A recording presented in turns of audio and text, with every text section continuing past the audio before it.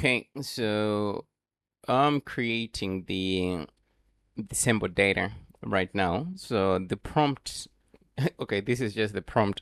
So I just copied the product model. After copying the product model, then you have to write the prompt. Okay, given this product model, generate 10 different clothing products, and description should be at least 70 words. And for the JSON field, meaning these fields that we have over here, sizes, colors, and image URLs, there should be list of sizes, colors, and image URLs. The response should be Postman JSON payload. Okay, so as for us to get this list. Okay, so what we're going to do, we are going to put this outside, and let's have these two side by side like that. Okay, so our first product,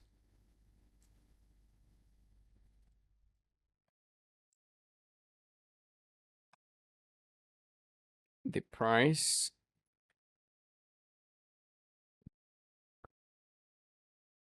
the description,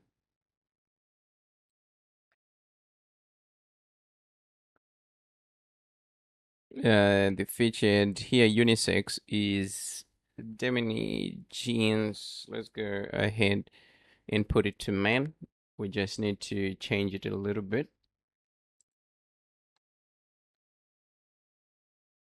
Okay, so rating can be anything. So let's give it a rating of 4.2 or 4.3. Category, pants, it can be jeans. Brand, you can choose anything for now. Then for colors, we're just going to get this array and we're going to paste it over here. Sizes,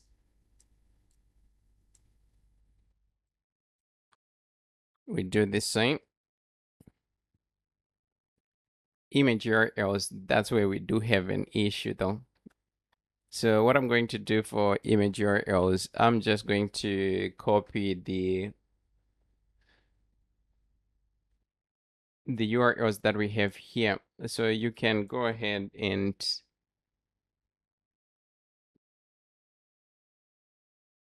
find the correct image. Okay, the correct images.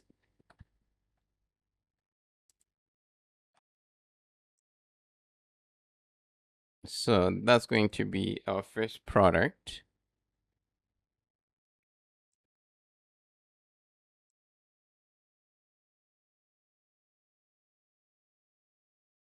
We're going to save and add another one. So this is the process. So you can do the same. So probably I'm not going to do all this in a video. I was just showing you how to do it. So the prompt is here. You can copy if you want. If you have your own data, then you can go ahead. But since I've shown you, the next thing that I'm going to do is to just go ahead and try to run a GET request on the product that I've inputted, and then I'll go ahead and put all the products, right? Then we can go ahead and start working on our Flutter side since we are done with the core of our application. Okay, so here what we have to do, let's just go ahead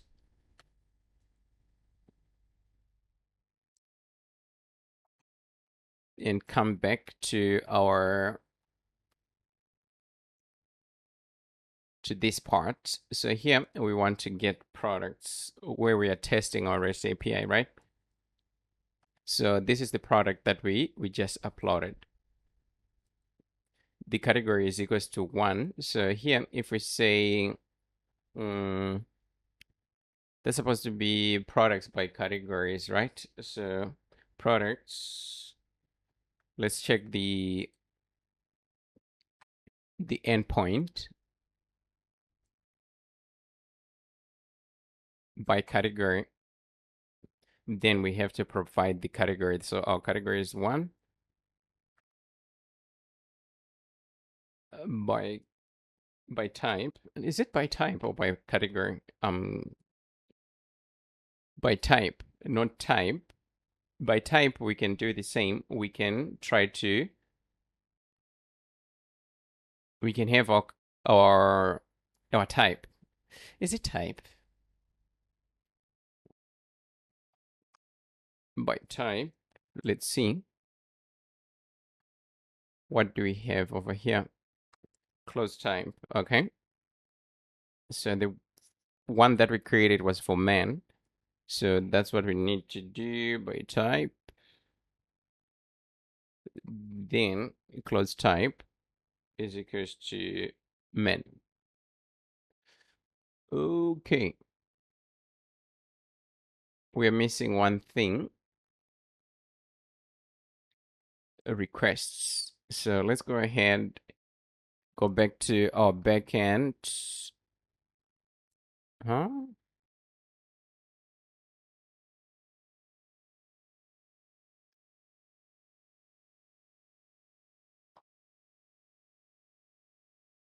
Positional argument requests. Where is it missing?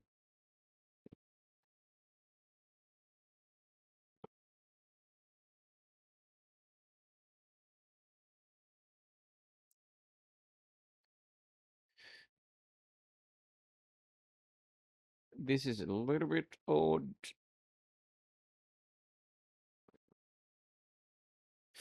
Okay, so we need to change this from lists to API view. Okay, that was my bad, my mistake. So let's try to run it again. Okay, 4.5 not allowed. Products close type men.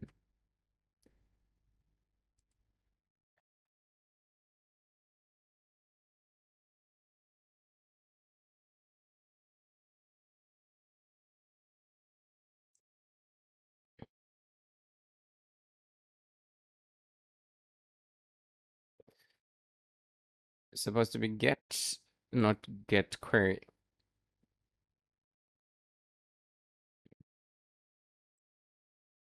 Okay, so that is working fine. By type is working. So now we can go ahead and test by category, try to filter by category, right? So our category is 1. So products. Let's check the URLs. My brains are a little bit tired, so I might be way slower. Okay, so here, products by category, not products by category, yes. So category. So we need the URL, category, products by category. Okay. So over here, it's supposed to be category.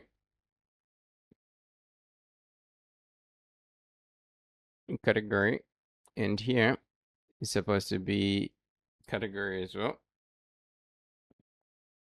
And our category is 1. Okay. So let's just press enter. Okay. So we do have our product here. So far so good. Everything is working fine. So I'm going to input more data so that our application can have a little bit more, and then we can continue to do things in our front end.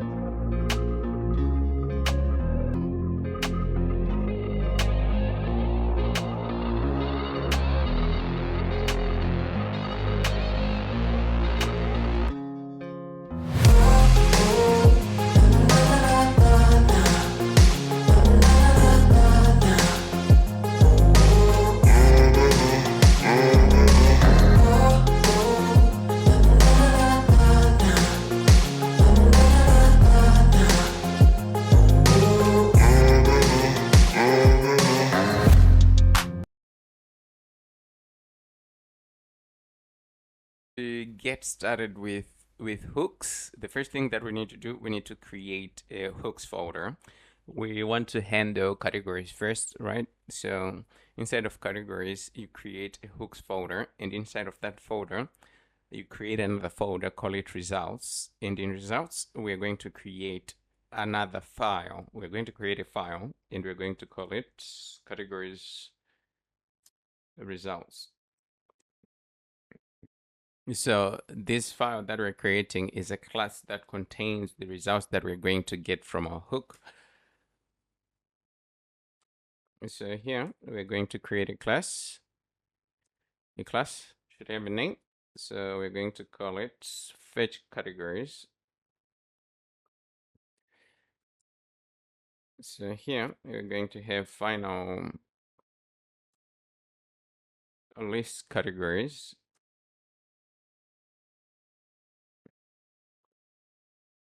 And we're going to call it categories over here.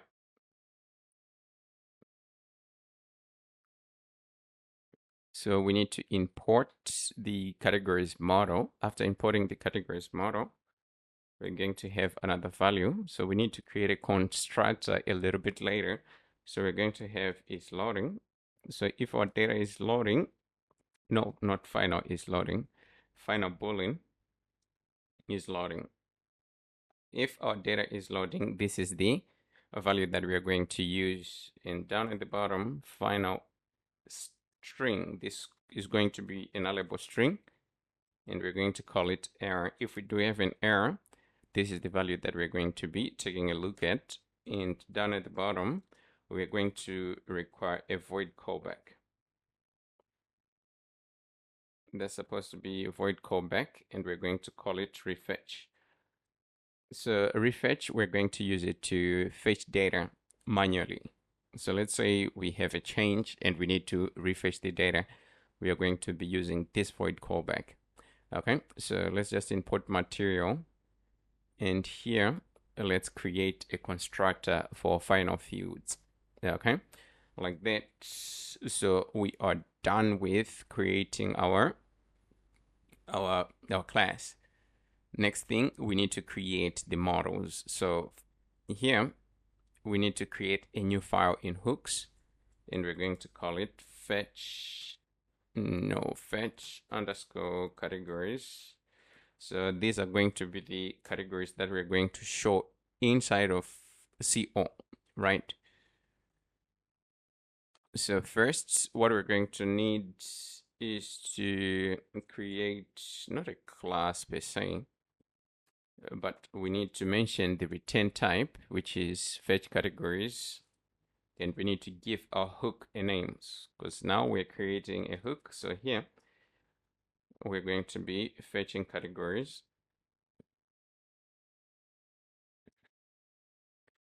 So in here, we need to manage the state. Whenever we get the data using a hook, we need to store the data somewhere before we return it, right? So we're going to have final categories is equals to use state. So here we need to put the data type that we're going to expect in our categories value. So it's supposed to be a list. It's supposed to be list categories, and we're going to initialize it as an empty list. Let's go ahead and close it so we don't have an error. So down at the bottom, we need to be able to mutate the state of our is loading value. So we're going to use state as well. And our value here, we don't need to mention it before, but if you put a boolean inside, then it will know that this is a boolean. So if we have over here, it's a list of categories, right? And down at the bottom, we're going to have final error. And here, our error use state, and then the data type is going to be a nullable string. and we can initialize it as now. Okay, so let's just close it. Down at the bottom, now that's where we are going to create the function to fetch the data, right?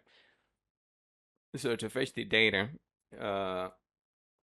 we need to have a future void. So nothing is going to be returned here. And the name of the function is going to be fetch data. And we have to make this asynchronous since we're going to be communicating with our API. And at the top, we have to change the state of its loading. So is loading.value is equals to true. Now this signifies that our data is loading. So we'll be showing a shimmer in our page. And down at the bottom, we need a try catch block. Let's just say try catch. So in our try, the first thing that we're going to require is a URI. URL is equals to, we need to specify the URL over here. So it's supposed to be URI.parse. So first we need to access our environment. After accessing our environment, we need to get the we need to get the app base URL. Okay, once we get the app base URL, now we need to go ahead and specify the endpoint. So our endpoint is supposed to be API/products and then categories. Like that. So let's just go ahead and close it. Down at the bottom, final response. Now we want to make a call to our REST API.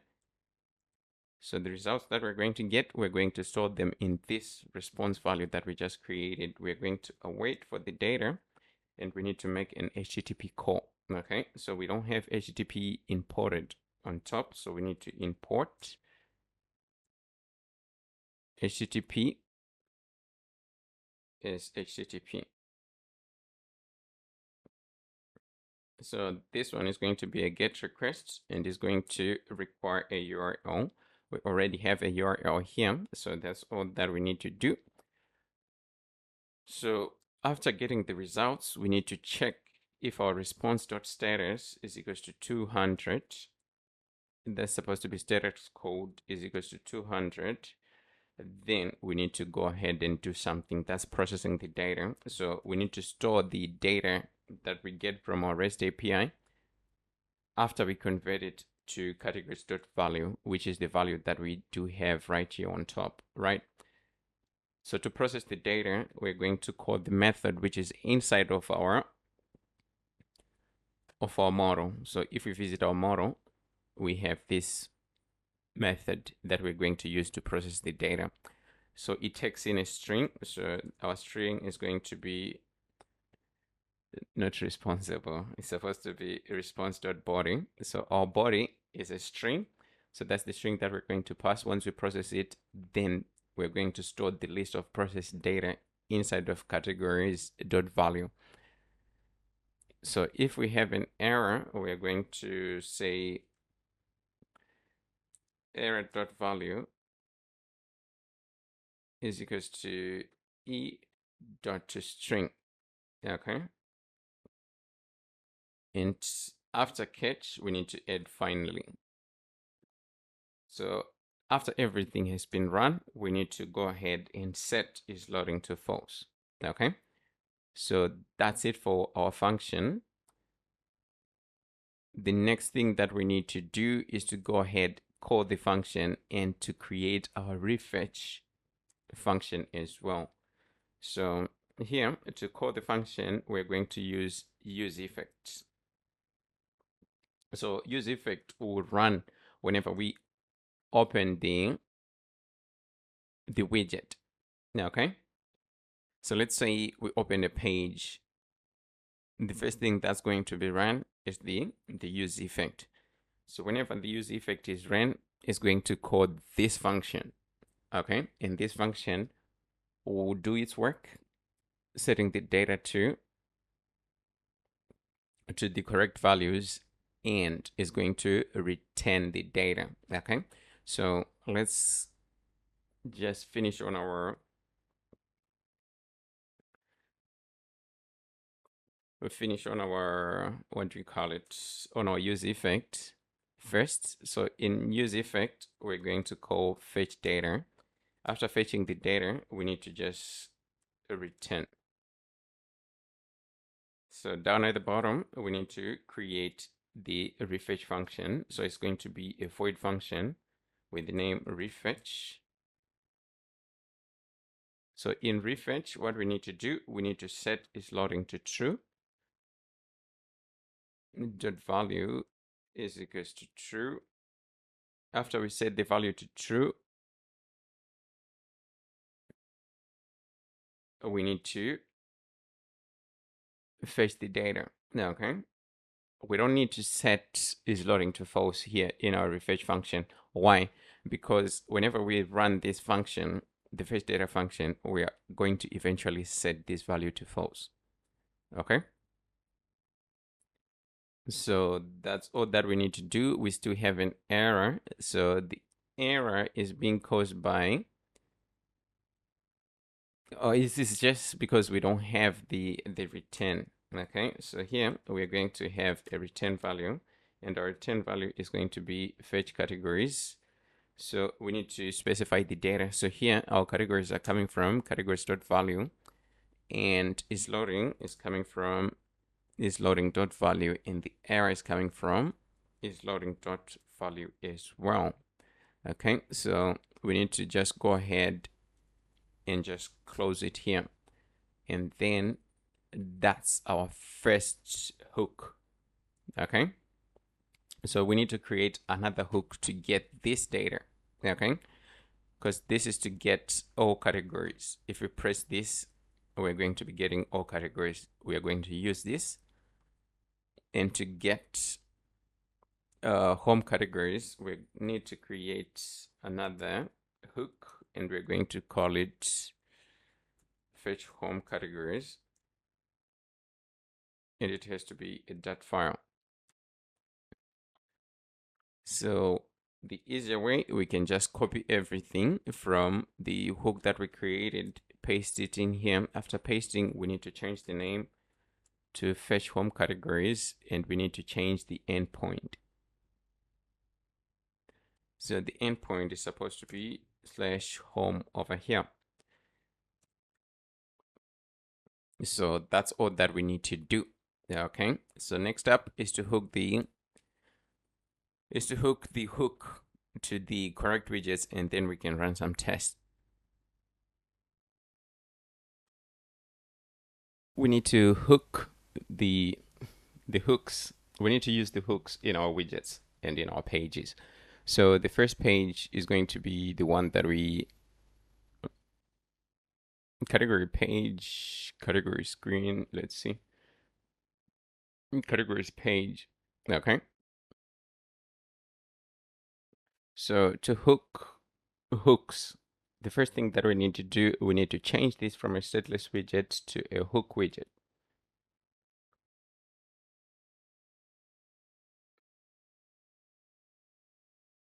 And we need to import Flutter Hooks.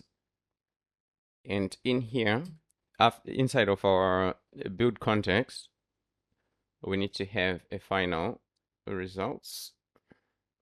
This is the class that we created inside of our hooks folder, is equals to not fetch category, fetch categories. We need to change the name to the name of one of our hooks. So going back to hooks, fetch home categories, we need to change the name to home categories here. Okay, so that we won't have a conflict. Final categories is equals to results. So now we're accessing results and we're retrieving categories. We need to do the same for isLoading. Final isLoading is equals to results.isLoading. Final error is equals to results dot error. Okay, so we need to have a condition. If is loading, then we're going to return a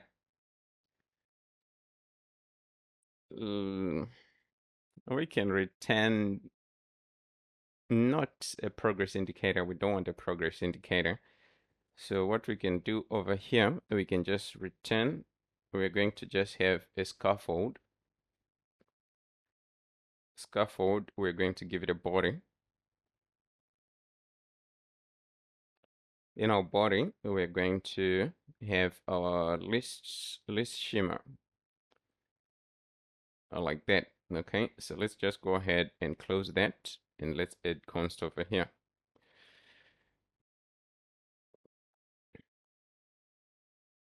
So down here, these categories, they have to be these categories, not the ones coming from our constants. So if we click, these ones are coming from over here in it. So we need to get rid of constants, and everything else remains the same. So let's say we go to our categories page, our data has loaded, and this is the categories that we created: caps, sneakers, jackets, dresses, t-shirts, pants. Okay, so we're done with that part. Next, what we are going to do is to go to our home, with not page but widgets, categories lists. In our categories list, we're going to do the same, change the stateless widget to a hook widget. After changing, now we need to have our results. We need to call our hook. So we can just come over here, get these 4 lines of code, because they're always going to be the same. The name of the hook is going to change to fetch home categories. Let's go ahead, import. After importing, then we don't have an error anymore. So if the data is loading, then we're going to return category schema.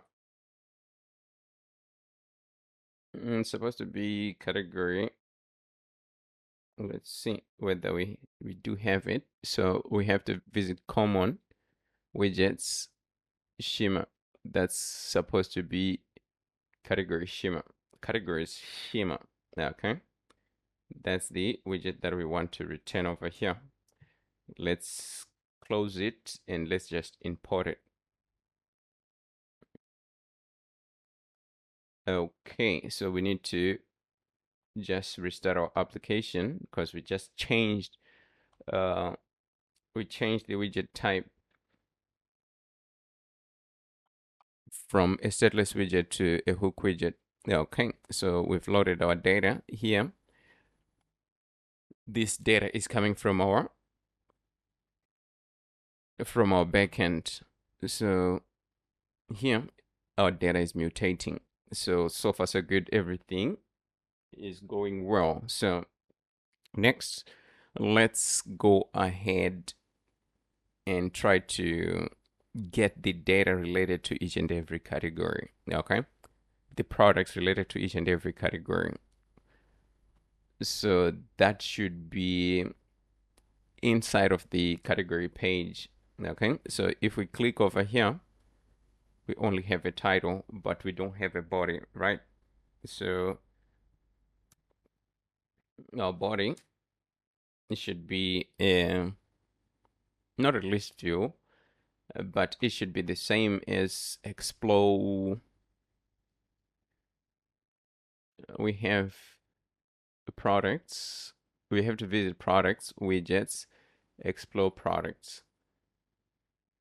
Is going to be the same as this one over here. Okay, so what we can do, we can just copy everything from padding to padding. Okay, go to category page, paste, and then have our imports. So I'm just going to import the constants first, the constant data, and then we can deal with our data in a little bit. We also need this line, our access token. Let's put it on top. Let's import storage, import screen utils, and let's import our login bottom sheet. Okay. So we need to add a little bit of padding as well. Instead of 2, let's push it to 12. Okay, like that. That will do. So we need to have the correct data over here.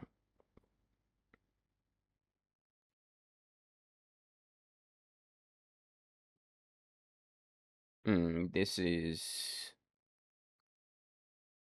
we can extract the widget, and we can say category products by category.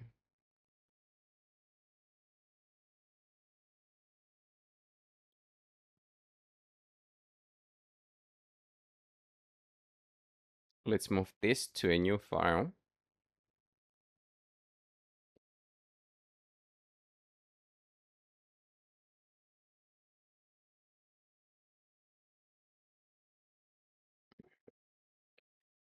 Let's have a widgets folder. Inside of our widgets folder, that's where we're going to move the file. After we move the file, we need to get rid of the unused imports, category lists, not category lists, category page. We need to move this to our widget. And let's get rid of this inside of our constructor. And let's move this. Let's just import storage, and our array is gone. And from over here, we need to remove this. Okay, so let's just go ahead, add consts. So everything else remains the same, but the heavy lifting is in here because we need to change this to a hook widget, and then we can call our hook in here.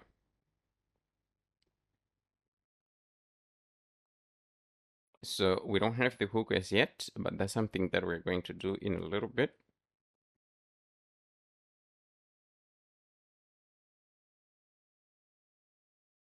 If it's loading, then we're going to return not the list schema, but we're going to return the list schema, not categories list schema. So let's import the list schema over here. So we need to create a hook to get the products by category. So this area is going to be there up until we created the hook. Okay, so that's something that we're going to do next. Well, let's go ahead and create the hook. Okay, so in here, we're going to create a new file, and we're going to call it fetch. It's supposed to be products by category.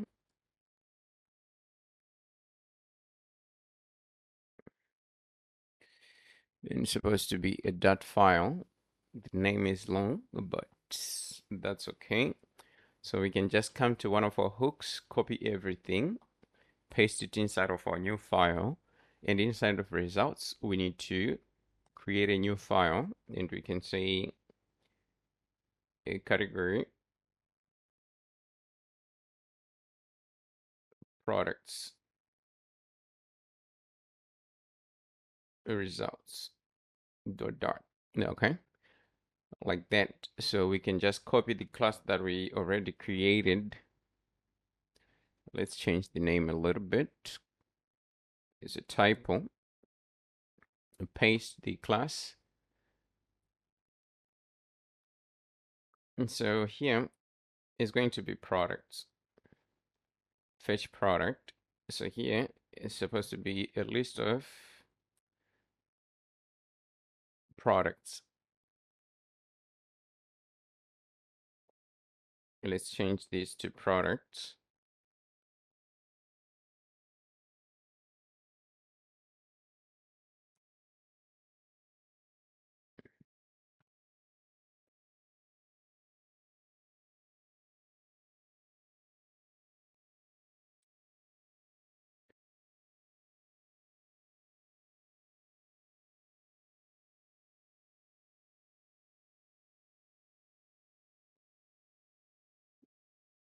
Oh, okay, so the reason why we do have an error, these names has to be the same. Okay, so that's it. We are done creating this.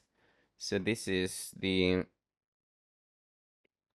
type that we want to return whenever we are going to call this hook. So here we need to change this, and down here we need to change. So this needs to change to products.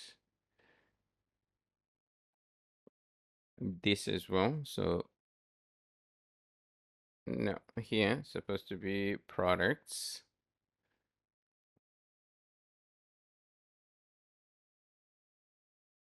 Products from.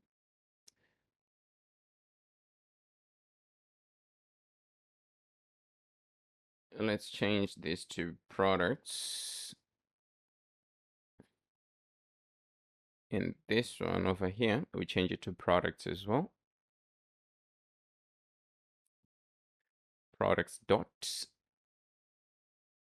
And we need to import our fetch products. So the next thing that we need to do is to change the name.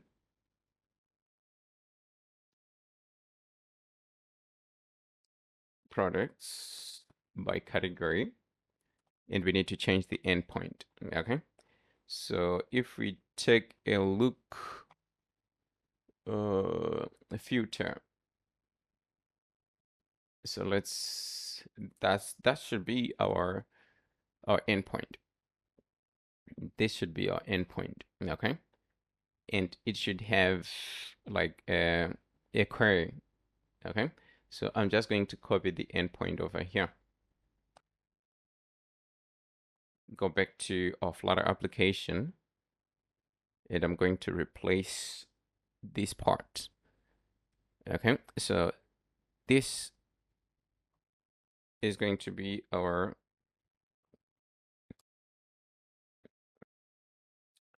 category. We need to push it whenever we call the hook. Category ID.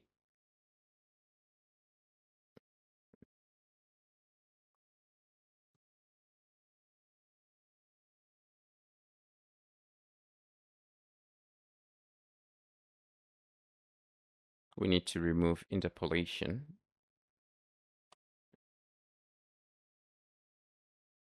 So that's all. These are the changes that we need to make to the hook. Let's save the hook, copy the name. After copying the name, we need to go to our widget. In our widget, we need to change this. We need to import. After importing, here it's supposed to be products. And let's just change this to products as well. So we need to access where we are storing the data related to the category that we're in and get the ID of that particular of that particular category. Okay, so if we take a look, category, not widgets, controllers, category notifier, we do have our ID. Okay, so here we're going to access contexts.read, and we want to read our category notifier. And from there, we're going to get the ID. Okay, so the same thing that happened next time is the same thing that happened this time, the same error. And so let's go ahead and see whether we can have a successful load. Yeah, okay. We don't have anything here. That means we do have an error somehow. So let's visit our backend. 201.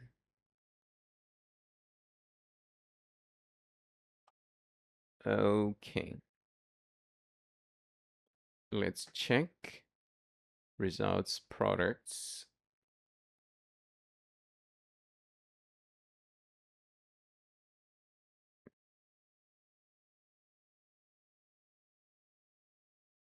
That's okay. It might be data related somehow. It might be data related. So going back here, we can just go ahead. Whenever we call the function, we want to print each string.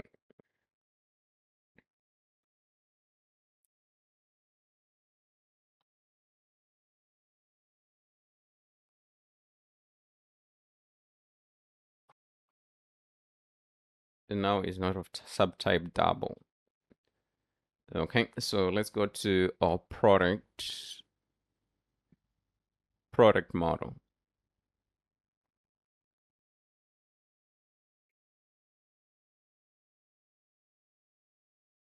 Price, rating.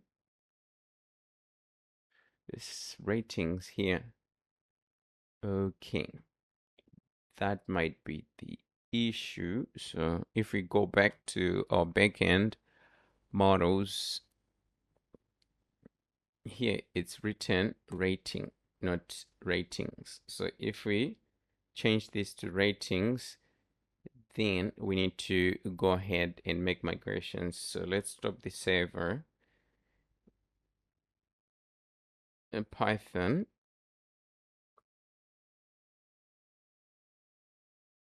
manage.py, make migrations. Noise. And here the name of our application is call. So we do have a change in our rating, from rating to ratings. The type is going to remain the same, and here we just need to press enter, and after that we just need to not make migrations, but to migrate.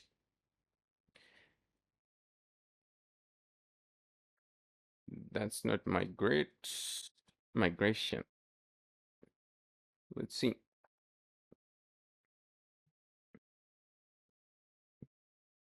The name of the application, let's just check. Migrate. Okay, so this should be it. Let's see.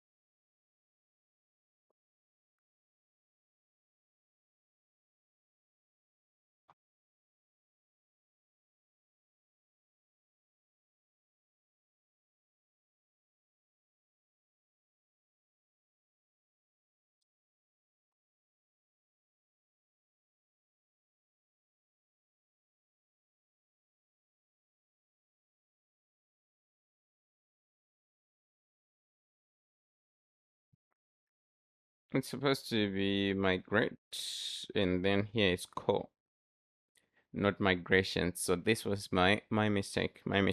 So we are done with that part. So let's spin up the server again so that we can check whether we can run into an error or not. But if we go to our backend, where is the backend? It should be running somewhere over here.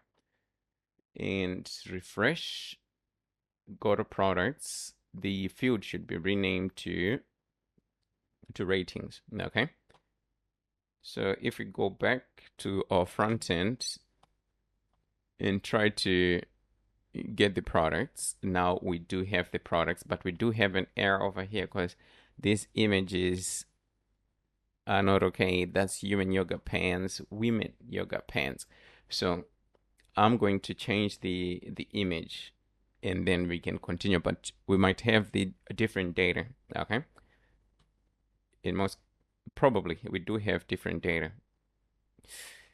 So let's go ahead and try to visit yoga pants, replace the images, save. Okay. Coming back to our application.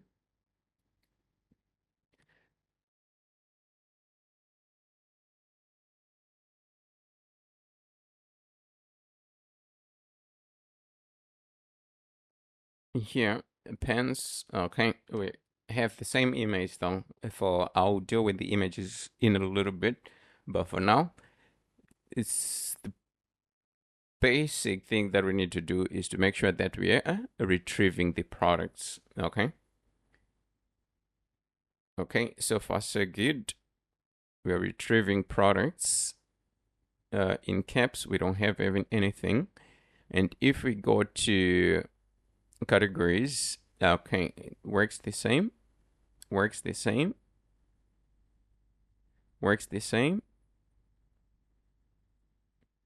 So we are done with fetching products related to our categories and fetching our categories. So now the main focus is to go ahead and fetch the products related to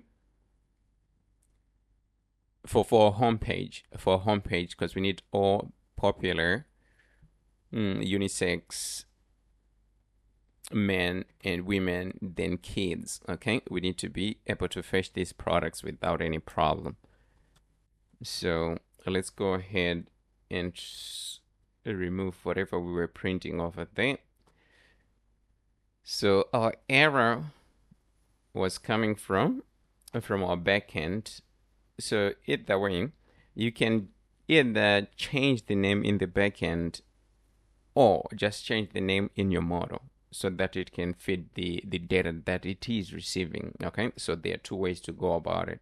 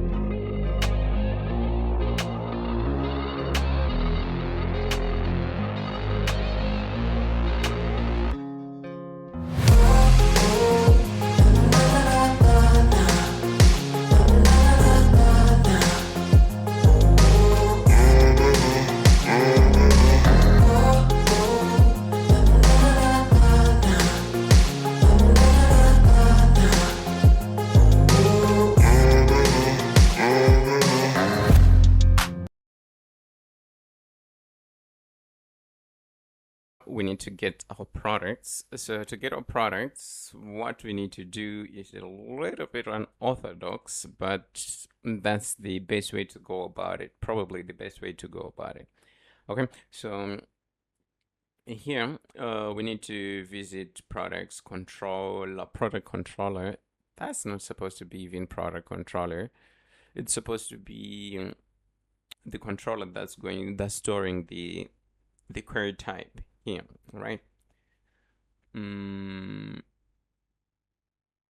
Let's see. What was the name? It's supposed to be in the home page, controllers, home tab controller. Okay. So we're going to be using the query type to get our all products, right? So the first thing that we need is to go ahead and create a hook that we're going to use to fetch these products. So we can either create it in home or we can create it in products. Since our widget is here, we can create it inside of products. So let's just create a new folder and we're going to call it hooks, and a new file. Let's call it fetch products, fetch underscore products dot like that. Okay. So here we can just copy one of the hooks that we worked on and then make some changes to it. So I'm just going to copy fetch categories. After copying the hook, come to our fetch products, paste the code. After pasting the code here, we need to return fetch products. Let's change the name first from fetch categories to fetch products. And let's go ahead and change the return type to fetch products.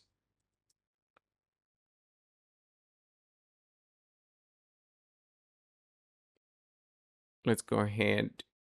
Is it product or products? This is invalid.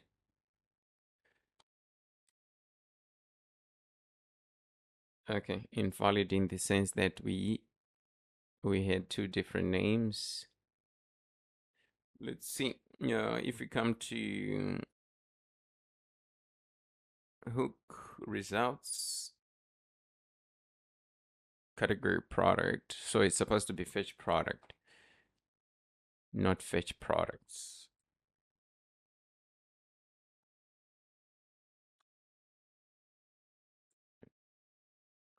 So we just change the name and then we're going to import. So here we're going to be returning products. And here it's supposed to be products. And at the top, instead of list categories, we are going to require products over here. Let's change this to products. After changing to products, we need to change this to products as well.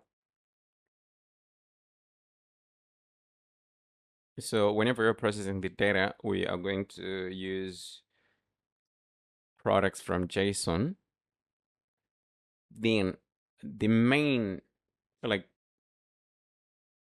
the core of this hook is going to be when it comes to our URLs, because each and every time that we move on to any of our new tabs, we have to send the correct URL to our backend so that we can retrieve the data. Okay, so we'll take care of that in a little bit. Let's see whether we still have any minor changes that we need to make. Nope. Okay, so let's jump into it. So first we need to go ahead and create this value right outside. Okay, let's close it. And in here, what we are going to do, we are going to have a switch statement.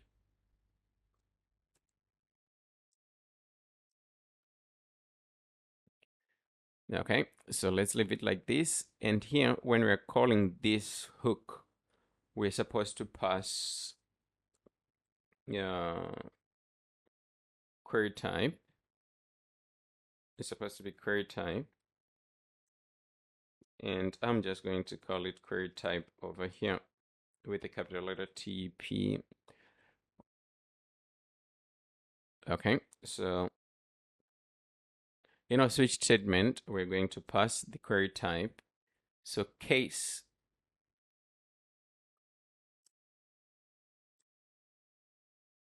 query type dot all, we're supposed to do something. So if you are returning all products, then our URL is supposed to be URI dot parse, and here we need to specify the URL, right? So let's have a string, and in here we're going to have our environment, access our environment, get our app-based URL. After our app-based URL, we're going to require the endpoint, which is API/products.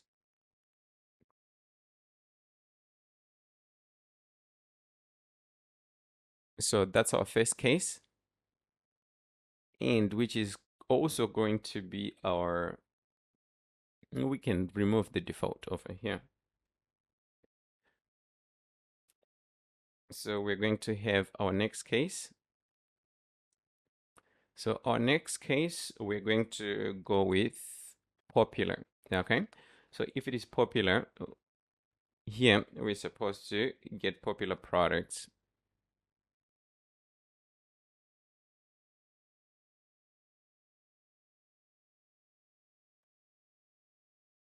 Our next case, now this is a different case. It's supposed to be unisex. If it is unisex, we have to get products by type. Let's say by type. Is it by type? Okay, so we have to just revisit our backend. In our backend, we need to go to URLs by type. Yes. So if you visit the view, okay, we are returning a list of 20 products. Okay, so this is the one that we want, and we should have a query parameter. So that's correct. Query type is not, let's see.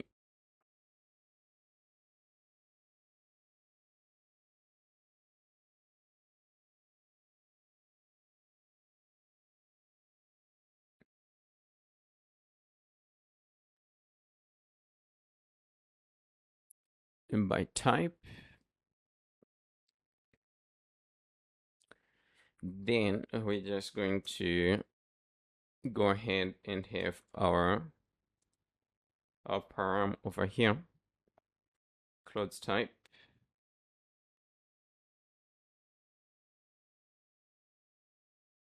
is equals to, here we need to access the query type, and then we're going to get the name of that query type. Okay, that's the one that we're going to send.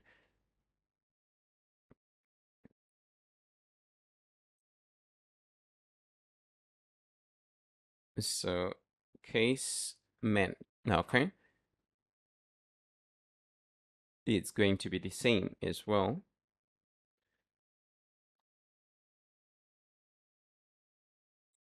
In case women, it's going to be the same.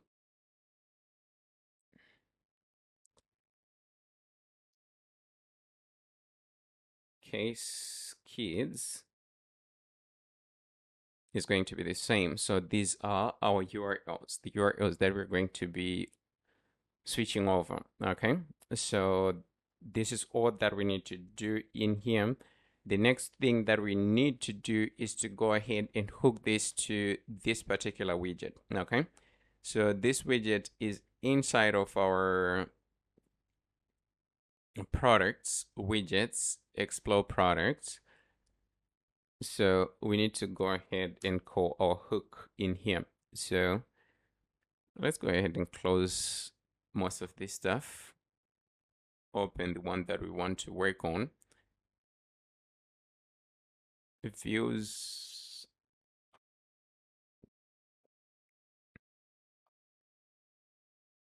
I'm just going to copy this inside of products by category. Go back to the explore products, and we need to paste the code in here. So here, our hook name is supposed to be fetch products. We need to import provider. So if you're importing provider here, it's a different case. We are going to be watching changes which are inside of not this page per se, inside of this home tab notifier. Okay. So here we have to consume home tab notifier, and the value that we are going to be looking at is going to be query type. Literally, like here, we're not going to read, we're going to watch for the changes. Let's get rid of this part. So everything else remains the same. We need to get rid of the constants, and if loading, then we need to do something.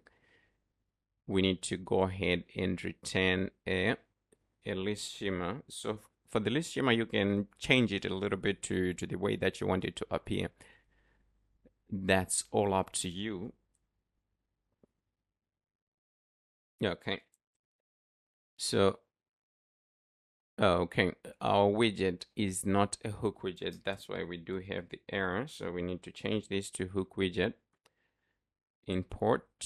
Let's go ahead and run this again. After running it again, we need to go ahead and take care of some few things. Okay. So let's take, for instance, we just returned an empty. Okay, this is a little bit odd.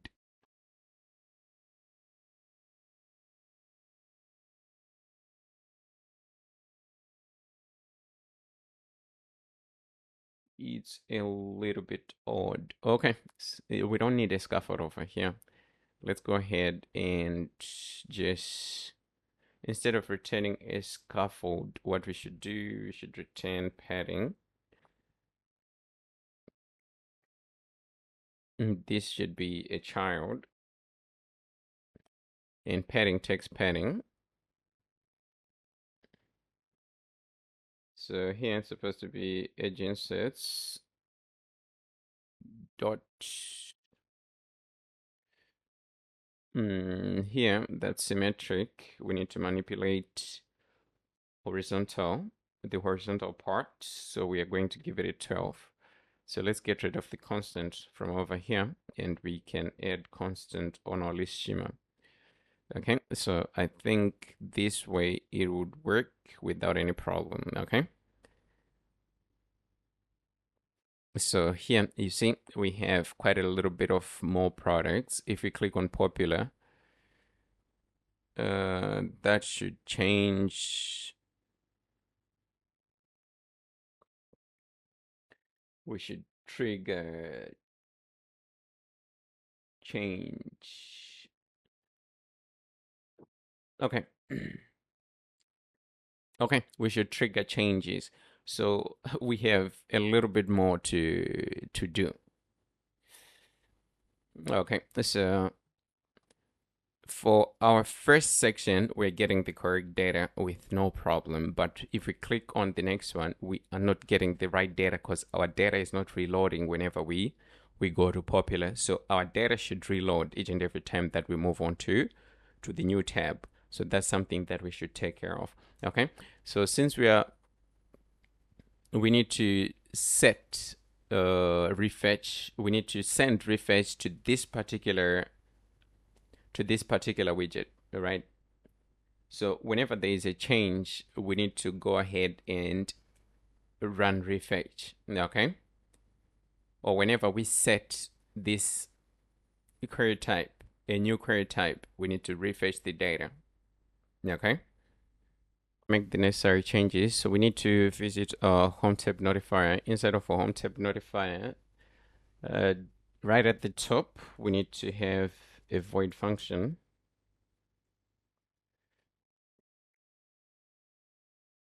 And we're going to call it a refetch.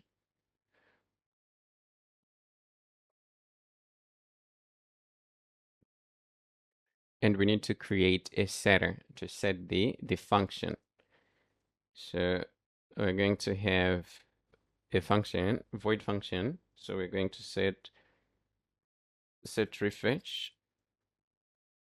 So set refetch is going to require a function.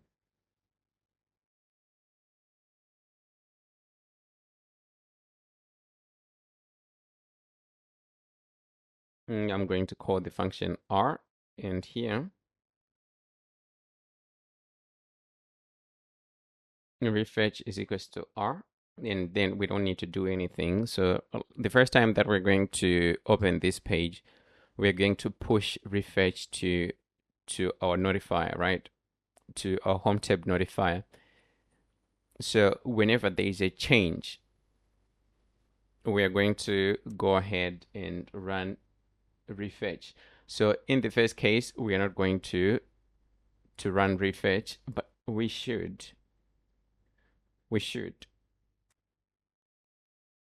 Let's see. So we just run refetch here.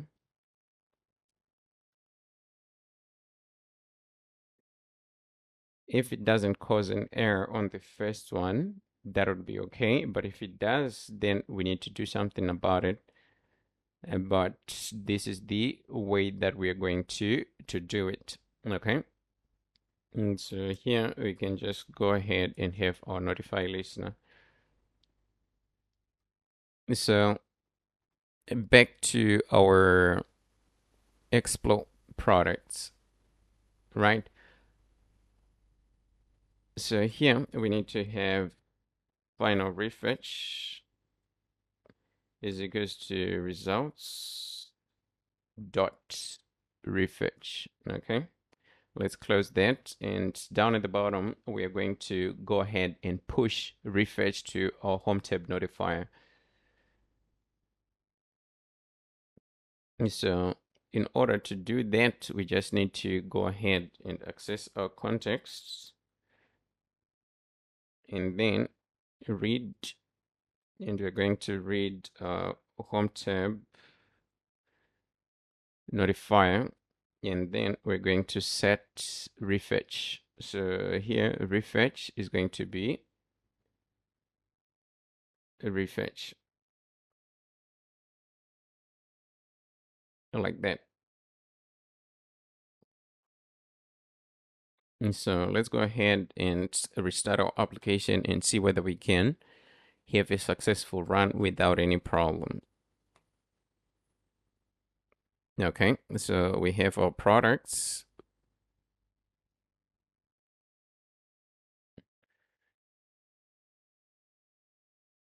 Nothing yet.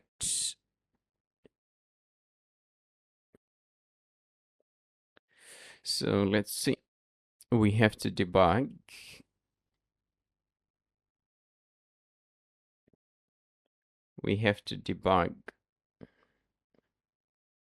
So first we're going to print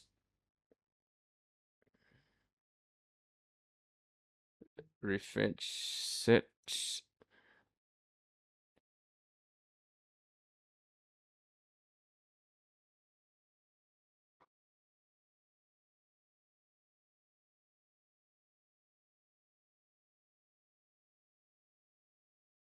refetch is being set, but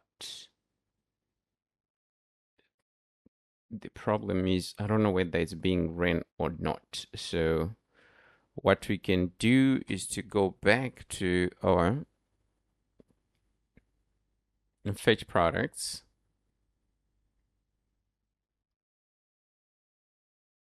In here, we can say, we can print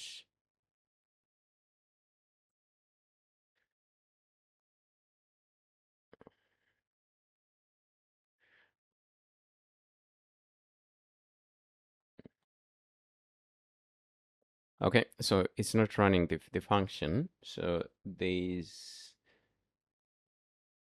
a problem somewhere. Let's see.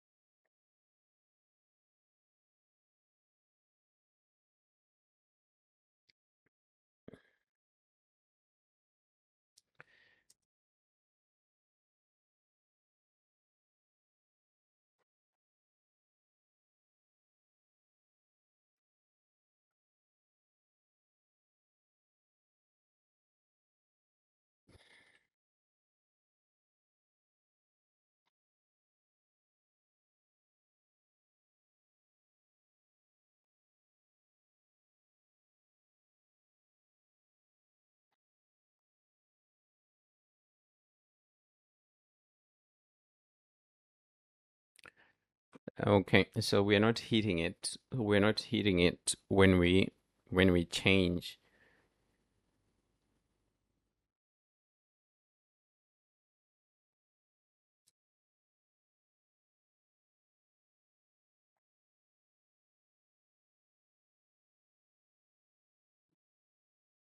Like I figured out, but probably we need to make a few adjustments. So we just need to remove this. We need to remove it first, and we need to go to our home tab notifier. We need to remove this. We don't need all this. This is a bunch of code that we're not going to use. And remove all the refresh that we put in here, right? You remove them all. Everything that's related to refresh, you can just remove. You go to your explore. This one, you can as well remove it since we're not going to use it. So there's only one change that we need to make. You need to go to, is it fetch products instead of fetch product? So in our use effect, we're supposed to run use effect if there's a change in the index of our query type. Okay. So if there's a change in query type dot index, then we are going to run this function again. Okay.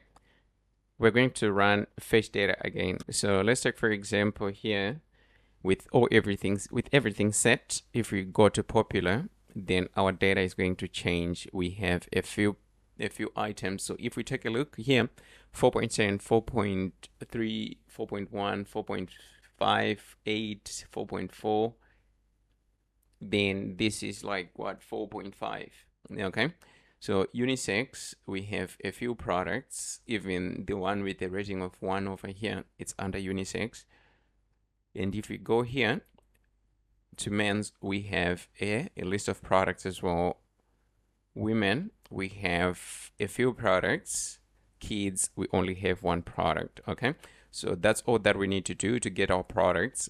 So now if we click here, everything should be set. Let's see, Chuck Taylor's. Yes, we are just pushing the data and everything is okay. So our main focus in our product page is going to be to pull the data related to similar products, and then we can go ahead and work on how we are going to add to cart, add favorites, and so forth. But view more, everything is working fine. We don't need to make more changes. For images, you can go ahead and play around with them, put more images so that the application can appear alive. But for now, I'm just going to do it like this, probably change images in a little bit because it takes a little bit of time to gather around images of different products and stuff. Okay. So this is it for fetching these products that we have over here. We are searching them we're getting different products each and every time, and this list is randomized. So let's take, for example, we go back to unisex. We have Adidas over here, right, as our first product. If we go back, Adidas is going to be our first as well, but it can shuffle each and every time. Women, Adidas. So we're getting a different set of data each and every time that we visit. So let's say we do have like a bunch of data, whole lots of products. So it just allows no products to be seen. Like each and every product has a possibility to be seen. Unlike if we just set our data as just static to just get 20 products, 20 products, be it 20 latest products. That has a downside because some products won't get to be seen. But if you can just randomize the data, then we have a possibility that some products, not some, all the products have a possibility to be shown on a home page. Okay, so that's it for the home page. Probably after getting similar products, we can go ahead and handle our search. After our search, then we can go to some other stuff, probably Wishlist. Then we move on to our cart. But for now, this is it. So the changes that we've made, we just made a change here. So you just have to remove const, add query type.index. So query type.index is the one that we're going to use to refresh the data. Okay. So this is it. So here we are going to add a little bit of code as well in our Explore products, because we have a possibility that, okay, if there's no data, we need to show something. Okay, so if there's no data, let's take, for example, over here, we're supposed to say products dot length, not length, products is empty. If product is empty, then we're going to display something. So what we're going to display is a padding. Inside of a padding, we're going to pass padding. So here we're going to have edge inserts dot, not symmetric. Oh, okay. Here we're going to give it a value of 25. And let's give our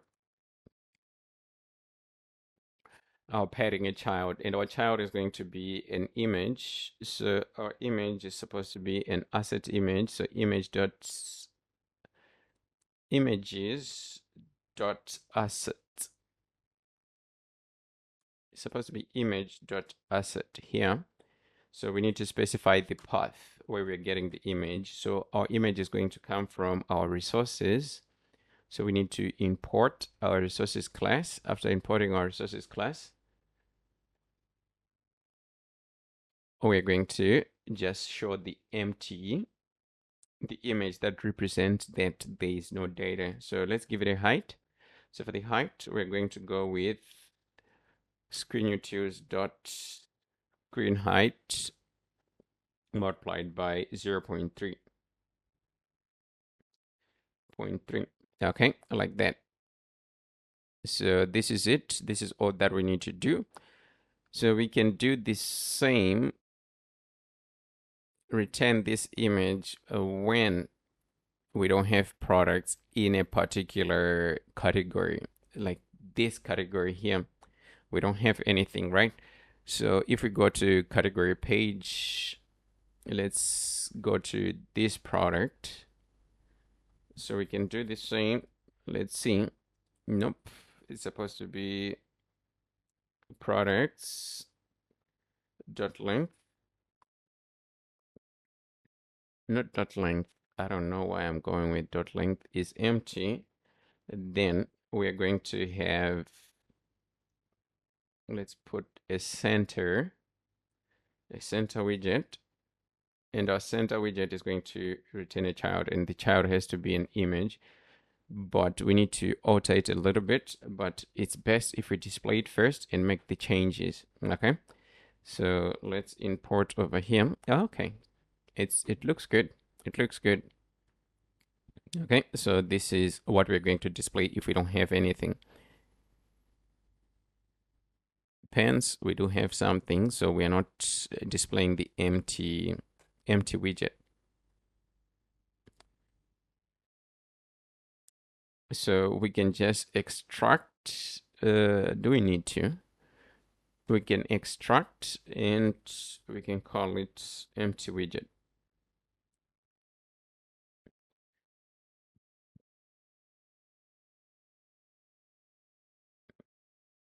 And let's move this to a file. So it should be in common widgets. We already have one, but anyways, let's just move it there.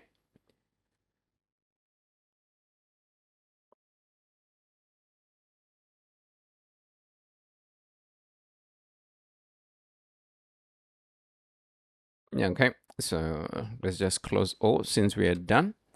Next, we're going to be focusing on our product page, right? So inside of our product page, a product screen, the one that we're focusing on is going to be, nope, similar products. We already created a widget, so this is the widget that we need to make changes to, okay? And fetch our similar products. So the first thing that we need to do, we need to change this to hook widget. After changing to hook widget, we need to create the hook itself. So we don't have the hook. So coming to hooks, we can create a new hook and we can say fetch similar. It's supposed to be similar over here. And it has to be a .dot file, right?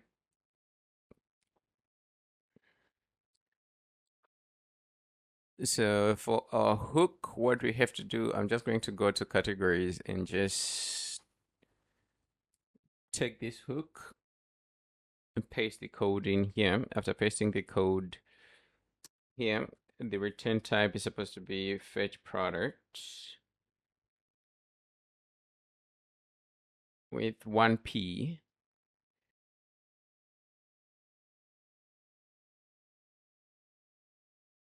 And we're supposed to return products.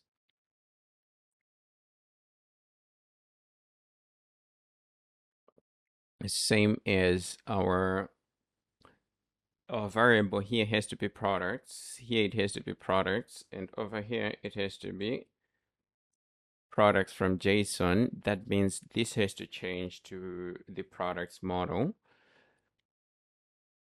So for changes, that's all that we need to do. Then we need to change the endpoint. So coming back to our backend, which is this one over here, we need to go to URLs. So here we're just going to, this is going to be recommendations. Okay, for recommendations, it's going to require a category. Okay.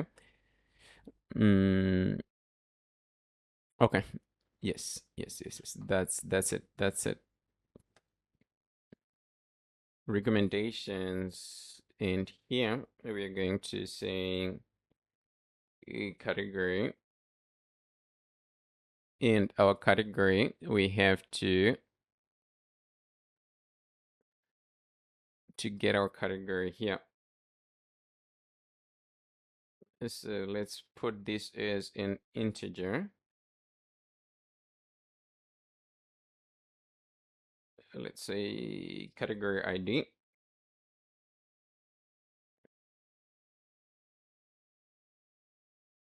Category ID, that's the one that we're going to push over here. $sign category ID. Okay, so we are going to code this inside of our similar products. So as we did before, explore products, we can just go ahead and copy this, whatever we have on top, go to similar, and then we're going to paste it over here. So instead of fetch products, we're going to fetch similar.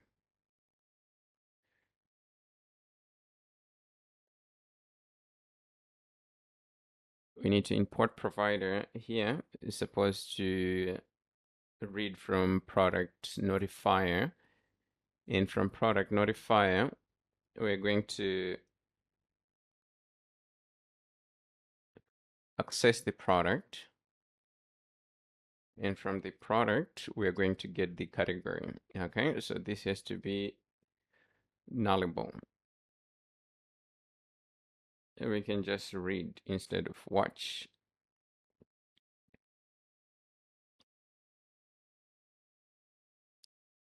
So everything else remains the same. We just need to, okay, if we need to have a condition that's supposed to be products dot is empty, then we're going to have an empty widget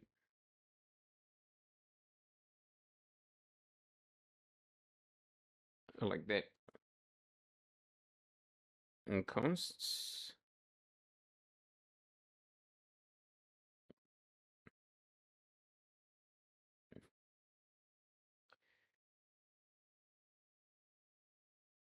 if it's loading. Oh, my bad.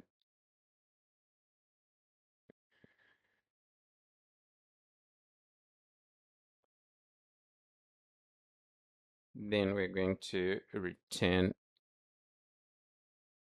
our loading widget.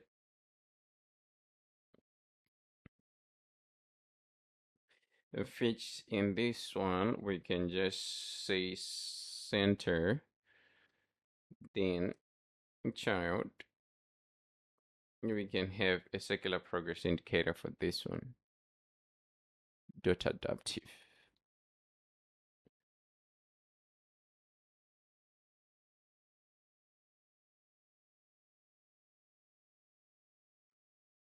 Consts. Okay, so let's see. Okay, so we have one similar product, 4 similar products, so everything is working fine. 3 similar products, and 1 similar product. 4. Okay, so this is okay. So far, so good. So far, so good.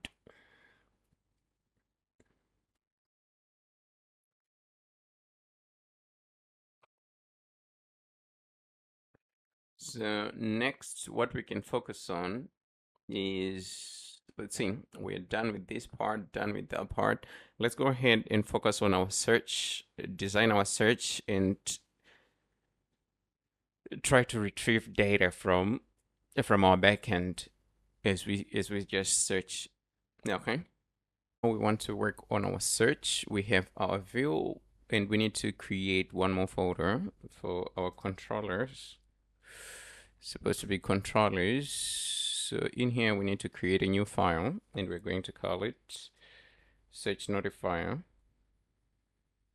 dart. Okay, so we need to create a class.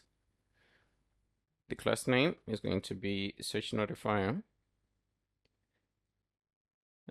with change notifier. Okay, supposed to be change over here, change notifier.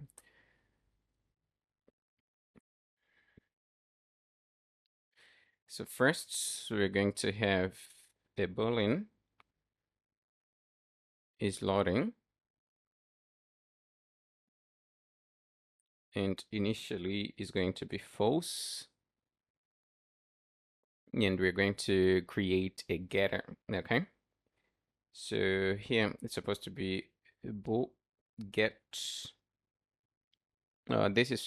This should be a private variable. Get is loading, then we're getting our private variable is loading. Okay, so down at the bottom, we need to create a setter. Okay, and we need to create a list of products where we're going to store our results. That's supposed to be lists, and the type should be product. Is it product? Products, and we're going to call them results, and we're going to initialize it as an empty list over here.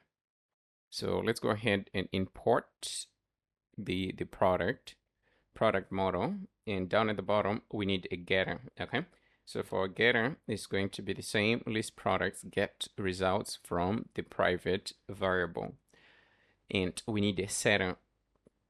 Okay, so a setter is going to take a set of results and is going to store that set of results inside of the results, and we're going to use the getter to get the results. Okay, whenever there is a change here, then we're going to notify our UI that there is a change inside of our list. Okay, so here we need to create a function to clear the lists, and we need to also create a string with the name current query,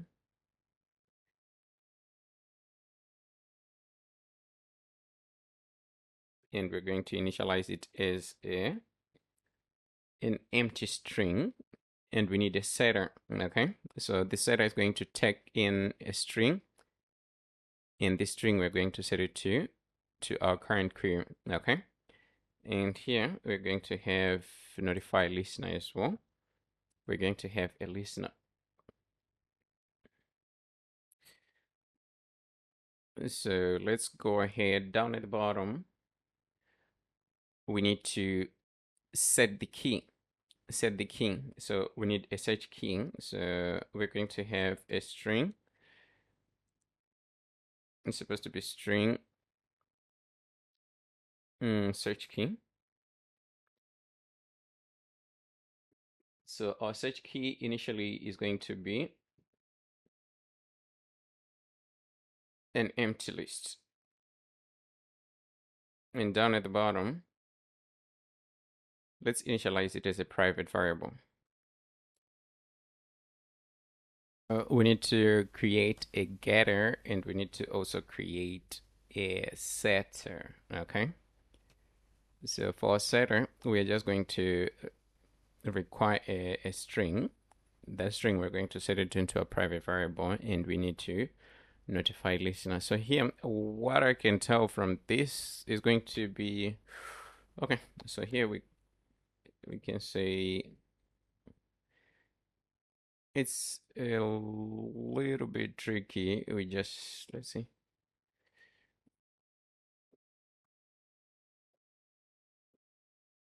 It's supposed to be set search key. So we might need to remove one of these. We might need to remove this. But anywho, we'll see how it goes. But for now we need to go ahead and create a function that we're going to use to get our data. Okay, so it's going to be a void search function. Let's just give it a name, search function, so that we won't have any confusion, and it's going to be asynchronous. And over here we are going to require a string, and our string is going to, the string that we're going to take in is going to be the search key. Okay, so in here, the first thing that we need to do, we need to go ahead and set is loading to true.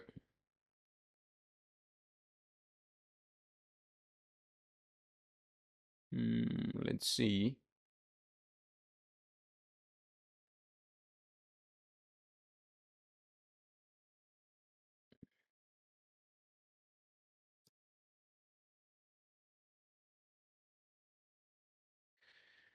And this might not be it. We can say is equals to true. Let's just create it as a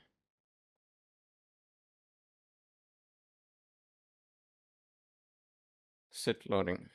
Okay, we change the name to set loading so that here we can just pass true. And down at the bottom, we're going to require our URL. So we're going to say URL is equals to, we need to access our environment. That's supposed to be,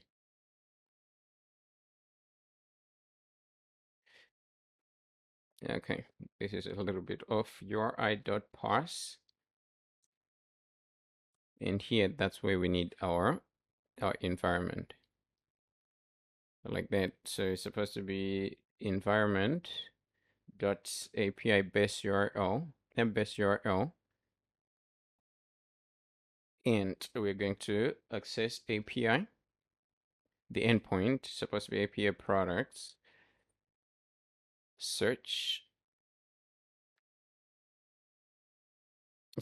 if I'm not mistaken, we have to make sure that we have the correct endpoint.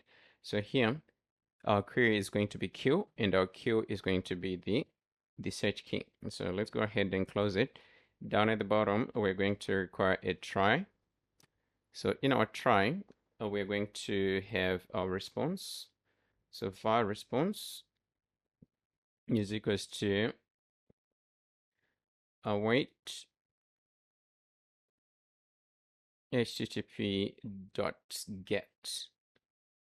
Okay, so here we're going to we're going to pass the URL. So we don't have HTTP imported. We have to import it right at the top. So here it's supposed to be HTTP. Okay. HTTP.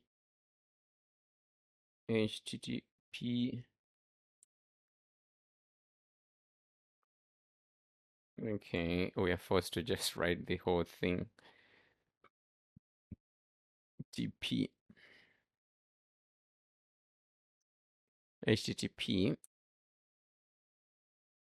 is HTTP. Okay, so our error is gone. Now we need to go ahead and handle our response. Okay, so if response.status code is equals to 200, then we need to do something. So here status code is equals to 200. We need to go ahead and process our data. So we're going to say var data is equals to the products from JSON. And here we pass the response.body.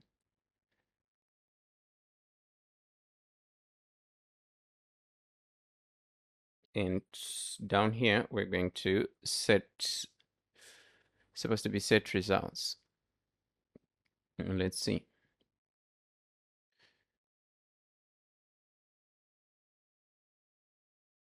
This function, set results. Okay, so that's the function that we're going to call over here, set results, and we're going to push the data.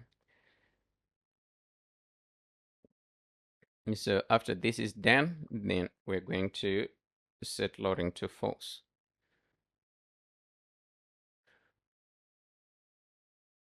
So if we do have an error, then we need to have it to string. Okay, so here we need to create another string variable. Okay. Okay. Let's copy one of these and paste it here.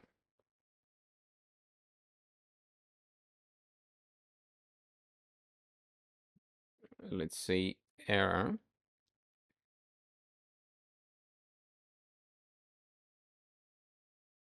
Set error. So this one Let's make it now.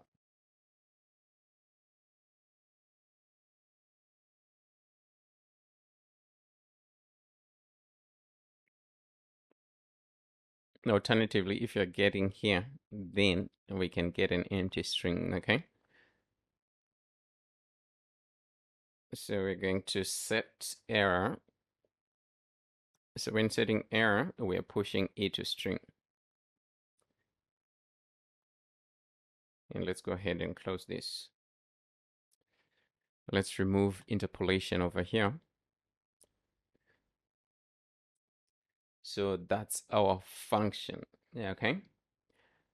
But before, we need to set is loading to false. If we do have an error, we need to just set is loading to false. So this is our search notifier. The next thing that we need to do, we need to go ahead and get to our main.dart. In our main.dart, we need to hook our search notifier over there, okay? So that's all that we need to do. Now we need to focus on the page itself because we don't have anything. So coming to the page, first we have our air bar. So our air bar, we need to have leading. This should be leading if I'm not mistaken. So our leading has to be a back button. Okay, so let's see. Okay, that's okay. So in our air back button, we have on tap. So we need to make a few adjustments over here. So we need to access our context.read. We need to clear our search results. So here we need to consume search notifier. Let's import search notifier. After importing search notifier, we need to go ahead and, oh, not clear. Is it clear? Let's see. Okay, let's give it a name, clear results.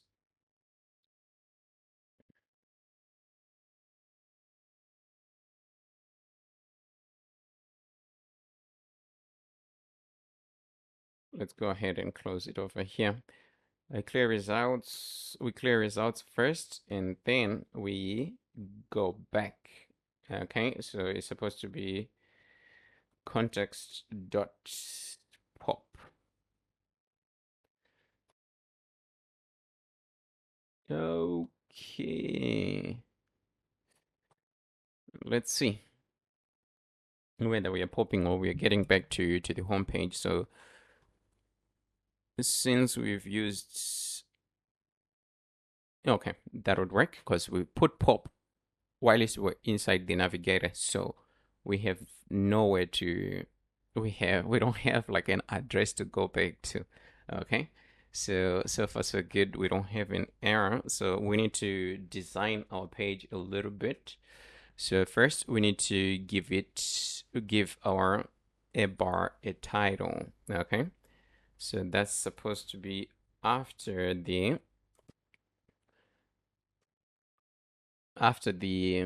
the deleting. Okay, so we're going to use a reusable text widget.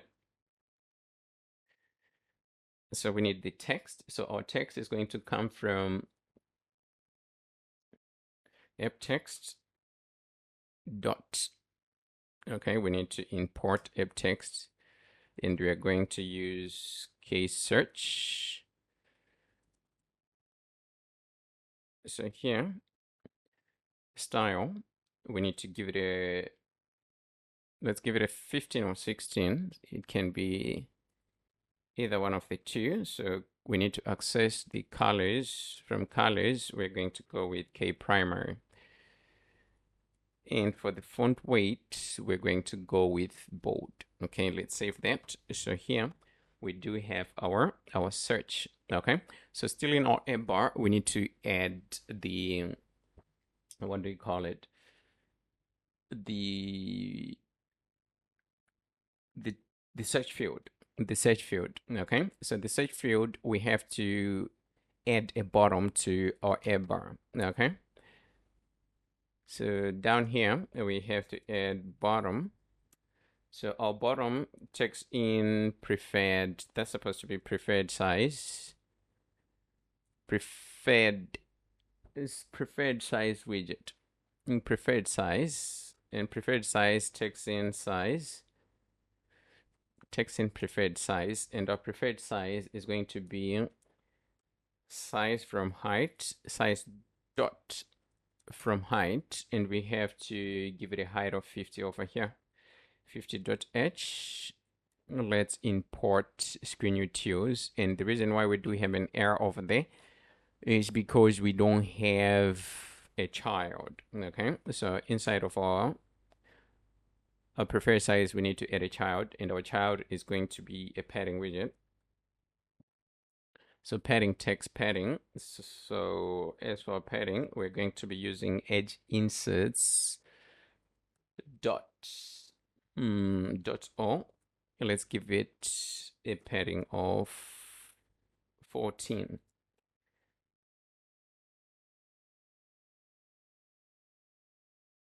And let's go ahead and give it a child over here. So our child, we're going to use our email text field. So our email text field takes in, what do we call it? It takes in a controller. If you're using a text field, we need a controller. So that means we need to convert this widget to a stateful widget. After converting to a stateful widget, we're going to have a final controller, text editing controller.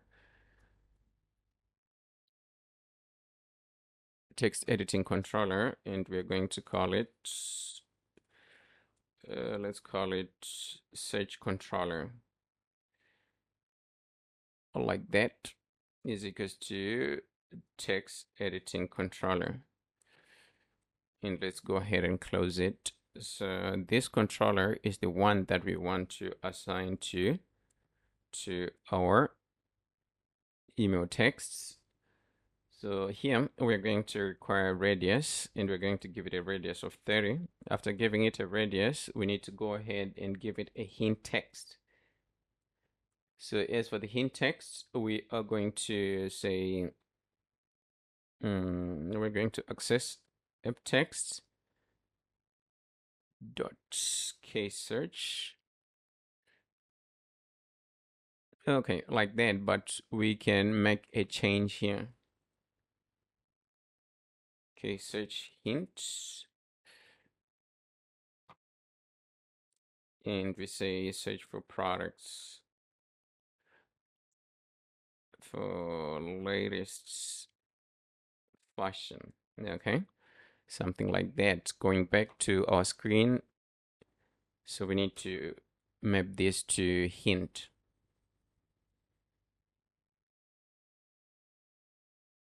Okay, so we still need to add a few more parameters. So here we need a prefix icon. So for a prefix icon, we're going to use a gesture detector.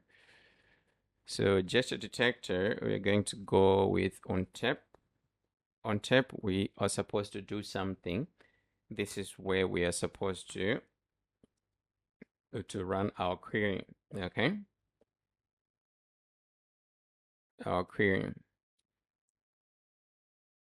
Let's give our gesture detector a child, and the child is supposed to be an icon.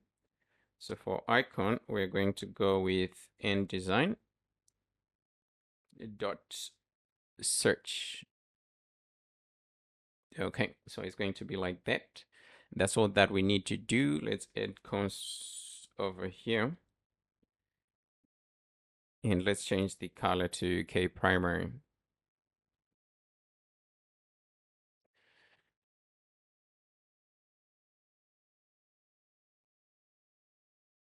Like that. Okay, so if we hit this, then we're supposed to search, right?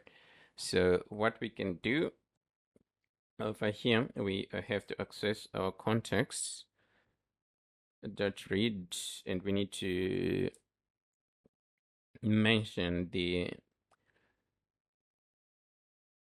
the notifier that we're consuming, which is the search notifier. And from the search notifier, we are going to go ahead and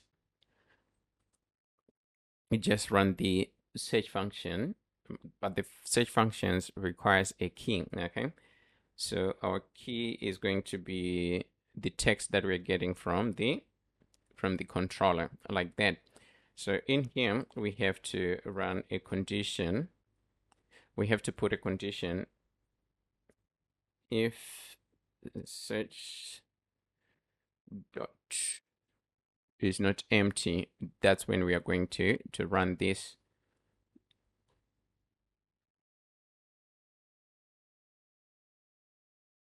Yeah, okay, else we are going to do nothing.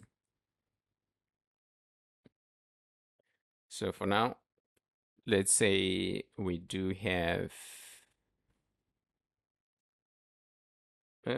let's put else, and let's print something over here.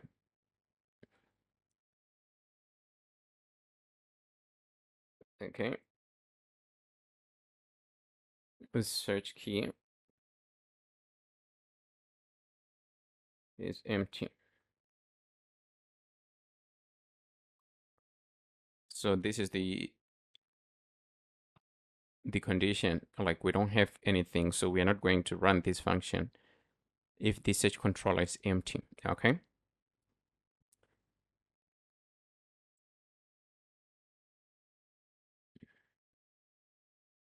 so now after the error, we have to go ahead and deal with our body. So for our body, we're going to first repeat in a consumer. So our consumer is consuming search notifier, or it's supposed to be search notifier.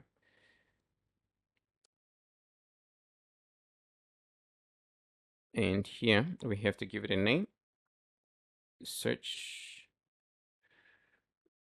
notifier with a small letter s. And for starters, let's just go ahead and return a container, and then we can come back and deal with whatever we need to put in here. Okay, need to handle our return widget properly. So first we're going to have a padding. It's supposed to be padding over here. So padding takes in padding. So in our padding, we're going to have agencies.symmetric. We need horizontal. So our horizontal has to be 14. 14.w. And we need a child. So our child is going to be a list view. A list view takes in children. So first we're going to have a condition. So here we're going to have search results dot search notifier dot results is not empty. Yeah, okay. If it is not empty, then we are going to go ahead and display a row. So in this row, we need to have main axis alignment. That's where we're going to display a text that shows the last query that we made. Okay.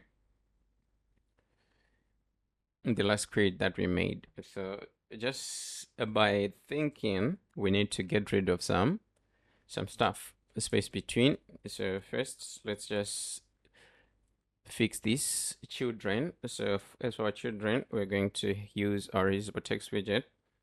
And for the text, is going to be search results. Okay. So if it's results, we can just come here and say search results here.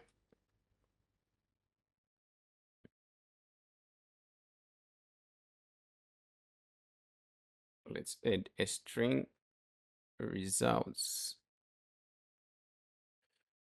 Okay, so we're going to put this as our string here. So it's supposed to be app text dot search results.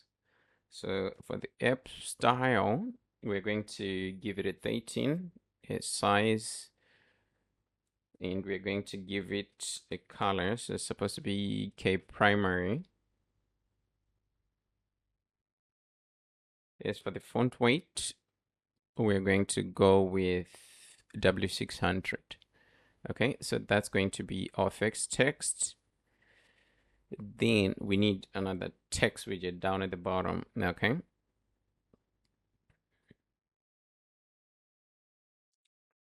So this one has to be a little bit different. So here, coming back to our search notifier, right? There are some values that we need to get rid of. Current query, we need to get rid of it.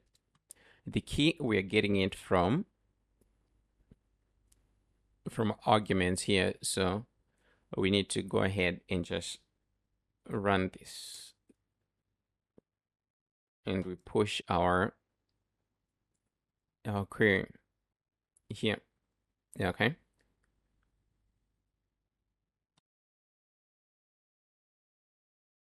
So this is our row. Then we're going to say, okay, either way, we're going to return sizebox.shrink if we don't have results here. So we don't show the results text. Okay, so for instance, if we go now, there's nothing shown. But if we do have results, we're going to show this. But the text that we're going to show here is a little bit different. We have to access our notifier, and from our notifier, we are going to get the search key. Okay, so that's going to be our first widget. So we're done with it. So let's close it. Let's add a comma here first. Down at the bottom, we need to do something else. So first, we're going to add a size box, and our size box, let's give it a 10.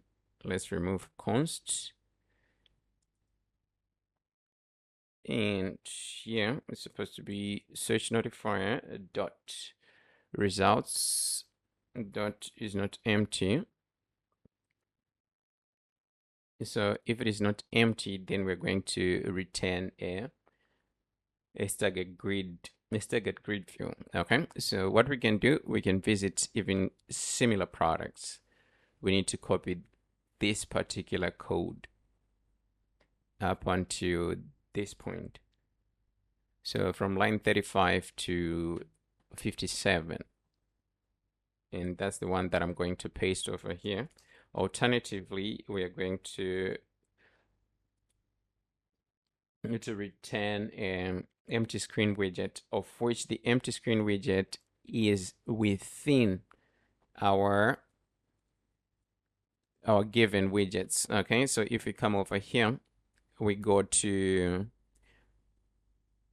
common widgets. Empty screen is over here.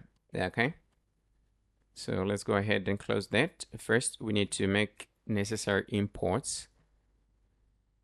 So here, instead of products, we're going to access our search results, search notifier dot results. So it's going to be the same at the bottom as well. Then we need to import our stagger tile widget, and at the top we need to have our string access token. We could have done it.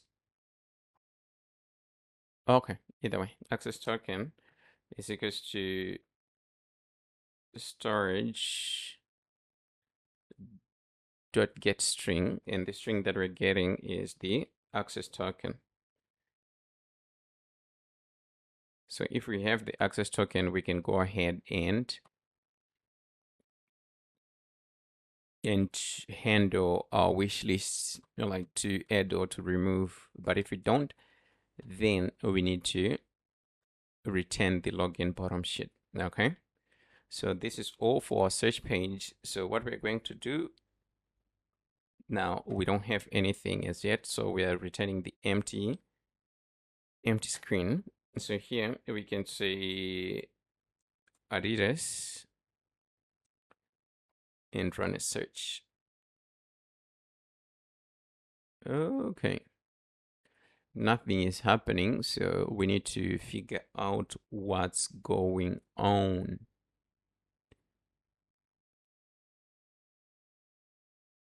Product results.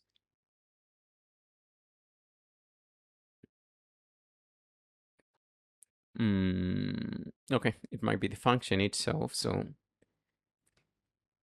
back to a bar search notifier.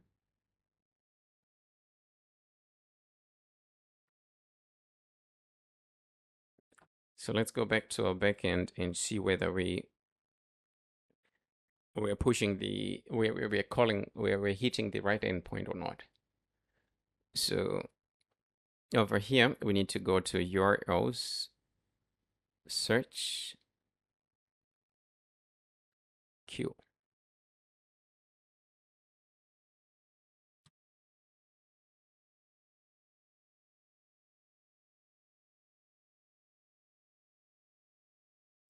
Okay, our error is here, 500.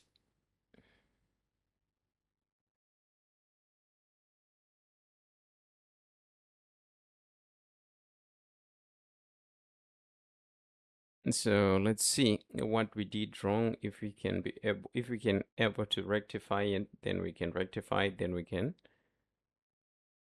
move on.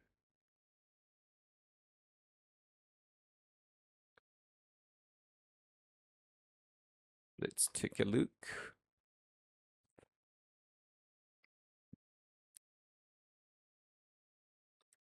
Cannot resolve title I contain. Oof. Supposed to be underscore over here. Some minor. Supposed to be underscore. So let's go ahead and try to, okay, without any problem. So if you see, we have our query over here, the last query. Okay, so if we go back, come back, it's empty. So if you say converse, that's supposed to be converse search, we have our results. If we click, we go to our page, go back, same. So everything is working with our search. So let's just go back. So we are done with search. The error that we encountered in our backend, make sure that if you're saving, you just save and then you push the changes to your GitHub. Okay, and so here, when you're pushing changes, the one thing that I forgot to notice, you need to add a git ignore file. You don't need to send anything to your GitHub.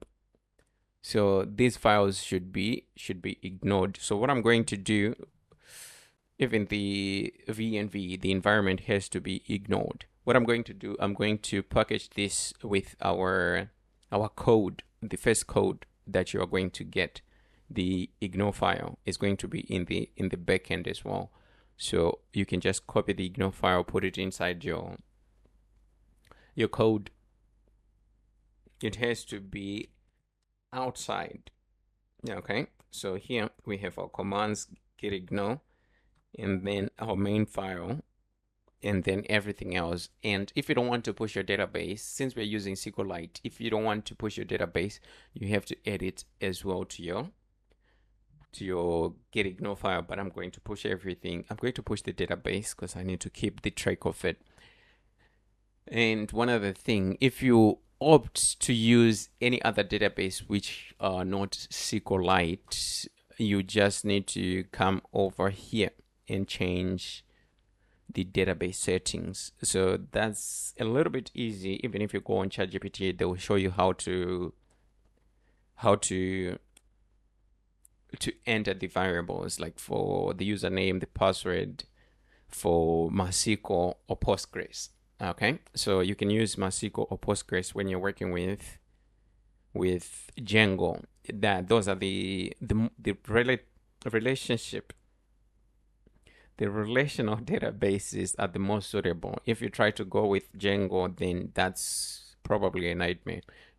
I wouldn't advise you to do that. So if you're sticking with Django, then probably the right way to go is to go with a relational database, right?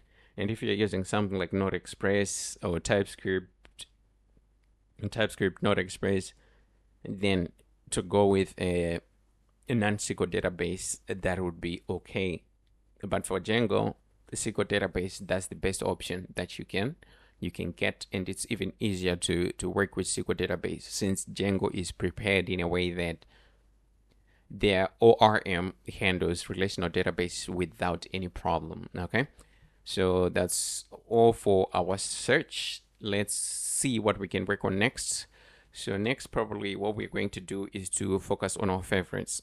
Okay, so the first thing that we need to do is to put in a little bit of work when it comes to our backend, because we need to store the wish list in our backend. We need to store our wish list, and then we can go ahead and work on some other stuff.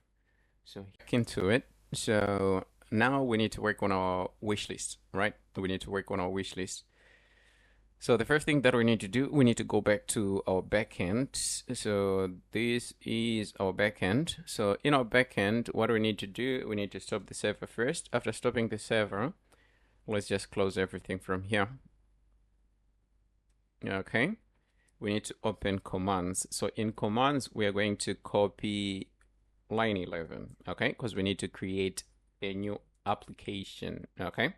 So this app, we are going to call it Wishlist, like that. Okay, so we have a new app created.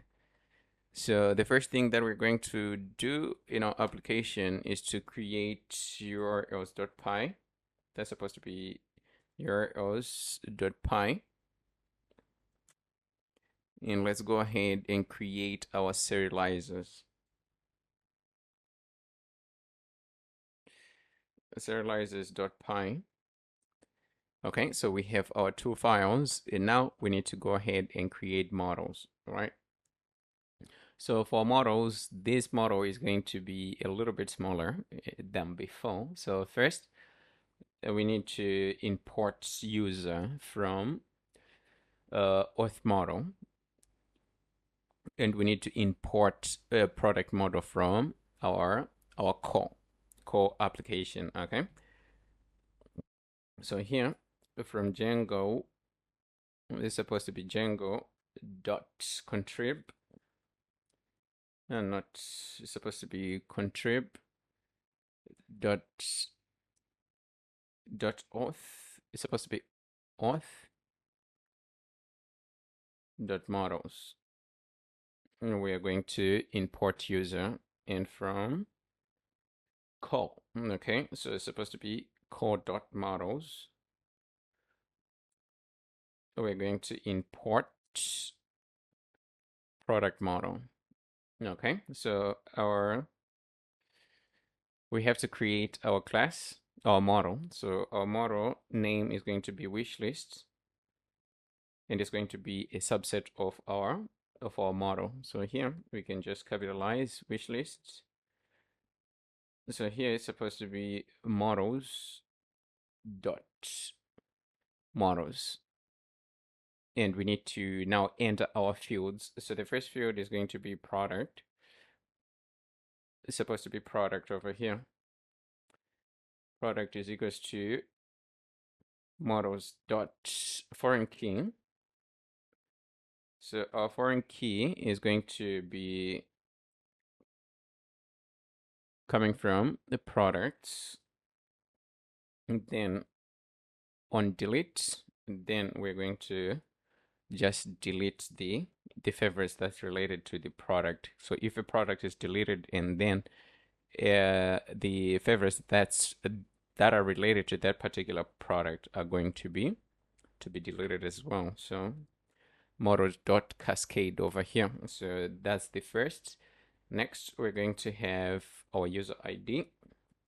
So our user ID is a foreign key as well. So models dot foreign key. So here we're going to use our user.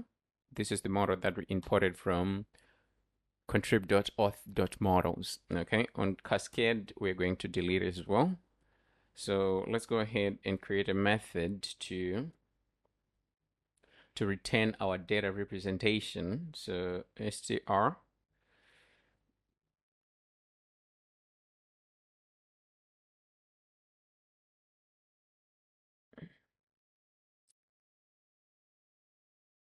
so on return, we need to format the data that we need to send back. Okay, so the way that we're going to format, we're going to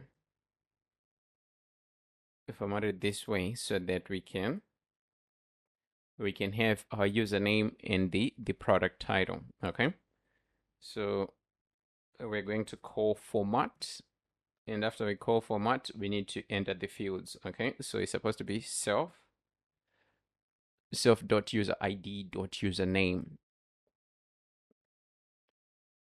user ID dot username is supposed to be username,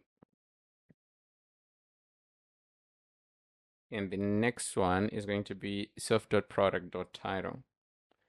Okay, so that's it for our model. Okay, so after we're done creating our model, the next thing that we need to do, we need to go ahead and register our model in our admin. Okay, so to register, the first thing that we need to do, we need to import models from our app. So from our app, we're going to import models, and down at the bottom, admin.site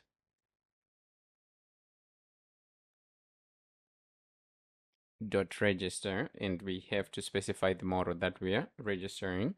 So it's supposed to be models dot wishlist.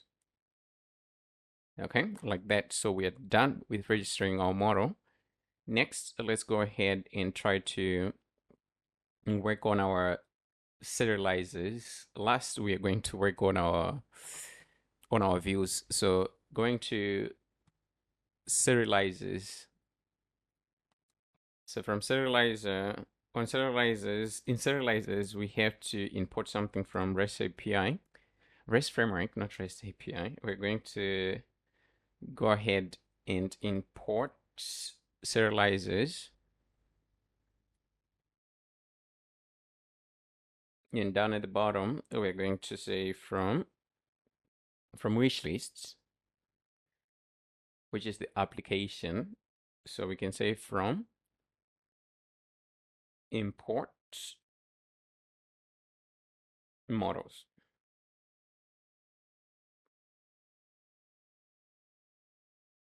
And from, do we even need a user? We don't need a user in this instance because we just don't need a user. Okay. That's a product serializer. We already have it.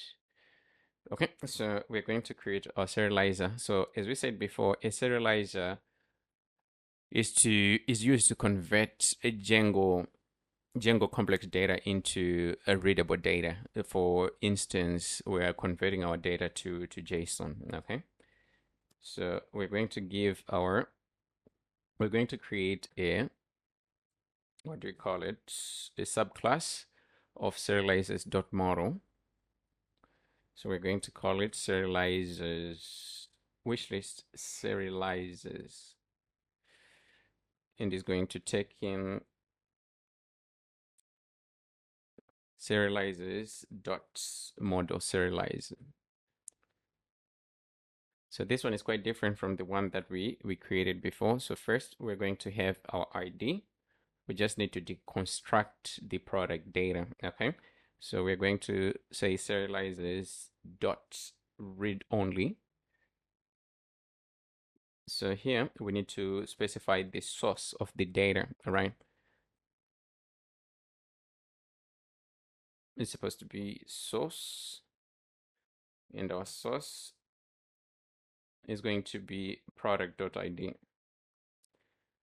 Product.id. Okay, so if we take a look at our models, we do have product, so we're accessing this product and we're getting the ID.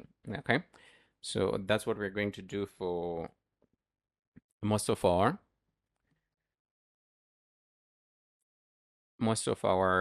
keys. So here we can just go to core models and we open it side by side because we want the product model. So we're going to have a title, we're going to have description, we're going to have is featured. So basically what we're doing, we just need to return the product data. Okay, rating,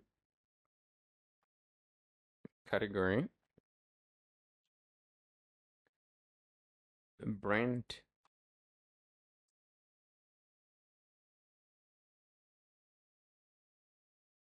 okay, let's copy this, copy some few more fields, colors, because the reason why we're doing this is so that we won't have to create more models in our front end. And at the same time, we just want to process data once. If they're products, despite that they're coming from a wish list. Okay, so if they're just products, we can just handle them as products. This one we don't have created it. Okay, so let's go ahead and get rid of this part. So product dot created it, a product dot image URLs, sizes, colors, categories, ratings, clothes type is featured, description, title, like that. So down at the bottom, we need to create our metadata class. Okay, so we're going to create class meta. Okay, so here we have to specify the fields that we want to send. Okay, so here our model is supposed to be models dot no model is equals to models dot wishlist. Okay, fields not all per se, so we're just going to specify the fields that we have over here. So we're going to have an array, and this is the most tedious part. ID. After the ID, we're going to get the title. After the title, we're going to get the description. After the description, we're going to get is featured. So let's go ahead, close this.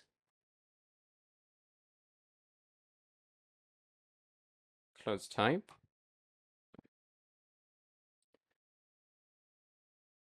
Ratings.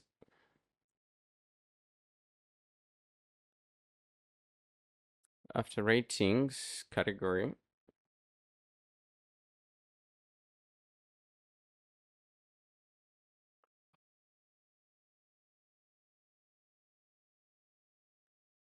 Let's have our colors, sizes, image URLs, and then created it.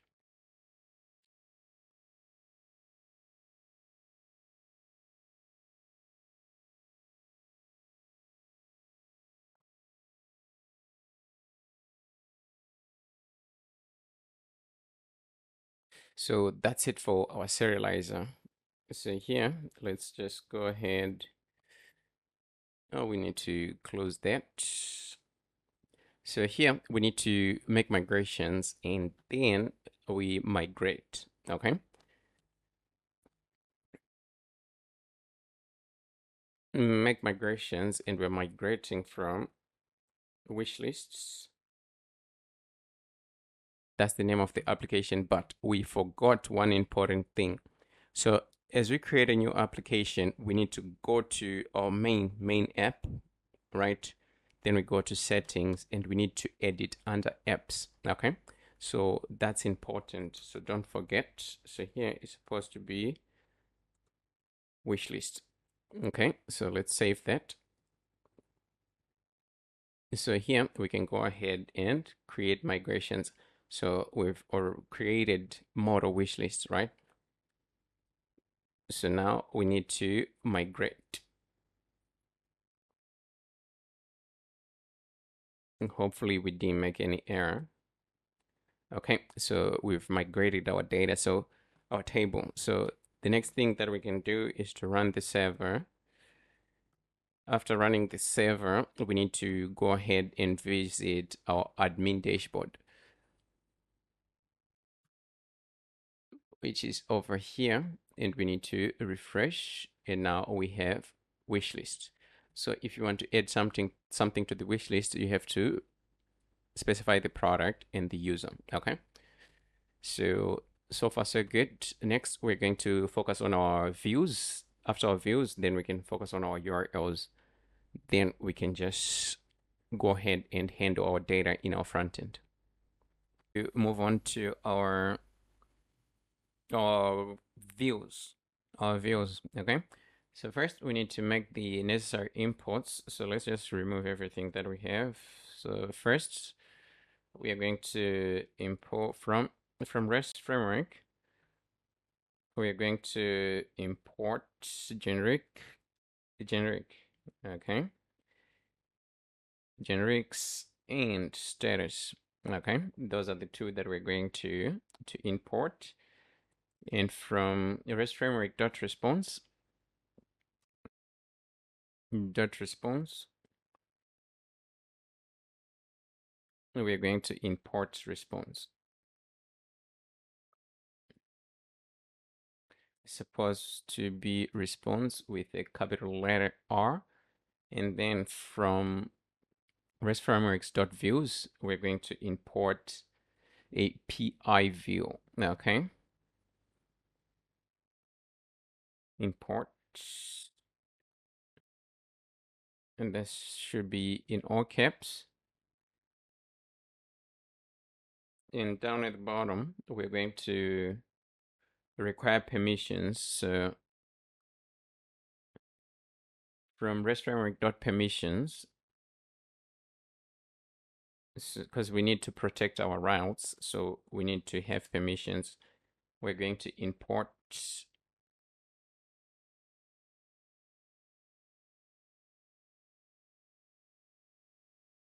and that's supposed to be is authenticated. Okay, so the problem is here. Okay, so even if you say is authenticated, yeah, something like that. So if we take a look from permissions, we have is admin, is authenticated or read only. Okay, so here we're going to use is authenticated.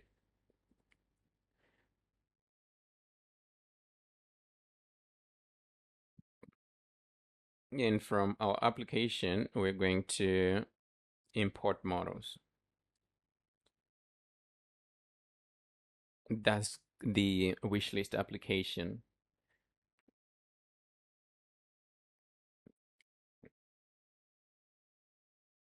And we need serializers as well. Okay, like that. Those are all our imports. So first, we're going to create our first class, and our first class is going to be for getting our wish list. Yeah, okay. So here, this one is going to be a sub a subclass of the list view API view. Okay, so basically what we need to do is to return a list. Okay, so here down at the top we need a serializer class, and our serializer class is going to be not serializer class, but we are going to require to access our serializer, and we're going to access the wish list. Okay, after that we need permissions class is equals to, we are going to have is authenticated. So we need to create a method. So def is supposed to be def get query set.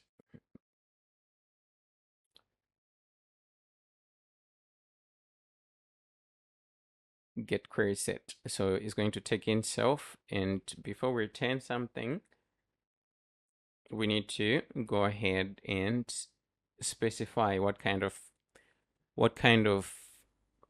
products should we return. Okay, so here we need to access our models, and from our models, that's not supposed to be, it's supposed to be wishlist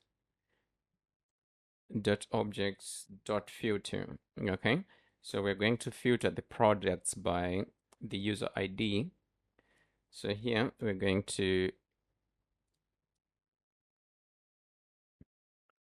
say the user ID should be equal to the self dot requests dot user. Okay, so that's all that we need to do to get our list. So now the next class that we need to create, or the next view that we need to create, is going to be to add and to remove from our wish list. Okay, so we're going to say, to give it a name, and we're going to call it toggle wish list, something like that. Okay, so if you're tagging wish list, we're going to, it's going to be a subclass of the API view. So in here we're going to require our permissions first. After our permissions,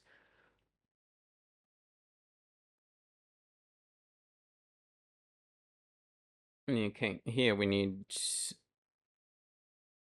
a method. So it's supposed to be def, and it's supposed to be get, and our get is going to take in self and the request, since we need to retrieve the user. Okay,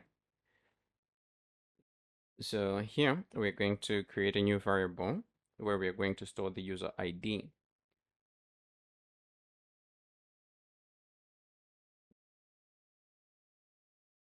And let's say user ID is equals to requests dot user dot ID. Okay, so this is the user who made the call. Okay, and down at the bottom we're going to have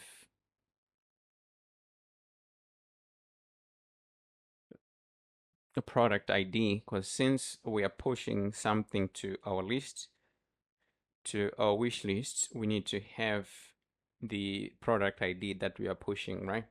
So here we're going to also have product underscore ID. So for our ID is going to come from a request dot, we're going to say get, not get, it's query params. It's supposed to be query underscore params dot get ID.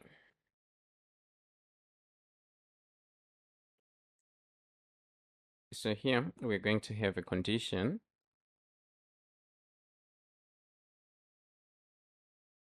If not user ID, user underscore ID, or not product ID, then down here we're just going to return a response. Okay, invalid requests, this one we'll deal with it a little bit later. So the message here is supposed to be invalid request, a user ID and product ID is required.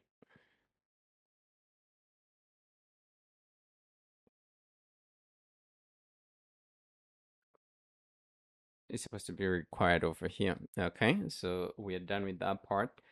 On our try, in our try, first we need to have product. So we need to find the product first, okay, to get the product. So here we need to access the models dot product dot, and here we're getting the product, is it? So we're going to say objects, and from the objects we want to get a product, and we have to get the product by ID. So the ID of the product that we're trying to get should be equal to the product ID. Okay, like that. So we need to have an exception. Oh, not exception. So here, if models dot product dot doesn't exist, okay, then we're going to send a request. Okay, so here what we can say is product not found, not found.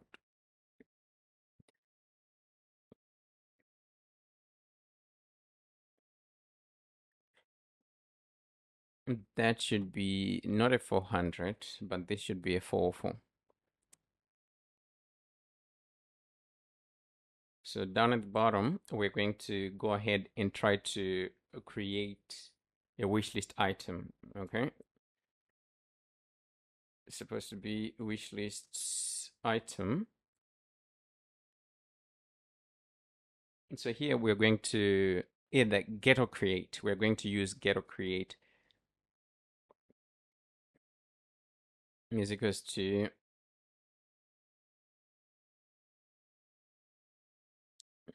let's put created here. Nope. Wishlist item or created, either way, is equals to models dot wishlist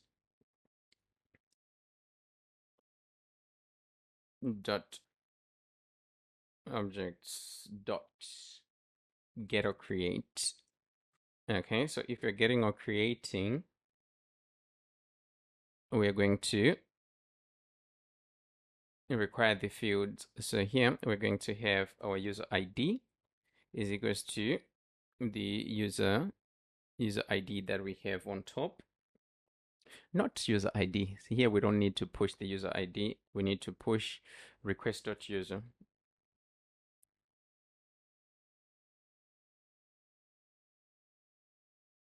And for the product, we need to push the product that we have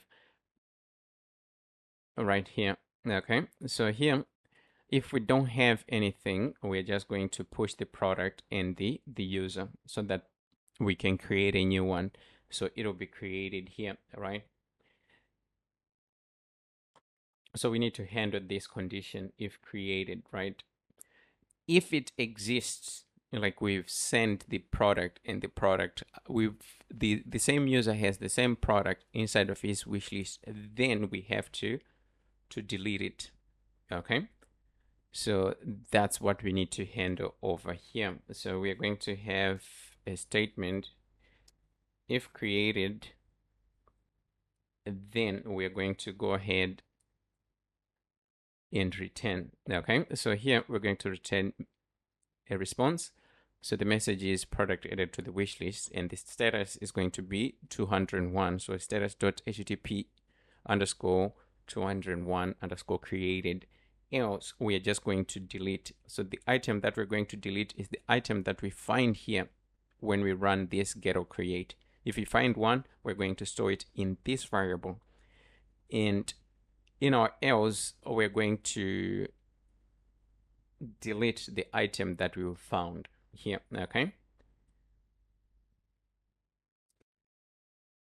and just delete the item. And here we're just going to say product removed from the wish list, and we're going to return a 204. Okay, so these are our two views that we need to create inside of our wish list. The next thing that we're going to do is to create our URLs and hook our URLs to our main application, and then we can go back to our front end. Right now, we need to go and visit our URLs. So inside of our URLs, the first thing that we're going to import, not import, is from Django.URLs. We're going to import path. And from our wish list, we are going to import views. So here it's supposed to be from dot. We are going to import views. So here you can use wishlist as well. So from wishlists, just mention the name of the application. Like, let's say from wishlists, import views. Both ways are okay. So I'm just going to use dot since we're in the application. So here we need to create a list of our URL patterns is equals to, so an empty array path. Our first path, we are going to have toggle. Okay.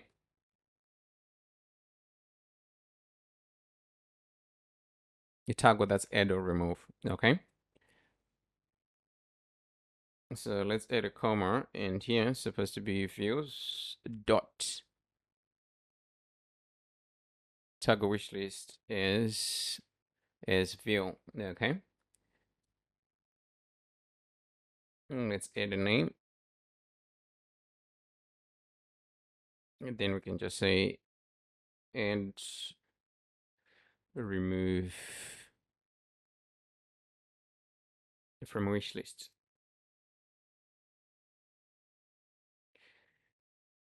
Something like that. Okay, from wish list. So now we need to create our next. Let's add a comma over here. Our next is going to be just me. Okay, so here we're going to say get wish lists. So here we're going to just get everything from our wish list. Okay, that's all that we need to do. So we're almost done. We need to go back to our backend folder. Inside of our backend folder, we need to visit APR, not, we need to visit URLs. And here we have to specify wish lists. It's supposed to be wish lists. API wish list, and here is supposed to be wishlist.urls. Wishlist.urls. So let's go ahead, add a comma over here. Add another comma so we don't have an error. So that is working perfectly fine. Okay. So we're going to run a few tests. Probably the best way that we can do it is to run some tests with our front end, because these are just calls. Okay. And if you're getting wish lists, we can just get everything, and from then we can see how we can handle our data. Okay. So right now, let's move on. We want to go ahead and hook our wish list, our wish list endpoints to our application. So the first thing that we need to do, we need to create a new widget that we're going to return over here. Okay. So going to our source wish lists, let's create a new folder, and let's call it widgets. Okay, inside of widgets, we're going to create a new file, and we're going to call it wishlist. Okay, wishlist list. It's a wish list. Okay, so let's just go ahead and create a stateless widget. Give it a name. Wishlist widget. Okay, that's utterly wrong. Widget, and here it has to be a hook widget.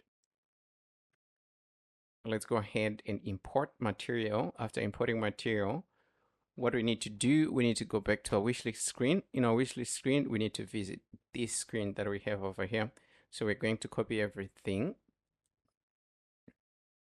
and go back to our wishlist widget. And let's just go ahead and save everything. Okay. So here we're going to have storage. Then we need to create a hook. Okay. We need to create a hook. Let's make necessary imports. This is going to be different. We don't return this here. We're going to return empty screen widget. Okay. Let's go ahead and add consts. After adding consts, we need a stagger grid view. We need our tile. Like that. Okay, we need screen utils as well. So let's just go ahead and import screen utils. So here, our task is to go ahead and create the hook that we're going to use to fetch the data. So in our wishlist folder, create a new folder, and we're going to call it hooks. In our hooks, we are going to have fetch wishlists, fetch wishlist file, and this file is a .dot file. So we can go ahead and open any of our hooks. Okay, let's just go ahead and open these similar products. Let's paste the code. So here we're going to be returning products as well. So take note, the model that we're using is going to be the same. Okay, but the endpoints are going to be different. So here it's supposed to be wish lists, and then me. Okay, like that. So here, instead of calling it fetch family similar, we're going to say fetch wish lists.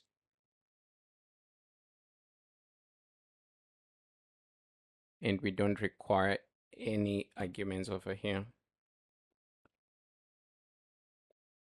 So everything else remains the same. Okay.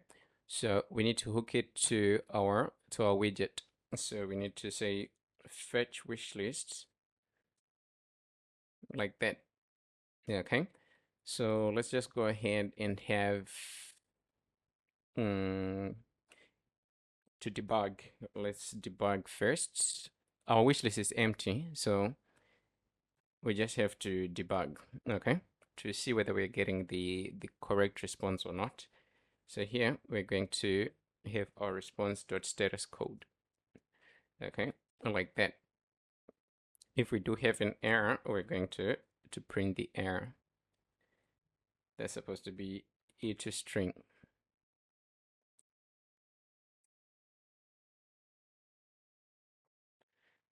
So we need to hook the page. We didn't hook the pages yet, so that's something that we need to do.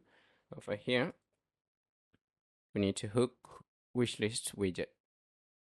Okay. So if we go to wishlist, okay, 401. So we need to find out what's the problem, what's causing the 401. So let's go back to our widget, wishlist, API wishlist me. Okay, let's remove that. Try to revisit again. The 401. Okay, so the problem is we're supposed to send headers. When we send this, we're supposed to send headers because it requires us to be authenticated in order for us to get the correct data. Okay. So to do that, we need to add headers. So we've used headers somewhere when we were doing auth, getting the profile. The profile is it. So controllers, visit auth controllers, auth controller. Inside of auth controller, we're going to copy the headers from over here. Okay, going back to our fetch wish lists. When we're sending the requests, we should send with the headers as well, but we need the access token. So for our access token, we're getting it from our local storage. So we're going to have string access token is equals to storage dot get string, and the name of the string that we're going to get is access token. So let's just go ahead and close that.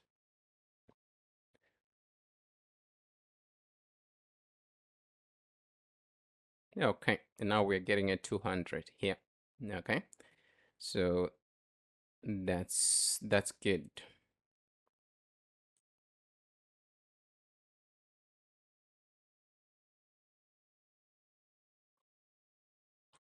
So I'm going to add a product to our wish list. So what we have to do, go to our backend. Our backend is open somewhere. It should be open here. To our backend, just add a product and the user. Now that's going to be a little bit tricky. So we need to revisit our application and see which user is logged in. Dr. Dre.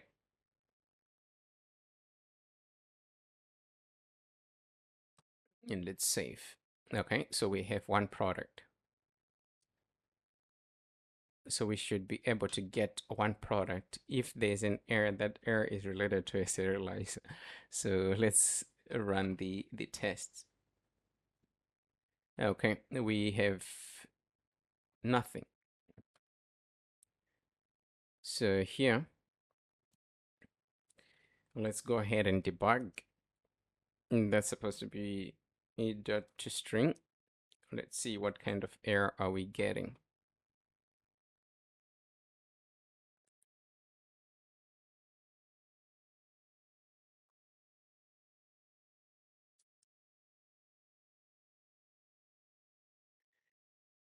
Print a response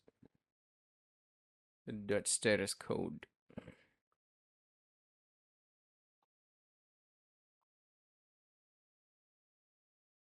A 500. Okay, so that's a bad request. Let's go back to our backend.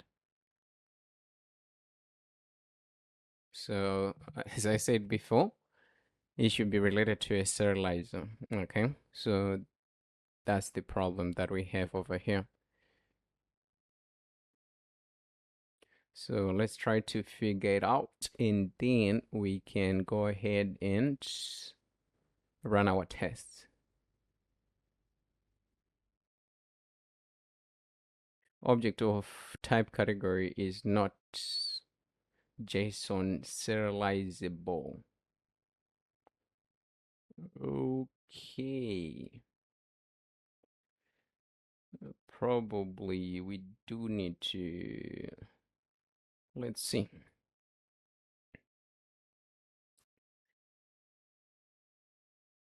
Whether it's a foreign key or it's an integer.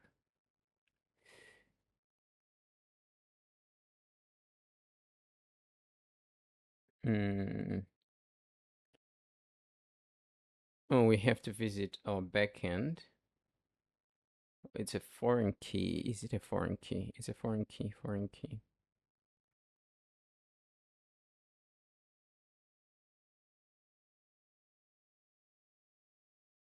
We're in our backend. Let's go ahead, call models category. That's a foreign key. So wish lists, serializer, category.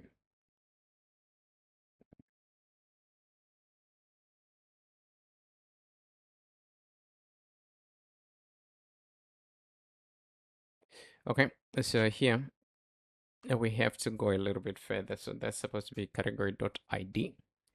Okay, so let's see whether we have another foreign key or not. So we have to go to our models. Foreign key.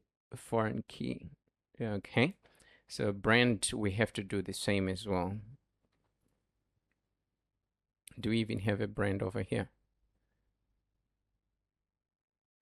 We didn't put a brand, so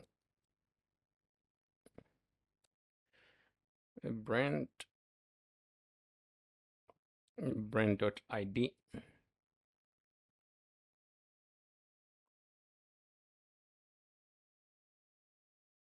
Okay, so we need to push brands as well. Brand. Okay, not band, but brand.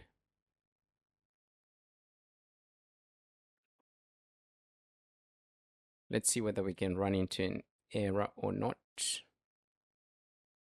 200. So now we have this error. Now is not of subtype double.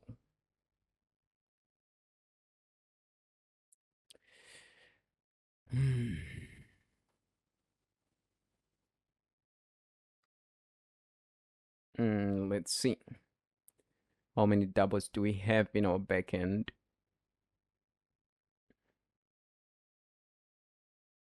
We don't have a price as well. We don't have a price here.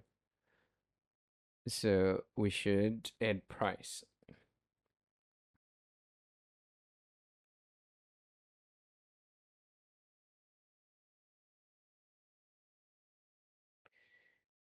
Let's add price, add a comma.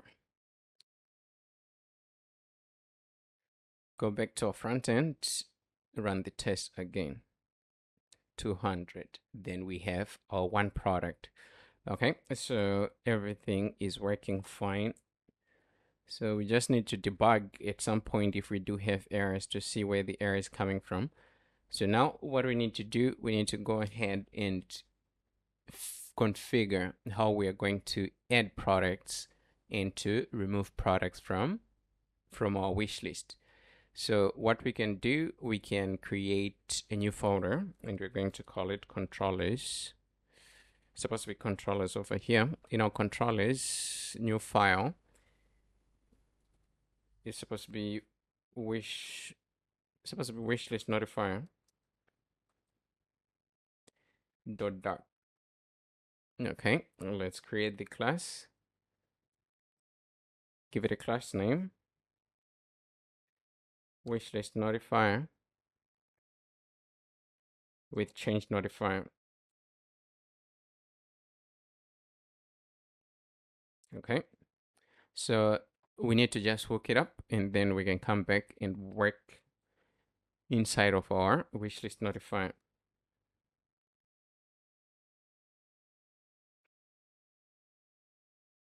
So for starters, we need to delete this product from our wish list. So going back, we need to just go ahead and delete. Yes. Okay, so we have nothing right now. So if we go back to our application and refresh, we have an empty wish list. Okay. And our wish list, what do we need to do? We need to go ahead and work inside of our wishlist notifier. So the first thing that we need to do in here, let's just go ahead and create a function to add and remove. Add, okay, that's supposed to be a void function. Void add remove wish list. So basically it's going to be asynchronous since we're going to be making an API call, and we are going to require an integer, and our integer is going to be an ID, which is the product ID, and we are also going to require a function to refresh the data after we are done when we're done deleting or when we're done adding, right? So here, right on top, we're going to have final string access token. Supposed to be access token is equals to storage.get get string, and we're getting the access token. Let's just say final over here so that we won't run into an error. So down at the bottom, we're going to have a try catch block. So we can just say try. So in our try, we're going to require the URI. So it's supposed to be your URL. URI, URL is equals to URI.pass. And so in here, we need to access our base URL environment.base URL. After that, we need to access the endpoint, which is API, Wishlist, and then toggle. Okay, after toggling, we're going to require an ID, which is the ID that we're getting from our arguments. Okay, so now we need to make our API call. So we're going to create a final variable over here with the name response. After we created the variable, we need to go ahead and await for an HTTP call to be made to our server. HTTP.get. It's supposed to be a get. Yes, it's supposed to be a get request. And in here, we're going to pass the URL. And we are also going to require headers. So for headers, we already have them in our fetch wish list. So we can just go ahead, copy, and we can paste them over here. So let's close this one. After closing, we need to import HTTP. So we're going to say import HTTP as HTTP. Like that, okay? So we need to process our data as soon as we get our response. So we're going to have an if statement. So if a response dot status code is equals to 200, not 200, but 201, then we need to do something. So over here, we're going to set the ID to a list in our local storage, and we're going to refresh data. Okay, so we're going to have an else if at the bottom. Else if, then we need to do something. If our response.status is equals to 401, then we need to go ahead and remove from local storage, and we're going to also refresh the data over here. Okay, if we do have an error, then we're going to let's create a string. So set error is going to take in a string, and we're going to call it E. Okay, so in here we're going to say error is equals to E, and we need to notify listeners. Okay, error is equals to E dot to string. So here, since we have our refetch, we do have our refetch. We're just going to refresh the data. The same as for this part when we are removing. Okay. So we need to call the function. So the function, we're going to call it from probably wherever we use the staggered tile widget. Okay, so if we go to our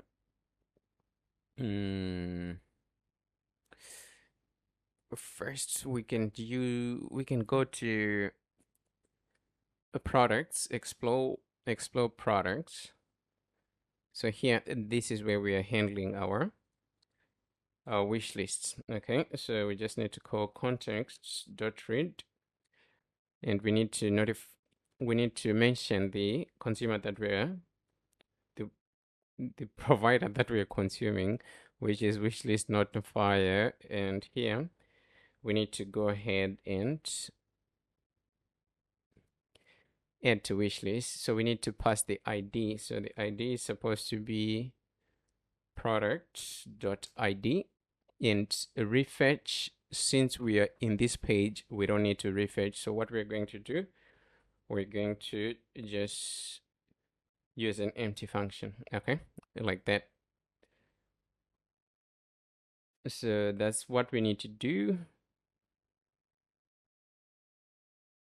So copying the same line, we need to go ahead and paste it in similar products. After similar products, we can go to, okay, the best way is to search staggered tile. We need to paste, oh, I didn't do that. Did I just copy? Product by category. We need to paste it here as well. Let's import, and let's paste it inside of our wish list as well.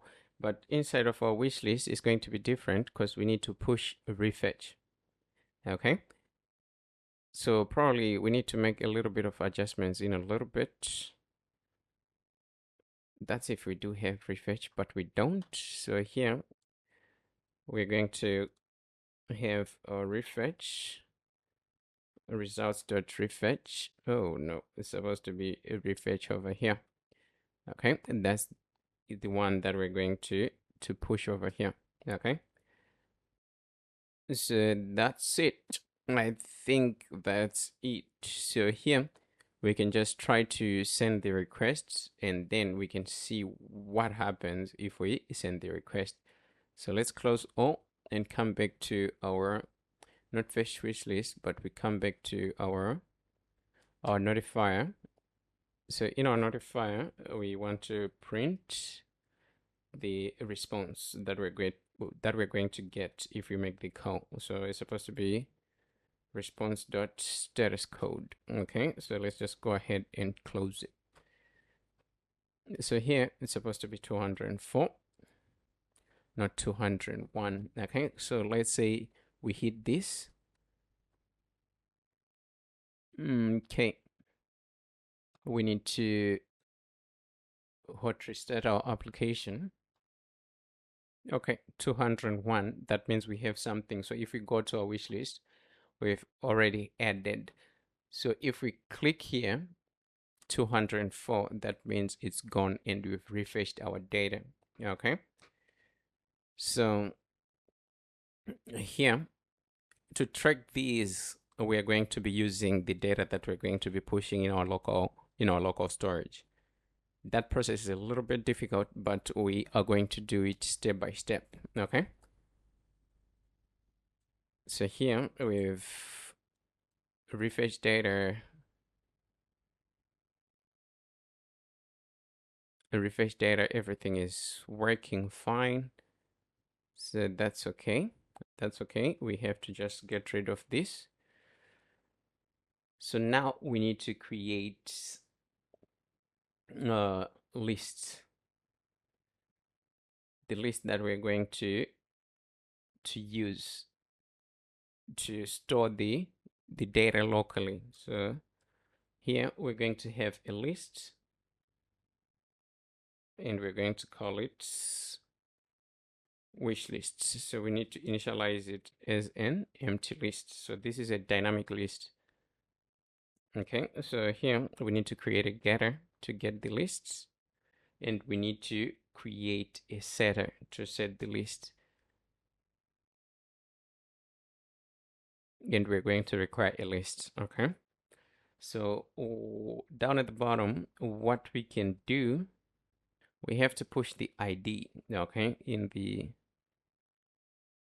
okay, so this is going to be, we're going to have two different setters, right? The one that's going to require the lists, and the one that's going to require an integer, okay? Okay, so this list, we can call it a list, no problem. Let's just call it W, and here W. Before we set the W, if you are putting a new list, we have to clear the list that we already have. So we have our wish list here. We need to clear the list, right? After clearing the list, then we set the new data. After setting the data, we need to notify listeners, and let's go ahead and close that. So down at the bottom, let's go ahead and create one function that's going to help us to add our data to the list. Okay, so it's supposed to be void set to lists.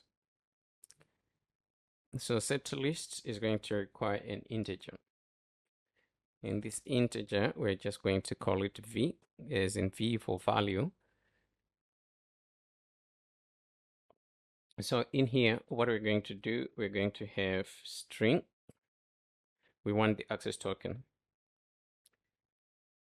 Access token is equals to storage.getString. And here it's supposed to be access token, right?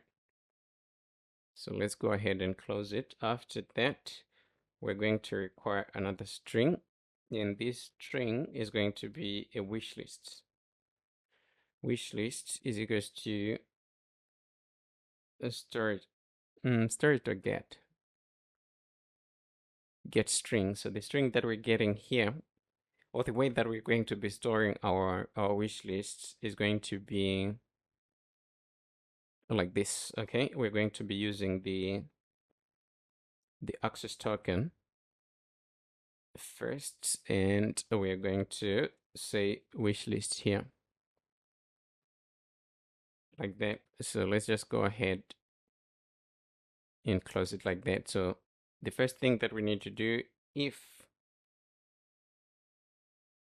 wish list, this wish list that we have over here is equals to null, then we just need to go ahead and push an empty list, right,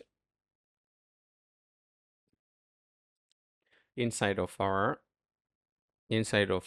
local storage. Not push an empty list, but we're going to have lists, wish lists is equals to an empty list, right? So now that we have this empty list, we have to push this v to this list, okay? So to push the v to the empty list, we're going to say wishlist.add. Okay, so here we are adding the v that we're getting, right? After adding the v, then we need to go ahead and set wishlist. Okay, and here we're going to go ahead and push this list. Okay, so this wish list is this list that we have here on top. So we're going to clear it first, and then we're going to set our wish list, and then we're going to notify listeners. Okay, this is the first option when there's nothing, when we don't have a wish list inside of our local storage. Okay, so after this, we need to also keep track of our wish list inside of our local storage, rather than just pushing it inside not pushing it inside, pushing it inside of the list that we have, the local list. We just need to keep track, because when the application is closed and is opened again, we still need to have that data. Okay, so here we are going to set string. When we are setting string, we are going to set, we're going to encode this wish list to a string and push it inside of our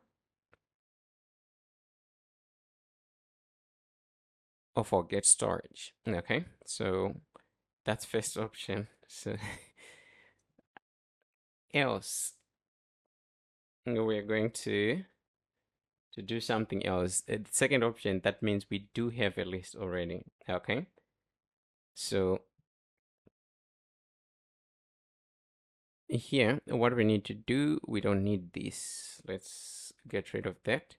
We're just going to create a list and we're going to call it W. Over here we need to push wish lists.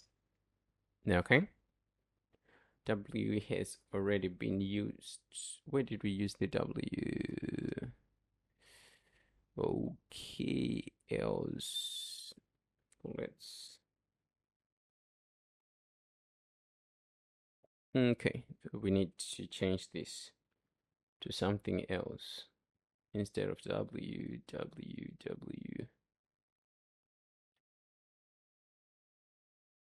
No, was not used. Okay, that's my bad, Okay, so now that if we have the list, we have to decode the list that we are getting as a string and store it in W as a dynamic list, right? And after that, we need to run a condition. So if this list contains, it's supposed to be contains the element that we're getting from over here, which is v,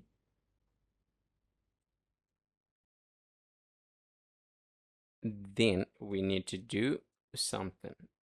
Okay, if it contains v, now we need to remove v from our list and we need to remove v from our local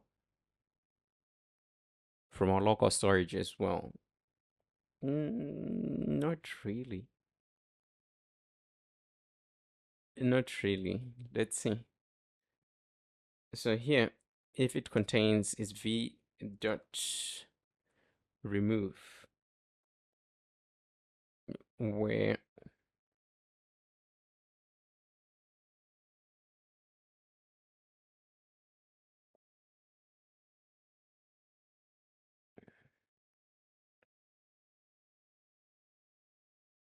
element e is equals to v. Okay, so we're going to remove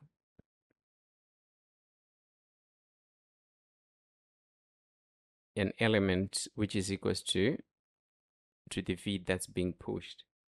After removing from the list, after removing from this list that we have, we just need to go ahead and push the lists in our into this function that we have over here. Okay,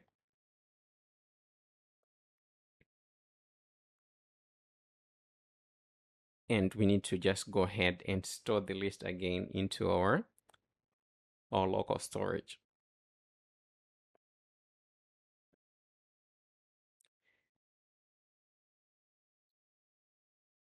So else if the list w list, this list doesn't contain v, then we need to handle it differently. Okay, so if it doesn't contain, we have to add v and then set the new list to our set list we need to send the W to our set list, and then we're just going to store the list again in our local storage. So this is the process. So we need to call this function set to list inside of our function, this function.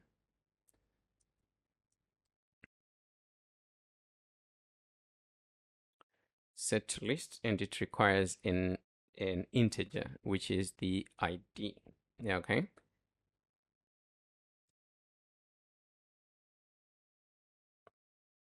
Like that. So that's what we need to do here. We don't have anything.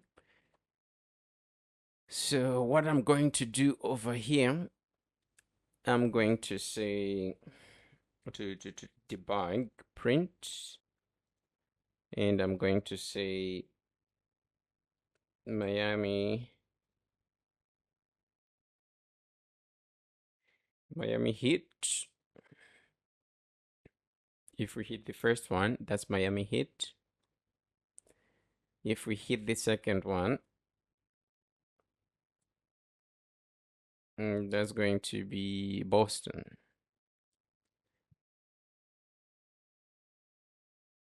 And Boston Celtics. And if we hit the last one, let's put it here.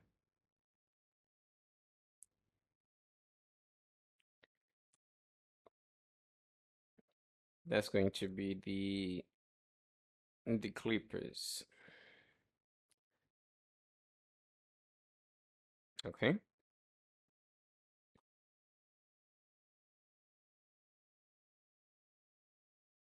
Miami Heat. So we are hitting the first one. So if we come here, we have our product, LA Clippers. So that means we've hit this one.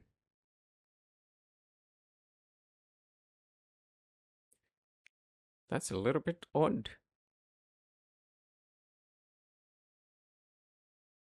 That's odd. No, there are two different shoes. They're two different shoes. Okay. So that's Boston Celtics. Boston Celtics is to remove Boston Celtics again. Okay. So Clippers.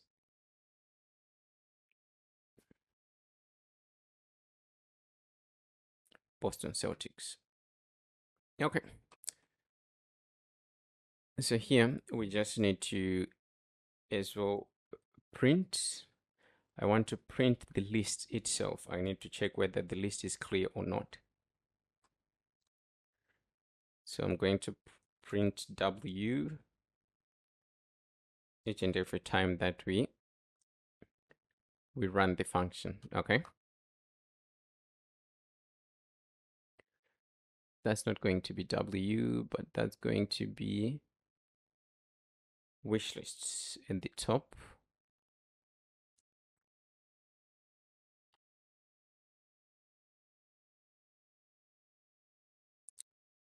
Eight. That's the empty.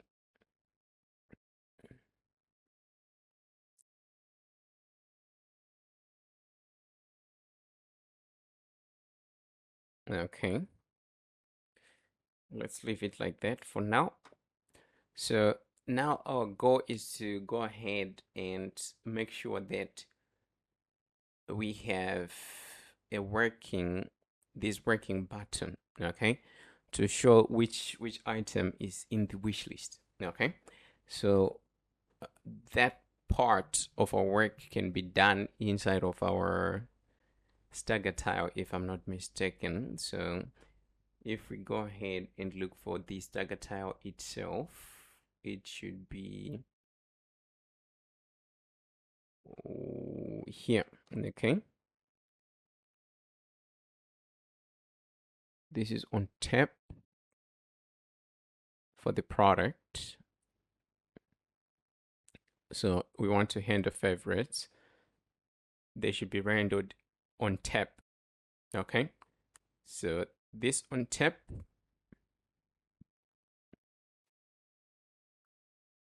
if you go to any of these widgets, let's take for example, if you go to products, that's supposed to be products. Products, widgets, explore.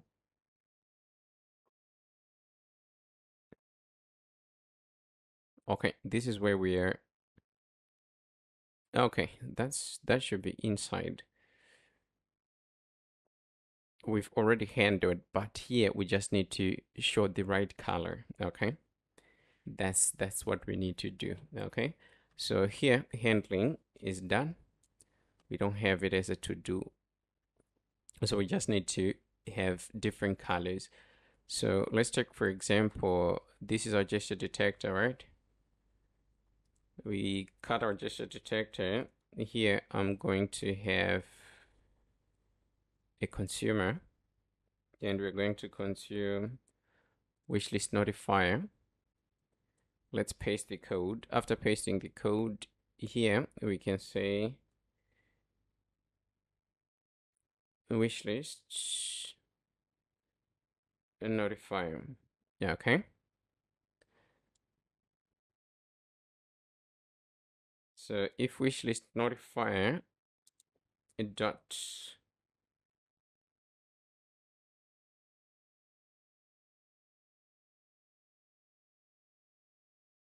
that's a little odd. Let's see. Okay, let's remove const from over here. Dot wishlists dot contains.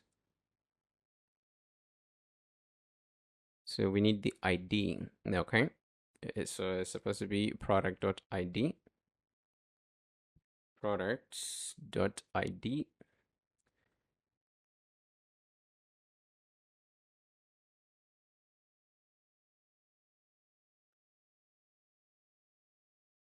Then it's going to be red, else is going to be colors.gray. Okay, like that. So we don't have anything in our favorites, so it ain't gonna show. If we click, we have something, so it's going to be red. So if we come here, it's also red. So this is the product that we have.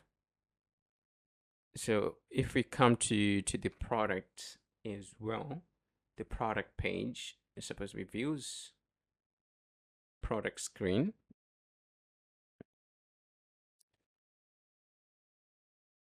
This is the same, okay? So we need to run the same function over here, and we also need to change the colors over here. So what we can do, let's wrap this in a consumer.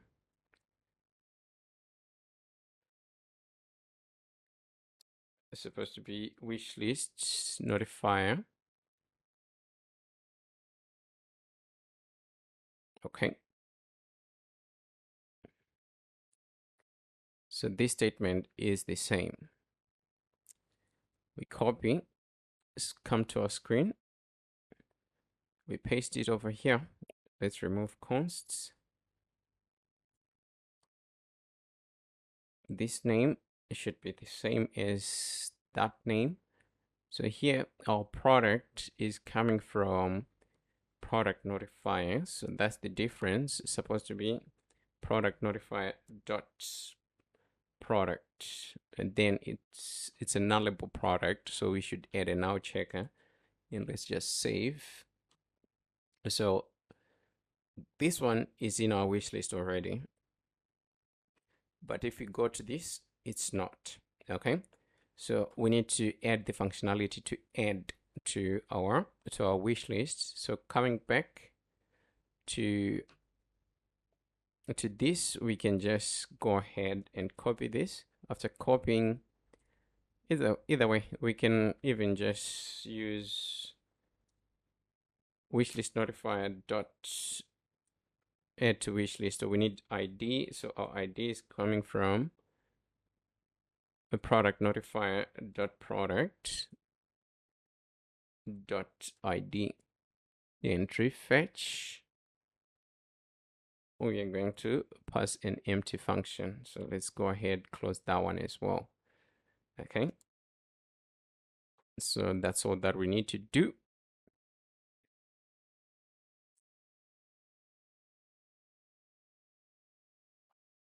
And probably those are the places that we need to take care of which we did.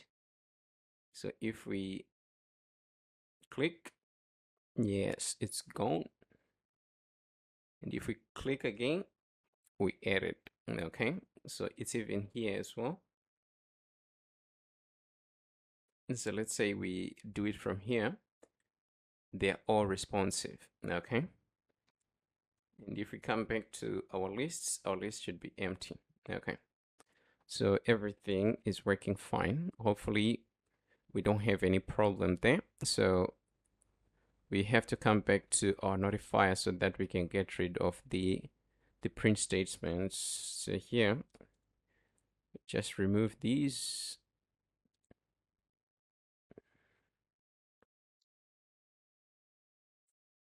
Like that.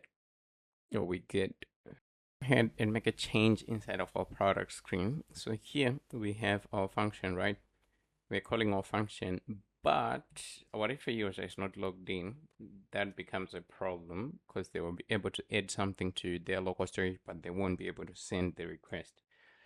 So here we're going to have access token is equals to now. If it is equals to now, then we're going to go ahead and show the login bottom shell.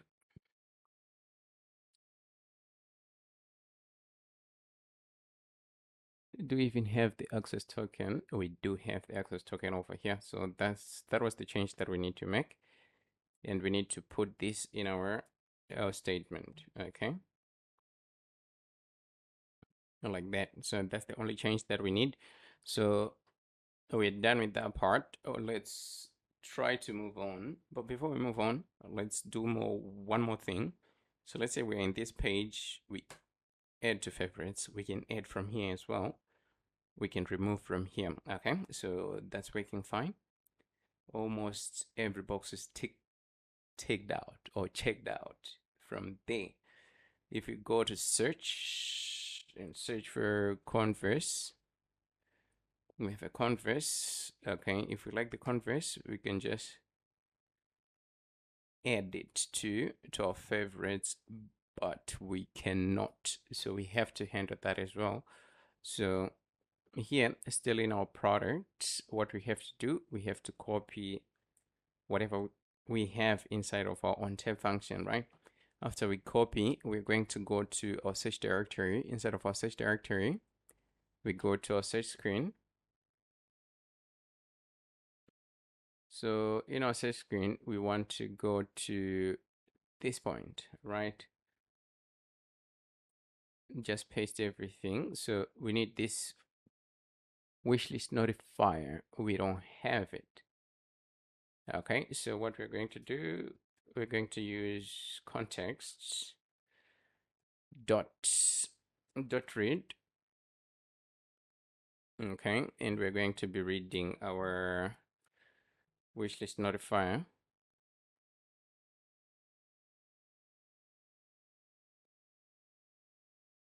And this product is supposed to be this product. Okay, so it's supposed to be product.id, of which we have to remove this now. Check like that. Okay, so let's just format our code. That's the change that we need to make. So if we go ahead, press, it's working fine. If we press back, favorites, we have it in our favorites. We can remove it. Then we can refetch. Go back to search. We search the same product, Converse, there, but it's not in our favorites. Okay. Okay. Either way, it's working fine. Everything is working fine. Okay, so we're done with that part. Let's go ahead and see whether we can focus on our cart. So to focus on our cart, the first thing that we need to do, let's just make some minor adjustments in our page before we go back to our backend. So here, search screen, I'm going to copy the leading and the title of the app bar. Okay, and go to our cart folder. That's supposed to be the cart folder. And here we need to have an app bar, and inside of the app bar, then we're going to paste this. So here we don't need on tap inside of our app bar. We don't even need leading as well. So we're going to remove that. We need reusable. And here we need our app text, but here it's supposed to be kcart. Let's go ahead, import utils, that's constants, and we need app style. Okay, let's save. So we do have our title right at the top.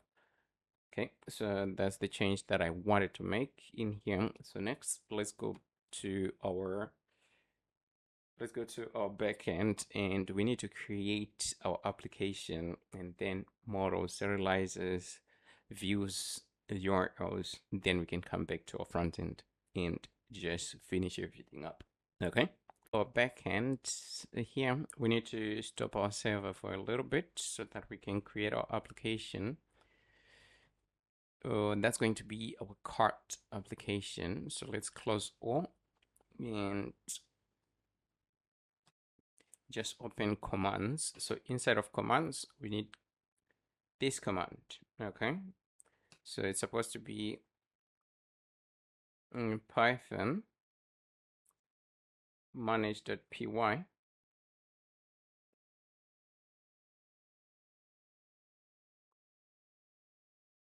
startup. Okay, and the name of the app that we're going to start is called cart. Okay, we're going to hit enter. Now we have a new application. Okay, so first things first, as soon as we create a new application, we go to settings, and inside of settings, we need to add the new application, in this instance, cart. Okay, so let's keep it uniform. We've added our cart. Next, we need to go ahead and create the additional files. So first, we need urls.py. Next, we need serializers.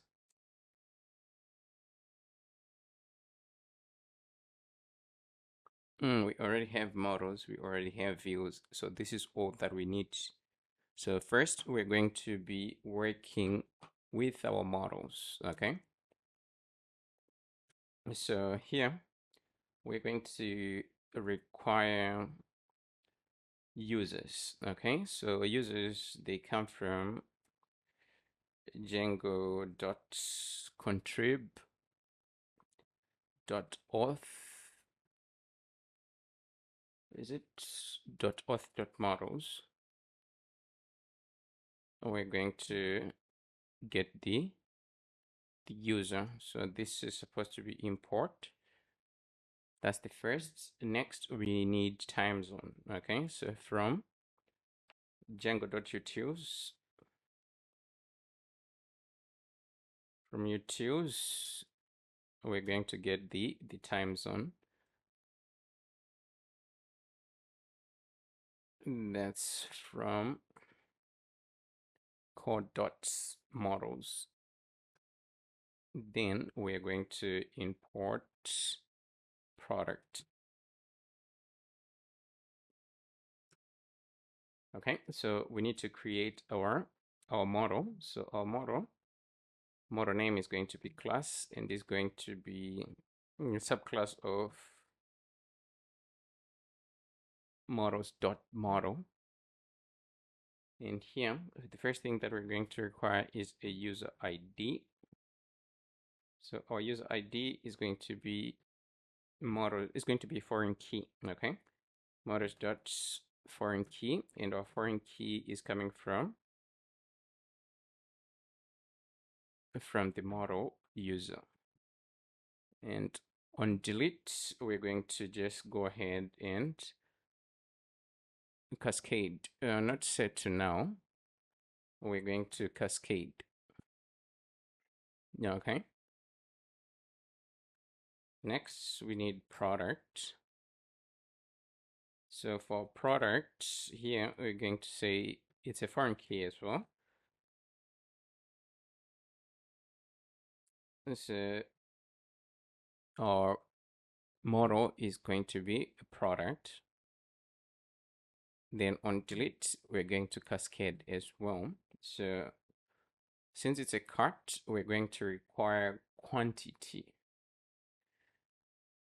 Okay, so for quantity is going to be an integer. So models dot int field. So here our int field, we need to set a default. It's supposed to be default over here. Our default is equals to 1. So even if the quantity is not provided, we're going to set the quantity to 1, and we need additional fields. So down at the bottom, we need size. Okay. So if someone is buying clothes, they need to mention the size. So here is going to be a char field. So for a char field, we're going to give it a max length of 50. Let's give it a 50. That won't be a problem. So here, blank, we're going to set it to false. So it's required. Blank is equals to false. Okay.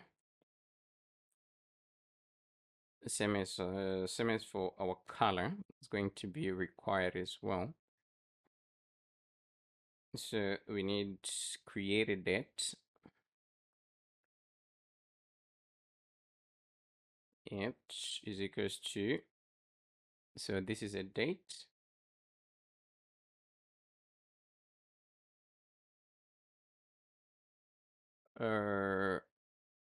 Auto now add to true. Okay, or we can use the default times on dot now.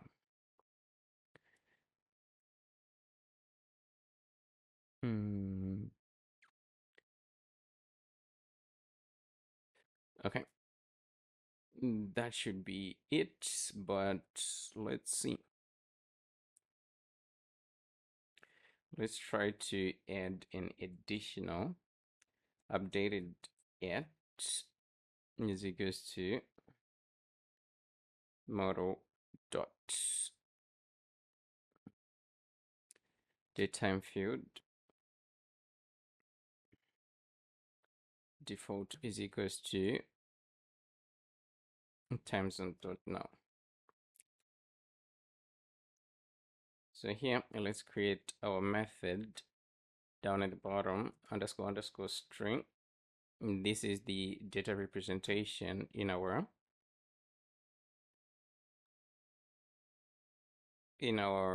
admin dashboard. So here we need to format. So we're going to return. That's a string. So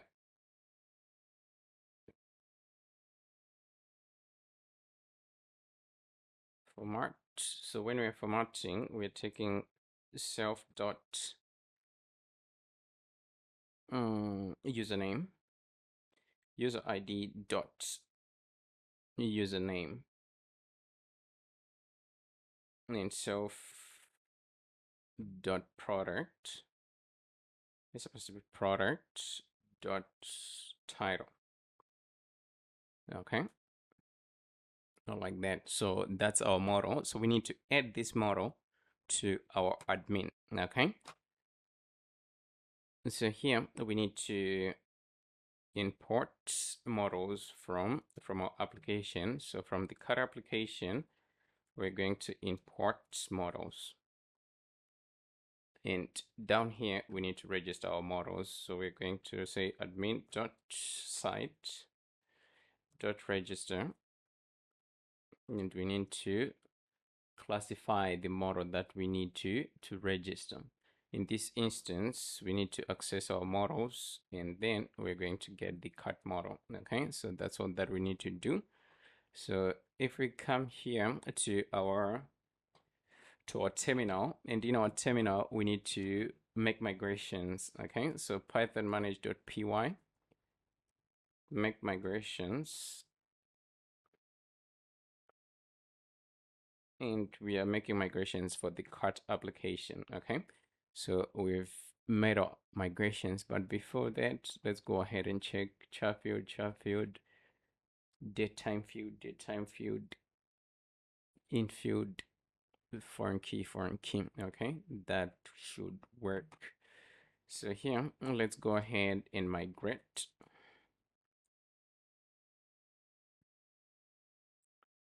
Okay, we've migrated, so we want to run this server. So python manage.py, run server, like that. Okay, so we don't have any error. If you come over here, okay, we need the application, the admin. Where can I find it? Over here. Okay, so we just need to refresh. So we have carts. If you say add, this is how it's going to look. So we need quantity, product, the user, size, color, created it, then updated it. Okay.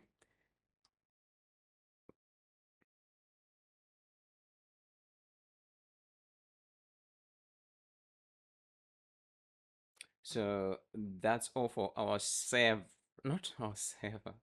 That's all for our models. So next, the next thing that we can focus on is serializers. So as you said, serializers convert the Django models to some other, let's say, complex data types to readable data types like JSON, XML, something like that. So that's what we need to do. So here from the REST framework, we are going to import serializers. Okay, and from our application, we're going to import models, and from core, it's supposed to be core over here dot core.serializers. We need to import the product serializer. Okay, so here we need to create our subclass of serializers dot model serializer, and we're going to call it cart serializer.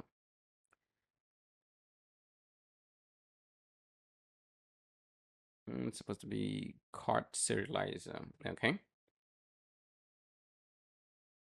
so first thing, our product is supposed to be product over here.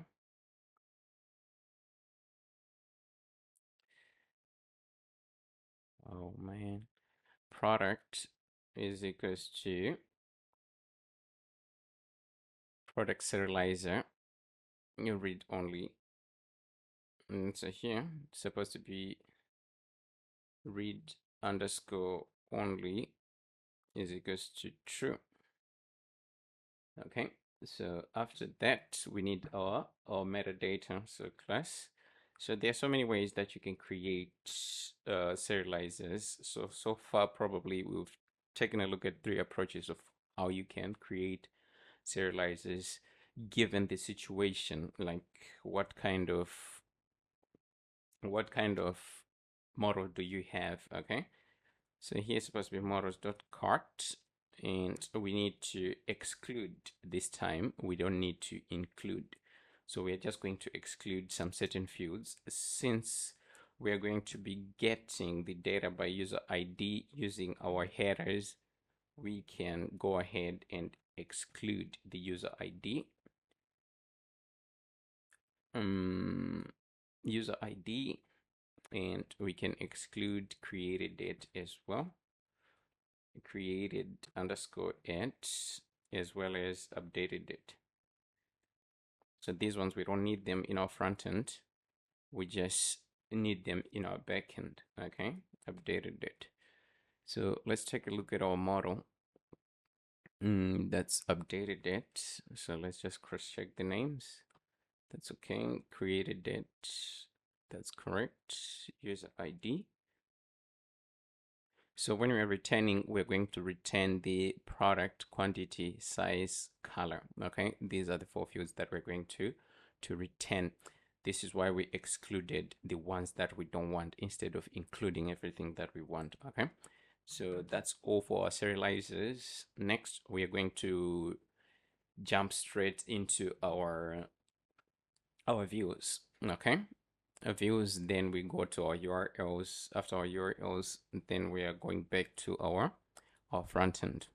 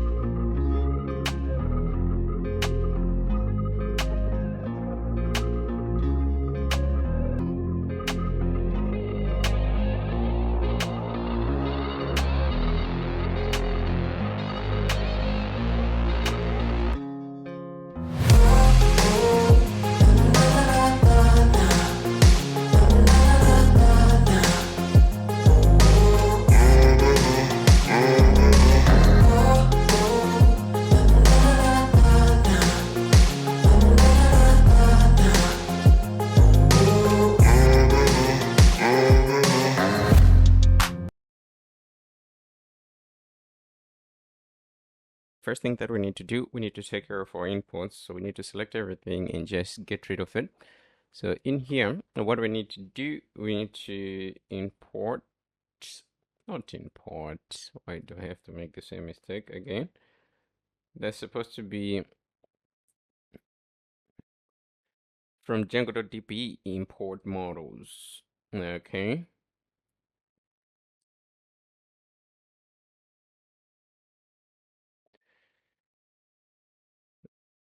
Django.db, we are going to import models. After that,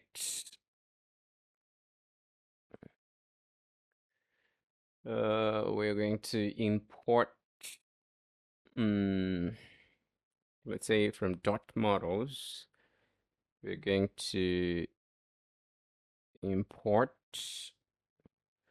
the cut model. After that, we're going to import the product model. From our app, we're going to import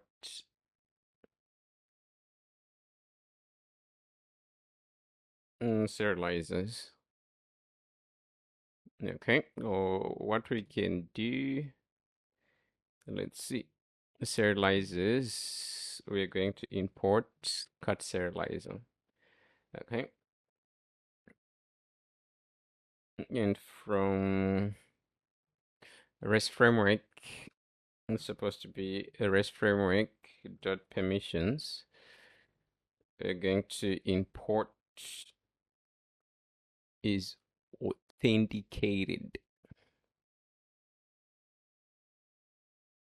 and from Django shortcuts,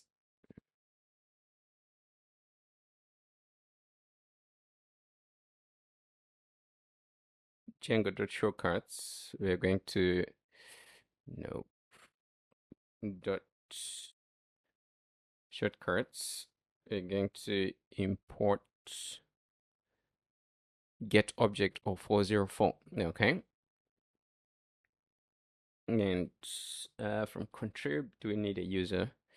Probably not. Okay, if we require a user, we might do it a little bit later. So now let's go ahead and create our views. So first we need class, give a name, add item to cart. It's supposed to be cart over here. So our cart is going to extend API view.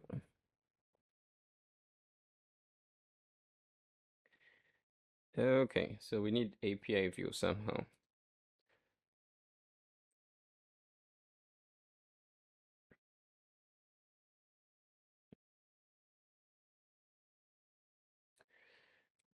Okay, from REST framework,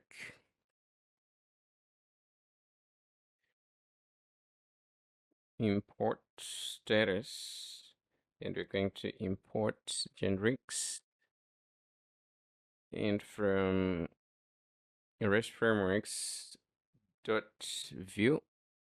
views, we're going to go ahead and import from views we need API view, so we don't have the error anymore, and we need a response. Okay, from REST framework dot response, we're going to import a response. So now we're working inside of our class. So first we need a permission classes, okay, which is going to be is authenticated. Okay, so here we need to create our method. So def, this one is going to be a post. So our post is going to take self and request like that. Okay, so first we need to have our user. So our user is equals to request.user. Okay, the user that is making the request. And data is equals to request.data. So this is the data related to the post. Okay, dot data. After that, we are going to have a try. So here, a product is equals to products. Okay, we have the model already. Products dot. This is going to be object.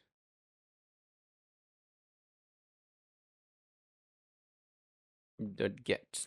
Okay, so in here we are going to get the product by the ID, and the ID should be equal to the ID that's being pushed inside of this data. Okay,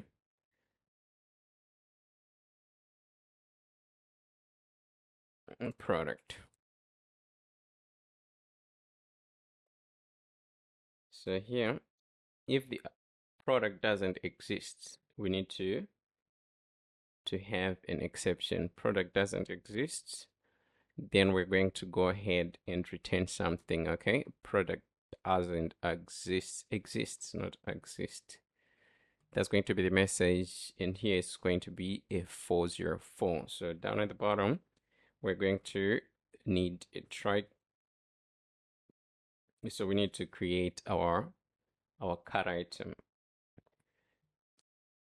Not create our cut item first. So we need to check whether we do have a cut item with the same properties as the one that we are pushing. If we have, then we're going to increment. If we don't, then we are going to go ahead and just create a new product. Okay, so the first thing is to try to get the cart item. So here, carts.object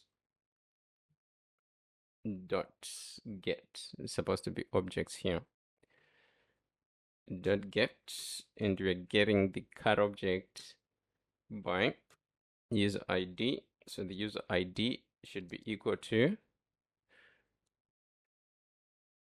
the user. Okay, that's the first. And our product should be equal to product.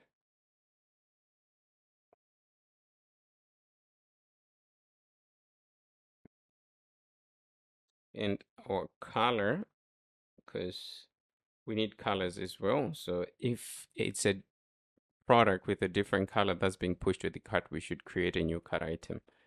Okay, so here we're going to get our data from data color.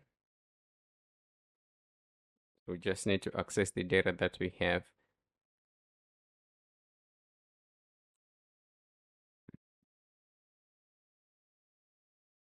This is the same as size. Okay, so we're going to have size. Okay, so let's get rid of that. Down at the bottom, we're going to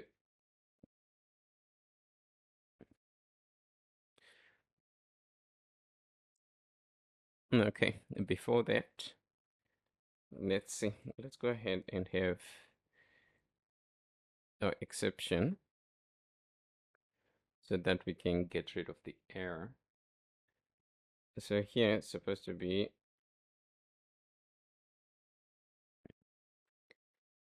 cart dot doesn't exist. Then we need to go ahead and create a cut product, a cut object, and cut item, a cut item. So if it doesn't exist, we need to do something here. So here, what we need to do is to go ahead and increment the cut count if the product exists. So we need to go ahead and access our cut item, and from our cut item we need to access the quantity. So our quantity is plus equal to data dot get, and here we're going to get the quantity.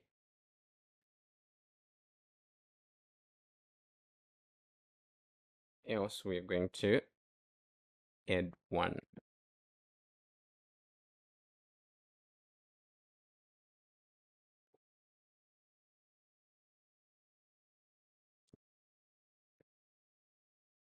After incrementing the quantity, we are going to go ahead and save the data. And then we are just going to return over here. We're going to return item added to the cart, and our response is going to be 200. So here, what I'm not product.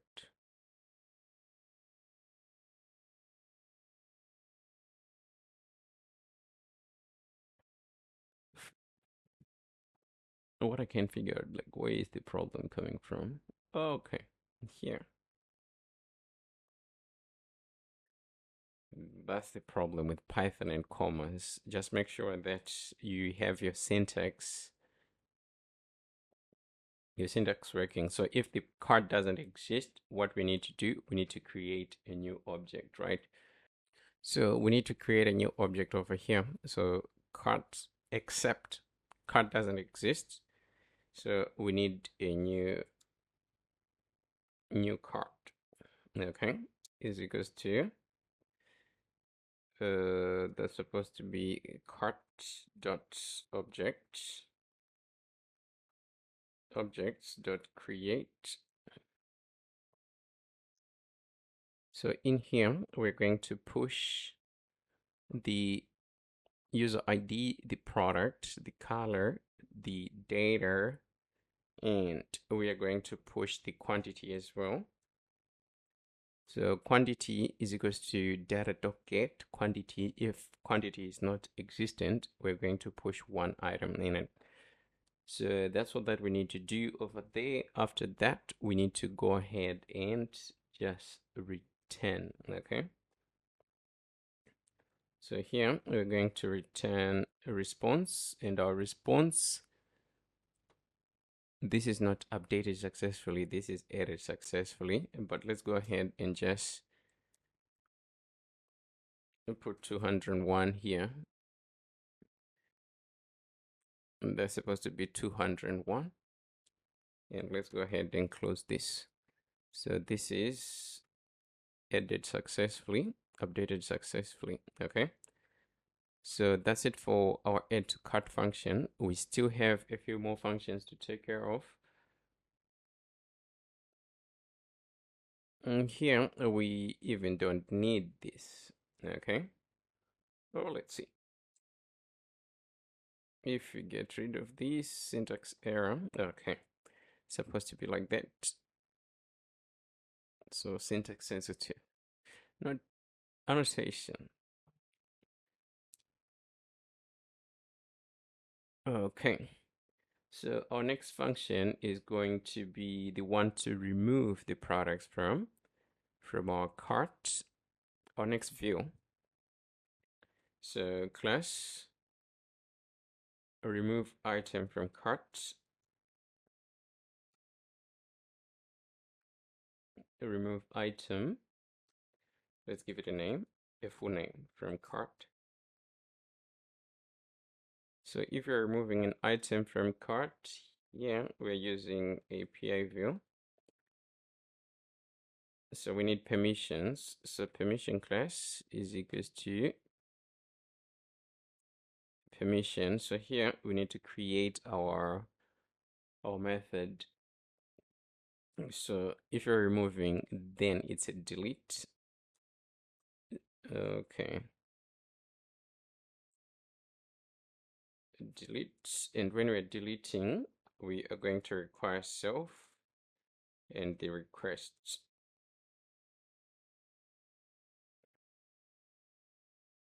So first we need our user. User is equals to a request.user. And we need the cart ID of the item that we're supposed to remove from the cart. So cart ID is equals to request.query params query underscore params dot get. And here we're going to get the ID.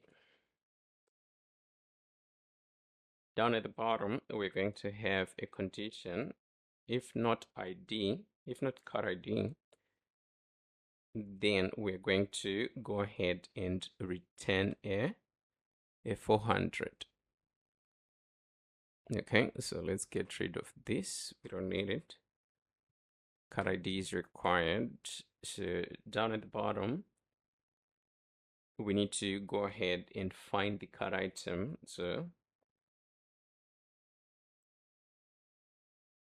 cart items, okay, it's supposed to be cart underscore items is equals to carts dot objects. So from our cart objects, we are going to filter for carts that belongs to the user. So user ID is equals to user, like that.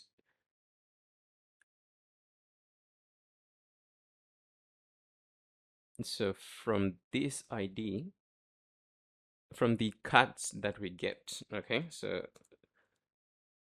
not from, okay, we need to have a condition. If not,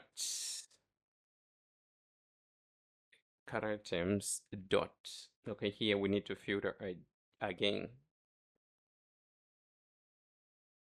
dot filter. Since it's a list, we can filter straight up. We're not getting the objects. So ID is equals to the cart ID provided, right? If this exists, if this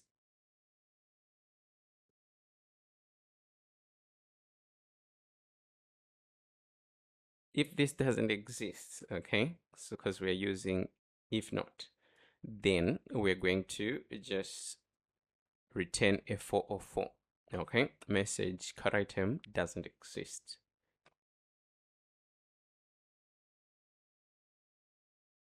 Else, we are going to go ahead and filter again, and then we just delete the item. So we're going to access cart items dot filter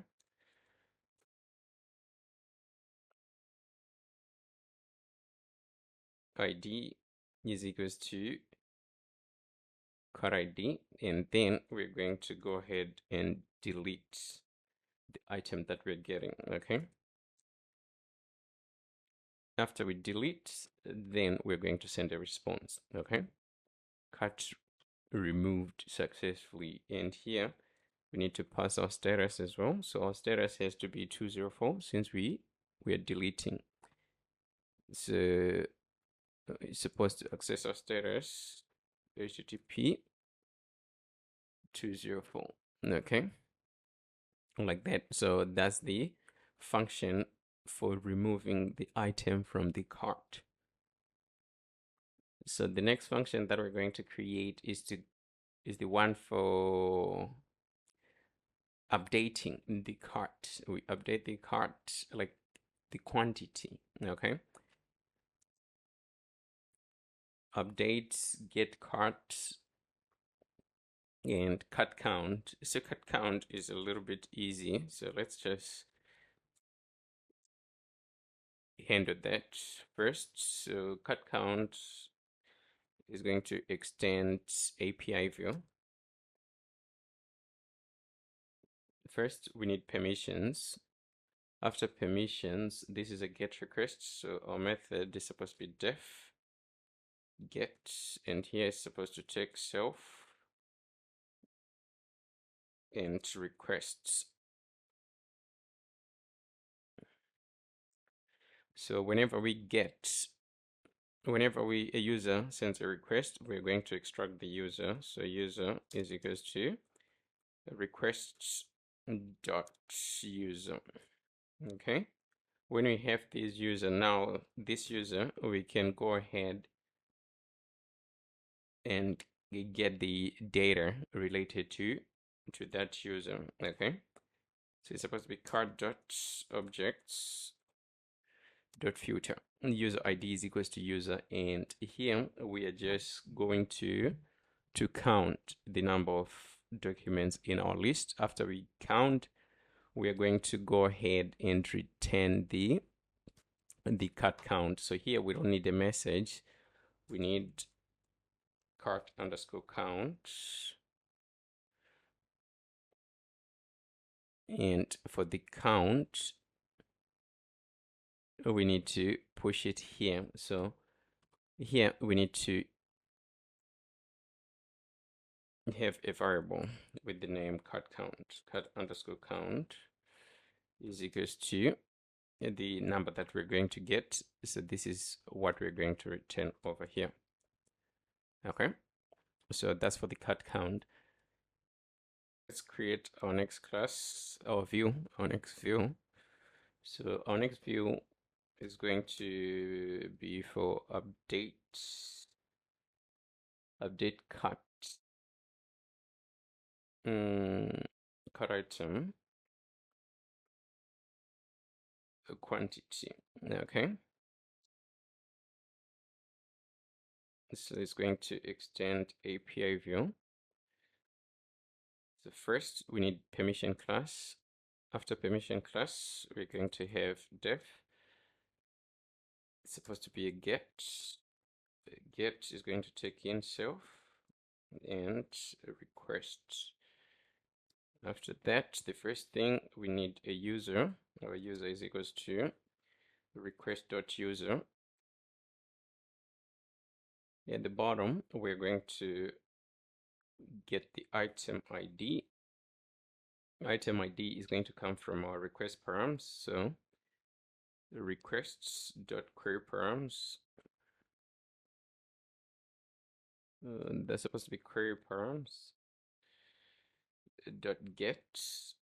So the title is supposed to be ID. Okay, ID over here. So we need to go ahead and say cart. We need to get the cart item with the same ID. Okay, so cart item is equals to get object of 404. Okay, so if we use get object of 404, we're just going to make a request. Okay, so here we need to mention the table that we are going to be interacting with, and we need to pass the field that we are going to filter with. In this case, we are going to use the ID. So our ID is going to be item ID. Okay.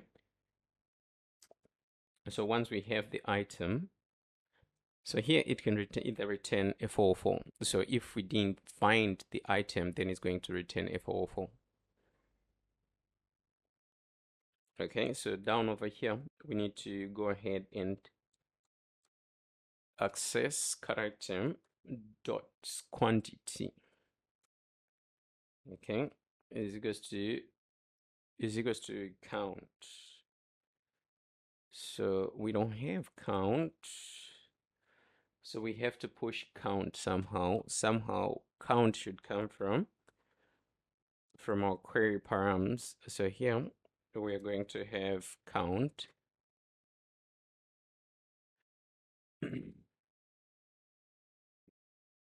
So once that's done, we're going to save the new item. And after we save, we're going to return a response, not count. We can just send a, no, we can just send a 200. So here we're going to send response.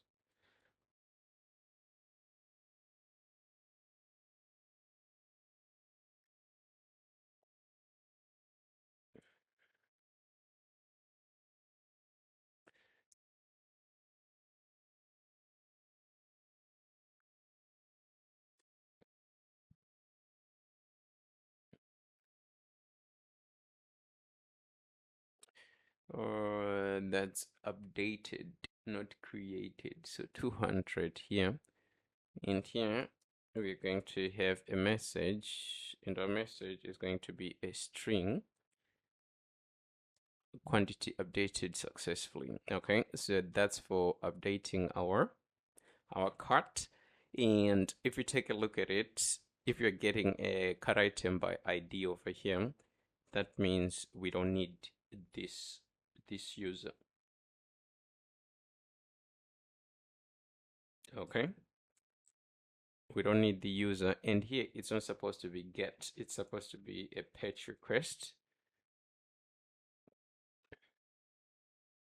So that's what that we need to do over here. So let's focus on the next one. The next one, we are going to just go ahead and get user cart. Okay, class get user cart. So when we're getting user cart, we're going to use, here we can either use, oh, the best way, since it's a list, we can use generics or generics dot list API view. Okay, so first permissions class. After the permissions class, then we are going to go ahead and just get our cart. Okay, so we need a serializer as well. So serializer class is equals to, do we have a cart serializer on top? Yes, probably. We imported cart serializer over here, so now that's where when we're using it. So after our serializer, okay, let's go with def get. Okay, self, then request.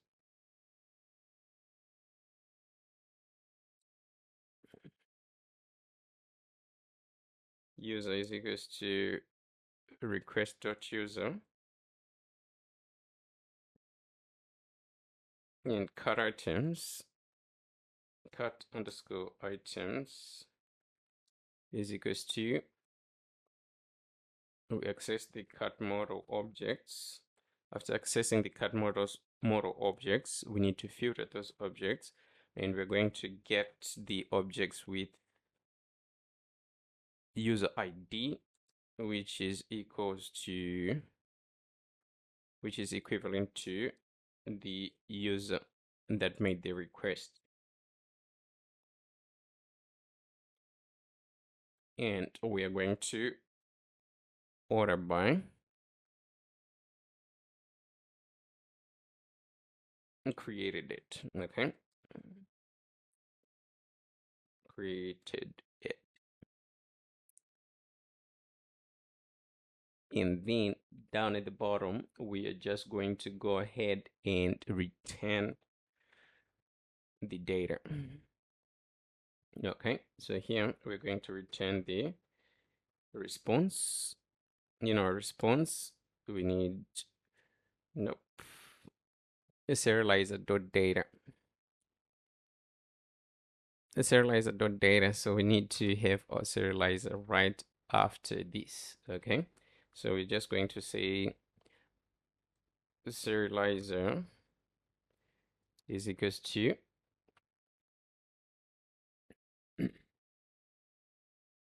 cut serializer, and we need to push the data that we need to convert. Okay, that's the other way that we can serialize our data. Okay, so now if we push cut items, that means we're converting cut items, and here we have to set this many parameter to true since it's a list, like that. And in our response, we're going to return the serialized data. That's the converted data. So serializer.data. Okay. So that's all that we need to do. That's all for getting our cart. We created it. This is correct. So we have all our functions ready. The next thing that we can do is to go ahead and work on our URLs. So 1, 2, 3, 4, 5. Okay, 5 views. Let's go ahead and work on our URLs. So first we need to go to our URLs, and the first thing that we need to do is to import path. Okay, so our path is going to come from Django.urls. Okay, the spelling is wrong. Okay, so here we're going to import path. After importing path, we are going to say from .import models.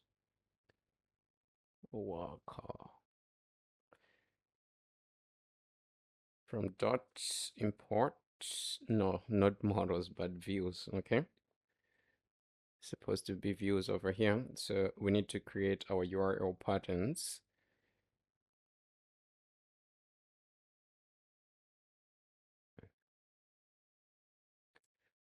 Supposed to be URL patterns, and it's an array.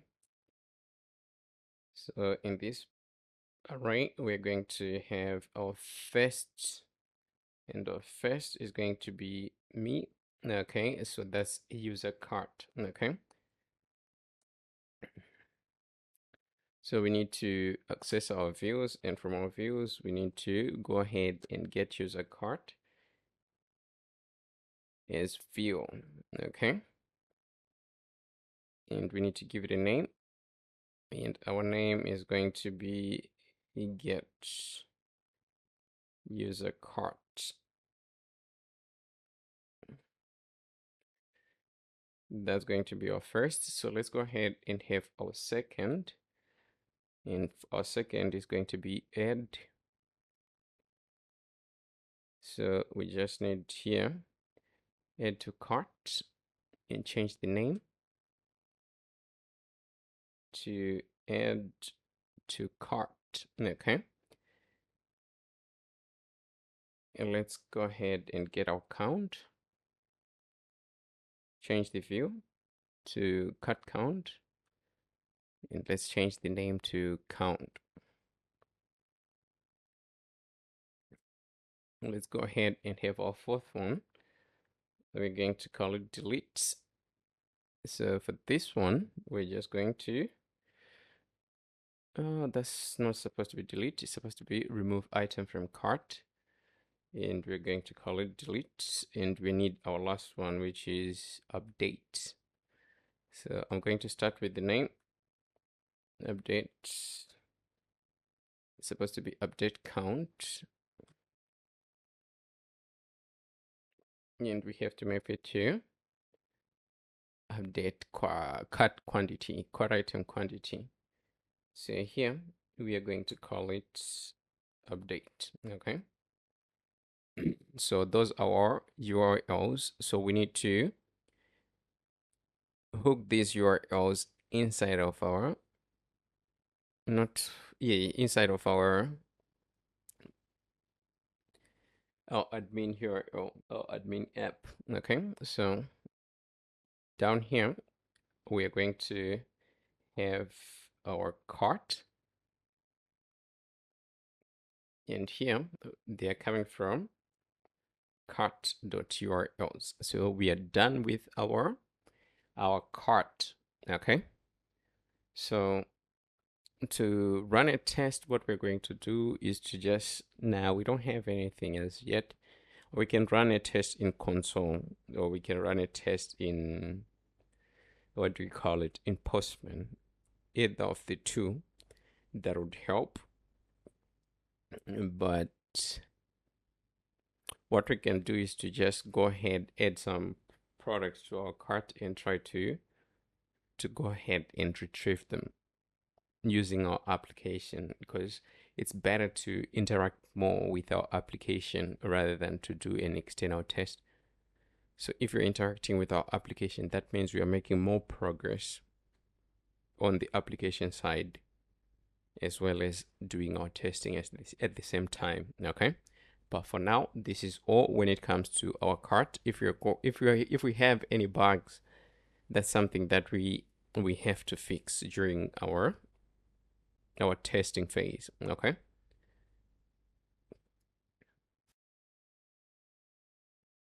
let's go ahead and continue. So what we need to do here, we need to create our models for getting the cart, posting the data, as well as the one for getting the cut count.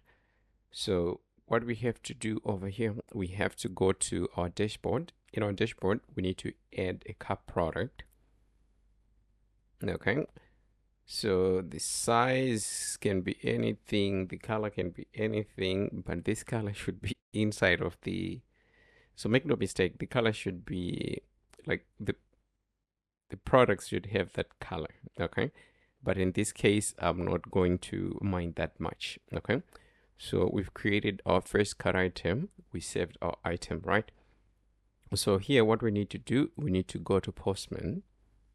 So here we are using a different account. We're not using this account, we're using the Dre account. Okay, we're using the Dre account. Okay, so since we're using the Dre account, we have to just print the token so that we can be able to make API calls. So the easiest way that we can do that, we can just go to any of our page that has a token and then just print that token. Or let's say, for example, here, we can just print the token, then copy the token.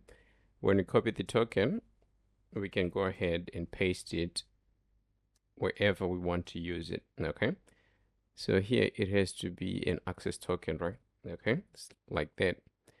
So if we visit our cart now, we have our token right here. Okay, so we need to copy the token and we need to go to Postman. So Postman, don't mind the order, I'm just testing with Postman. I'm not going to create a collection. Okay, since we have a dashboard already. Okay, so our calls are not heavily reliant on on Postman. So here we're getting the cart, right? So we need to paste the token. After pasting the token, we need to send a request. This is the product that we just added to our cart. Okay, so what we're going to do over here, we're going to just copy this data. So we have product. Okay, we have a product. That's interesting. We have product. So let's see how best we can make our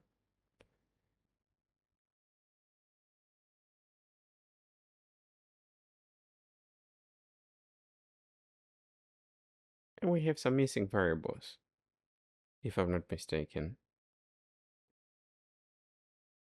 If it is a cart, we have some missing variables. So we have to go back to our backend.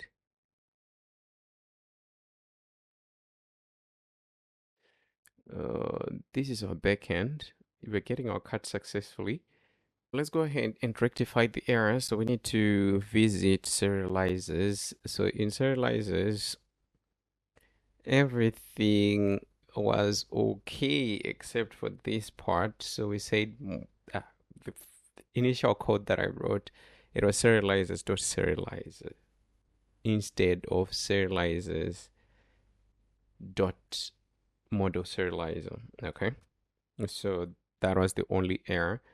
We still need to exclude these three. After we exclude the three, we can make a request. So once we make a request, we're going to get the ID, the product, quantity, size, and color. Okay, so this is what we need. So here we need to go ahead and copy the lists. After copying the lists, we need to go ahead and visit QuickType. After visiting QuickType, we need to create a model. Okay, so our model, probably we are going to just get rid of some stuff. We're going to get rid of some stuff that we're not going to require.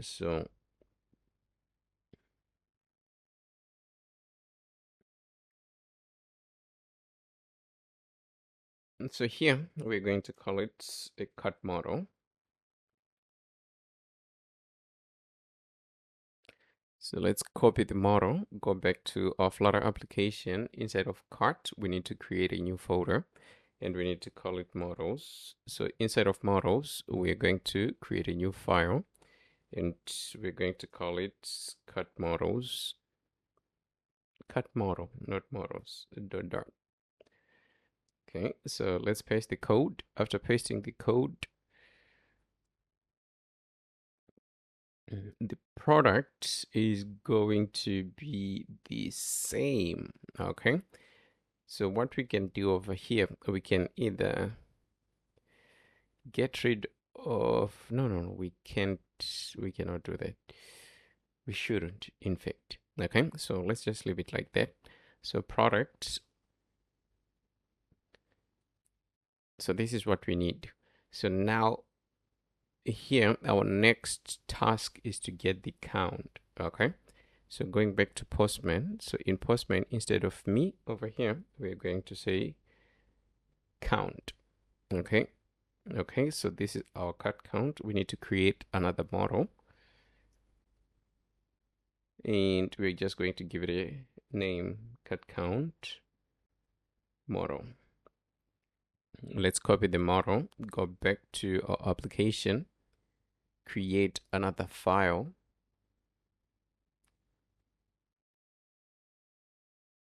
So this should be cut counts underscore model. Okay, and it's going to be a .dot file. Let's paste.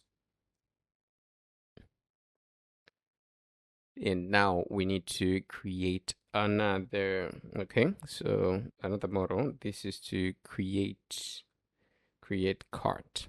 Okay, create cart model dot dart. Okay, so this is the model that we're going to use to create the cart. Okay, so now what we can do, we can go back to our backend. In our backend, we go to not our models per se, but to our views. Add to cart. So this is the data that we're going to require, okay, to create a cart. So the best thing that we can do, we can just go ahead and create the model. So I'm going to go ahead and just create it inside of the QuickType. So first we're going to have product. So our product is going to be an integer, right? Because we're going to just push the product ID. That's an integer. After that, we're going to go ahead and have quantity. That's supposed to be quantity. And as for quantity is an integer. After quantity, we need a string. So our string, we have string for color and string for size. So first, we're going to have size. We just initialize it as an empty string. And as for our color, is a string as well.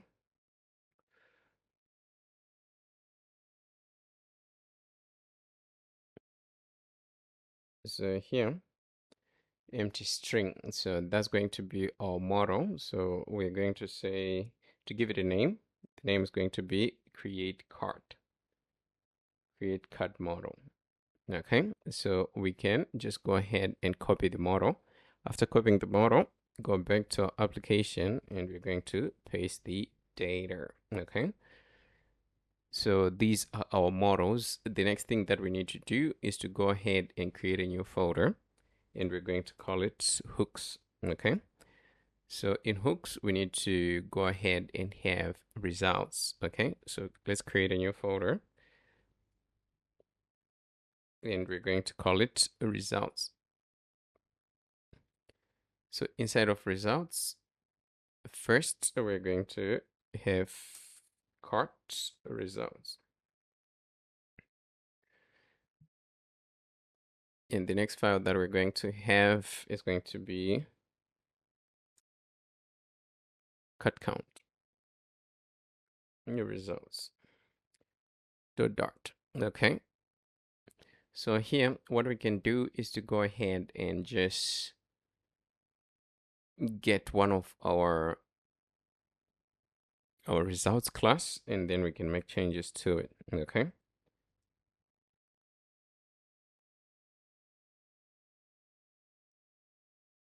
So the first thing that we need to do is to change the name. So here it's supposed to be fetch cut count.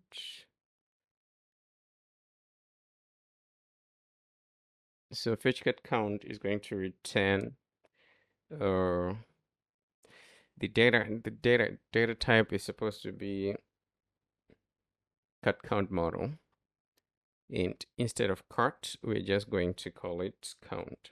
Okay, like that. So that's going to be the one for our cut count, the results for our cut count and cut results. So here we're just going to call it fetch cart. Okay, fetch cart. So when fetching cart, we're going to return a list. That's supposed to be a list, and this is supposed to be a list of cut model. Okay.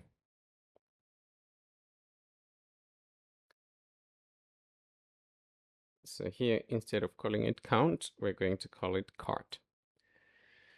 Okay, so we're done with those two. So inside, like that's outside, inside of our hook folder, we're going to create a function, not a function, but a hook to fetch cart. and we need another one to fetch cut count.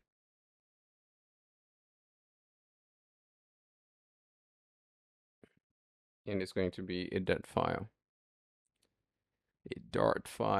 Okay. So we can go ahead and just copy one of our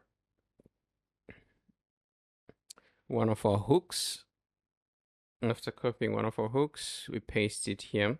So we need to change the return type first. Okay, or we can change the name to fetch. Let's call it fetch cut count, like that. We need to change the return to fetch cut count as well. So we need to import this from our hooks. So here, not from our hook, but from our results, this is going to be count, and this is going to be count.value. So here it's supposed to be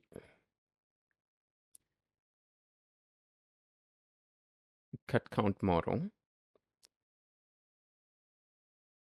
So at the top, what we need to do, we need to create a final.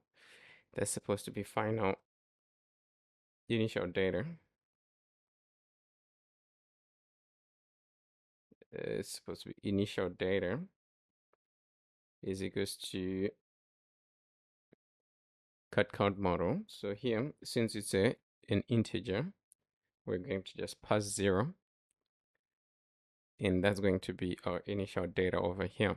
Okay, so here, instead of count categories, it's supposed to be count. Okay, and this one is going to be count as well. So here it's supposed to be cut count from JSON, and we need to change the endpoint to cart and then count. And we should have headers as well for this one. So we need to look for our headers. So our headers, we can find them in our wish list. Let's go ahead, copy our headers. After copying our headers, we need to go ahead and just paste them in here. So at the top, we're going to have final access token. So for access token is going to come from our local storage. So that's going to be storage dot get string, and the string that we're getting over here is going to be access token, right? Like that. Okay, so let's just go ahead and close it. So that's everything that we need to do over here. Let's see. So we might have a situation whereby a user is not logged in. Okay, so if a user is not logged in, then we are not going to run the function over here. So what we can do inside of our use effect, we're going to have a condition if access token. Okay, so that means this access token has to be outside. If access token is equals to null, then when we're not going to do anything, but we can go this route.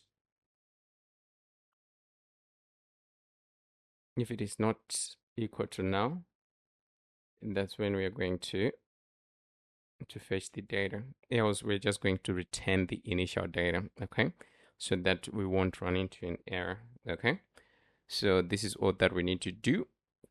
So we should run it whenever we open our home page so that we can have our count. Okay, so we're going to hook it in a little bit, and for our cart we're going to do the same. So it's better to go ahead and copy whatever we have in our wish list because we already have our headers. Okay, and paste the hook. After pasting the hook, we need to change this to cart, not cut count, but this should be cut model. We initialize it as an empty list. So instead of products, we're going to go with cart. Okay, so we need to change this from fetch products to fetch cart. Okay, so let's just go ahead, import the thing, import the return cart me. Okay, that's okay. Everything here checks out. So here is supposed to be cut model from JSON. Everything checks out. So we need to change the name to fetch cart. Okay. So after we're done, then that's all that we need to do over here. So the next task is to go ahead and hook it up. Okay. So in our screen, let's just go ahead and try to set it up. So here, that's going to be wishlist screen. We're just going to copy. We're not going to do it from. So we just copy this, but we also need to convert our stateless widget to a hook widget. Okay, so don't forget. Okay, let's close them all. So we're working inside of our cart screen. So right at the top, let's paste this. Let's have our hook widget over here. Okay, so our hook widget has been imported. We need to fetch cart. Okay. So here, instead of returning a product, we're going to return the cart. Okay, cool.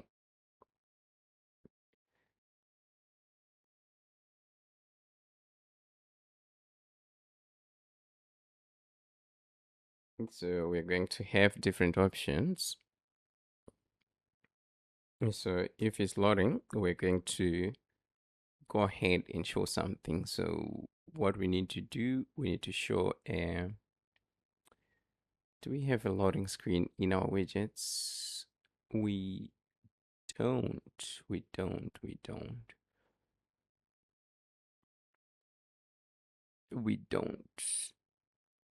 So here, if we don't have a loading screen, that means we need a scaffold, a body, and our body is supposed to be a list schema. Okay, list schema like that.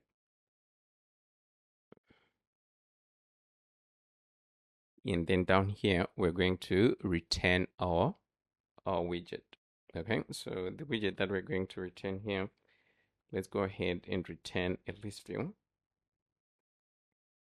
So in our list view, we're going to give it children. So here, a list dot generate. Our length is supposed to be, yes, cart dot length.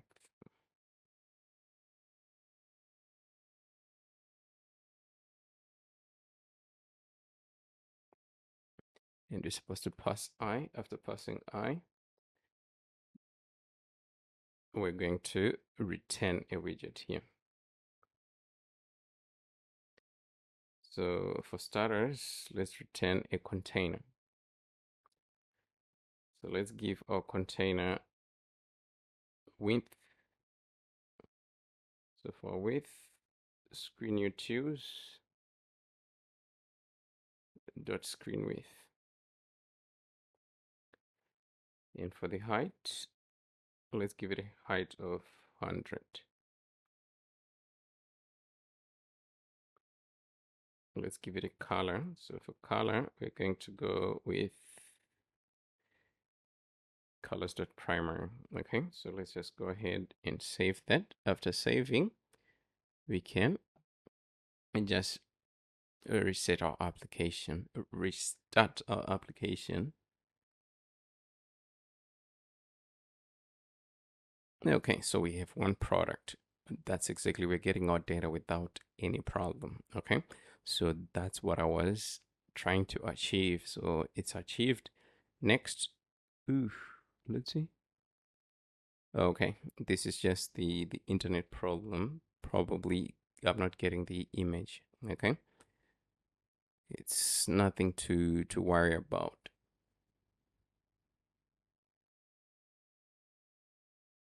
Let's see. Okay, it's these images.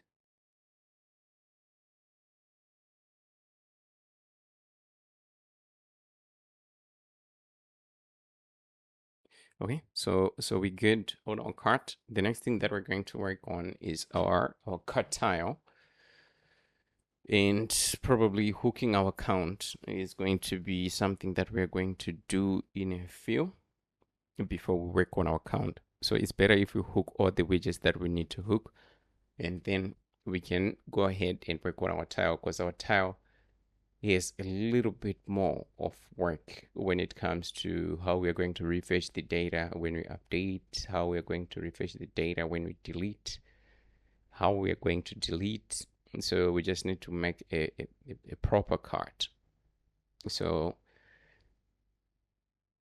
that's something that's going to take a little bit, but it has to be done. Okay, but so far so good. The progress is good enough.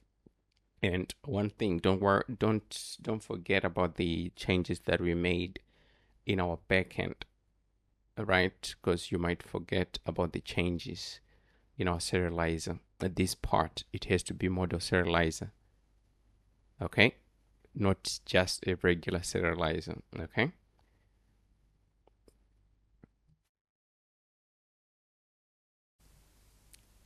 We want to continue to create our cut tile. So what we have to do here, we have a container. So we're not going to just create the tile in here. So we need to go ahead and visit our cut folder. In our cut folder, we need to go to, we don't have the folders yet. So we need to create the folder for widgets. In our widgets folder, we need to create a new file, and we're going to call it cut tile. Okay. So it has to be a dot file. So we have to create a stateless widget. That's supposed to be stateless widget. And we have to give it a name. That's cut tile. Let's go ahead and import material.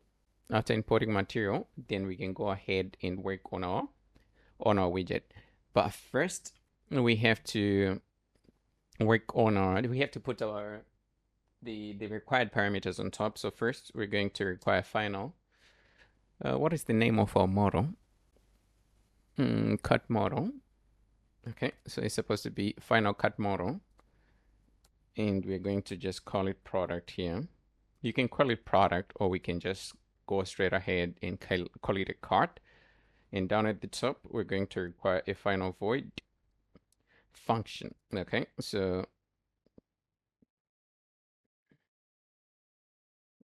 that should be a nullable function. And the first function that we're going to require two functions on delete, because we need to delete from our cut page, not inside of our cut tile. And we also need to have on update. So here, what we're going to do, we're just going to copy paste this, and we're going to say on update. Okay, on update, like that. Okay, so first, let's go ahead and import our cart, and then our cut model, and then we can add this to our constructor. Okay, so that's all that we need to do right at the top. So now we need to work inside of our return widget. So our return widget, let's go ahead and just cut it first. After we cut it, we have to return a consumer. That's supposed to be a consumer. a consumer widget, and we have to have like a cart notifier. So we don't have cart notifier as yet. So we do have cart notifier, cart notifier, not category notifier. So here, the first thing, we import provider. We don't have our cart notifiers yet, so that's something that we need to do. So we need to create a folder for controllers, cart notifier, and here we can just return a container. So inside of our cart, we need to create a new folder, and we are going to call it controllers. In our folder, we need to create a new file. This is going to be our cart notifier, okay? And it's going to be a dot file. So first we need our class,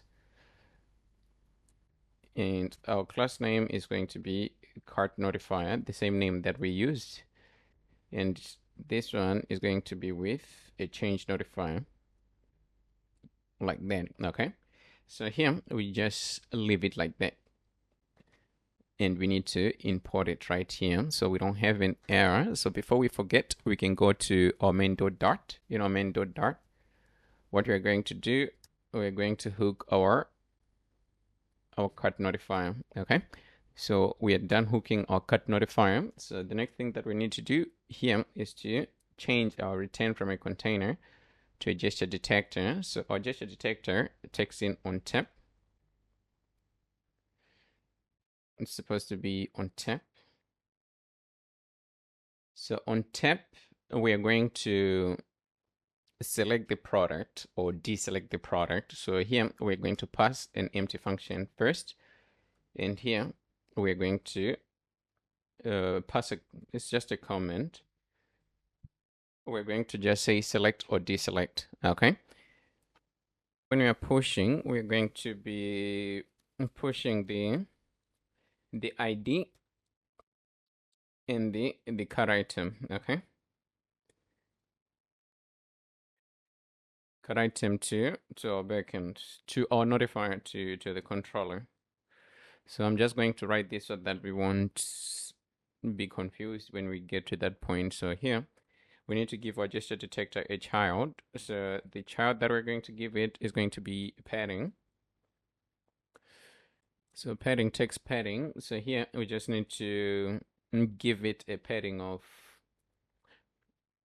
agencies dot only. Okay, so here it's supposed to be agencies dot only, and we're manipulating the bottom part, and we're going to give it a padding of 8. So here, since it's bottom, we're going to use .h. So let's go ahead and give our padding a child. Let's okay, that's a little bit odd, but here we want to create a container. Okay, after creating a container, let's format our code. I'm going to drag this a little bit down, and I'm going to just close the sidebar so that we can have a little bit of row instead. So in our container, the first thing that we need to define is our width. We need width.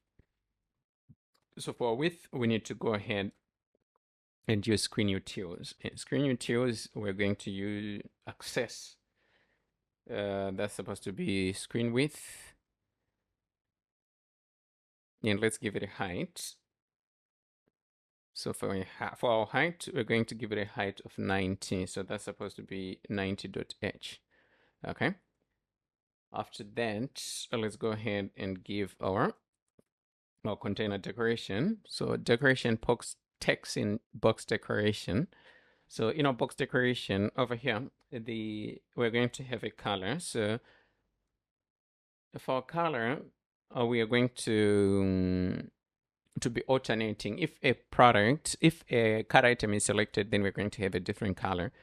And if it is not selected, then we're going to have a different color. But for now, what we can do, we can just go ahead and use colors.white.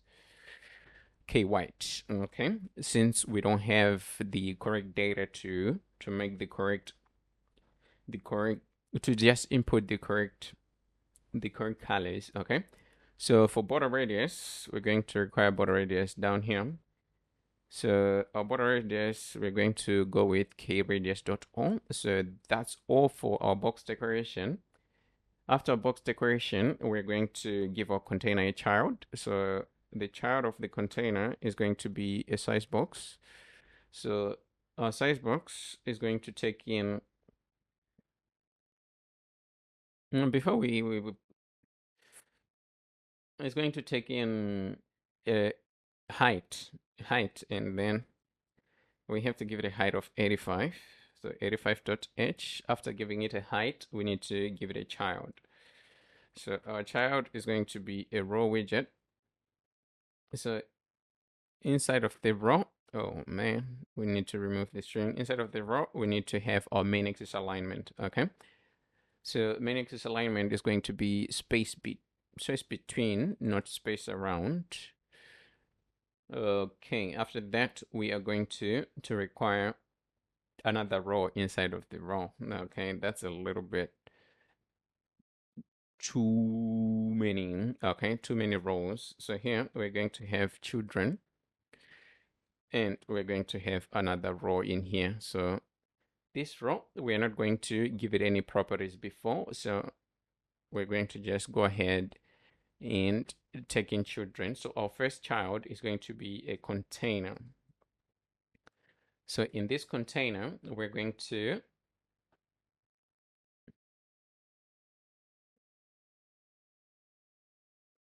okay, let's see. In this container, we're going to go ahead and just give it a decoration. Decoration takes box decoration. So in our box decoration, we're going to take in the color. So for the color is going to be colors.k white. Okay. After the color, we're going to go ahead and give it a border radius. That's supposed to be border radius dot only. So here we need to manipulate the bottom right and top right. Okay, so bottom right. So bottom right is supposed to be radius dot circular, and here we're going to give it a 12. And at the bottom, that's supposed to be right, not left. So it's supposed to be BR, and that's supposed to be TR over here, top right. Okay. So let's just add const to get rid of the complaining lint. After that, in our container, we need to have a child. So our child is going to be a stack, but the best way that we can do, we can put a column first. The difference is the same. Children, and we just convert this to a stack. That was even dumber. Okay, so you can go ahead, just use a stack without putting a column. So inside here, we need a clip rect. So our clip rect takes in BR, that's supposed to be border radius.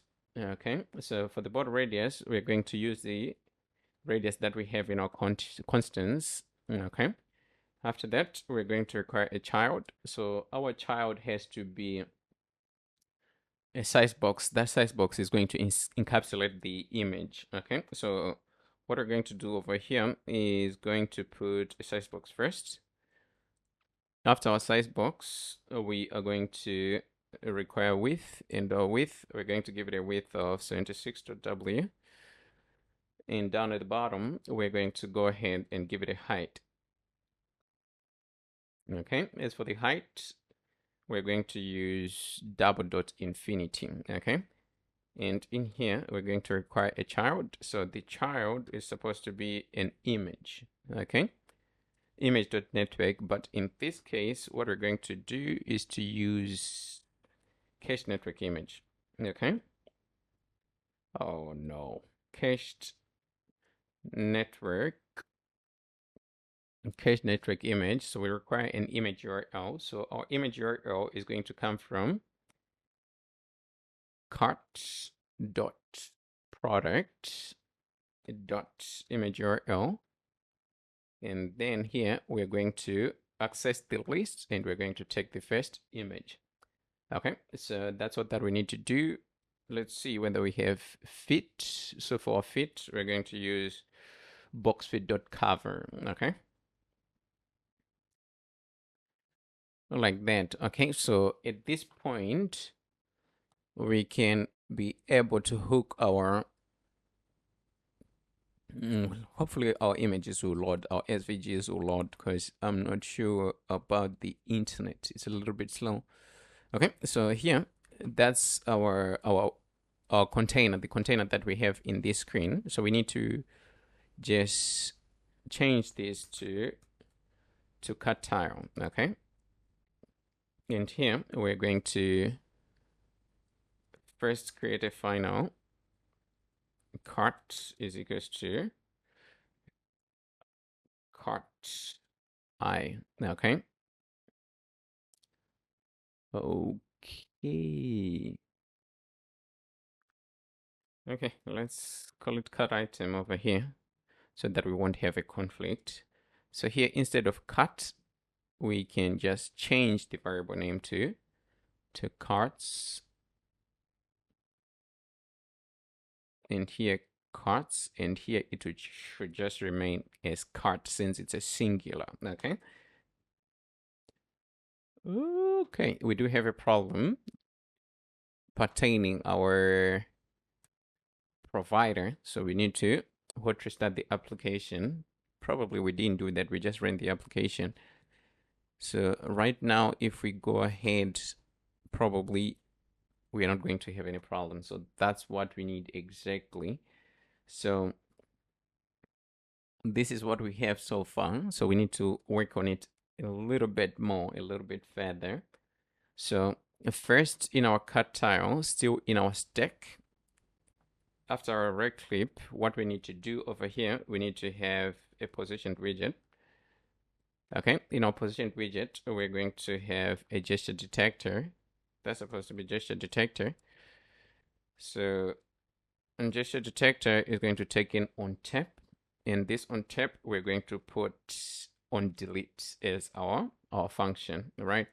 And we need to have a child, and the child that we're going to put over here is going to be an icon, but we need to wrap this icon in a padding first.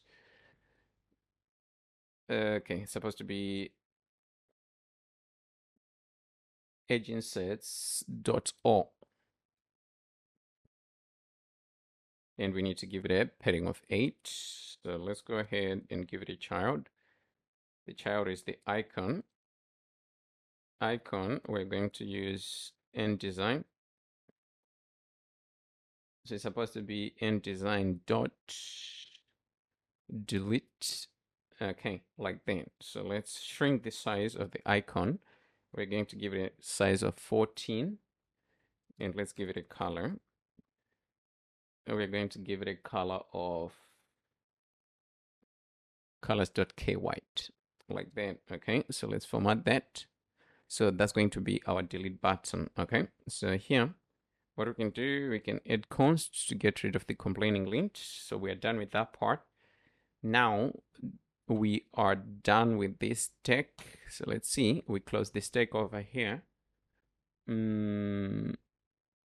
So we need to get outside of this row. Let's see. Okay, outside of the row. Is it outside of the row? I'm confused since we have too many rows. Main. Okay, so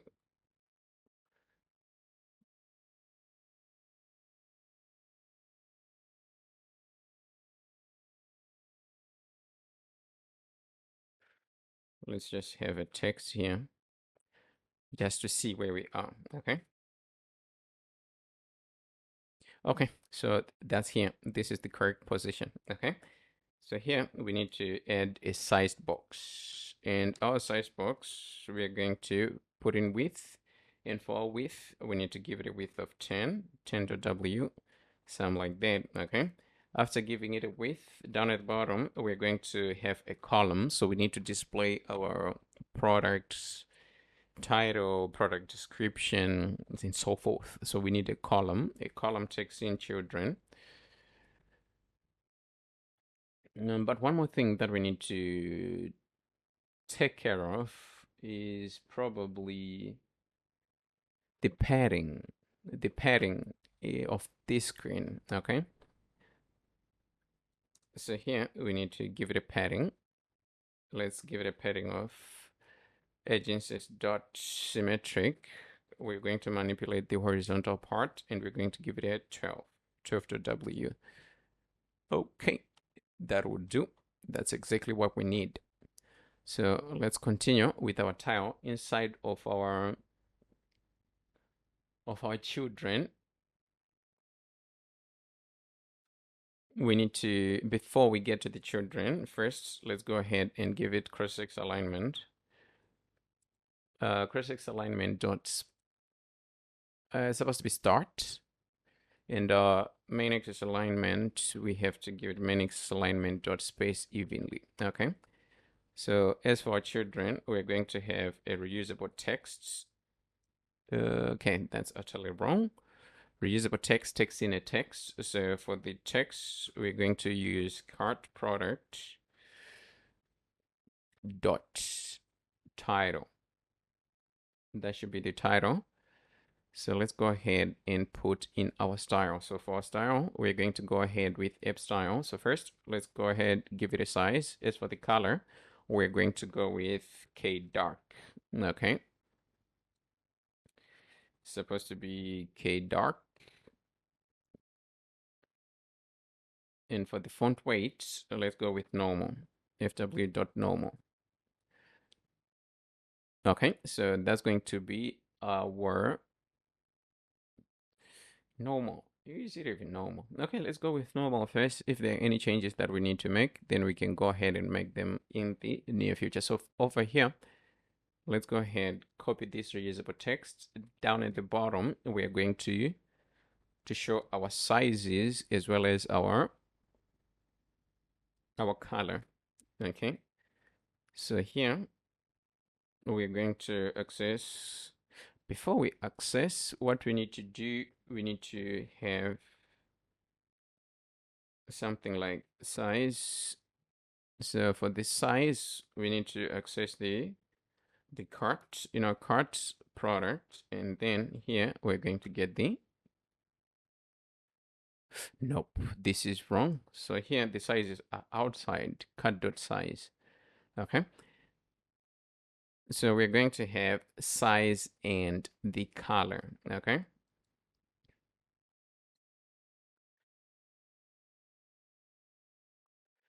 color. Okay, so what we can do here, we can just do it like that. Okay, so we have our size and our color, so we can add a little bit of space like that, size 8, and then we have our color, and our color is green. So here we can just convert everything to uppercase like that, so that we can have something visible down at the bottom. So let's go ahead and copy and paste another text. So this time we're going to use text instead of using our reusable text. And here what we need the cart.product.description.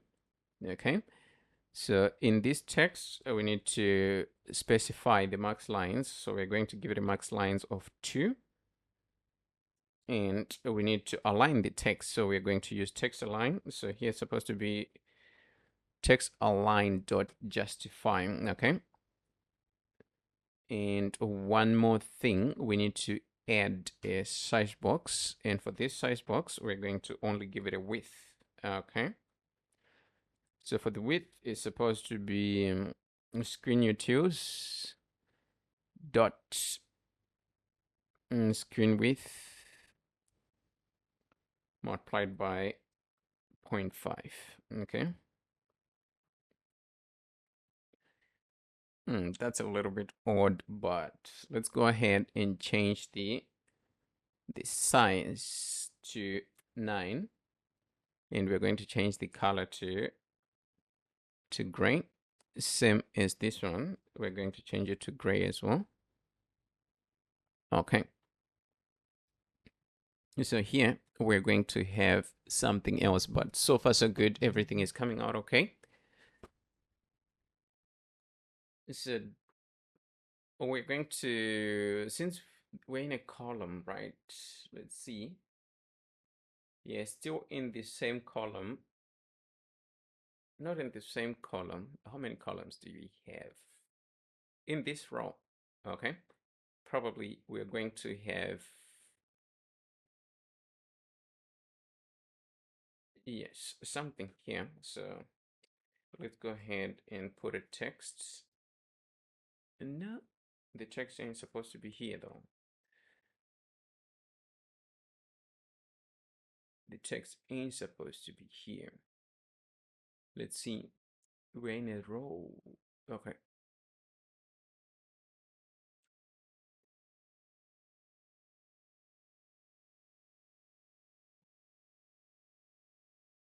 Okay.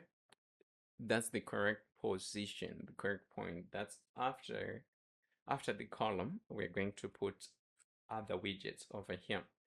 Okay, so these widgets are going to be the counter, the cut count. This one, we're going to require our notifiers to be working, our cut notifier to be working in order for us to achieve what we want to achieve. But for designing, what we're going to do, we're just going to design, and then we can go ahead and use the data that we're going to push to our notifier to make the necessary changes that we need. Okay. So I'm going to leave it like this. When we come back, we out of this row. So that's going to be after the second row. So like the row which is inside the row. Okay. So we have this row and we have this row. So we just close this row, and our next widget is going to be the widget that we're going to place inside of our first row. Okay. So over here, we're going to have a padding. So our padding tag edge inserts dot only. So we need to manipulate the right side only. Okay. So over here, it's supposed to be right. And we're going to give it a padding on 6.0.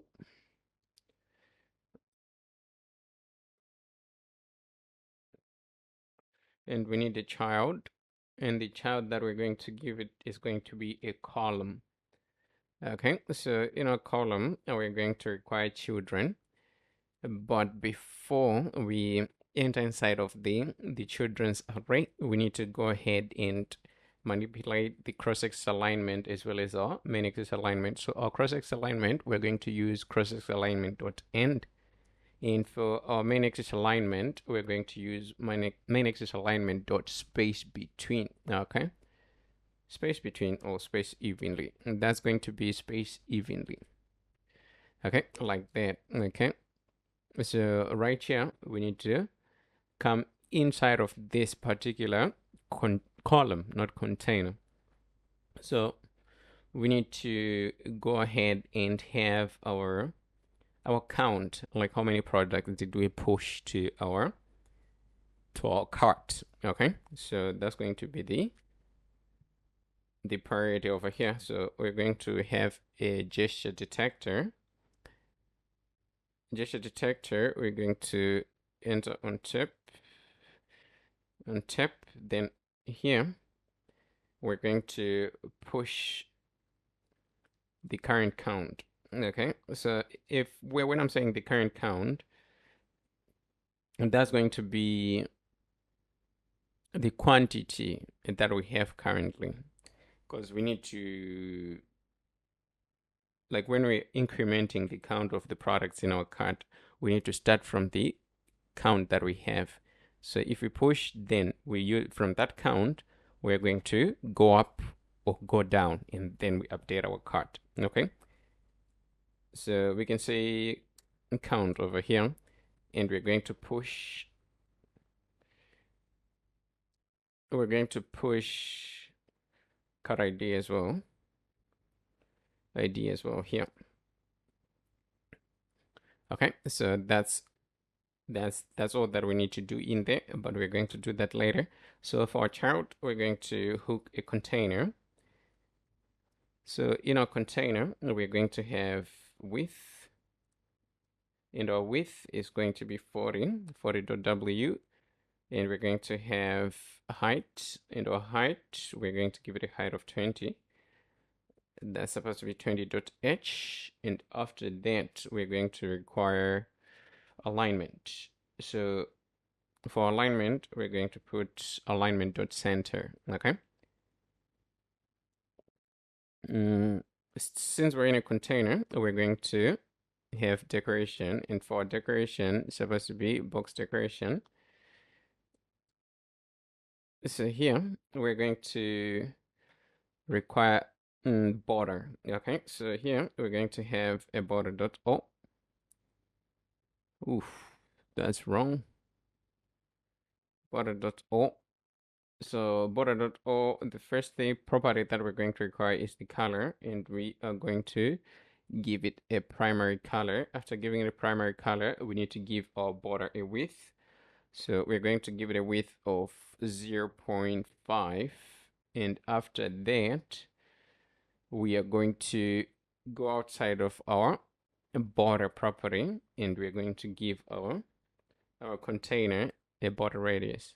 Okay, so for the border radius, we're going to give it a border radius of border radius dot circular, and the radius that we're going to give it is a radius of 4. Okay, so it can be 4.0 or 4, either way. That's going to be okay. So we have to give our container a child. All right, so for the child, we're going to utilize a reusable text widget. So in our reusable text widget, we are going to display the quantity. Okay, so in order for us to display the quantity, we are going to use interpolation. So here we need to access cart, and we need the quantity. Okay, and down here we are going to say multiplied by, okay, multiplied by 1, multiplied by 2, multiplied by 3, something like that. Okay, so here we are going to require our app style. As for app style, we need to put the size, of which our size is 12. After that, let's go ahead and give it a color. So that's supposed to be colors dot primary, and let's go and give it font weight. So it's supposed to be font weight dot. Here we are going to go with normal. So let's save that. So that's going to be our count. Okay. So we need to add a little bit more widgets inside of our column. So here we're going to add a size box. It's supposed to be a size box, and here let's give it a height. We're going to give it a height of 6, so 6.h, and down at the bottom we are going to show our price. That's going to be the first thing that we need to do. So to show our price, we are going to have a padding, and for padding we're going to use agencies dots only. And to the right, we need to give it a padding of 6, and after that, let's go ahead and give it a child.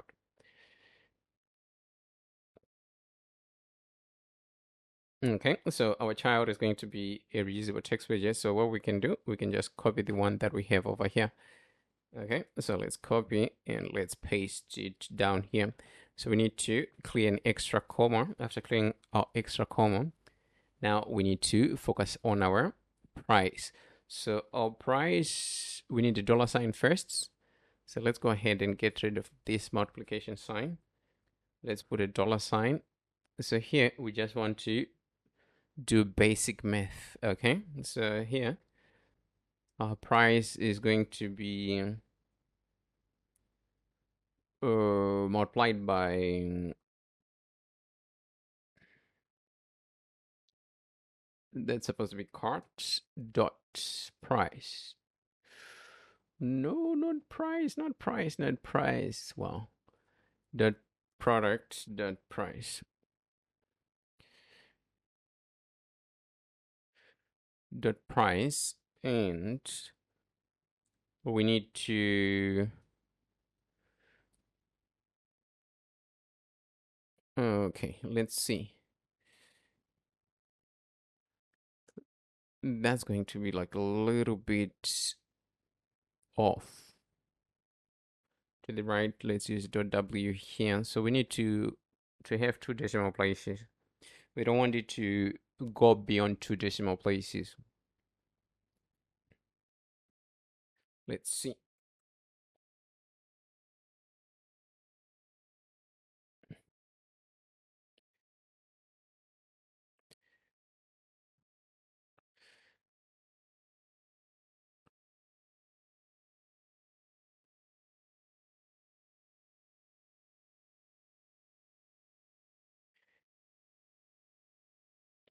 Okay, that would work.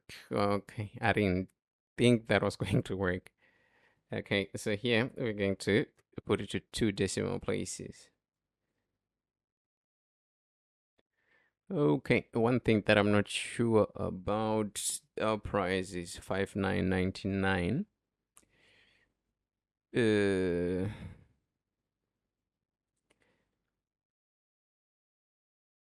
What's the price of one item? Okay, we have one item, not two items here. Okay, so the price is correct. So if we let's just change this and put a let's put a static number. Okay, the price will increment. So that's okay. That's good. So this is the correct way to do it. Okay. And we need to change the font weight to W600. Like that. Okay, make it a little bit bold. So that's what we need to do so far. So we need to create a few more widgets. The next one that we're going to create is the button to update the cart. Okay, we're going to put it once we have our data and we will finish working on our controller. But what we can do, we can create a new file. We can give it a name. We can just say update button. It's supposed to be update underscore button, and it's going to be a .dot file over here. Let's create a stateless widget and give it a name, update button.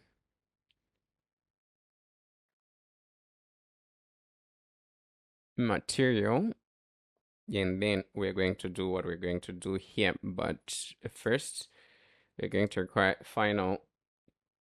That's supposed to be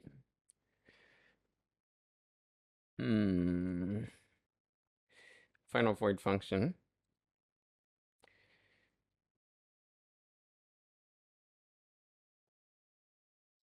And we're going to call it on update.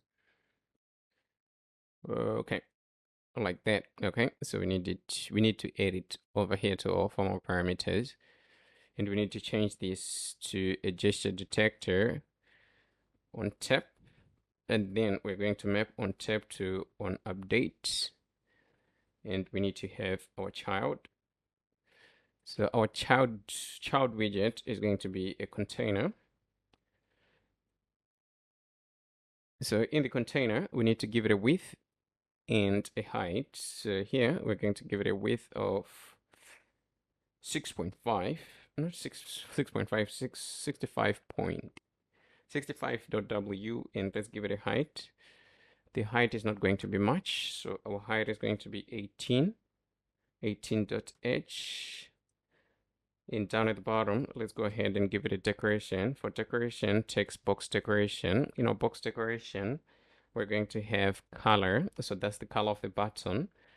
So here, our button, we're going to give it a primary color. And after that, we're going to require border radius. And for our border radius, we're going to give it a border radius of border radius.secular. And our radius is going to be 12, like that. Okay, so this is for a container, but our container needs a child. So the child is going to be a center widget. Let's go ahead, center, center, a center text in a child, and the child is going to be the button text, right? Since we are creating a button at the moment, so it's supposed to be a reusable text. So here, the name that we're going to give it is going to be update. We need to add a style to it. Okay, so here we're going to hook it to app style. Ooh. App style. Give it a 11. After that, supposed to be colors.white. Oh no. Colors.white. After we give it a color, we're going to give it font weight, and then font weight is going to be normal. So we are done with this widget. The next thing is to hook it up. So we need to work on another one, which is the counter. So if we press here, it's supposed to change to a counter so that we can increment, or it can increment, so that we can increment the count of our quantity. At the same time, we'll be showing the update button down here. Okay, if you're done, then we can just go ahead and update, then we can refresh the data. Okay, so that's what that we need to do. But so far so good, our progress is okay. So let's go ahead and work on our next widget, which is the head and create our cut counter. So here we're going to create a new file and we're going to call it cut counter. Okay, it's supposed to be cut counter dot. Okay, at the same time we need to create our functions inside of our controllers. So probably that's the first thing that we should do. We create our controllers which are going to handle our count, and then we can go ahead and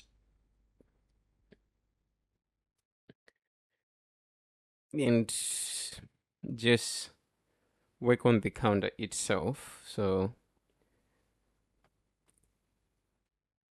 this is cut counter. Let's create a stateless widget, and we're going to call it cut counter. Let's import material. Let's just save. Let's close it for a little bit. We go to our cut notifier. So in our cut notifier, we're going to have our count. That's supposed to be int. It's supposed to be private quantity. Okay, qty is equals to 0. Let's just go ahead. That's going to be our initial value. And we're going to get the quantity, and we want a setter. Okay, not a setter per se. We want to increment and decrement. Okay, so here we need to create a function for it. Increment, and down at the bottom we're going to create one to decrement. Okay, so in our increment we're going to, let's see,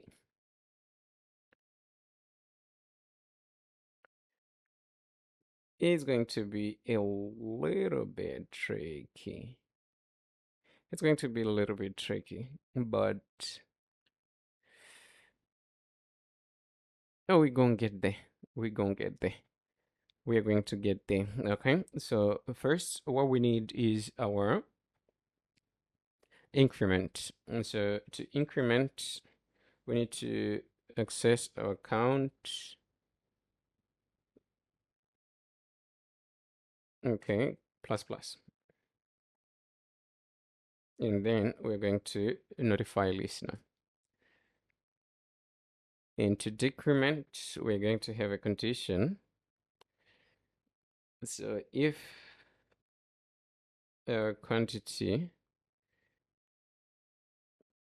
is greater than 1, that's when we are just going to go ahead and decrement. Okay, So we're not going to go beyond. We are not going to go beyond one, beyond zero, beyond one. Like that's from one to. So if we coming from two one, after one, we are not going to do anything. So down at the bottom, we are going to have something like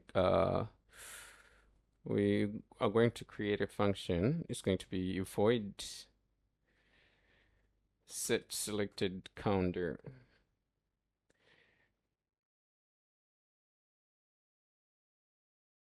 So here our selected counter, we're going to require an integer.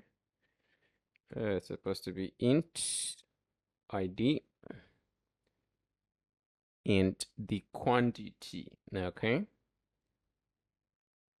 and int quantity is in Q. So we need to create a variable where we are going to store the ID and where we are going to store the quantity. So here we're going to push the quantity from, so let's say if we click here, then this is the function that we're going to run first. And then we push the quantity, then our quantity here is going to be the one that is being pushed from here, and we will have the ID of the cart that we are working on. Okay, so we need to have a variable where we are storing our count, not our selected counter. Okay, int underscore, let's say selected counter or selected cart. Selected cart. Let's make it nullable.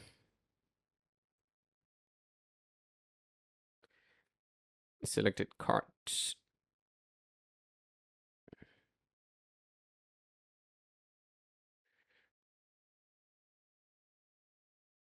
Selected cart. Okay. So here, our selected cart, it's a little bit tricky. It goes to the ID. Okay, that's the first thing. Next, our quantity.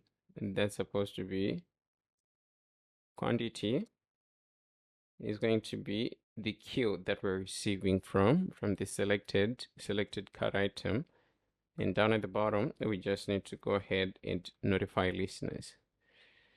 So that's the cart is going to be a little bit crazy, but we are going to handle it in a proper way. Okay, we need everything working. Okay, so now that we're done with our notifier, what we can do, we can come to our counter. Okay, so coming to our counter, the first thing that we need to do, we need a consumer over here. So our consumer, we're going to consume cart notifier. And that's a provider. What's going on? Okay, probably. Huh? We shouldn't have an error of that sort. Okay, this is where we have our error. It should be a container. Let's return a container for the meantime. And here we can just call this controller. You might call it whatever. I prefer to call it the same name, okay? As in cart notifier, so that we won't get confused like where the data is coming from. But this is how we're going to do it over here. We're going to return a column. A column.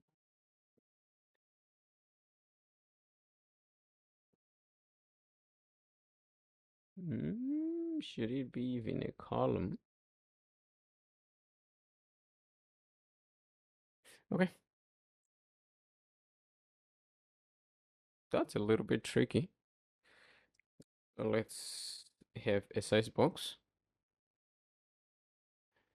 Size box with a height of 65. And that's width. Our height, we're going to give it a height of 23. 23.h. Let's give it a width. Let's give it a width of 65.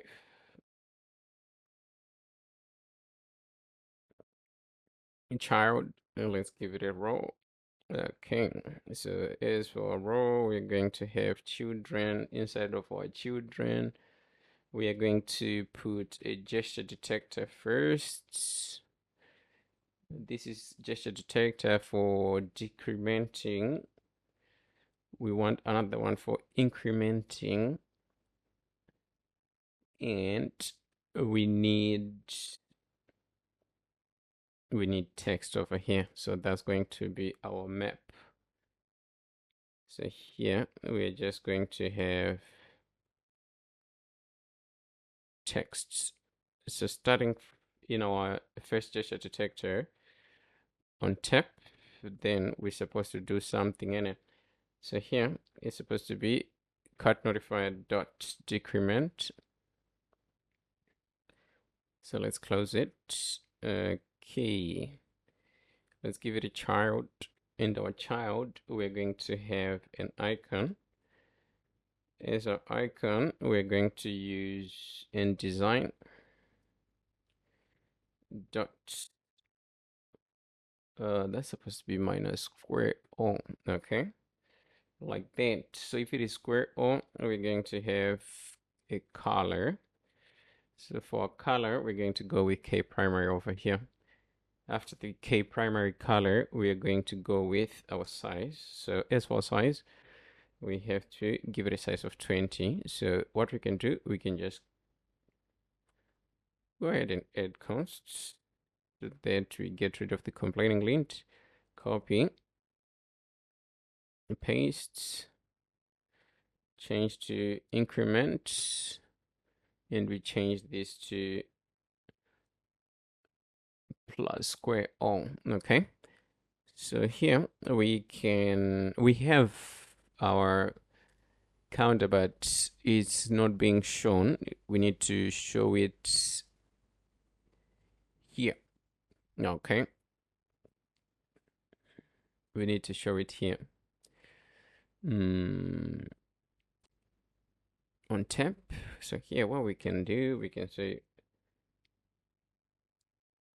we can just use on double tap as well, like that. Okay, so we're going to use this too. So over here, what we need to do, we need to say context.read, and what we're going to be reading is going to be our card notifier, and from our card notifier we're going to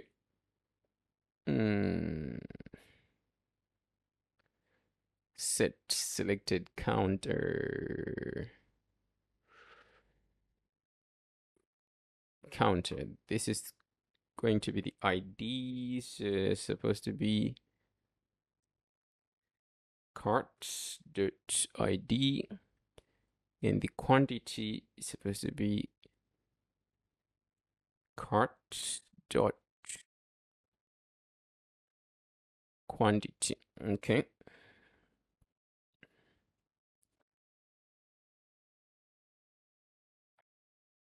and so that's in our cart tile. That's in our cart tile. So we need to have a condition. The condition is supposed to be here before the gesture detector. So here we're going to say, oh, here we use context. Did we? Oh, we wrapped it in our cut notifier. So we don't need to use context over here. We just need to use the cut notifier. So the same that we're going to do here, cut notifier dot selected cart. is equals to okay, so the first thing that we need to check is not equal to now.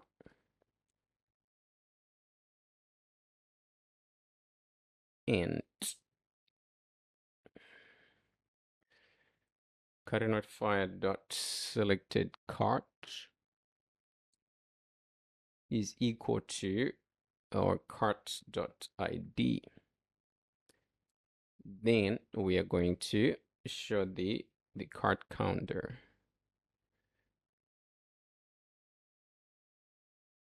Else we are going to show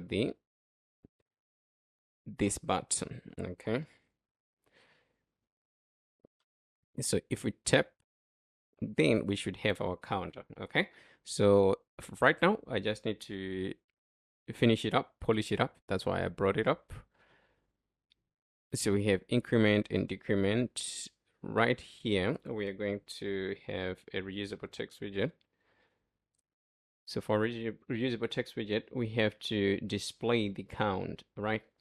That's supposed to be the count that we're getting from our counter, not our cart. Okay, so here we're supposed to access our cart notifier, and from our cart notifier we're going to display the quantity, and we need to convert this to string, and let's give it an app style.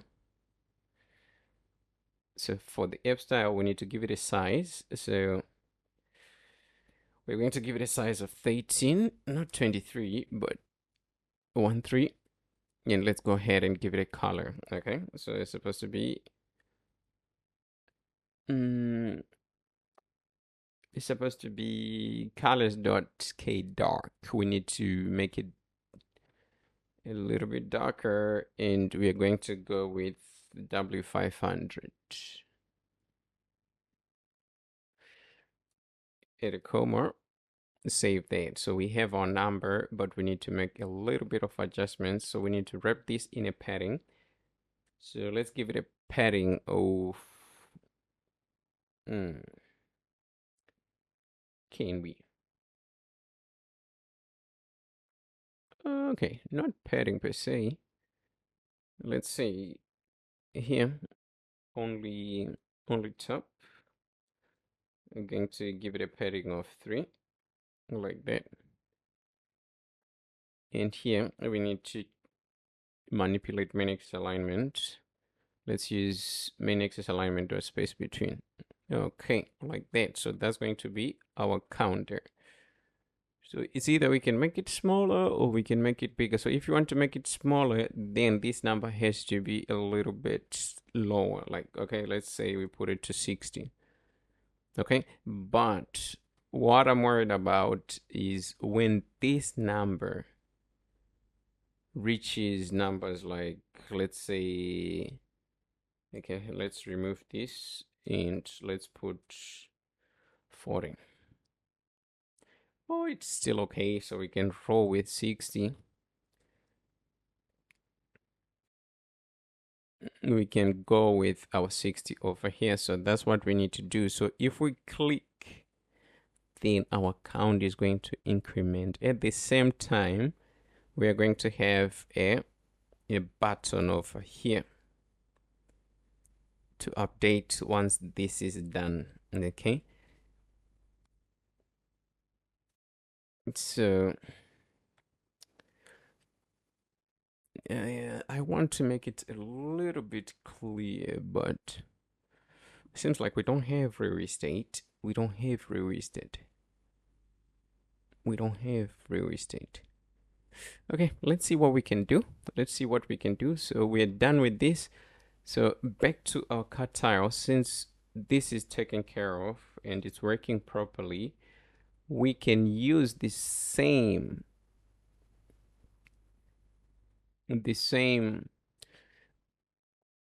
condition that we have over here to display the update button. Okay,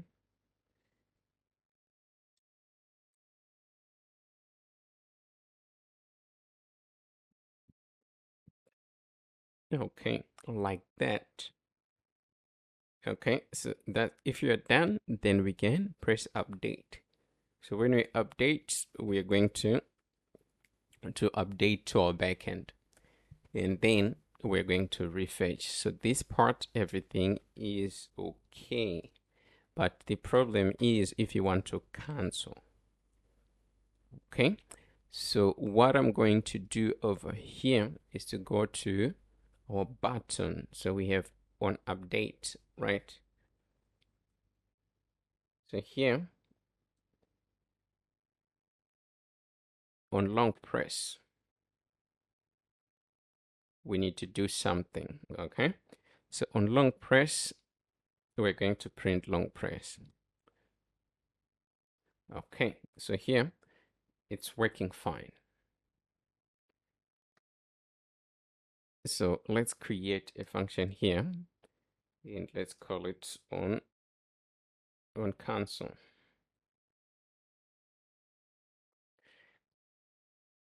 Either way, this one can be anywhere. What we just need to do is to access our cut notifier. So we need to clear these. We need to clear these. Okay. So we're going to say to create a function void clear selected. It's supposed to be void over here. Void clear selected. So when we're clearing selected, we're going to set selected card to null. And then we're going to notify listener.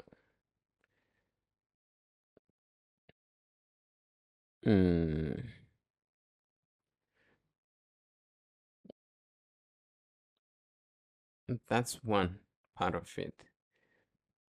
But we might need to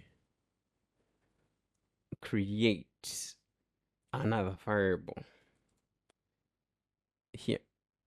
Okay, and we're going to call it, let's call it current. That's before increment, before whatever, before we do anything. Okay, this is, we want to store the value. As soon as we get the Q here, we want to store the value in here is equals to Q. Okay, once we store Q in current, okay, we can call it C or current. You can call it whatever you want. That's our current count. Okay, so I'm just going to call it Q. Q is equals to C is equals to Q. So here, when we change, but either way, we don't even need to do it. We don't need to do that. This is inappropriate, because if we set to now, whatever is going to show here is not this. Is going to be the cut quantity that we have from our backend. So that was a little bit of extra work, unnecessary work. So what we can do over here, we're going to just set quantity to 0. Okay, so let's just go ahead and do that. So we need to call this function from our button. So here we're going to say context dot read, and we're reading cut notifier, and from our cut notifier we're going to clear.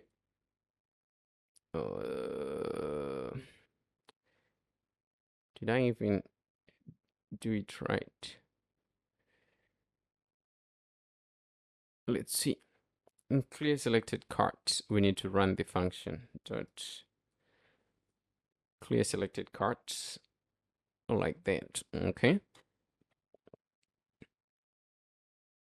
Okay, that's it.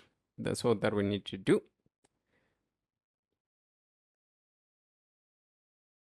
So now we can be able to go back. We don't want to update. We have to long press. If you click on update, it still works. If you long press, then it will go back without doing anything. So that's all that we need to do pertaining our cut count. So probably the next thing that we can do at this point is to go ahead and just create the functions to update and then push the data to the backend to refresh the data and see how it is going to work. But so far so good. We don't have a problem. Everything is working fine. Probably the difficult part that we're going to face is to select products, deselect products when we need to check out. But yeah, we need to just take it step by step. Okay. To do right now is to just go ahead and create a function to update and to delete as well. So we have to go to our cut notifier instead of our cut notifier. What we need to do, we need to create a future. That's supposed to be a future void function or a void function, either way. Okay, we're going to should we delete? Okay, let's delete might be a little bit tricky. Let's go ahead and just delete cart. Okay. Okay. Inside, not inside. Let's go ahead create another one. We can just say update cart. Okay, those two. So the first one that we should focus on is to update cart. So when you're updating cart, we're going to have int ID. That's the ID of the cart that we're updating. And one other thing, we are going to call refetch. Okay, we're going to require void function.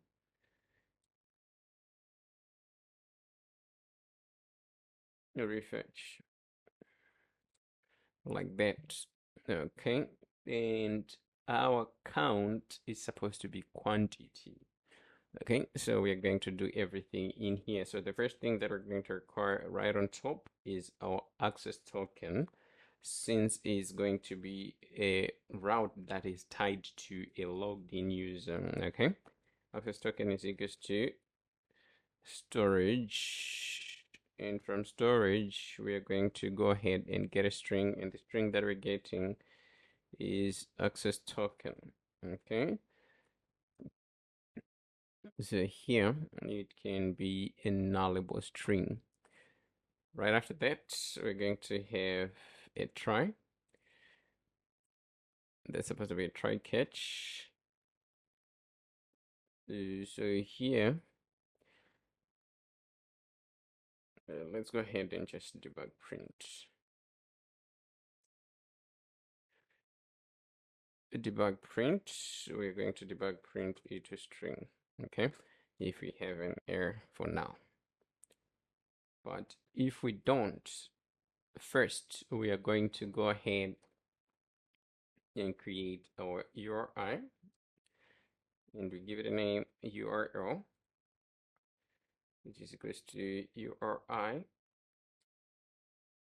dot parse, and we need to have our base URL in here. So first we're going to have our base URL API base URL, and from base URL we need the endpoint. Our endpoint is API, and we're going to access our cart, and from our cart we're going to update.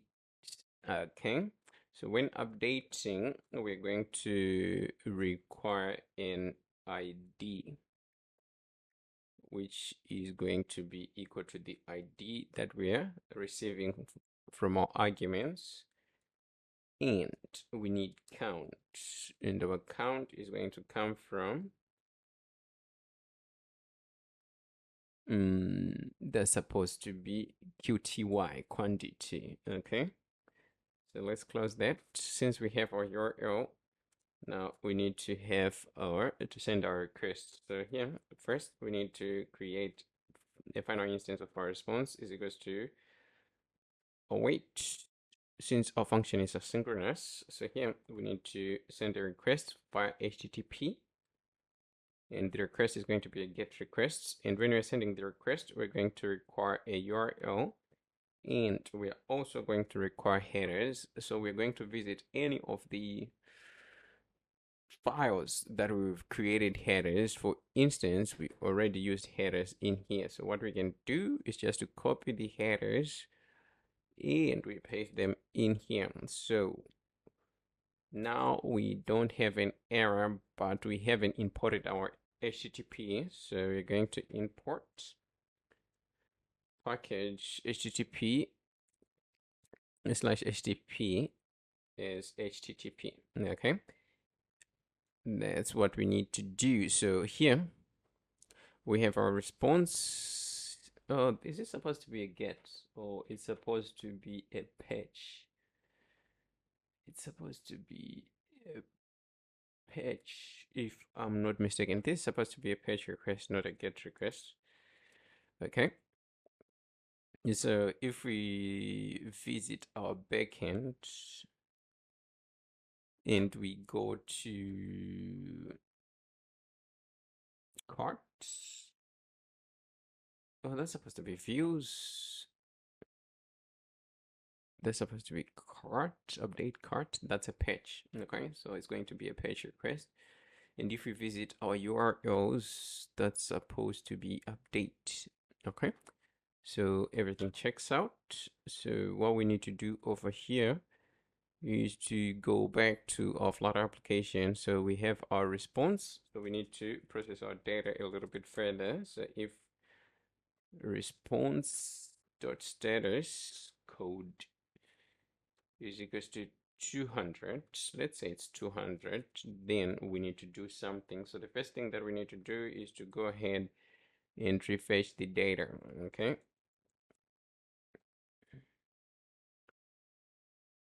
we refresh the data. After refreshing the data, we're going to, it's supposed to be clear selected over here. Okay, let's check whether our response is 200 or not. The response that we're getting, if we, that's 200, so that's okay, that checks out.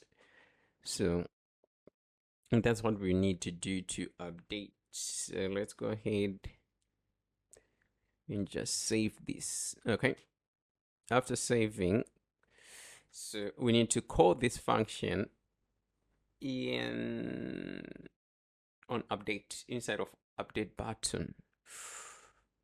Ooh. Let's see. No.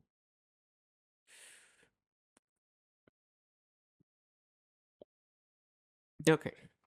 This int, we ain't supposed to even like have this int over here. I don't even know why it's there. Okay. Because if it is the same integer that we are pushing in here. Okay. So if it is the same, what we can do, we have to use selected cart. Okay, and get rid of, yeah, but we can just send either way, because from where we're calling the function, we have that data, so it won't be a problem. So let's say we're calling this from cut tile, right? Here inside of our button, we're supposed to say on update. That's when we are going to call our function. So we need to remove this. So we just need to access our cart notifier, and from our cart notifier, we need to update cart. So we need our ID. That's supposed to be cart.id, and refetch is going to come from, oof, that's wrong. That's utterly wrong. Okay, not utterly wrong, not completely wrong. We're almost there. Okay, we're calling this function from the wrong position. So here we're supposed to match this to on update. So this is not supposed to be, the function is not supposed to be run in here, but it's supposed to come from the parent page, which is this screen. It's supposed to be out here. Okay,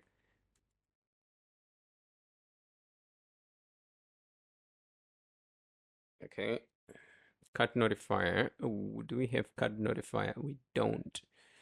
Let's close this first. So what we can do, cut.id, that's correct. So here we can say context.read, and we're reading cut notifier like that. Okay, this is for updating, and then we refetch. So when we refetch, our quantity is going to be up. So like if we send the requests for, our price is up. Okay, that was good. That was good. It went on like it was just smoothless. It was just flawless. Okay, I didn't expect that, but that's where we are. So we are done with this part. Next, we're going to just try to focus on deleting and adding products to our cart. Okay, we're gonna on delete. Okay, so on delete, the process is quite the same. The only thing that's going to be different is on delete, we have to refetch the count, of which that part we haven't taken care of it as yet. Okay, but we're just going to work on our delete function. Okay. So in our cut notifier, what we can do over here, we can copy everything that's inside of our update cart, and we paste it here. Okay. So of course we are going to need refetch and the ID, so we might as well just copy everything on top here, and let's put it here. Okay, so this one is going to be a delete requests. So when we are deleting, we are going to use a different endpoint. We're going to use delete, the delete endpoint, right? And we just need to send the ID. We don't need to send the quantity. What did we do wrong? Golly. Okay, like that. So that's everything that we need to do. Okay, so let's just go ahead and hook it up, because this is everything that we need. Okay, so we go back to our screen, since we are going to run it through our screen. So on delete, we are just going to go ahead and run our function in here. Okay, so the requirements of the functions are the same. It's just the difference in names. Okay, so go to our cut tile. That's a button. Nope, that's closer to the image, so that's in our first row, if I'm not mistaken. In our stack, container on delete. Okay, so it's hooked to the proper one, on delete. Okay, so we don't have a problem in our tile. So what we need to do, we need to go ahead and delete this item. Okay, nothing happened. So let's go ahead and visit the back end, the backend.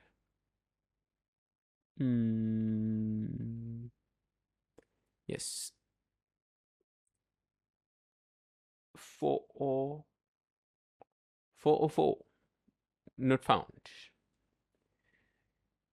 Not found, not found. Okay, so we deleted multiple times. Deleted the first time,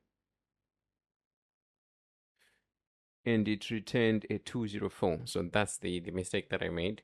So what we need to do here, we need to switch from 200 when we delete to 204. So our response here has to be 204. Okay. So it's no biggie. Yeah, okay. So if it's 204, then we're going to go ahead and refresh our data. But now we don't have the the data because we already delete the item. So we have to go back to our cart, and in our cart, let's add a product. User, that's going to be Dre product, any quantity 3, size 8, green. That's all. Save. Okay, go back to our project. We need to refresh this part. Okay, so we do have a product, so we need to delete this product. Okay, that's it. We have successfully deleted our product and refreshed our cart, so that part is working fine. So the next part is to be able to select and deselect cart items, right? Because we need to prepare our cart for checking out. So if we select, the products that we are selecting are the ones that we're going to check out, right? And if we deselect, then we're not going to show the checkout button. One other thing as well, we need to add a bottom navigation bar right at the bottom. That's going to show whenever we select items that we need to check out.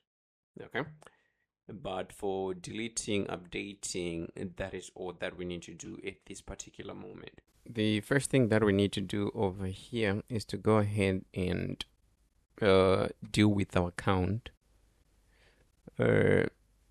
Count. Okay, before count, what we can do, we can deal with our add to cart. Okay, so add to cart, we need to go to our product screen. Okay, product views, product screen. Okay, that's wish lists. So we have to come down to our bottom navigation bar. This is checkout. It should be add to cart, not checkout. Okay, so the pattern name should be add to cart, not checkout. So let's see, we should change the name from checkout, let's see, to add to cart, like that. Okay, so if it is add to cart, then we need to handle things on pressed, right? So on pressed, it's supposed to be here, the cart logic. Okay, so we're going to remove the to do. So first thing, we're going to have let's say var data is equals to create cart model. So create cart model is going to take the product. This is an integer, so that's going to be our product ID, but this is a string. We don't need that. We are going to, which page? We're in the, oh, okay, so this product is coming from the notifier, right? So since it's coming from the notifier, the product notifier, what we can do, we have to access our contexts, and we're going to read the product notifier, and from our product notifier, we need the product, and from that product, we need to get the ID. Since it's now, we need to add in our checker, so that's what we're going to do. Quantity, by default, we are going to push one item, and the size is going to be this sizes that we have in our color size notifier. Okay, and for the color is going to be this value that we have over here. Okay, and let's go ahead and close this one over here. After closing, what we need to do is to go ahead and convert this data to a string. Okay, so here let's just classify it as a model. So down here, we're going to say string data is equals to, not string data.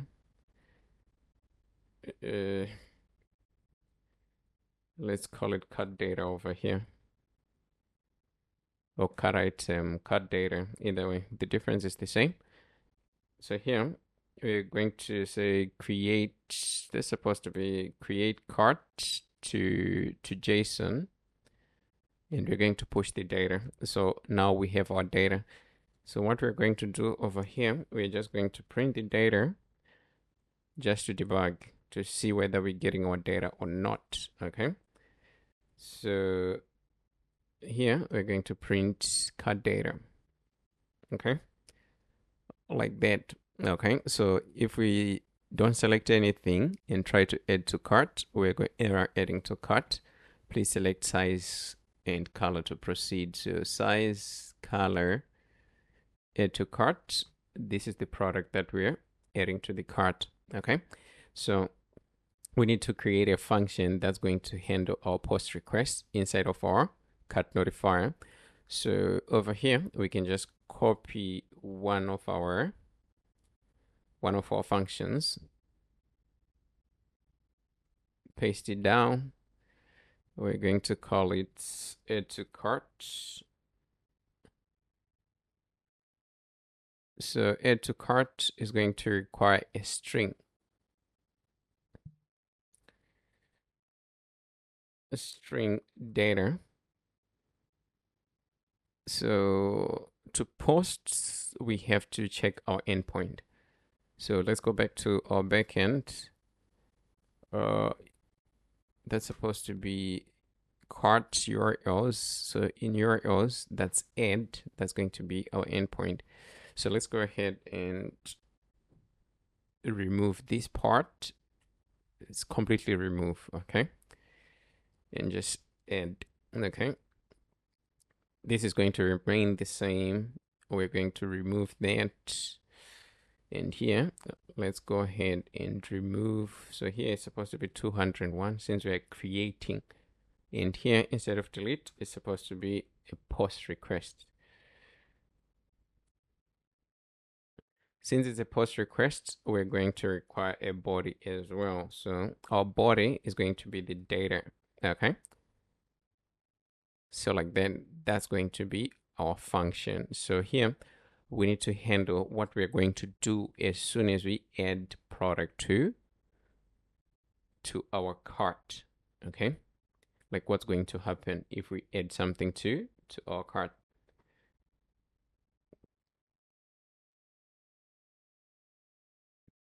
So here we're supposed to go ahead and refetch count, okay? That's the other thing that we need to do, refetch count, okay? The next option is to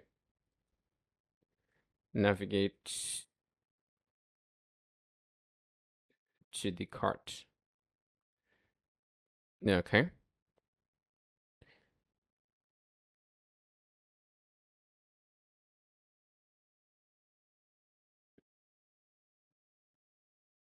Okay, so in order for us to navigate, we are going to need contexts. So over here, build contexts, and we're supposed to pass context. So here, I'm going to pass it as CTX. So if we come to our product screen, what we can do, we have to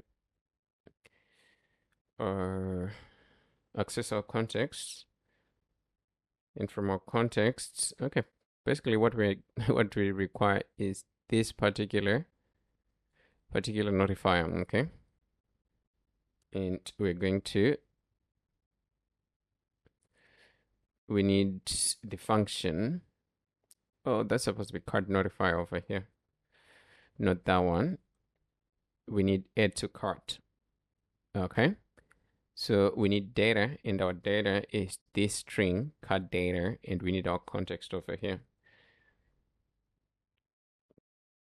So since we want the user to be, not to be, since we want the user to check out, we should navigate them to the cart page as soon they add something to the cart, so that they can proceed to check out if they want to. Okay, so let's take, for example, over here we add something to the cart, and it's added successfully. 201, we refresh our cart, and we just go ahead and navigate them to the cart. Then they can select their product and check out. Okay, so here what we need to do is we need to pass inside of our cart notifier. That's inside of our cart notifier. What we can do, we need to create the refresh count function first, and then we can use it. But we need to set it inside of our use effect. Not use effect, but what do you call it? The hook, fetch count hook. Okay. So over here, right on top, I'm just going to put this on top. We're going to have a nullable function. That's supposed to be a function over here. Yeah, and we're going to say refetch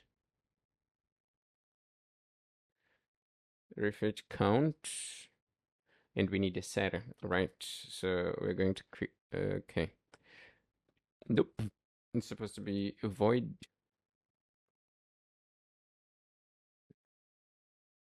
set refetch count. So here we're going to take a function, in a function, and our function, we're just going to give it a name. I'm going to go with R. So the names might be a little bit unorthodox, but that's how we are going to roll. And this refresh count is the one that we're supposed to run over here. Okay, so let's see. Okay, since it's now, so we need to refresh the count. Since we're receiving contexts, what we can do, ctx dot go. We're supposed to go to, that's supposed to be home. Okay, ctx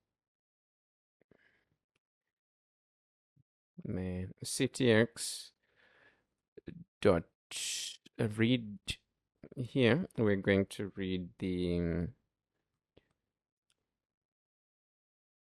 we need to change the tabs, the index of the tab. Okay, so we need to go to our entry point, views, entry point, tab index. Okay, we need to change the tab index so that we can direct the user straight to the cart, which is tab number 3. Okay, let's import the notifier.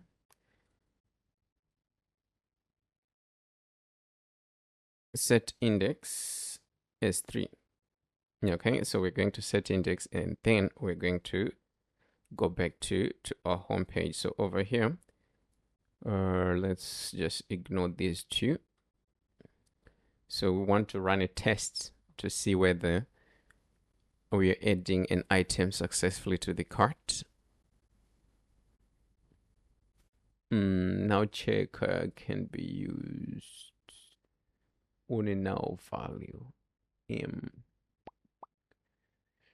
Which one is a now value? Okay, this is now. So that's a little bit off because we don't have anything as yet. Let's see.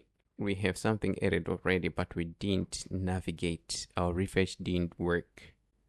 Refresh count. Okay, so we can get rid of the refresh count for now. Let's add another product to cart. Ooh, that's 3. Is it even supposed to be 3 or 2? Let's see. 0, 1, 2. That's supposed to be index 2, okay? Not index 3. So let's try to add another product. Yes, then we're redirected to our cart. And from our cart, if we select, then we can go to checkout, okay? So our checkout, we're ordering according to the dates when the product is created. So if you add an item, it will be our first item. This is our first item over here, okay? So here, let's say we want to update to 3 items. That's working fine. So this is good. So we can leave it like this, but now the problem is the count, right? And delete is working as well. Okay, everything is checking out. So we need this refetch. So we need to push it somewhere, okay? So now we need to go back to our entry point. Inside of our entry point, we need to change this to a hook widget, okay? After changing it to a hook widget, over here, we're going to have final result. Okay, result is equals to, what do we call it? Fetch cut count. Okay, so in cut count, we have to push context. Okay, so we're going to copy this build context, go to our hook, paste it over here, and we're going to import material. Since we have the context in here, we can use the context, right? So here, whenever we are going to run this, we are going to go ahead and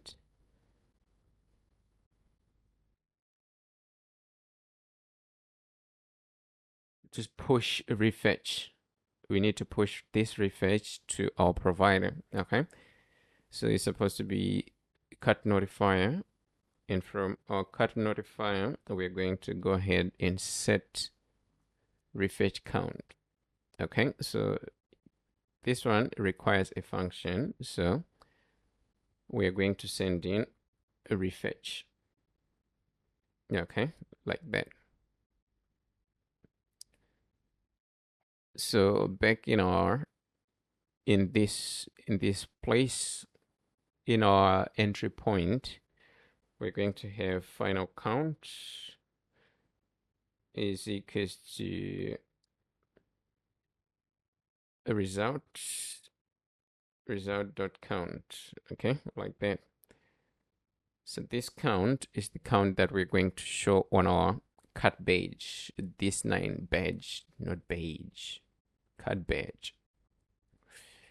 Okay, and we need to just convert it to string.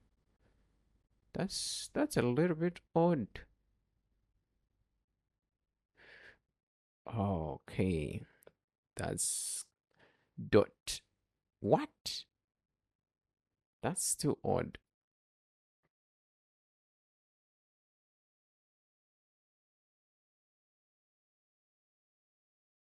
Can't count model.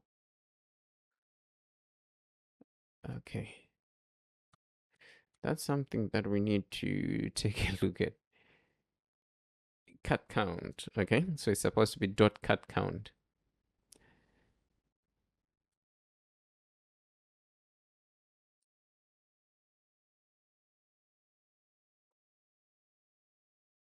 The final count is equals to result.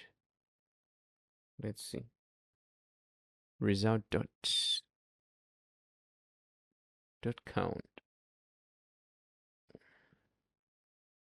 Okay, let's call it data over here. Let's see whether we can access the data, because what's happening here. Okay, so we need to access this. Okay, so probably the count was causing the conflict, and we need to convert this to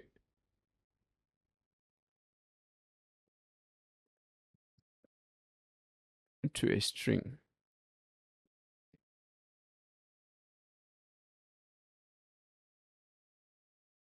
Okay, this constant, man.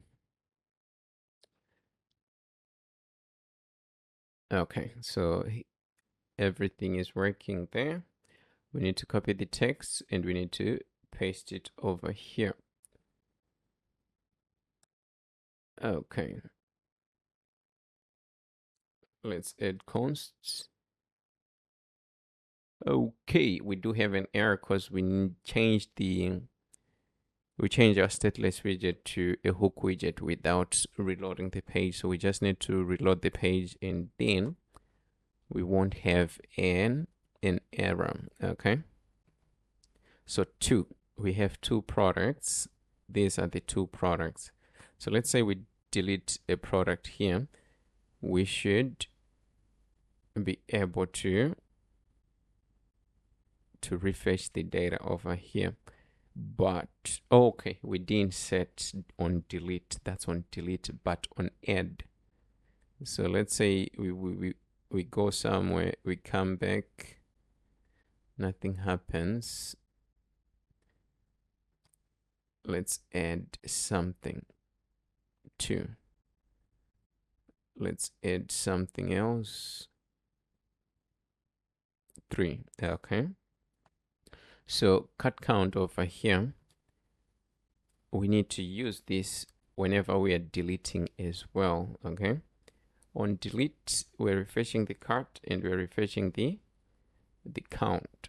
Okay. So if we delete, okay, then our number is decrementing.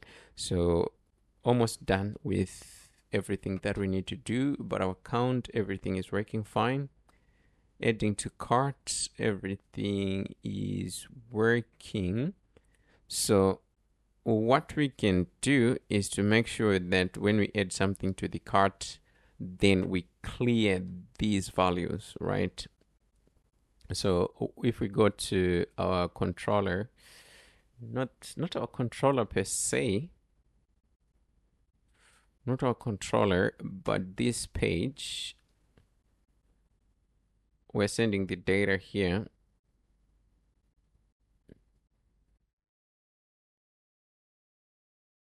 We need to change the value of these two. Okay.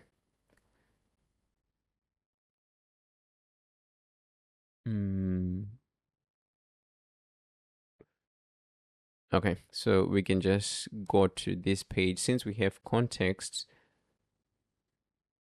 we are going to clear them first.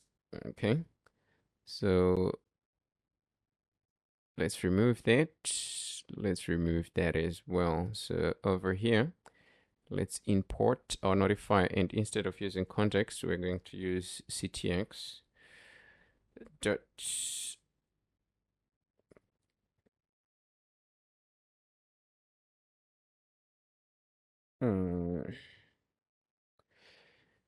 is it even set? Select cut? No, that's supposed to be. That's a little bit odd. It's reading what's not even there. Okay. So we just need to set this value to a string. Set size.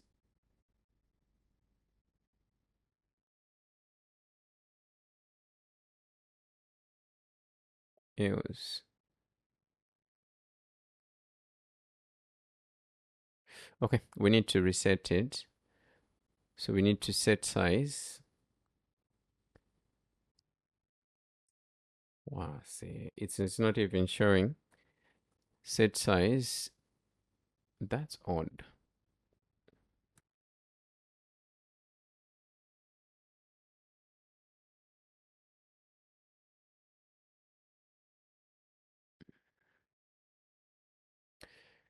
Okay, let's see how it goes.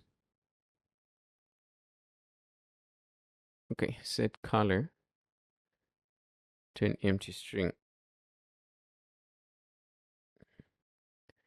Set sizes. Okay, so that's what we need to do. We just need to clear and then we navigate over here. Okay, so those are the changes that we need to make. So let's take, for example, we're adding this product, the Chuck Taylors.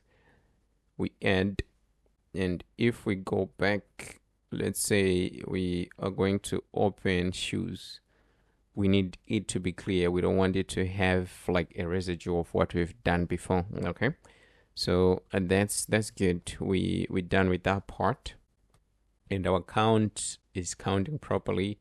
So now the next thing is to go ahead and be able to select this one so that we can check out, select and deselect. Okay, but the majority of our API calls are done.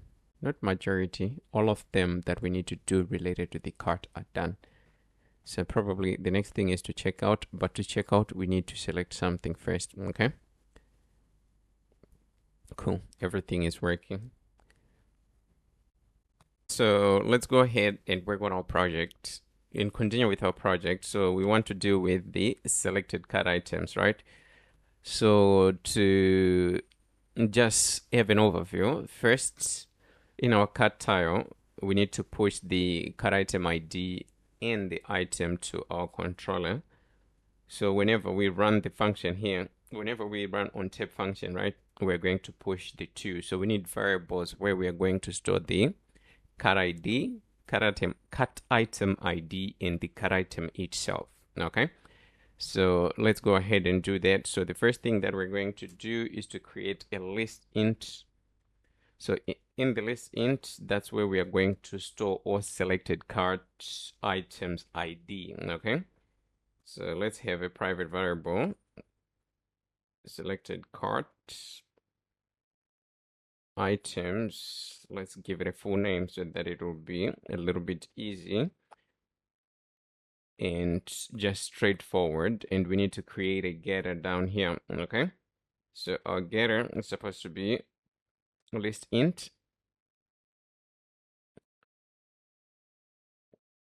get. Here we are going to give it a name selected cart items ID, and we are getting the values from our private variable. Okay, so let's just go ahead and close that. So in this instance, we don't need a getter. Okay, we don't need a getter. Down at the bottom, what we're going to do is to create a list where we are going to store our cart items, our selected cart items. Okay, so we're going to have a list. This is supposed to be list cart model, and let's give it a name. Instead of trying to write, let's just copy from top, and we initialize it as an empty list over here. Down at the bottom, we need to create a getter. So we have our getter, and after that, we need to go ahead and create a function to add. Okay, so void add to cart.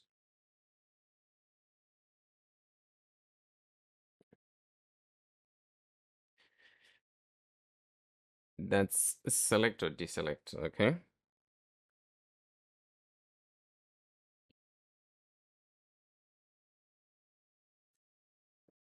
deselect. Okay, so this is going to be the function, and our function is going to take in an integer, and this integer is an ID, and we're going to take in an item. So our item is a cart model, and this item we just call it a cart item, like that. So inside our function, if, and that's supposed to be selected items, not selected items, selected cart items dot contain, not selected cart items here, selected cart items ID dot contains the ID that's being pushed, right? Let's use contains, then that means it exists. Okay, so what we need to do, we need to go ahead and remove this from our cart items list and from our IDs list. that's deselecting, right? So here, select items ID dot remove, and we are removing a value. The value that we're removing is ID. Let's go ahead and close that. And at the bottom, selected cut items dot remove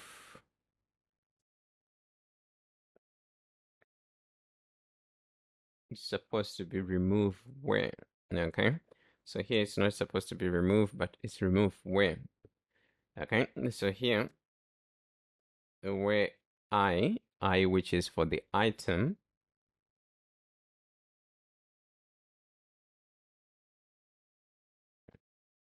so here if I.id is equals to the ID, then we're going to remove the item. And the other thing that we need to do down here at the bottom is to go ahead and calculate the total again. Okay, so here we're going to just create a variable right on top, and it's going to be a double.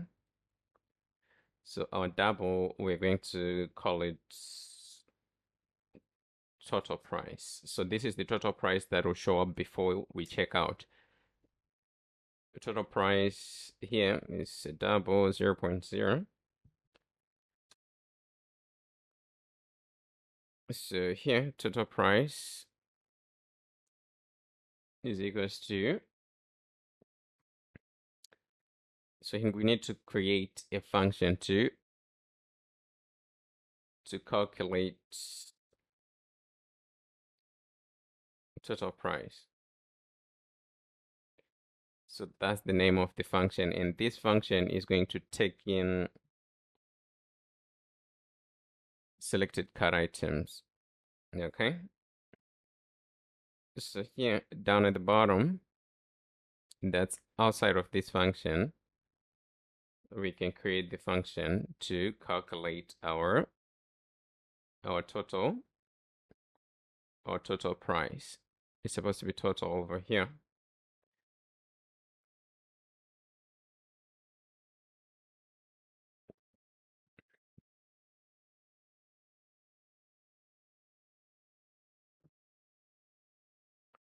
Nope.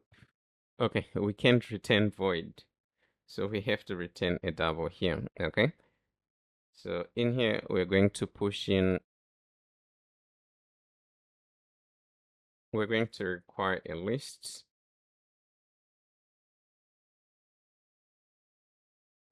cut model. Okay, and we're just going to call it items.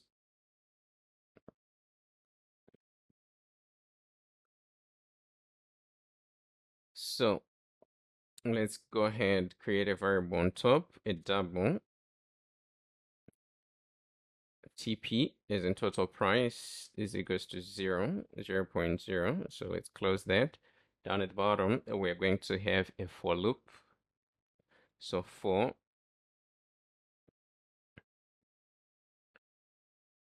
var item in items, we're going to just go through our list.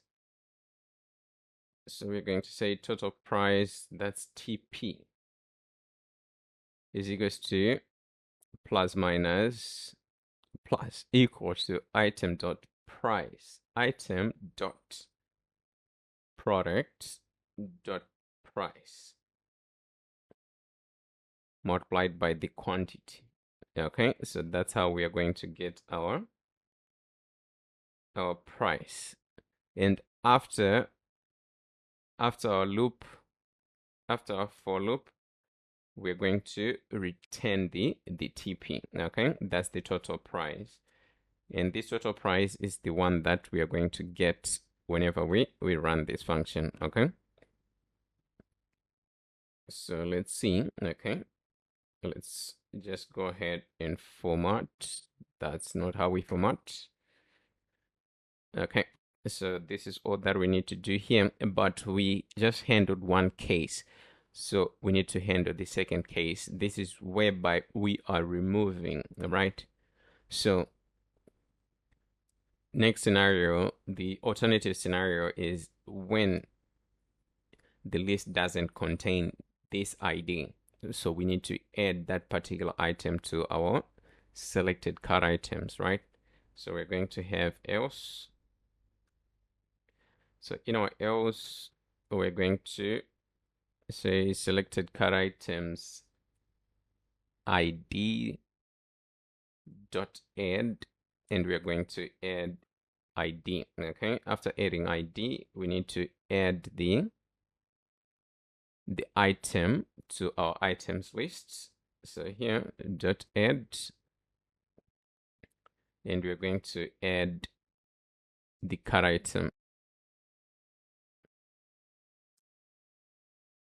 After adding the cart item, we need to go ahead and calculate our total price. And after calculating our total price, after running the if statement, we need to go ahead and notify listeners. Okay, like that. Okay, so that's all that we need to do for our select deselect. So here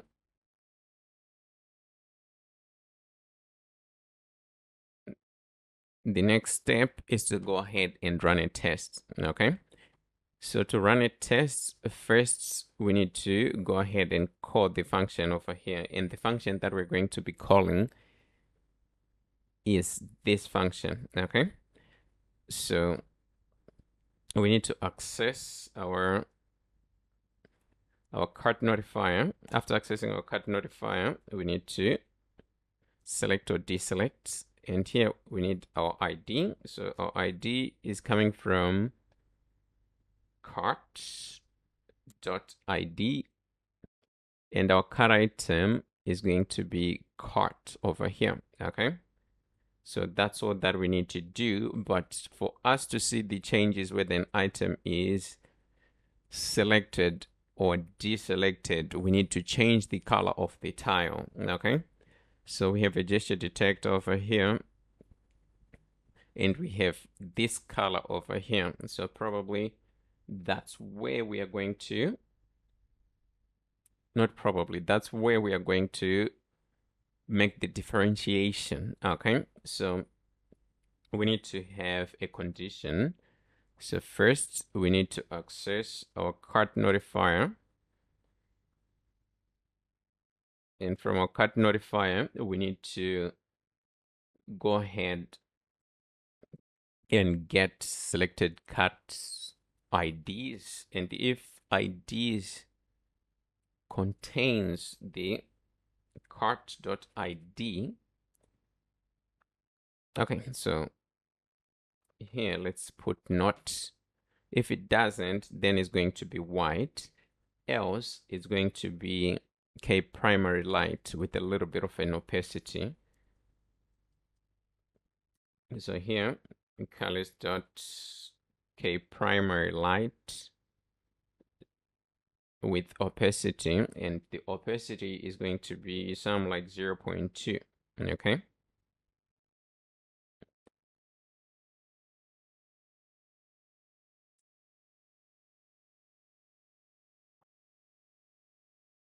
so let's go ahead and run a test. Okay, now it's selected, now it's deselected, selected, deselected, selected, deselected. So let's take, for example, over here we have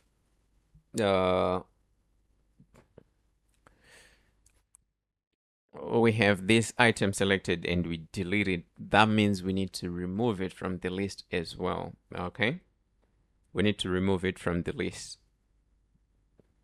So to remove it from the list, no, not really, we just need to clear the list. We need to just clear the list. So we need to go back to our cart notifier, and we go to delete cart item, right? This is clear selected. Let's see. selected cart. And here we can clear selected cart items dot clear, since it's a list. And down at the bottom we can clear selected cart IDs as well, because this will affect our prices.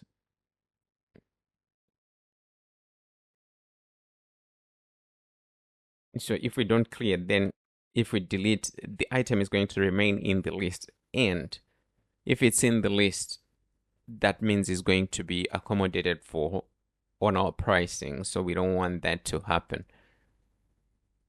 So soon we'll be working on our bottom navigation bar. That's going to show our button, our checkout button, because it has to alternate. Like if nothing is selected, then we're not going to show the checkout button. But if you go ahead and select something, that means now you're eligible to check out, right? So that's the logic that we want to put.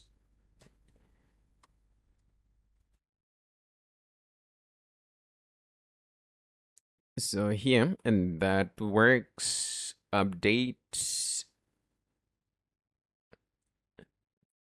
We can also clear when we update something. Let's say something, okay, that is correct. Add to cart.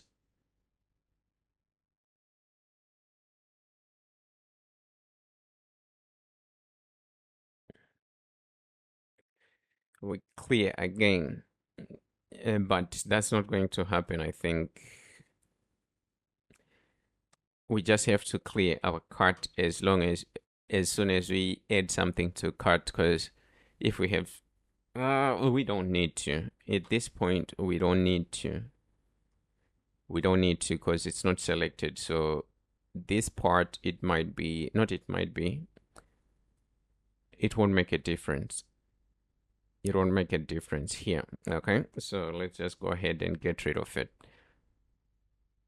So what we're going to do now is to go ahead and have a bottom navigation bar in our screen, this screen. So here we do have our body, right? And at the bottom of our body, we're going to have a bottom navigation bar. So for bottom navigation bar, we're going to just let's have a container first, and then we can put everything that we want in that particular container. So the container is covering everything, so we might need to give it a little bit of, not a little bit, we might need to give it size.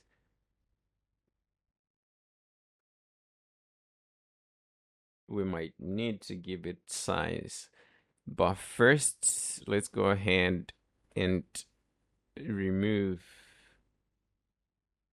the container. We want to wrap it in a consumer. So consumer, we're going to be consuming cart notifier. Let's see. Yes, that's correct. Cart notifier. And here it's supposed to be cart notifier.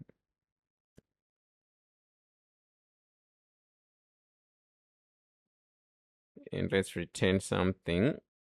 And we need to wrap this in a gesture detector. So inside of our gesture detector, we're going to have on tap function, and on tap we're supposed to navigate to the checkout page, right? To the checkout page.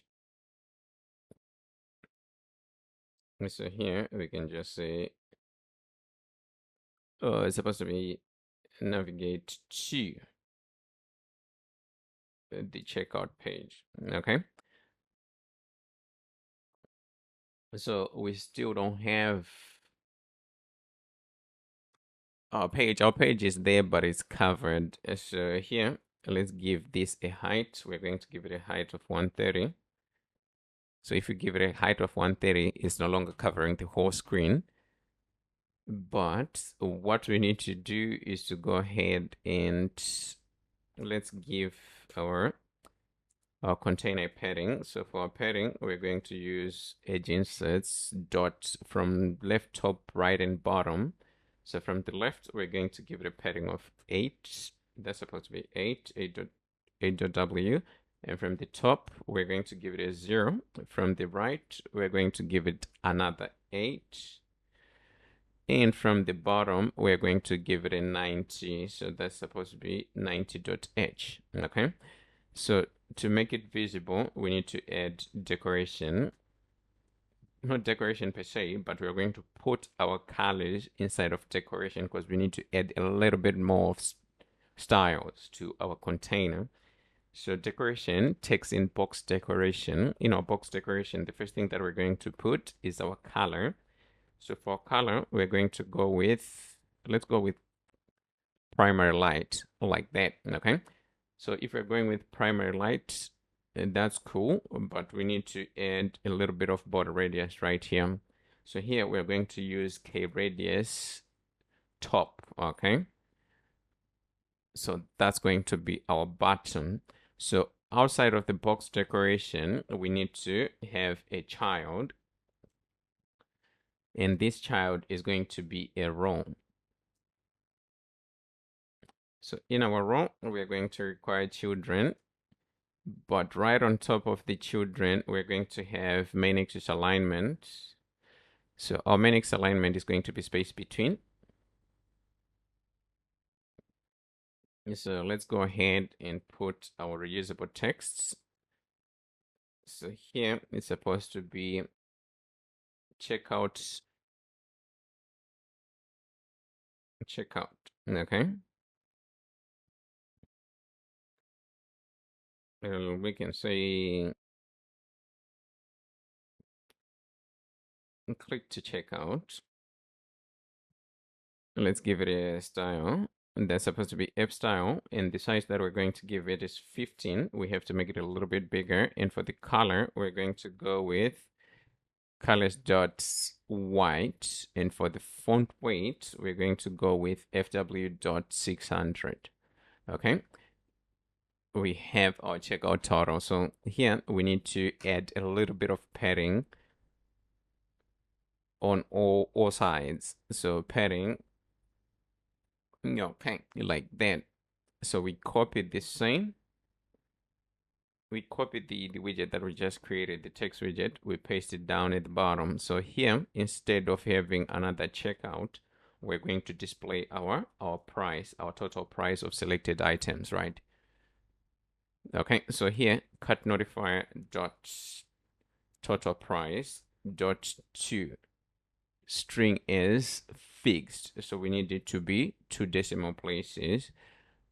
That's not all. We need to add a $sign. So to add a $sign, first we put it in as a string.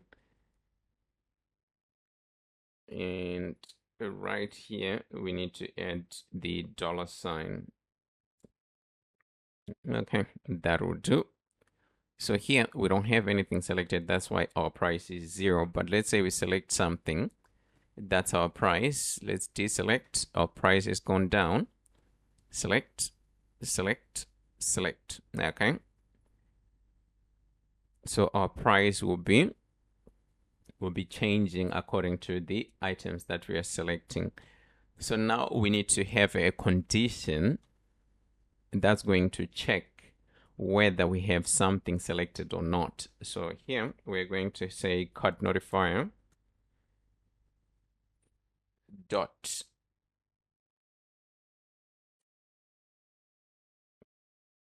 selected cut items dot is not empty. If it is not empty, then we are going to display the bottom bar. But if it is empty, we're not going to display anything. And right here, if there is nothing, we're going to just have a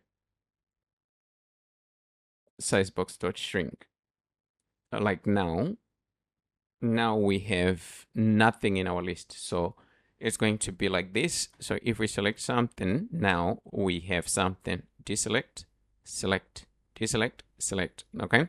So let's say we delete something, we delete this item, we should clear the list. So this should disappear as well. Okay.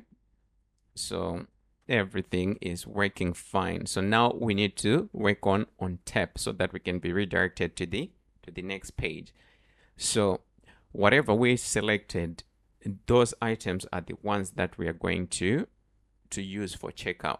Okay, because we want to check out the selected items, not everything, not just one thing. Okay, so as far as our cart is concerned, we are done, but we won't be done until we just create our checkout page. So here we need to create another directory, and we're going to call it checkout. Let's create our views folder. In our views folder, we are going to create a new file. We call it checkout screen .dart. It's supposed to be dart. Ooh, the spelling is wrong.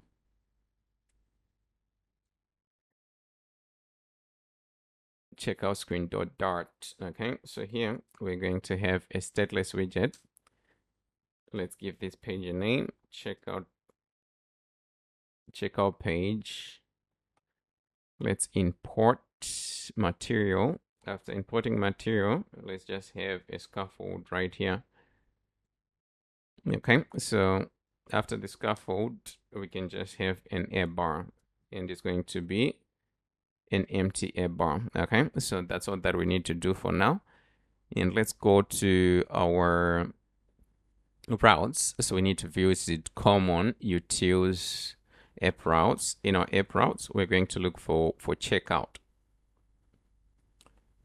So here is the checkout page. We need to uncomment. Then we want to import the page, but it seems like we don't have. So let's copy the title, checkout screen. Okay, so the difference is here. This should be lowercase. Going back, now we can import the page. Okay, going back to our cart screen. On tab, now we need to call our context. After calling our context, we need to call our go router, and not go. We're not going to use go here. We're going to use push. And we need to specify the location with which we are going to. And if we visit our app routes, we're going to go to the checkout route. Okay, that's going to be our location title. So let's just paste that in there. Let's save. Okay. So if we just reset, because I don't know whether our route is going to be recognized or not, but we just need to restart our application. After restarting our application, go to our cart, select something, checkout. So this is our checkout page. So we're going to design our checkout page, and we're going to take care of a couple of things. That's going to include adding addresses, changing addresses, something like that. So as for our cart, we are completely done.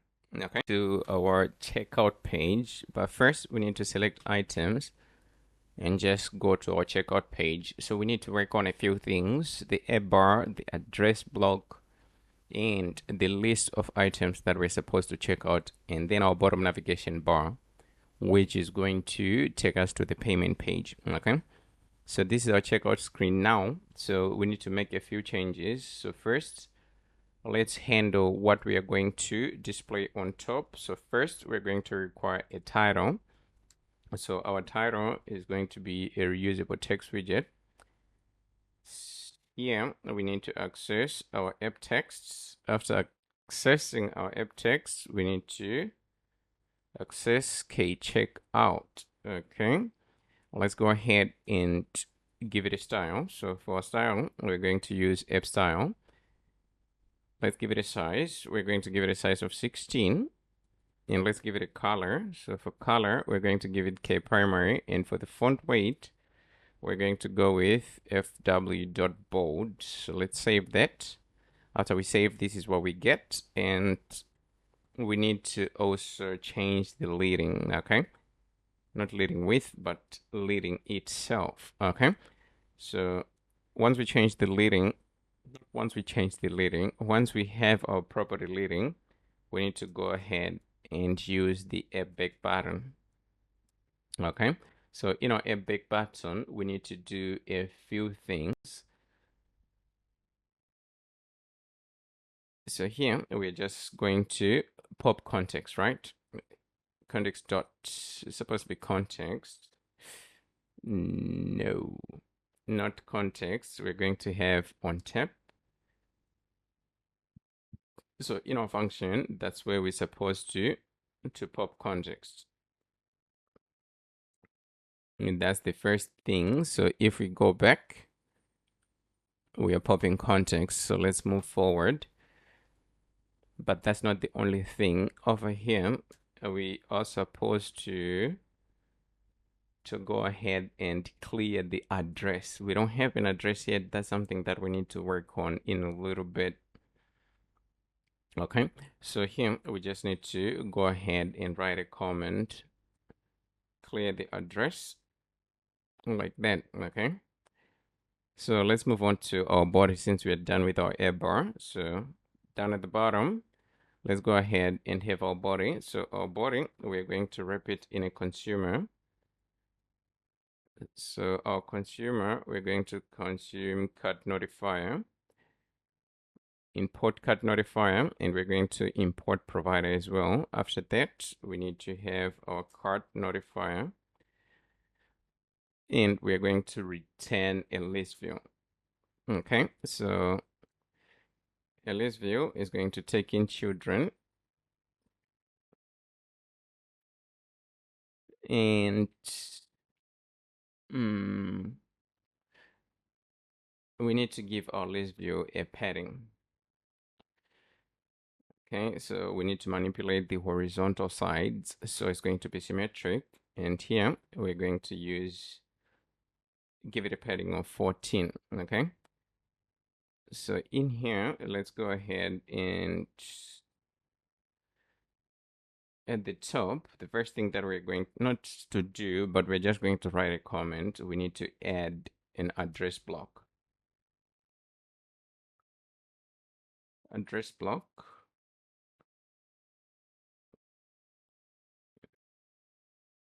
That's first. And right at the bottom, we are going to have a size box. So this is our size box because we need to add a little bit of space. We give it a height, and we're going to give it a height of 10. It's supposed to be 10.h. After that, we go down at the bottom, we add another size box. So this is the size box that's going to encapsulate our widget. Our list of items, selected items, the items that we're checking out, right? So we give it a height. We're going to give it a height of, let's use screen utils. Dot screen width, screen height multiplied by, let's multiply it by 0.5 over here. Add the child, and our child is going to be list.generate. Okay, so the length is going to come from our cut notifier. So here we need to access our cut notifier, and we are going to access selected cut items, and we need the length, right?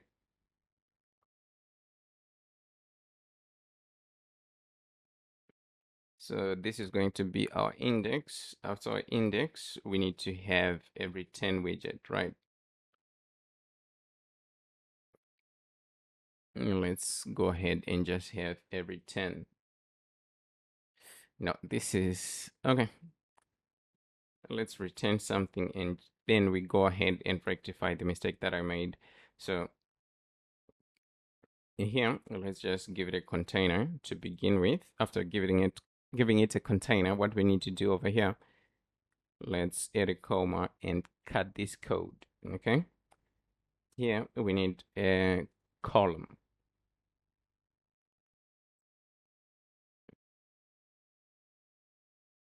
And give our column children as children, we're going to put the list view. Okay, so the error is gone. Let's go ahead and close that. So we need the widget that we need to display over here. So this widget, we're going to call it a checkout tile. Okay, so let's create a new folder and we're going to call it checkout tile. No, the folder is going to be widget. And in widgets, we're going to create a new file and we're going to call it checkout underscore tile dot dart. Okay, the name is wrong. It's supposed to be checkout over here. So first, no, we don't even need to create from scratch. What we're going to do, we're going to go to our cart page, which is the page that we have over here. Go, not cart page, cart widget, cart tile. We're going to copy the cart tile, go to the page that we just, not the page, the widget that we just created, the checkout widget, and we paste everything here. Let's go ahead and change the name. The name is supposed to be checkout.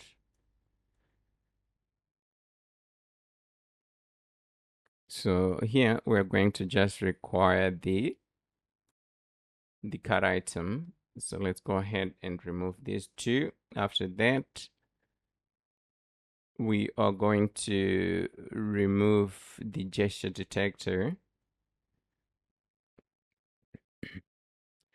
We're going to leave this. Okay, we're going to leave it. And over here, we don't need the positioned widget.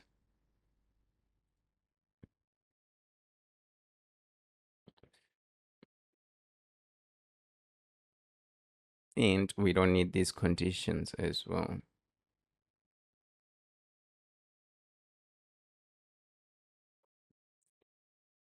So let's remove this condition.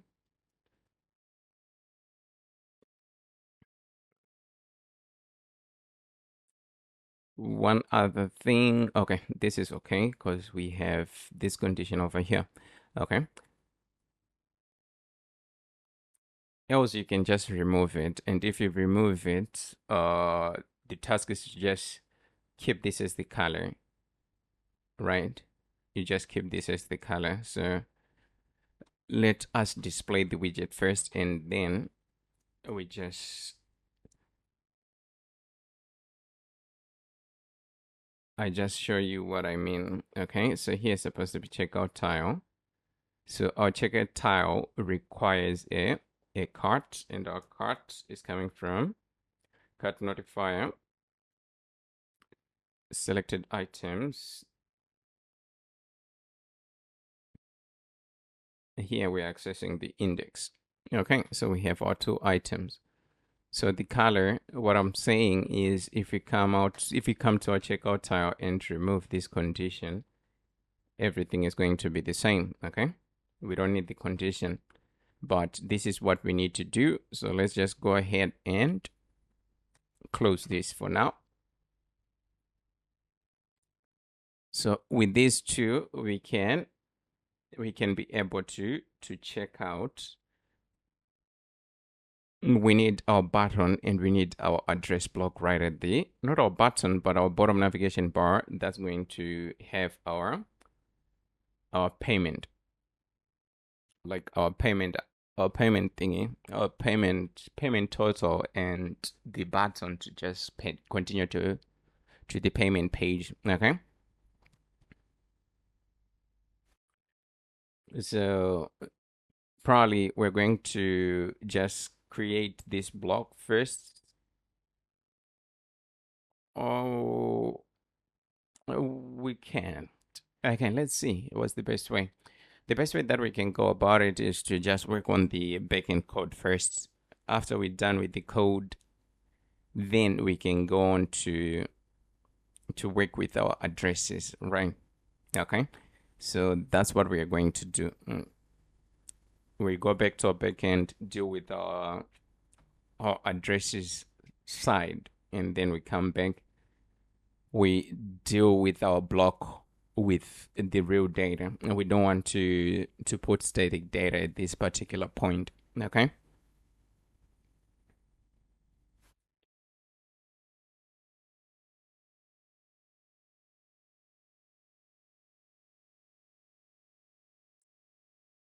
at the same time, we are going to also require the checkout application as well, because this part requires us to have the address, requires us to have the checkout application running in our backend so that we can take care of everything once we hit checkout. Okay, so hopefully that won't be a problem for us.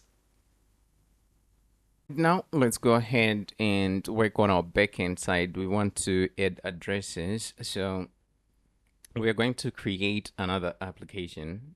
We're going to start another application. So here we are in our backend. So we're going to use this command. No, not that command, but this one, python manage.py, and then we're going to give it the name of the application that we want to start. Okay, so let's just go ahead and do that. That's supposed to be python manage.py start app, and the name of the app is going to be extras. I'm going to call it extras. Okay, so let's just go ahead and hit enter. So we have our application created in here. So the first thing that we need to do, we need to go to our main folder. In our main folder, we need to go to settings. Inside of settings, we need to add a new application, and our new application is code extras. Okay, so we are done with that part. Let's close.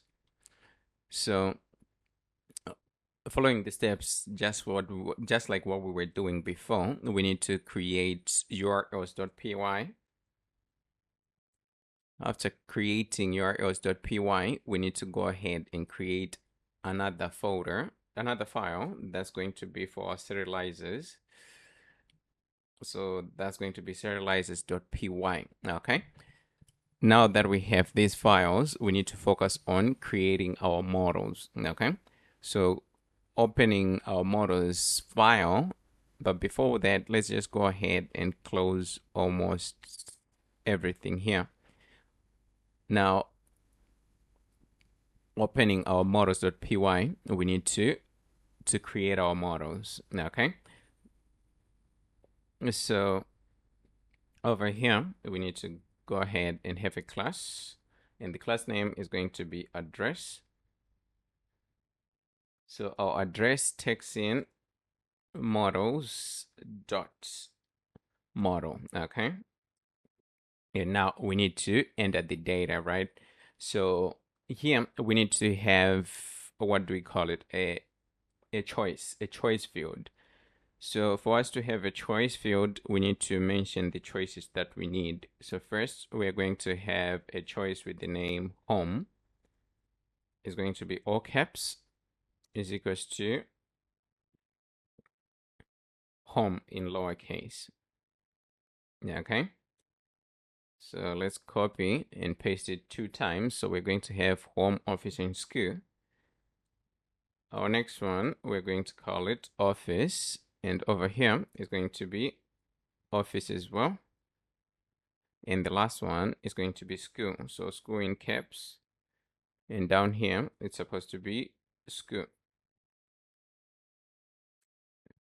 Like that. So down at the bottom, we're going to create a field with the name address types. Okay. So our address types, we need to put them in here, which are these addresses that we have here. Okay. So these are address types. So we have home. So we need to copy this, and we just replace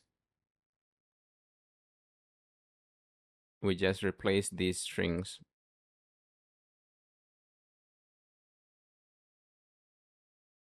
Okay, so that's all that we need to do for our choices. Okay, so now we need to go ahead and have our data types. So our fields, not our data types, our fields and our data types.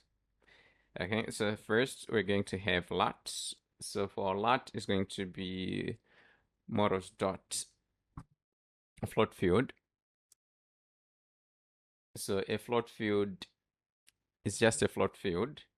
After that, we're going to have a longitude. So LNG. Down at the bottom, we're going to have is default.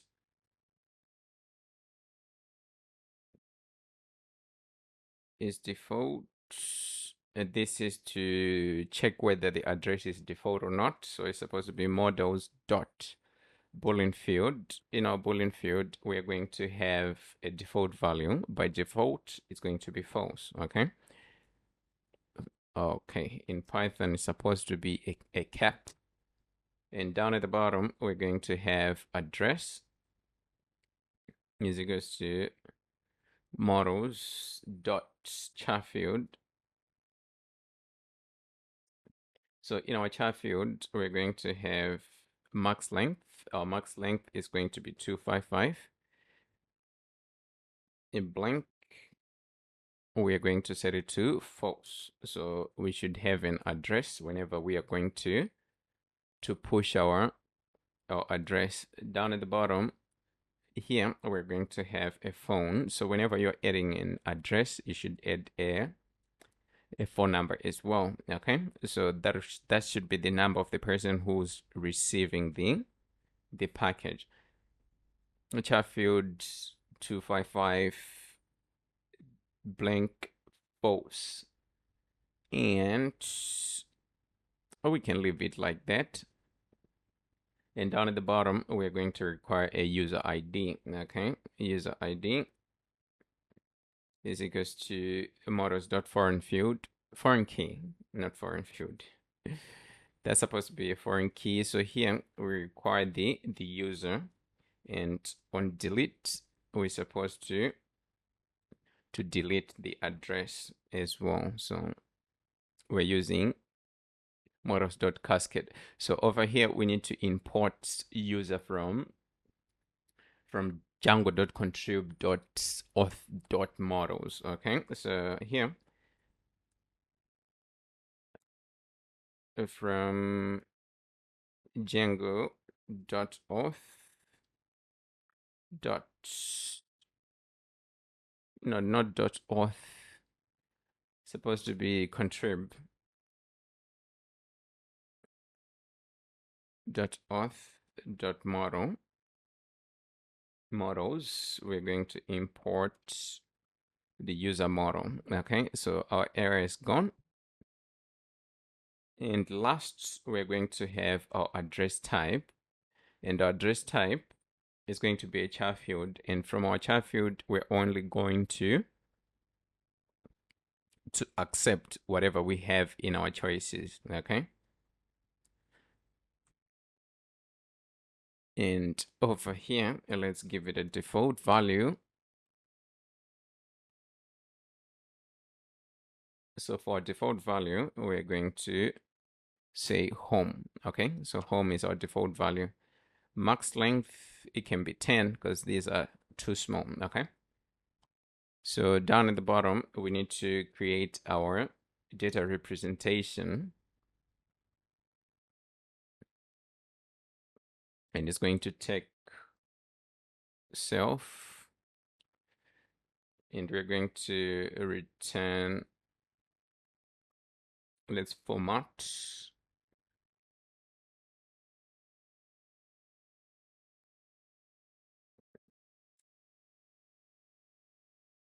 So in formatting, what we're going to do, we're going to take self.username, user ID dot username,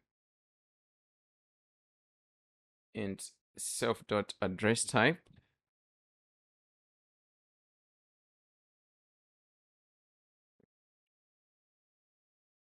and self.phone.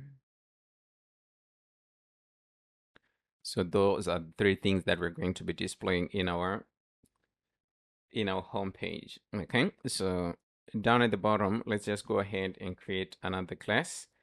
So this class, we are going to call it extras. We are going to use it maybe later, maybe not use it, but I'm just going to go ahead and create it.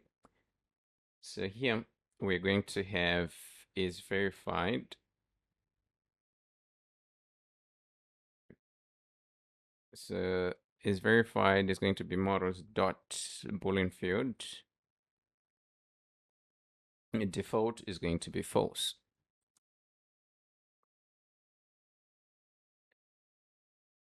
OTP is equals to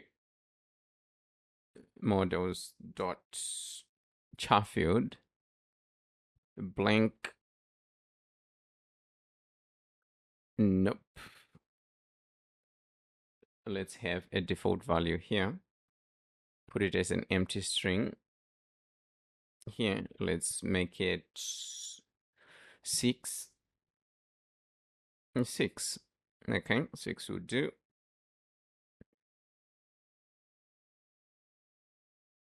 And let's have user ID as well, which is going to be a foreign key. So models.foreign key, and here it belongs to user. And on delete, we're going to delete the data related to that particular user. Okay, so for data representation, let's go ahead and create a method supposed to be def str, and it's going to take in self.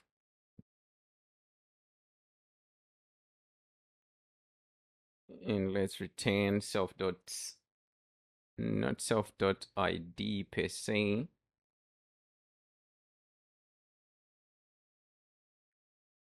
Let's format it as well.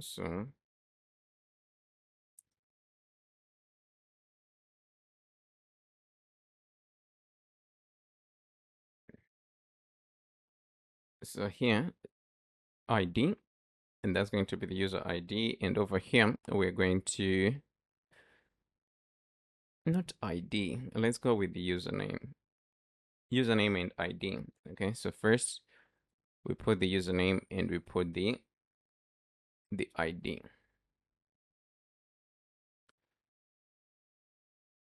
So these are our models. We have 2 models. So what we need to do right now is to go ahead and just migrate. Okay, so to migrate, we're supposed to run python manage.py. So we want to make migrations.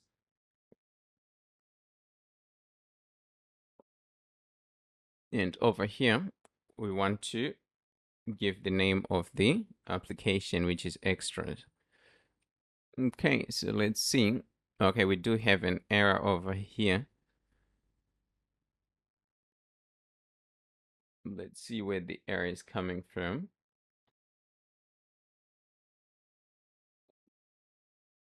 Oh, okay, it's coming from over here. Models.models. Models.model. Okay. So let's go ahead and try to run migrations again to make migrations. Okay. So we've made our migrations. The next thing we need to make migrations. So Python manage.py migrate. Okay, and we need to mention the name of our application, which is extras. Okay, so we are done with that part. If we, let's stop our server and run it again. If we run our server and go to our dashboard, refresh our dashboard, we should have extras. Oh, we don't have extras as yet. Why? Because we didn't hook our models to our So admin page, right? We didn't register our models. So to register our models, we are going to use this admin that we have over here. Okay, that's our admin app. Admin dot site dot register, and here we're going to register address, not address, but we need to import model. So from our application, we're going to import models. Okay, and we need to access those models. After accessing the models, we need to get the right model. So we're going to have a model, address model, and over here, we're going to have extras as well. So let's just go ahead and save that.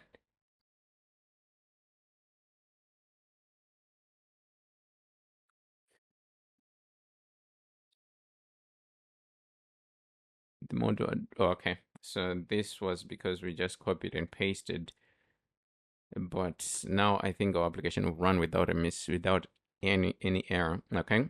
So this error that you're seeing over here, because we copied this and we pasted before we changed, and my VS Code is on autosave. So if it saved, the model already exists. That's the error. But now everything is okay. Going back to our backend, our admin dashboard, if we refresh, we do have addresses and we have extras. Okay, so we can add OTP user address. If we press add, we have latitude, longitude is default, address, phone, user ID, and the address type. Okay, so we are done with that part. Next, let's go ahead and try to create our serializers. Our serializers is going to be a little bit easy, not a little bit easy, way easy, because we're going to serialize everything. We are not going to try to exclude anything. Okay, so in our serializers, the first thing that we need to do, we need to say from REST framework. It's supposed to be REST framework over here. So from REST framework, we're going to import serializers. Okay, after importing serializers, we need to have our models. So from our current application, we're going to go ahead and import models. After we have our models, now we need to create our serializer class. Then we need to give this a name, address serializer. Okay, it's going to be a so the class is going to be a subclass of model serializers. Okay, so we need to create our metadata class metadata. That's going to be the data that we want to serialize. So first we need to specify the model. So our model is supposed to be models.address, and from the address we need to serialize all fields. So here we're going to have fields and we're going to serialize everything. Okay, so that's what we need to do. Let's go ahead and create our next serializer, which is extras. Serialize, is it extras? It's supposed to be extras, if I'm not mistaken. Extras serializer model dots extras, and here we're going to serialize everything. So this is all that we need to do for our serializers. So next we're going to focus on our views, then last URLs, and then we hook our URLs to our admin URLs, our main URLs, which are in the to our views. So since we're going to be adding addresses from our application, we need to create a view for that. So class add address is supposed to be address over here. So here we are going to require an API view. It's supposed to be API view. Yeah, okay, so we need to import the API view. So let's just clear everything from the top. So from REST framework, That's supposed to be from a REST framework. We're just going to import everything that we need, generics, and we need status as well. From REST framework dot response, we're going to import a response. It's supposed to be response over here. And down at the bottom, from REST framework dot views, we're going to import API view. Okay. Supposed to be API view. And from dot, we're going to import models, and we're going to do the same for our serializers.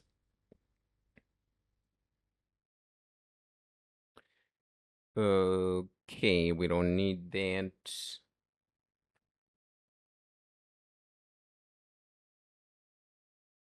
Okay, so here, let's go ahead, say from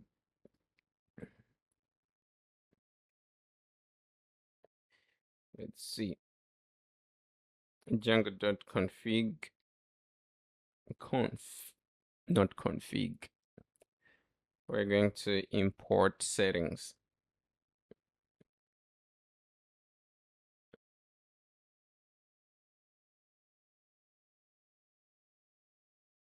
From REST framework dot permissions, we're going to import is authenticated.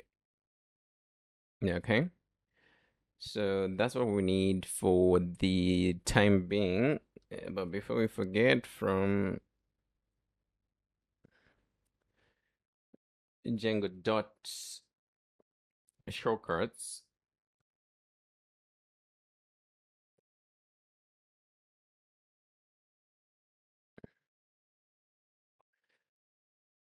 get object of for some we're not going to use them. So if we're not going to use them at some point, we're just going to go ahead and refactor, thus deleting them. We're going to import transactions.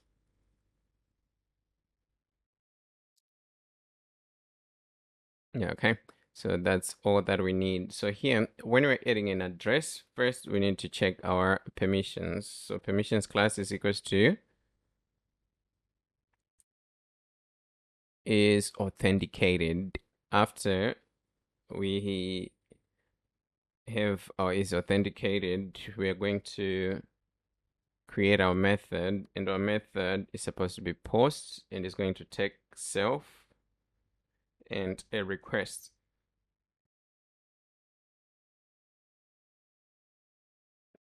So the first thing that we're going to need is the data. So data is going to come from request.data, right? Requests from our requests. And user address. Now we need to create the address. So here it's supposed to be user underscore address is equals to models. It's supposed to be models dot address, and we need to fill in the data. No dot objects dot create. Now we need to fill in the data. So first we need the user ID, user underscore, not underscore. User ID is equals to request.user. We need the latitude. Our latitude is going to come from not request, but from the data. From our data, we're going to take a lot. Let's add a comma. And here we're going to have our longitude. So LNG, and from our data, it's supposed to be LNG as well. So down at the bottom, we need another field. Is default.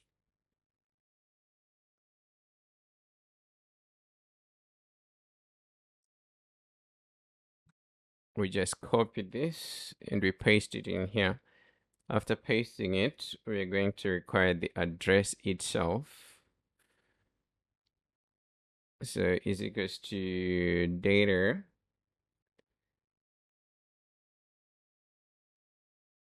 address.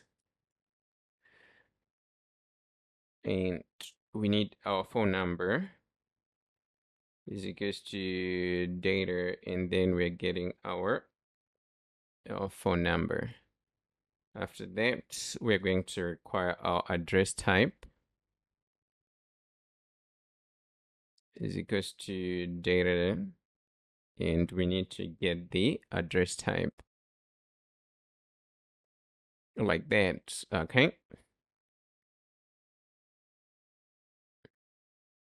So we're going to have a condition. If user address dot is default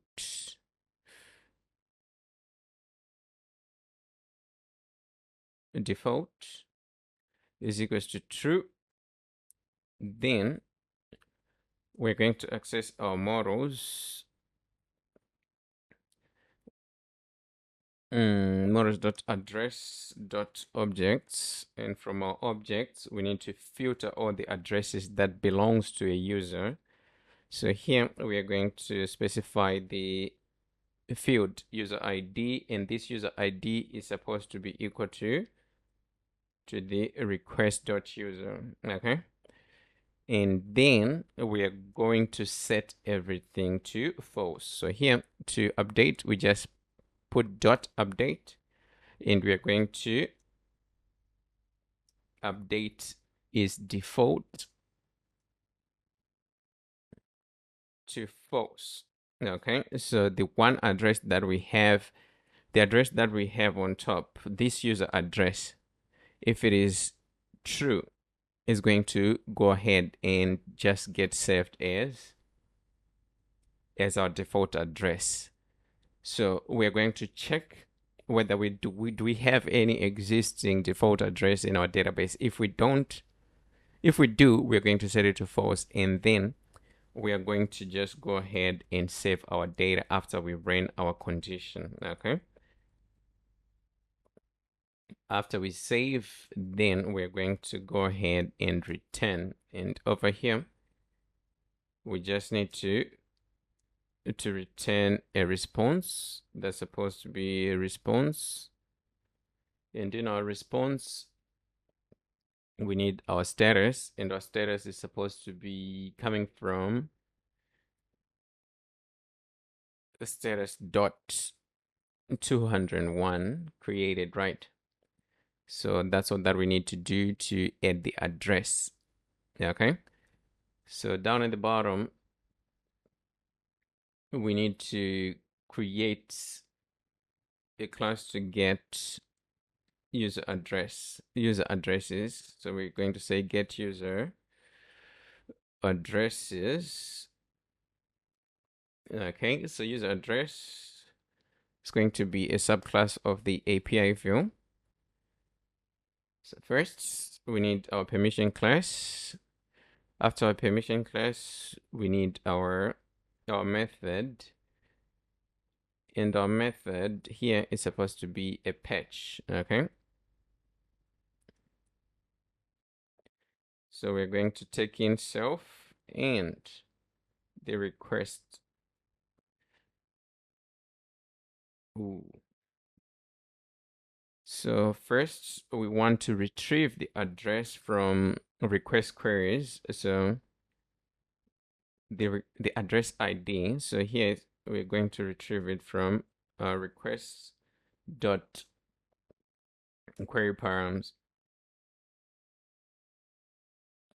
query underscore params dot.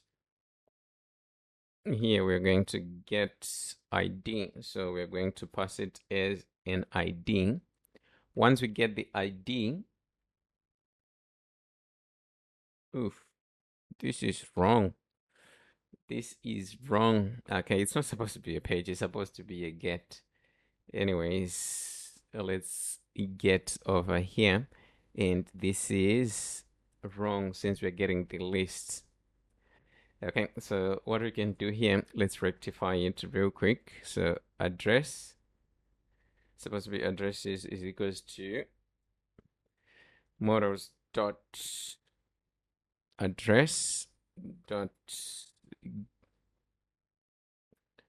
objects dot filter. So here we're just going to filter all IDs from the same user. So this is going to be is equals to request user.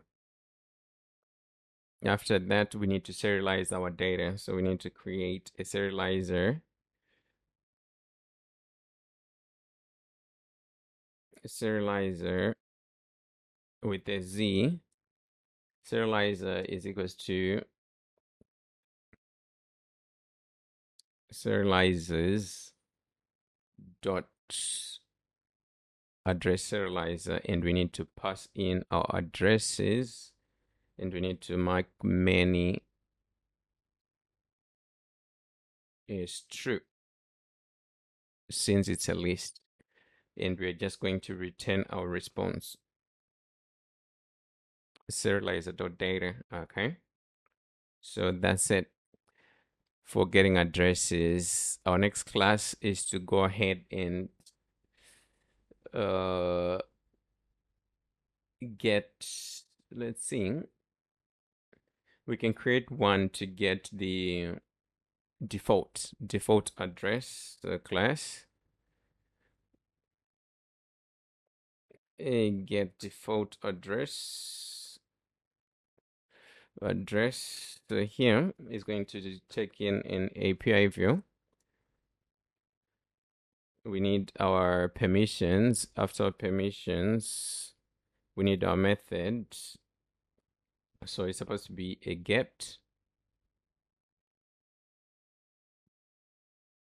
So we are going to take in self, arguments. We're going to take in self, and we're going to take in requests.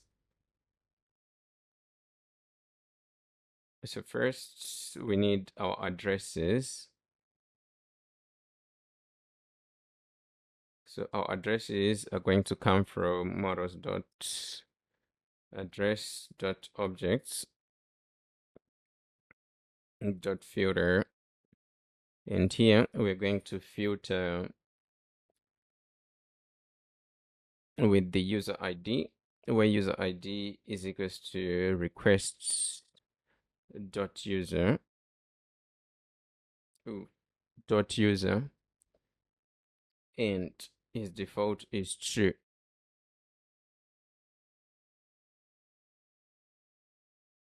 We're going to have one default. So if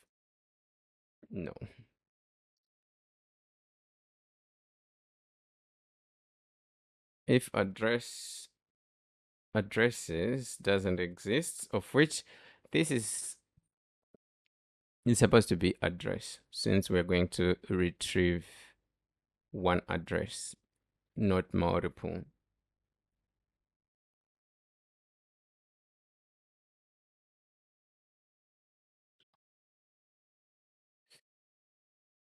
So we can use dot first over here. If address doesn't exist,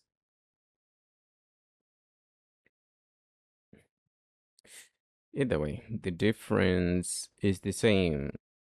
Address doesn't exist, and then exists, not doesn't.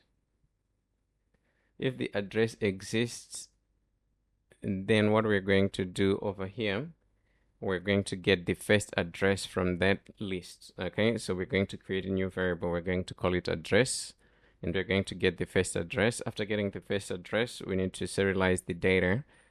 So here we're going to create our serializer, which is equals to serializers dot address serializer, and in here we're pushing the address, and we need to to return our serializer.data, okay? No address found if we don't have the address. So those are 3 functions. So we are going to create more to go ahead and set default address, because we might just need to trigger to set default address from our application. So we need to have a view that is going to help us to handle that.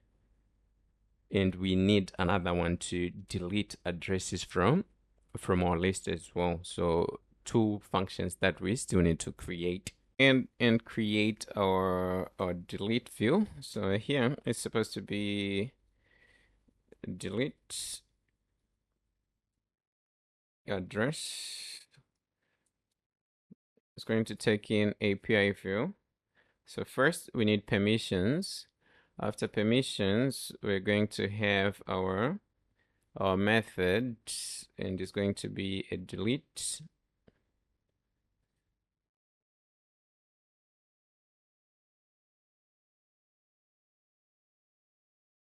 Since it's delete, we're going to take request and self. Okay, so down at the bottom, we do have an indentation error. Okay, def delete. Delete, we are going to take in a request. No, let's take in self first in our argument. And let's take in our request. Okay.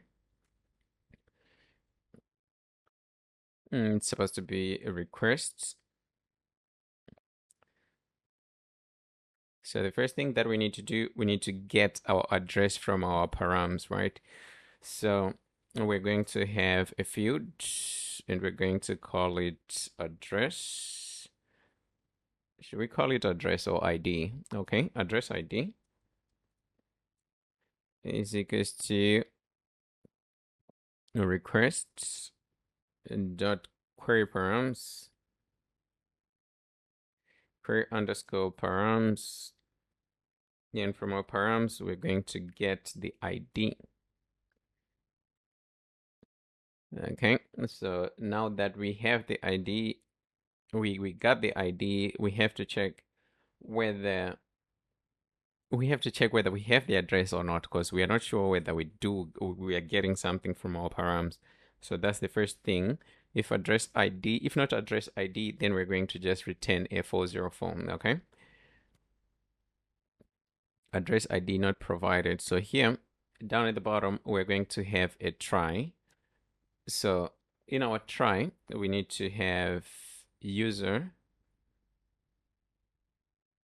Okay, let's just user is equals to requests request.user, or we can just use it directly. Okay,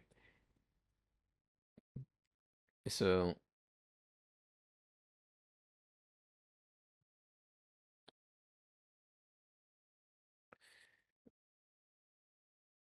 okay, so we are just trying to get rid of the error over here. So exception, we're going to that's wrong. Exception, models address doesn't exist. If our address doesn't exist, then we're going to go ahead and return. This shouldn't be user. Okay, we shouldn't use user over here. Let's go ahead and use address, because our user won't be able to get to this point if they are not logged in. So this is the error that we're going to give them. So we need to work inside of our try. So inside of our try, what we need to do, we need to get the address lists. So here we're going to have address items, item. So our address item is equals to model address, models.address.objects.get. So here we're going to use ID, and we're getting our address by ID and user ID. Okay, so it has to match these two.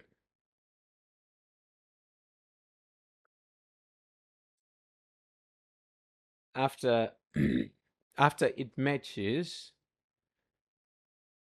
then we are going to go ahead and use with transaction dot atomic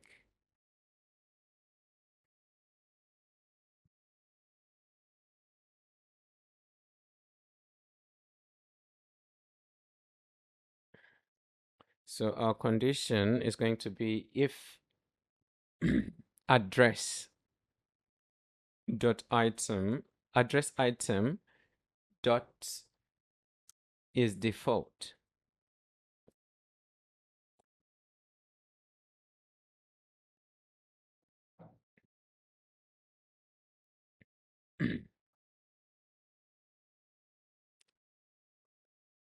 If it is default, we want to do something here, right? So we're going to look for other addresses because we want to set a new address.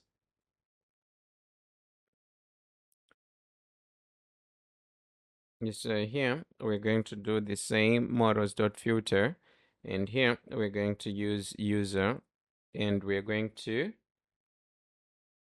go ahead and exclude. So we're going to exclude an address with the same ID as we have the same address that we're getting from our params, okay? We're going to exclude it because it's not included. So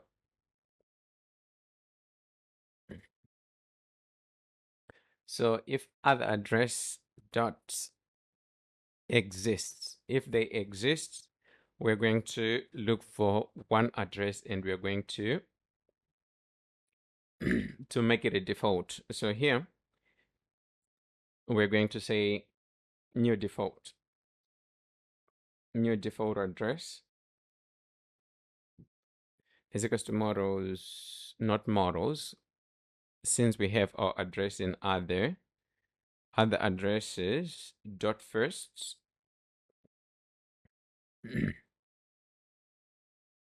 so we need to go ahead and access our new address dot is default, and we're going to make it to true.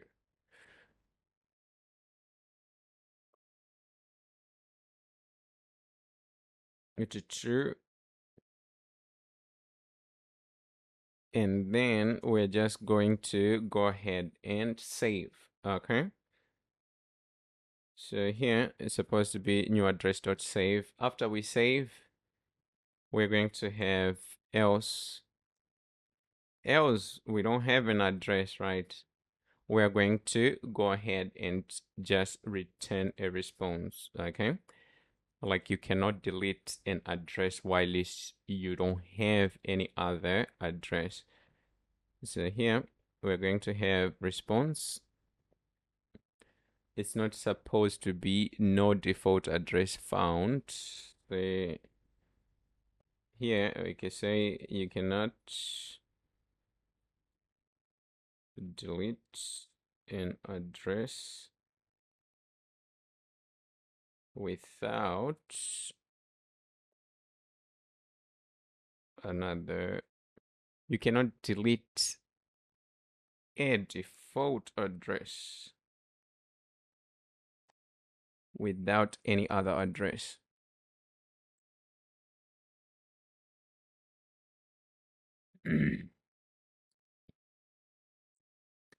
So once all this is done, what we are going to do is to go ahead and try to delete.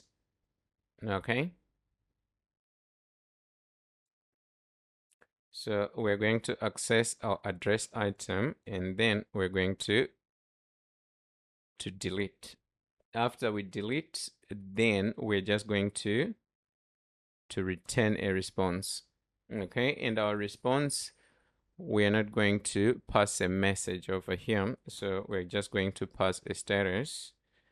So our status is going to be a status dot 200. Let's go with 200, like that. So we dealt with our exceptions already.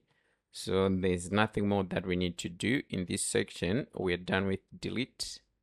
So at the moment, the only one function that's left pertaining our addresses is to go ahead and get a default address.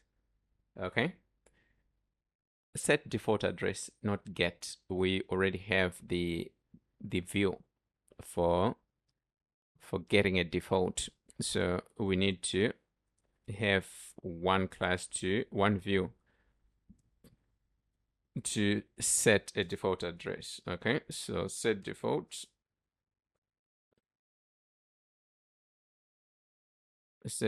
address is going to take in, oh, not address view, but API view. First, we need our permissions class, and here it's supposed to be a patch. Okay, so we need to create our method patch. It's going to take in self, and we're going to take in a request. So after that, we're going to have our user, and we're going to go ahead and get all the addresses, right? After we get all the addresses,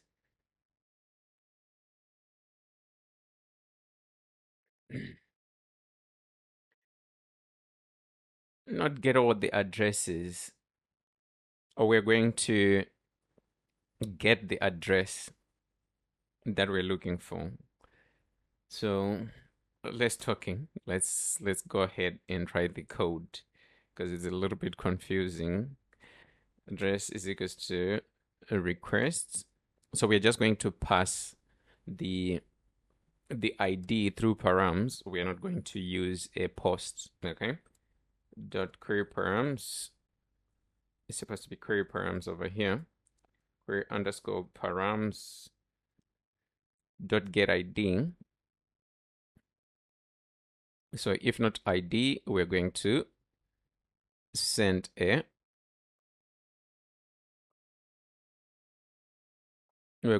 message, and here we also forgot to send the status.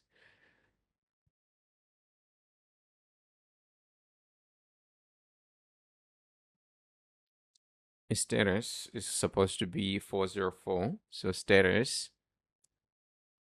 dot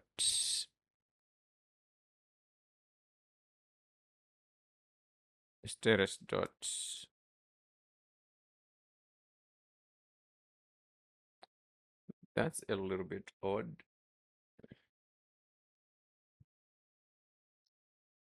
Okay, is equals to status dot http 404.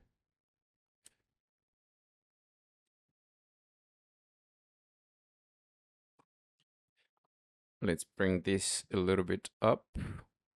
Here we can say address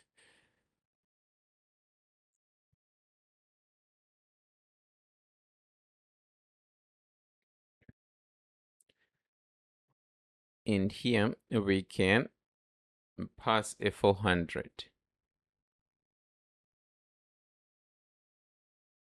Status is equals to status dot http, and here we're passing a 400. Okay, bed requests. If you're going to have tried, that means we're going to have an exception. So our exception here is when an address doesn't exist. Okay,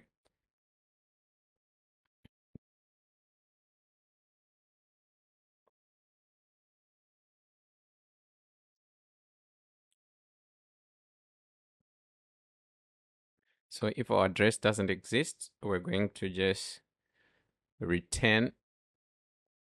It's supposed to be address. Why am I keeping on models.address dot doesn't exist message? Here is supposed to be address doesn't exist, and here is supposed to be 404. Okay, so we're done with this part. Now let's deal with our try. So first we need our user. So here it's supposed to be request.user. Okay, after that let's get to our address. So our address is equals to models dot address dot objects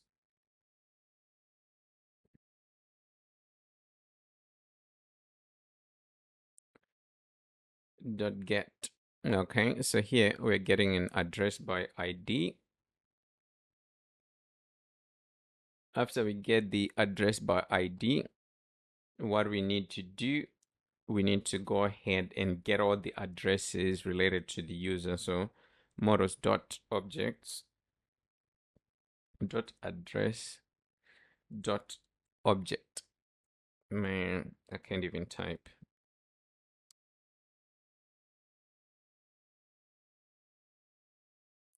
A filter.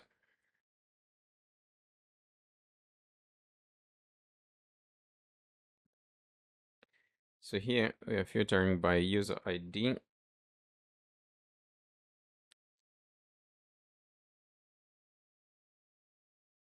After filtering by user ID, we're going to go ahead and update. And here we're going to update all the addresses to false. Is default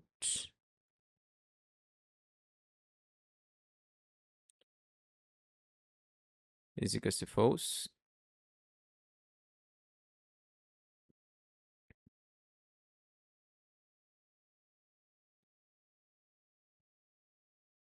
Then we set the default address of the provided address to true. After we set it to true, we are going to go ahead and just save the address. After we save the address, then at the bottom, we're just going to return a status 200.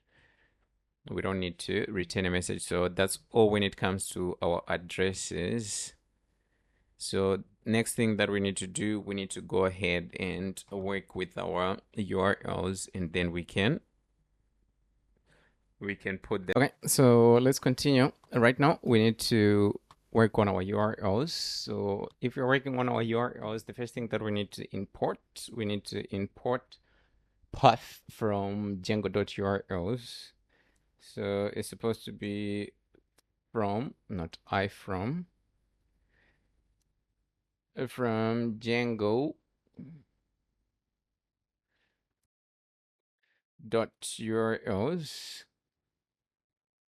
import path. Okay, Django with 1A, not 2. And from dot, we're going to import views. Okay, so here we need to create our URL patterns.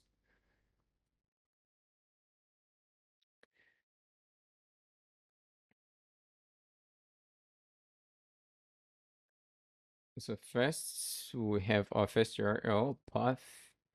We need to have a string. So our endpoint is going to be address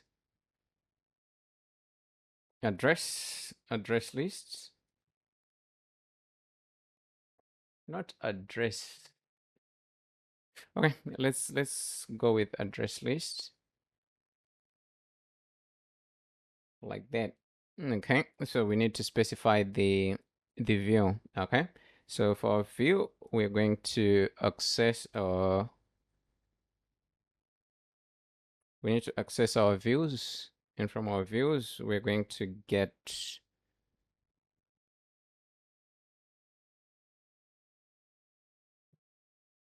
even forgetting the name of the views. So I'm going to bring bring user, get user address.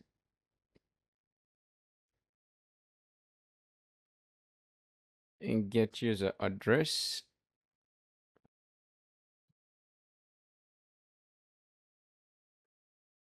Supposed to be get user addresses here dot as underscore view. Let's close that. Let's go ahead and give our URL a name. So this one should be a lowercase, and the name, it should be user addresses, like that. Okay, so let's go on to create our next URL. So our next URL is going to be add. So here we're going to, but it's a little bit tricky. Why we ain't getting our, let's mention the name of the application over here. Add. So this is the name, add address.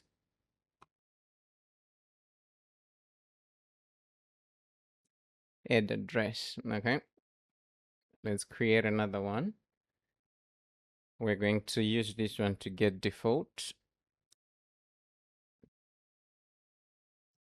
The name is get default address. Let's just paste it over there.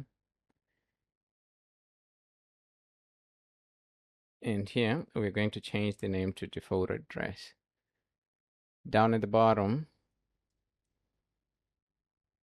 we're going to have delete address, and we change the name to delete address. Okay, so I'm going to just push this so that you can see everything. So let's go ahead and have our last. It's going to be me. So if it is no, me should be the default, and this one should be set default address. Okay, set default, and this one should be get default address.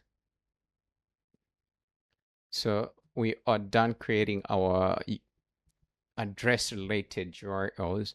So we need to add them to admin URLs. So over here, we're going to call this addresses.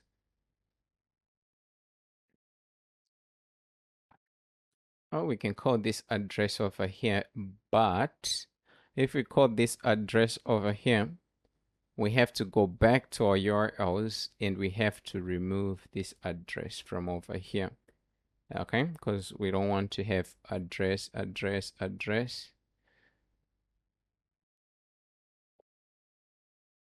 like that. Okay.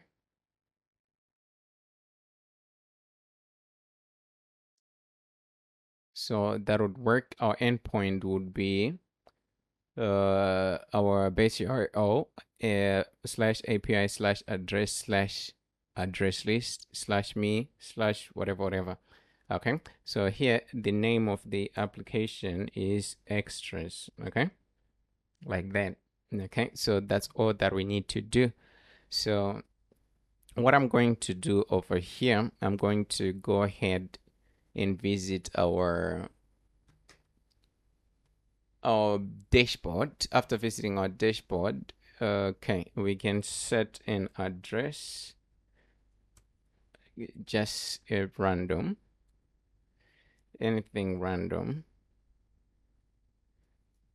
Let's say -124 dot set as default address, phone number, that's a string, user ID, Dr. Dre, home. Okay, let's go ahead and save that so we don't have an error. So that means this is working. Okay, so far so good. What we can do, we can try to open up Postman. After opening up Postman, we just have to create a get request to get the address. Okay. In some of the request, the HTTP calls, we're going to just test them whenever we're going to be working with our address. And here it's not supposed to be count, so it's supposed to be address list, like that. So let's go ahead and send that request. Okay, we do have an error 500. So if we go back, add address serializer missing meta.model tribute.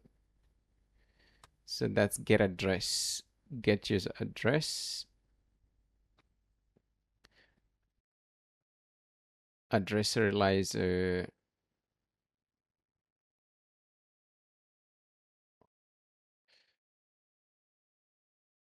Let's see.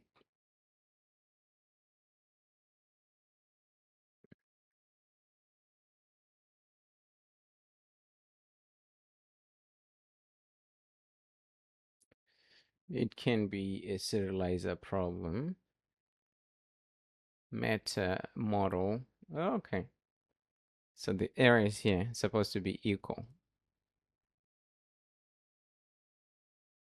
So my bad. So we have to make the same request again. Okay, cool. So we have our address. So we need to just get the data. Let's see.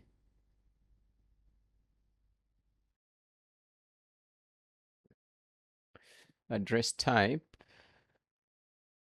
Phone number, address is default.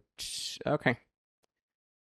So let's get this data. After getting the data, we need to create the address model. So we need to visit QuickType, paste that, and we are going to create an address list model. Let's just call it address model. Okay, so this is what we need to do. Copy the model, go back to our Flutter application. In our Flutter application, we need to create a new folder. Let's call it, we can create it outside. Let's call it addresses. So in addresses, we're going to have a new folder. Let's create a folder for models. So in our folder, we need to create a new file. So it's supposed to be addresses model.dart, like that.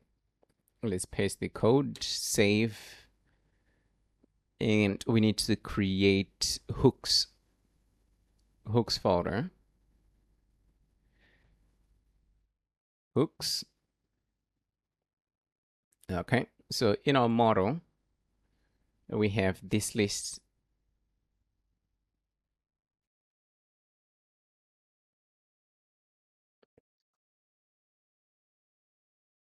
We have the lists, but we also need to, okay, we can use this as well. So probably that's not going to be a problem. So let's see how best we can do it.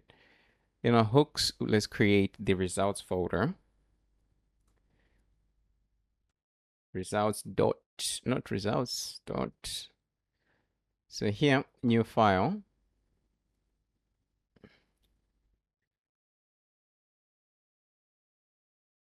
It's supposed to be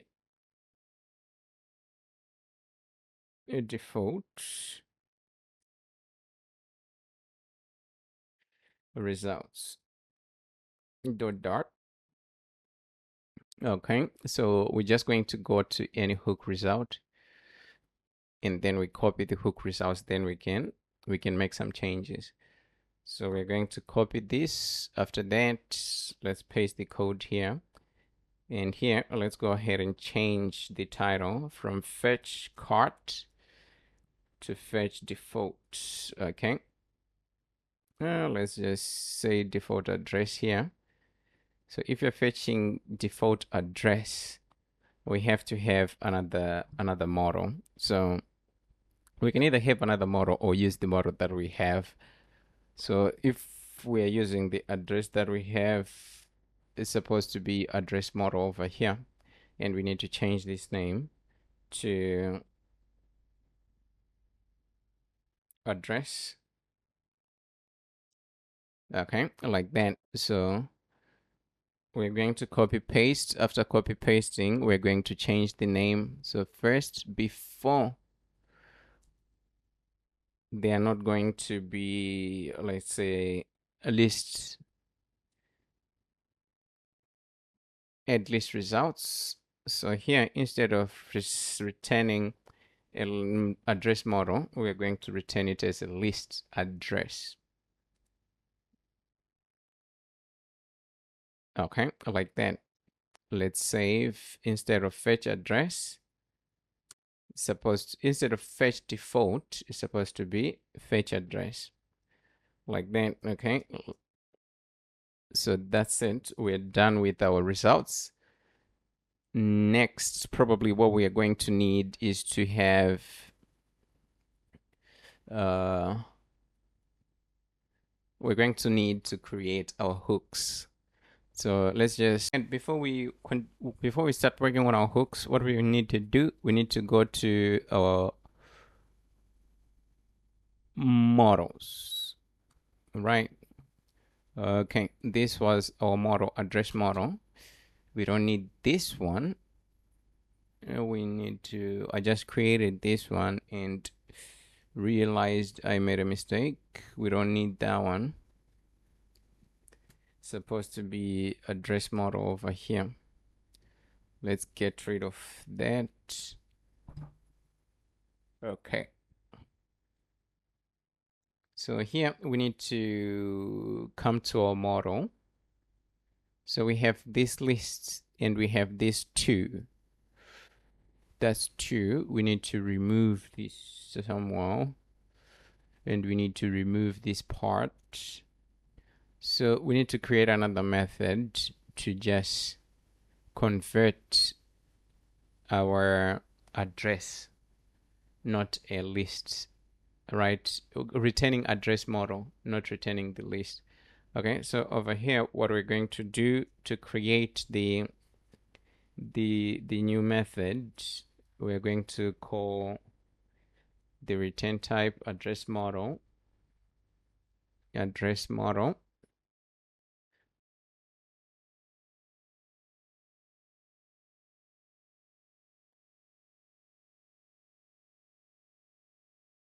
So this one on top, instead of saying address model, we can change the name to address list from string. Here we can have address model. No, from JSON, not from string. From JSON, okay? Like that, okay? So in here, we're going to have a string, and our string is going to be str.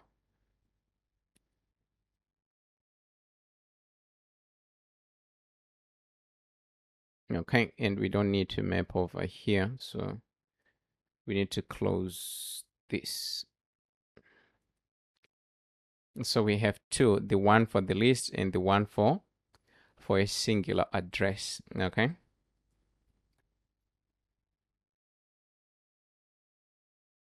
So now we need to create our hooks.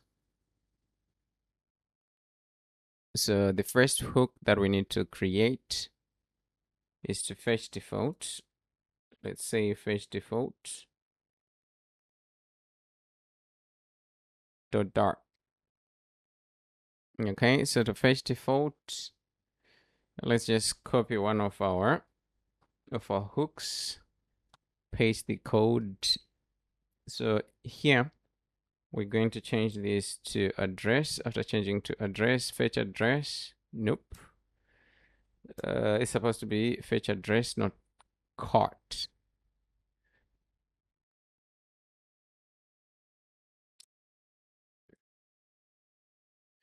Oh, fetch default address. That's going to be the name. Fetch default address, and here is supposed to be address.value. So this value should be the same. Okay, so the type over here should change to address model. Since it's nullable, let's add now now checker, and initially it's going to be null. Okay, so now everything is okay over here, and we need to change this from cart to address. Let's change this value to address as well. And here now, that's where we are going to call address model from JSON. Okay, so that's all that we need to do, and we have a hook. That's a hook to fetch the default address. Let's say default address, and let's go ahead and create one more to just fetch the address lists.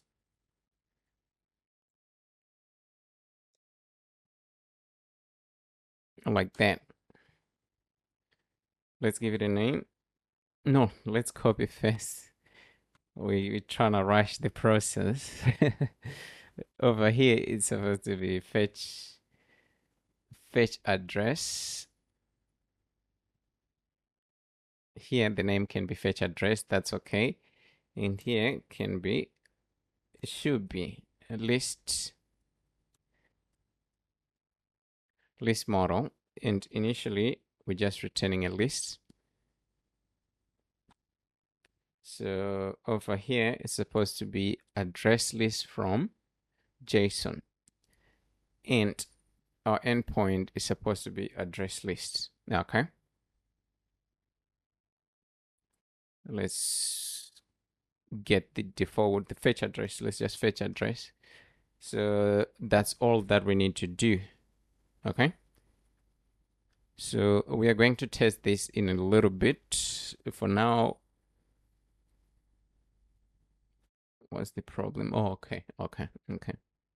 I thought we had a problem. We're in the checkout page. So for now, these ones, they are all okay.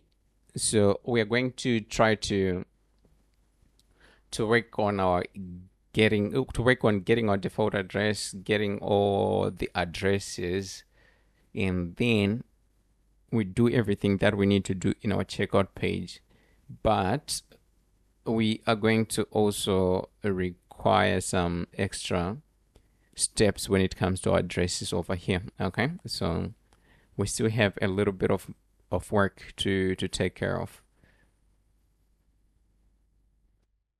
But as far as our hooks are concerned and how we are going to get the data, this is all that we need to do. Okay, since we have the addresses, now the focus is going to shift to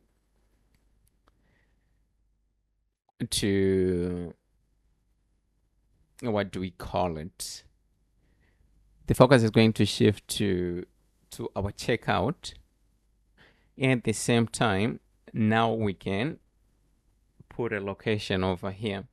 Instead of saying please select location, now we can have a location. Okay, so that's what we're going to focus on the next section.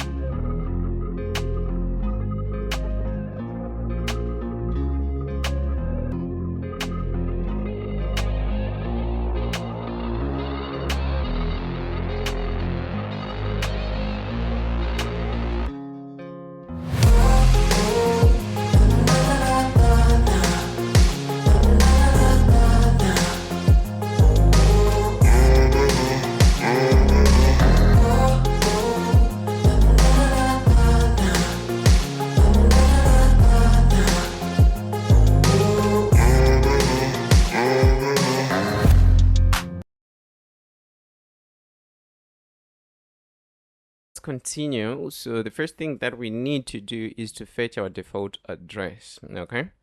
So let's just close everything from over here so that we can start from a clean slate. So looking at our bottom, not bottom, that's our a bar. We need to show an address if we have one. So we should come to our home, then the widgets. We need to open our custom a bar. So we need to convert this widget to a hook widget. After converting to a hook widget, we need to go ahead and have a final result. Let's just call it result is equals to fetch default. Okay, like that. And over here, we're going to have final address is equals to result.address. Okay, let's go ahead and close it. So now if we just refresh, probably we'll have our address, but here we need to refresh because we've changed this part of our widget, like whatever it was extending a stateless widget. Now it's extending a hook widget. So we need to hot reset our application. Right, so here we do have the address. So either way, we're going to say address. If address is equals to now, then we are going to show, no, not this part. We still, this part. If our address is equals to now, then we need to show this select an address. You can put it the way that you want, or please add an address, something like that. So over here, we're going to display our address if our address is not now. So it's going to be dot address. Okay, so we do have our address. Okay, so that's exactly what we need, and we need to do a little bit more. So here, let's take for example,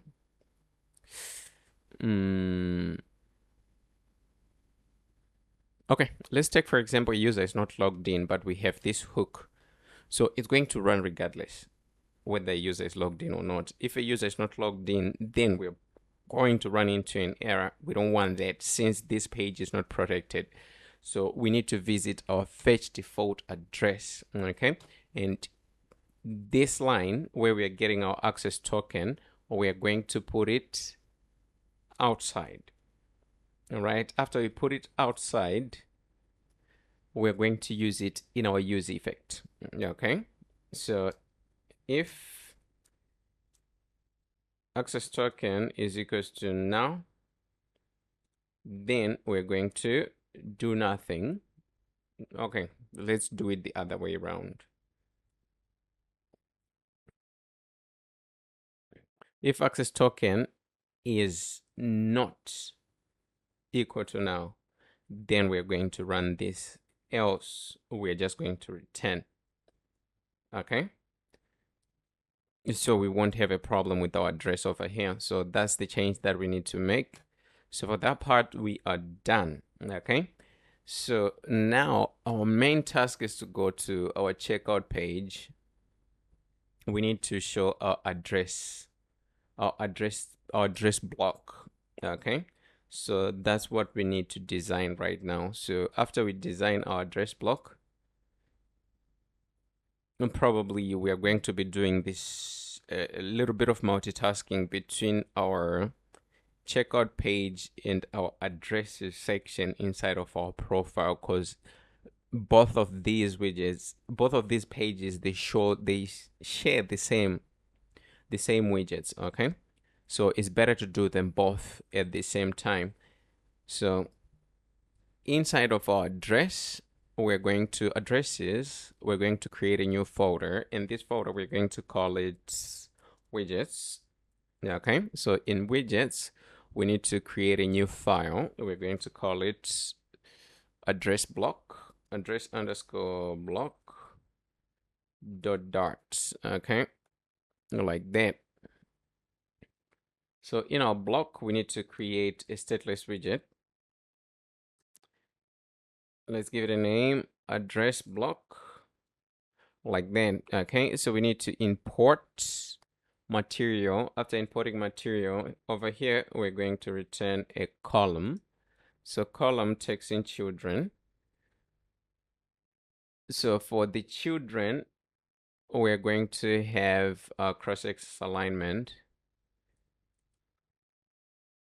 Here, cross-axis alignment dot is supposed to be dot start. That's all that we need. And we need a reusable text. We're going to call it, we're going to give it a text over here. So the text is supposed to be shipping address. And for shipping address, we need to give it a style. So our style is supposed to be app style.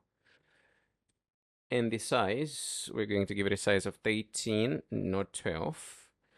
And for the color, we're going to go with K primary. So it's supposed to be colors dot K primary. So we need to import our colors dot K primary. Okay. So over here, it's supposed to be FW dot, not FW, font weight dot W500. Let's save that. So down at the bottom, that's where we're supposed to display our address tile. So we need to work on our address tile on the side.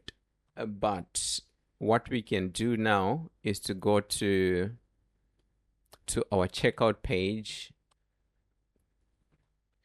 Where's our checkout? Checkout is over here. Views, checkout page. So in checkout page, we're going to add the address block. Okay, like that. So let's go ahead and save. So we're going to have this heading and we're going to have an address block. That's going to show our default address. Okay. So let's just add const over here. After adding const, we need to go ahead and create a new widget in this page, and we're going to call it address tile. Address underscore tile dot. Okay. It's supposed to be a dot file over here. So we need to create a stateless widget. Call it address tile. And we need to go ahead import material. So over here, in our address block, here we need to hook the address tile. Okay. So address tile is going to require some parameters right here on top. We need to add some parameters. Let's see. Probably we have something missing. Because if you're showing an address, that address should come from somewhere. Okay. That address should come from somewhere. So probably in this page, we should go ahead and fetch addresses again, the default address, because we need it, because we need to push it to our checkout block. Okay, so here we're going to have final address model. And then over here, it's supposed to be address. Besides that, we're going to require a little bit more. Let's see. We're going to require a final bool, a boolean. So this boolean is going to determine whether we are on a checkout page or we are on the what do you call it, on the addresses page. Okay.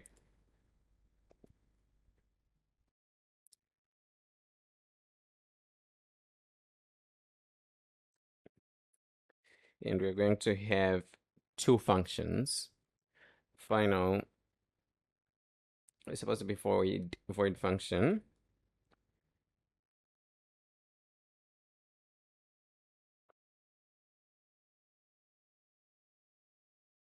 Set default. So this set default, we are only going to use it when we are in our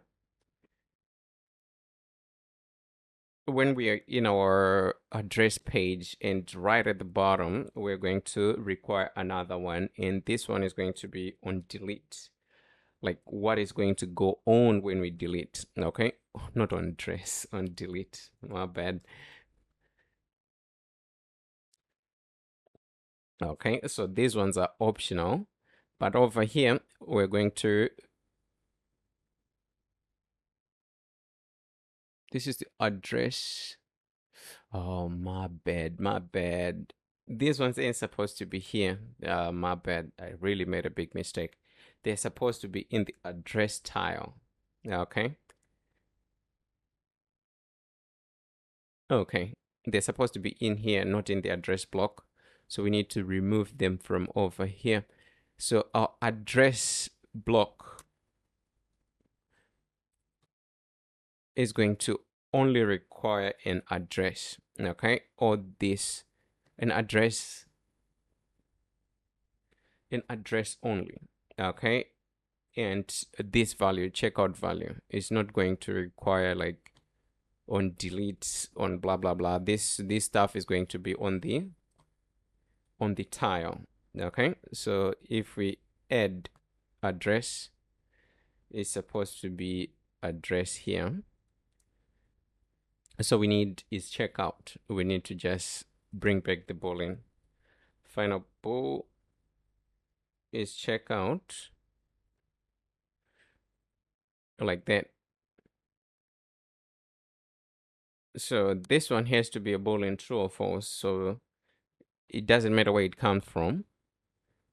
So that's going to be our value. So we need to add a comma over here. But we do have an error over here because we need to pass the address. Man, this is getting confusing.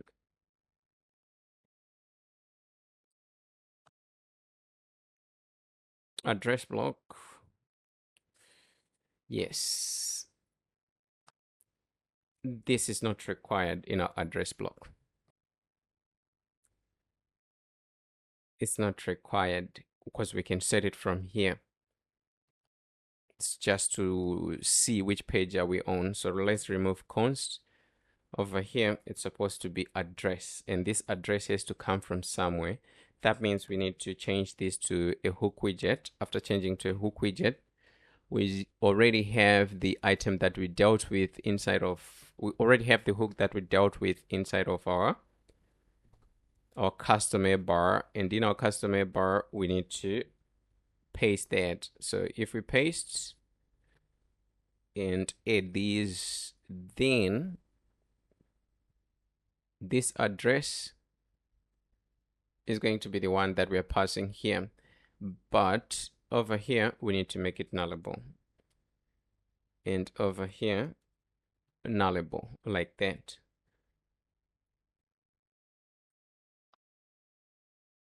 Let's go ahead and see whether we can make some adjustments, because this is going to be a little bit tricky. It's going to be required.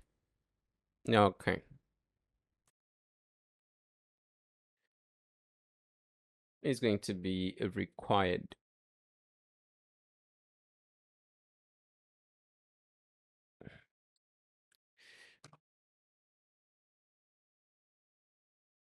Address tile.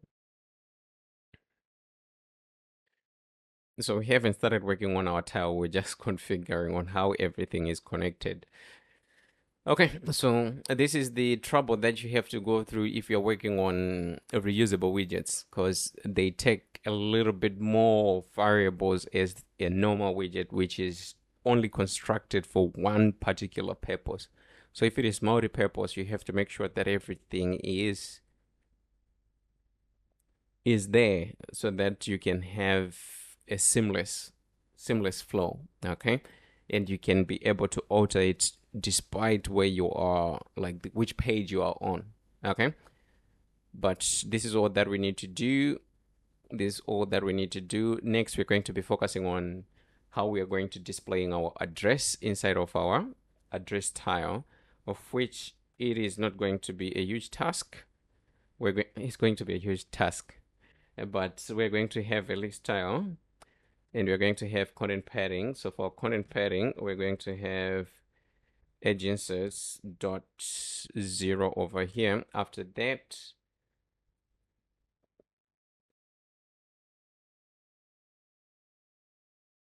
we need to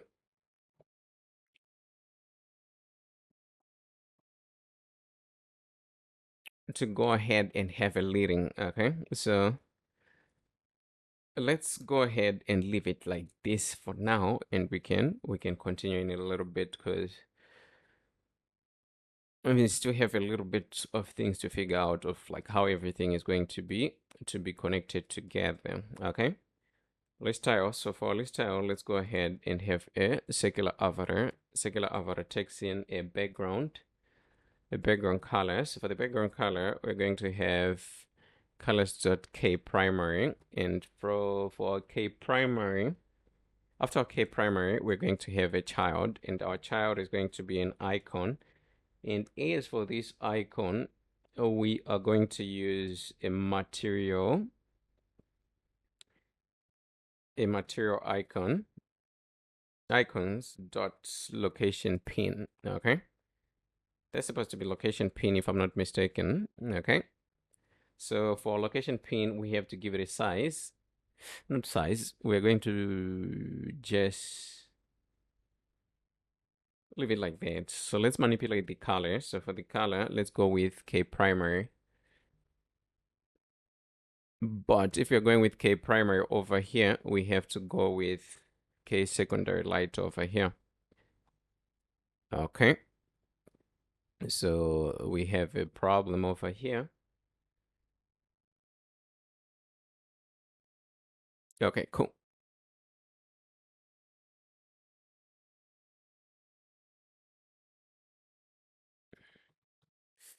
So let's see what we got. Check out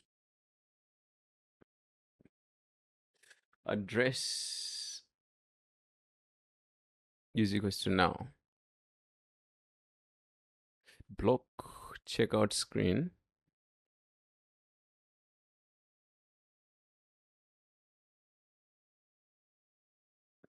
Okay, so this is going to be a problem a little bit. A little bit is going to be a problem, but we need to fix the problem anyway. So probably we are going to need to use our provider to store our address, and then we push our address to our checkout page somehow. Okay, so that's what we are going to have an easy fix to the problem without using providers, because over here our address might be loading. So if our address is loading, probably we are going to run into an error. So what we have to do, if our address is loading, we just need to set a condition here. It's either we can use is loading or final is loading. Let's use is loading.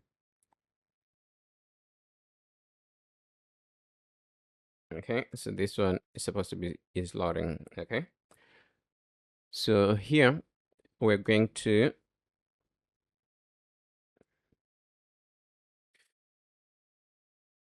if it is loading, then we're going to just have sizebox.shrink.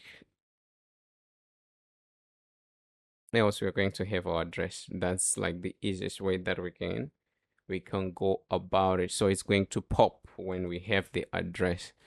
So let's go ahead and run the test and see whether the solution would work, but definitely will. Okay, so here we just need to pick items. Okay, so we have our widget over here. So whatever we did worked. Okay, whatever we did worked. So since we're not going to reach to this stage if we might not have an address as well. Okay, so there's a scenario where we literally don't have the address, but we want to check out. Okay, so in that scenario where we don't have an address, we need to handle it somehow. Okay, so we're going to handle it through our button, the payment page. So if we don't have an address, we prompt the user to add an address first before they check out anything. Okay, or to prompt them to select an address. We'll see how best we can put our logic across. Okay, so far so good. Let's continue with our address tile.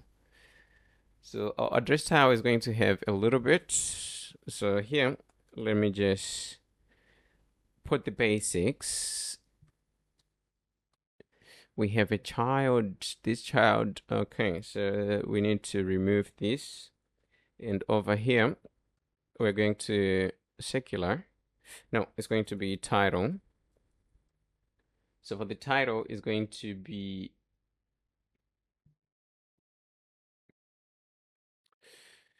let's see. Yeah, the title is going to be the address. Is going to be address. So we are going to use probably a reusable text widget, but we're going to have some conditions to it. Okay, so let's go up.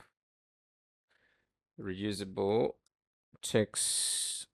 Okay, so here we're going to have our address.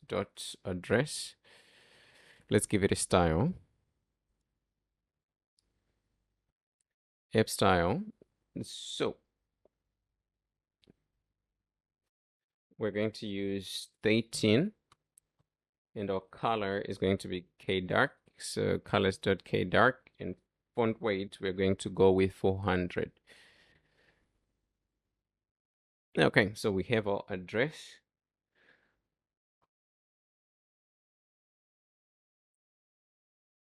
Let's go ahead and put a subtitle.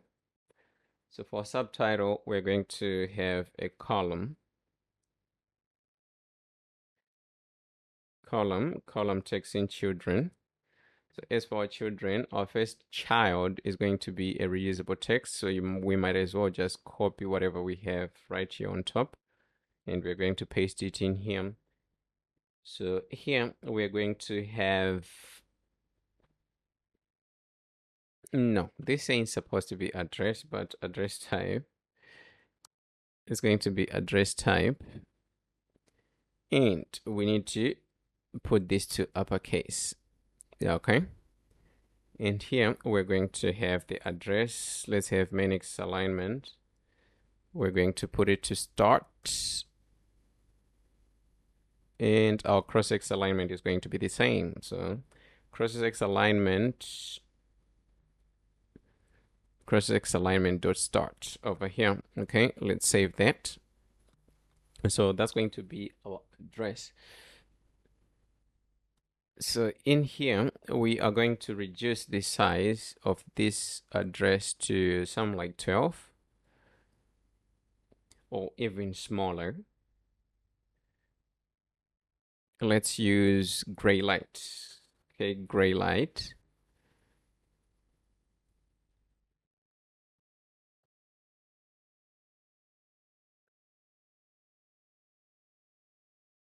And down here, we're going to put phone. Okay, so we're going to have our address and our phone. So our phone number is a string. There's nothing that we need to do like that. Or this can be smaller, like 11. like that.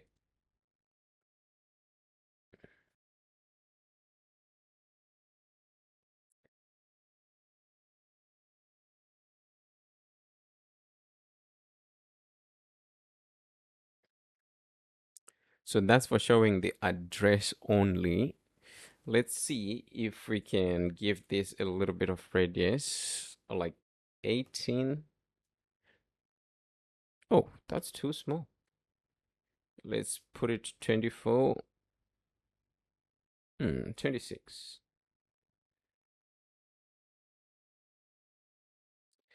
28. Okay, 28 would do, or our text would be fitted. Okay,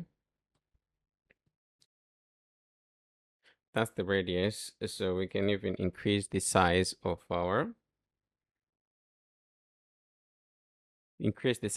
icon like that. So that's proper. That's okay. That's okay. That's not bad.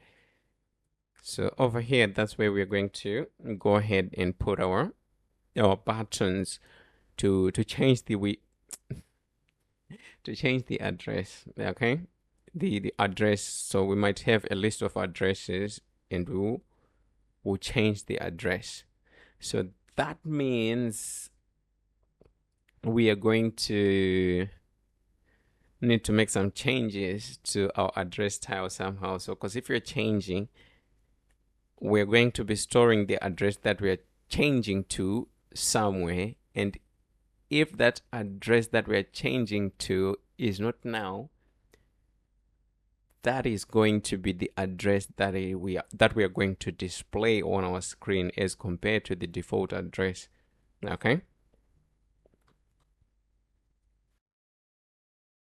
but before we continue, let's just add const everywhere over here and just format this a little bit. Okay, so we're going to come back and just put on the logic, because we get 2 pages that we need to accommodate with this one particular widget. So it's best if we spend a little bit more time on it, so that all our requirements can be catered for. Okay, gray light might be a mistake over here. Gray light might be a mistake. We can just go with gray. Okay, so let's go with gray. Okay, cool. Not a platform, but we're going to go ahead and have our change button over here to enable the user to change the address.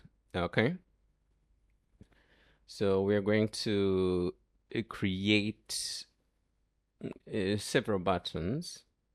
We're going to create 2 buttons, the one to delete and the one to change. Okay, so the one to change, we're going to use it to change or to set default. Okay, so inside of our list tile that's outside of this column, we're going to have a trailing. Is it supposed to be a trailing? Yes, so our trailing is going to be a column.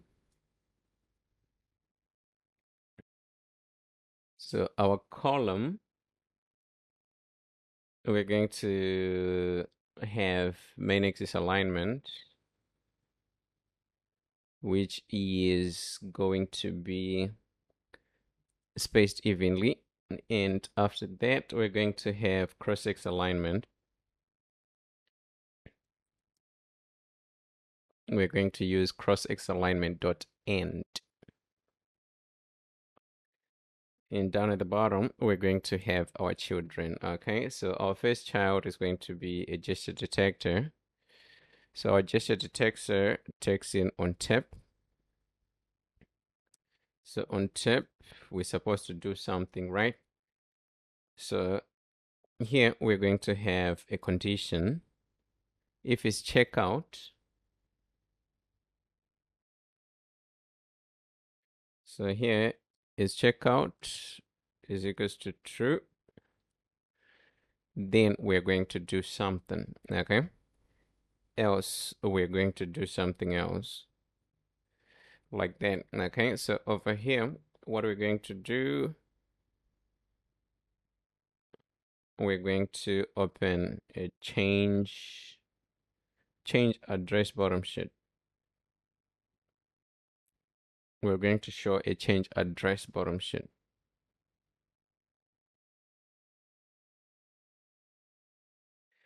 Supposed to be a bottom sheet like that, okay? So what's going on?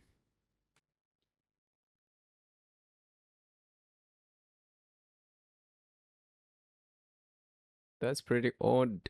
Okay, so let's give it a child first and see whether we're going to have an error or not, because we can't have a gesture detector without a child widget. Okay,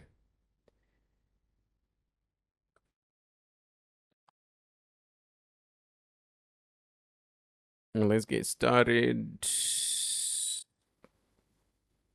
Same.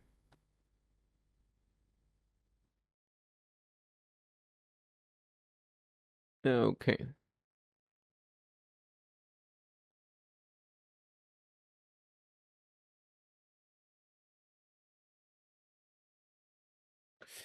This is a little bit tricky, so let's just child reusable texts. For reusable text, we're going to say change for now.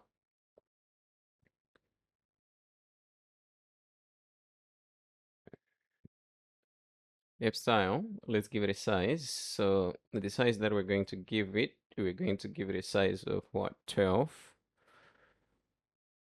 Color, let's go with K dark for now. Let's go with the proper color. So it's supposed to be K white, but it's not going to be visible. That's the problem. Well, we don't have that error anymore. Though it's not visible, we don't have the error anymore. So what we're going to do over here, we're going to have decoration. So for decoration, we're going to choose box decoration. Instead of box, no, that's supposed to be box decoration. Instead of our box decoration, we're going to have our border radius. And as for border radius, we're going to have kradius.O. Oh, not bottom. Supposed to be radius.O. Okay, so let's go ahead and give it a color as well. So for the color, let's just go ahead and pick those two colors. So that's what it is going to look like for now, but we are going to make some few more changes. So over here, we're going to have edge insets. It's going to be symmetric, and we're manipulating horizontal side, and we're going to give it a horizontal of 5.w. Okay, like that. Okay, so here we're going to have multiple scenarios, but for now, let's just leave it like that until we have our address notifier, our address provider. That's when we are going to go ahead and have more options. So for this part, this is literally done for this page. But if you want to accommodate the other changes for the address section, then we are going to need more. Okay. So what I'm going to do is to go ahead and work on this particular widget up until everything is working for this page. And when we get to the other page, then we're going to add some additional properties to it and additional logic so that it can fit both, what do you call it, like both pages. I mean, so over here, if we go to utils, not utils, but widgets, let's see, address change model. Okay, checkout address. Okay, so let's go ahead and uncomment this one because we need it. That's supposed to be okay. Yeah, this one is going to be a little bit tricky because we need this page, not page per se. We need this widget. So this widget is going to require us to be done with everything that we need to do in here. But anywho, what we can do, let's go ahead and cut this. And in our address tile, let's go ahead and just have our logic over here, because it doesn't matter what we are doing, our logic is still going to be required. Address, change address bottom sheet, and here we add, and we're adding contexts. Okay, so if we click, we're going to have a bottom sheet, and we're going to have a list of all our addresses. We'll be able to change addresses to some other addresses if we have them. If we don't have, if let's say we have one address, then we won't be able to change. But if we have more than one, then it's possible to make the change. So this is a pre-given model bottom sheet. It's pre-given, okay? So the only part that we're going to work on is this section, okay? So we're going to go ahead and work on it after we complete working on this section that we have over here. So what we're going to do, we're going to go ahead to our addresses, and we're going to create a controllers folder. Okay. It's supposed to be controllers over here. After creating the folder, we need to add a new file. It's supposed to be address underscore notifier dot. Okay. So let's give it a name. Let's create the class. It's supposed to be address notifier with change notifier. And let's go ahead and just open it and close it. So in here, that's where we are going to put our logic. So first, we're going to have address model, address.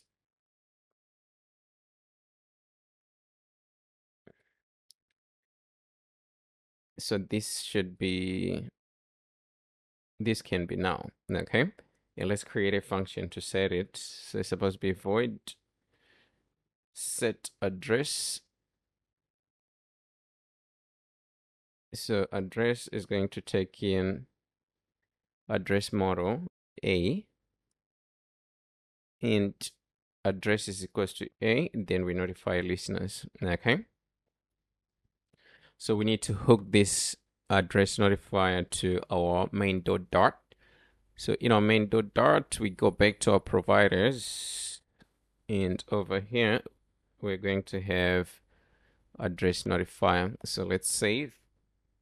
Okay, so we have our notifier. So now we can have our logic. So we need to work a little bit more inside of our tile. Okay. So over here, even the title, this change title is going to come out if is checkout is equals to true. Okay, that's when we're going to have change. Else, if okay, so we need to do something. We need to hook this to a, what do you call it, a consumer. We're consuming address notifier, and here we're going to have our address notifier as well in lowercase. Let's go ahead and save that, and we need to close this at the bottom.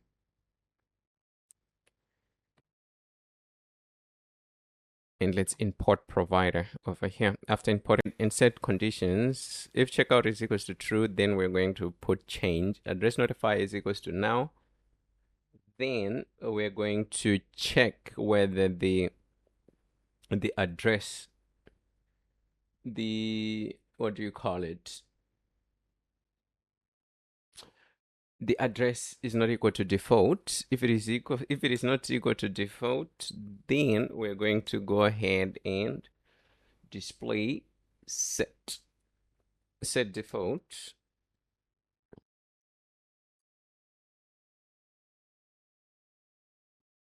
And that's supposed to be a string.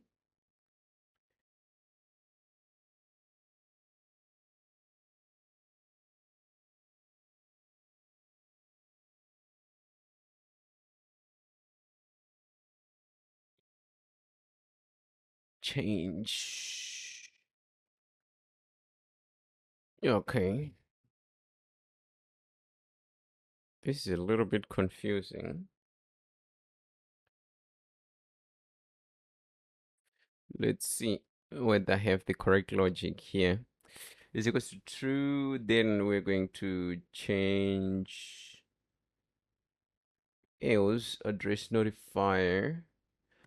Then we're going to have another condition. So let's do it this way. We bring this down. And if this is equals to now,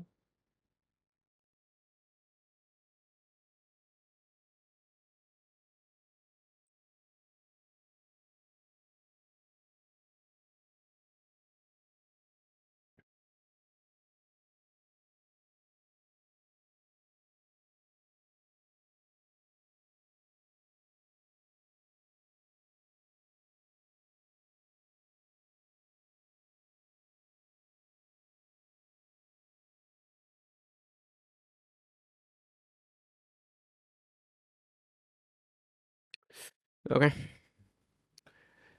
This is a little bit tricky. And is equals to now.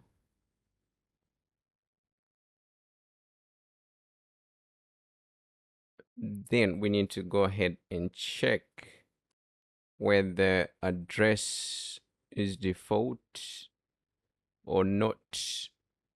Okay, so if our address,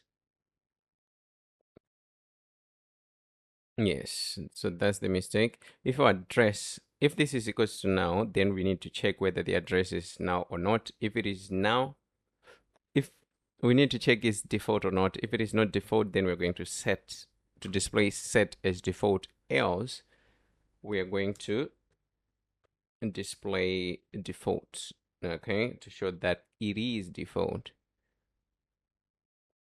Yeah, okay. So down at the bottom, we're going to have another condition. So this one, in this condition, then we're going to check whether this address that we have over here dot is default is not equal to default. Then we're going to do the same. So here it's nullable. So that's going to be our condition. So this is a little bit tricky.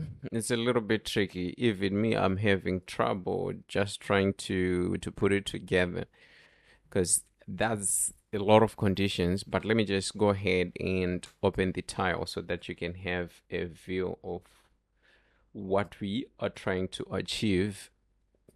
And so it's even way harder to explain when the code is not functional and there's nothing that you can do when your code is not functional. So let me go ahead and have the condition for our colors, the colors of our buttons. That's going to be one button if I'm not mistaken.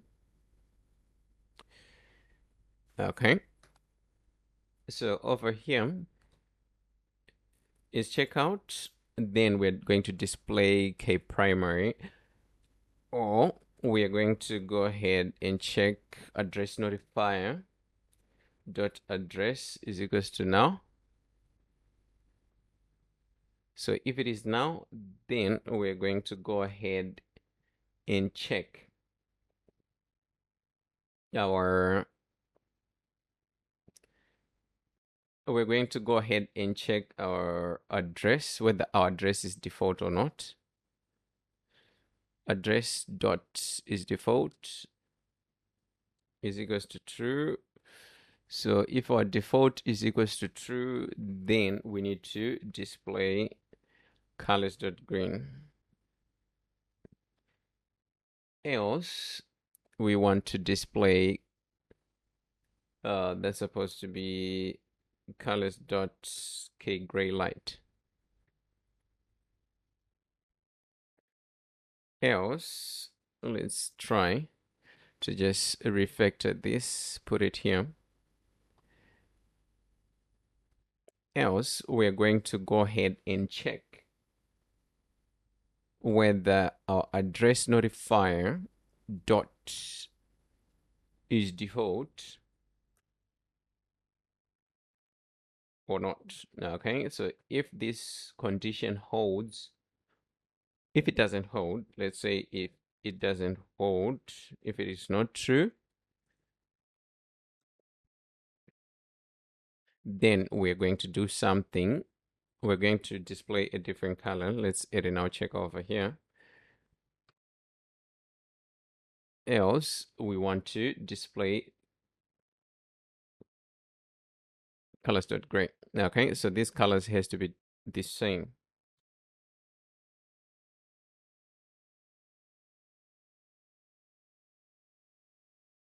Like that. Okay, so these are our conditions. They're only on colors, but they're so tedious.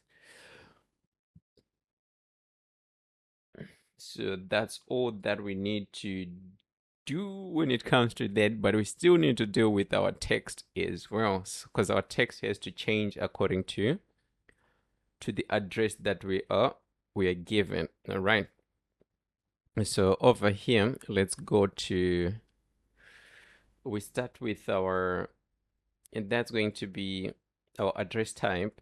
Okay, so first we are going to check whether our address notifier dot address is equals to now. If it is equals to now, then we're going to go ahead and display this address. No. This condition is on the wrong place, but still the conditions are going to be the same.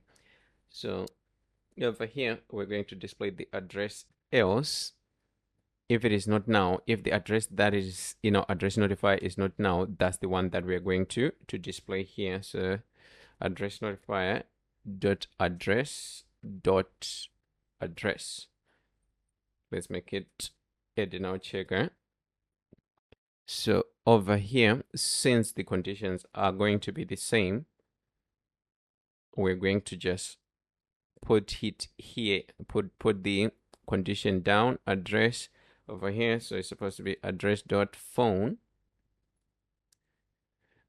and down at the bottom is going to be phone as well. Okay, so we are done with that part. Here, address type, address type, and it's supposed to be address type over here.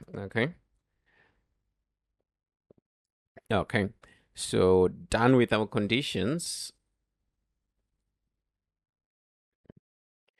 So now it's way easier to even go and complete our work. So down at the bottom, we're still inside the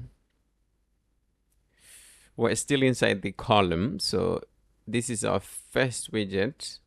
Let's go ahead, add a little bit of space. And down here, let's go ahead, close it. And here, we want to have is checkout. If is checkout is equals to true. So this one is not going to appear on our screen on this page that we're on, we're going to display sizebox.shrink. Else, we're going to go ahead and have a gesture detector. It's supposed to be gesture detector over here. So here we're going to have on tap. It's supposed to be mapped to be with on delete. Okay, else, not else. We're going to have a child, and our child is going to be a container. And in our container, we're going to have the same padding as the one that we have on top.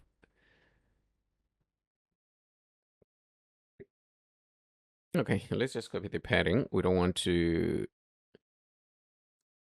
have tons of stuff that we can't control. So let's add decoration manually. So box decoration. Ooh, box decoration. In our best box decoration, we're going to take in the color first.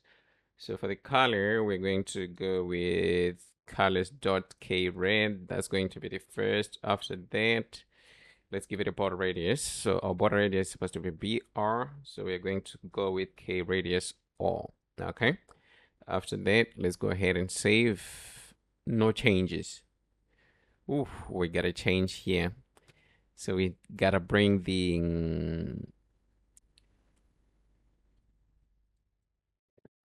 to uppercase.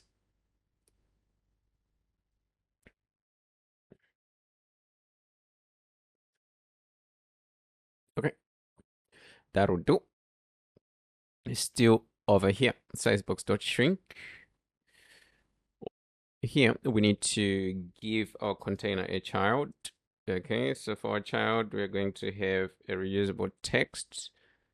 As per our reusable text, we need to specify the text. So our text is going to be delete, and we are going to require app style. So for the app style, we're going to have 12. And here, let's go ahead and have colors.white. And let's give it a font weight of W400. Okay, so we are officially done with our tile. Our tile was a little bit tedious, but we don't have to create it anymore. Okay. Oh, we want to come to on tap. Okay, this on tap. Okay, so when we're in this page, if we click on tab, we're going to open the bottom sheet, right? And if we are not on, if you're not inside the checkout, we have to run set default. Okay, let's see. It's supposed to be set default and like that. Okay, so the next thing that we need to do is to go ahead and just work on our, what do we call it? To work on our,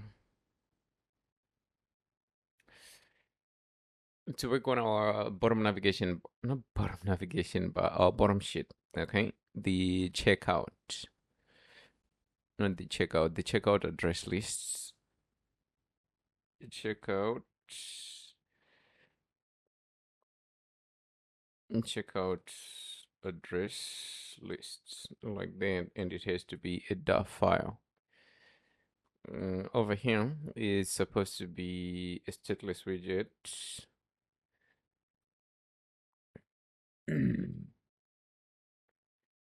Give it a name, checkout address lists. Okay. Here we need to have a hook. That's supposed to be a hook widget, but anywho, we can just change this to a hook widget, or else we could have just used the shortcut. Okay, so like that. So here we're going to fetch the addresses. So let's take care of that and then we can move forward. So we're going to have final addresses. Okay, is equals to fetch address. Let's go ahead and close that. And so final is loading is equals to not addresses. This is wrong. Let's cut this. Let's go with result. Okay, I'm just going to make it short. So over here it's supposed to be result dot is loading. So let's close that. Final addresses is equals to result dot address.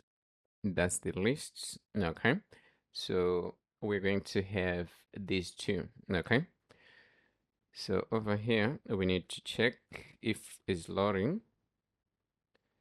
If it is loading, then we're going to go ahead and have our widget. So here we're going to have a padding, not a padding, but anyways, we need to return something over here. Okay, padding. So here we're going to use edge_inset.symmetric. We need to manipulate the horizontal part. Horizontally, we're going to give it a 12. That's 12.w. Let's add a comma, and we are going to return a child. As for our child, is going to be a list schema like that. Okay, so let's go ahead and close it. After close, we save. After we save, here we're going to have consts. Okay, so here, instead of returning a container, we're going to return a list view. So our list view is going to take in children. They're supposed to be children. So for children, it's supposed to be list.generate. And here, our list is supposed to be addresses.length. And this is going to be our index I. And we're going to return a widget. Okay. So we need to go ahead and just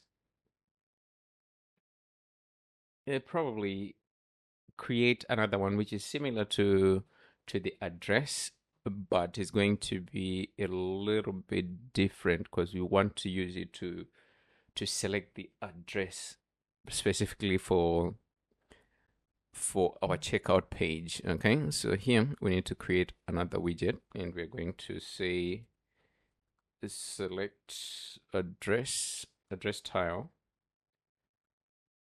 and it's a dot file. Okay, so here that's going to be not really.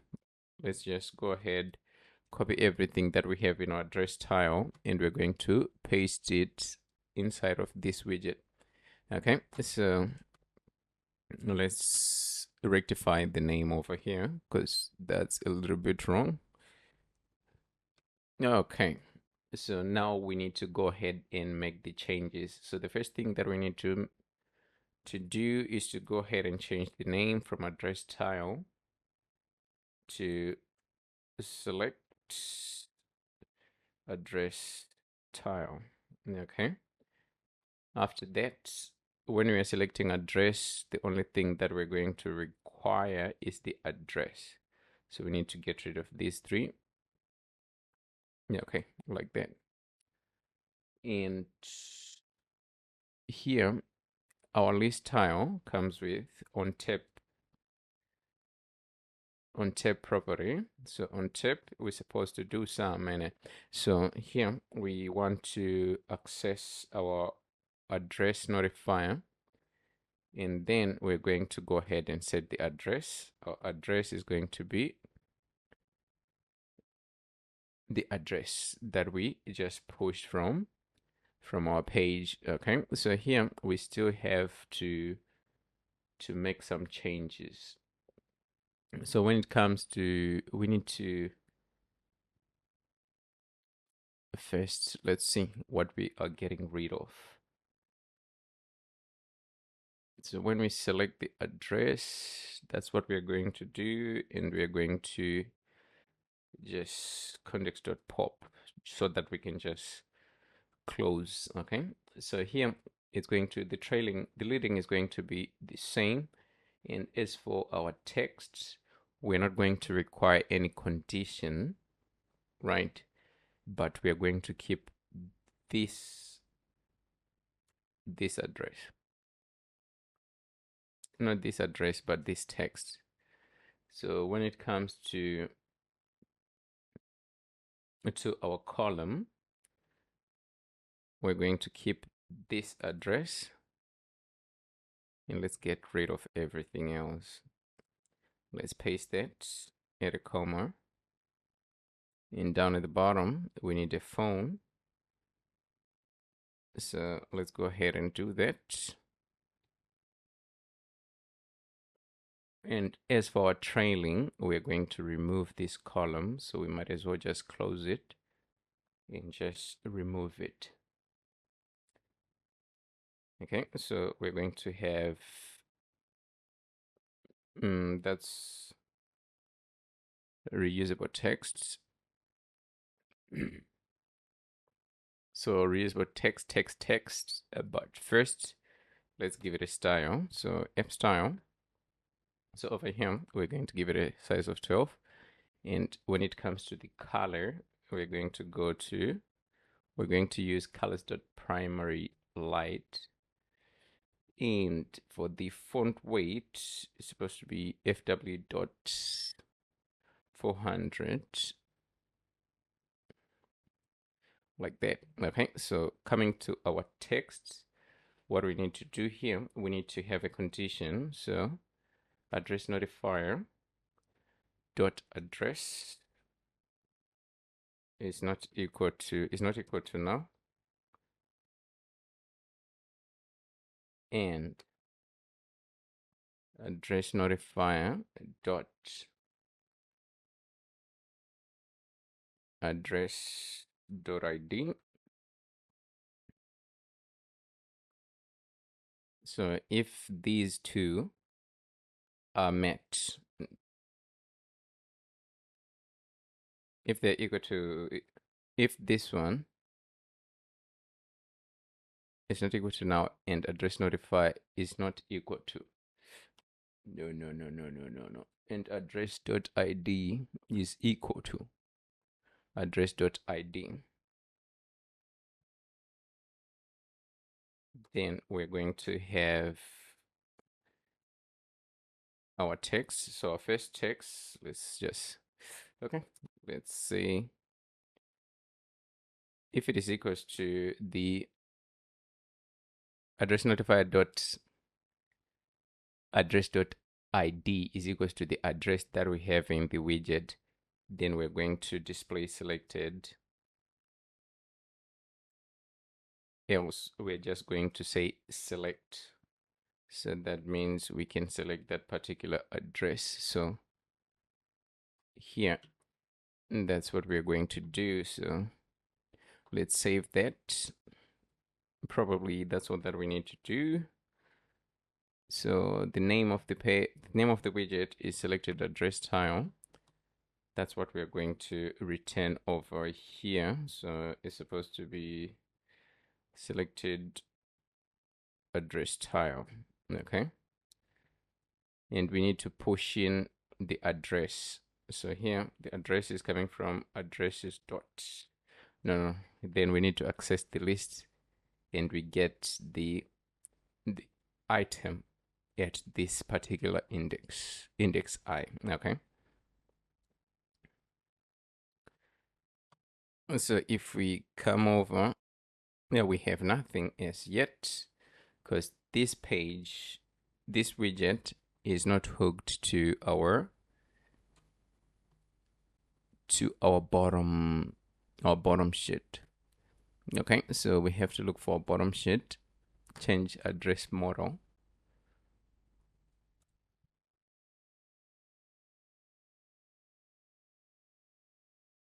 let's go ahead, add that. Okay.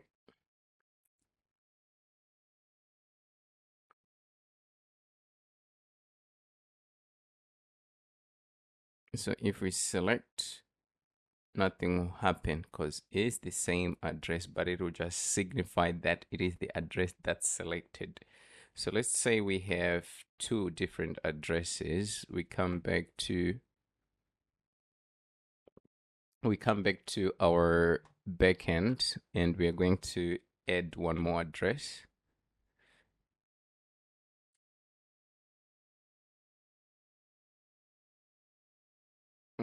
It can be anything.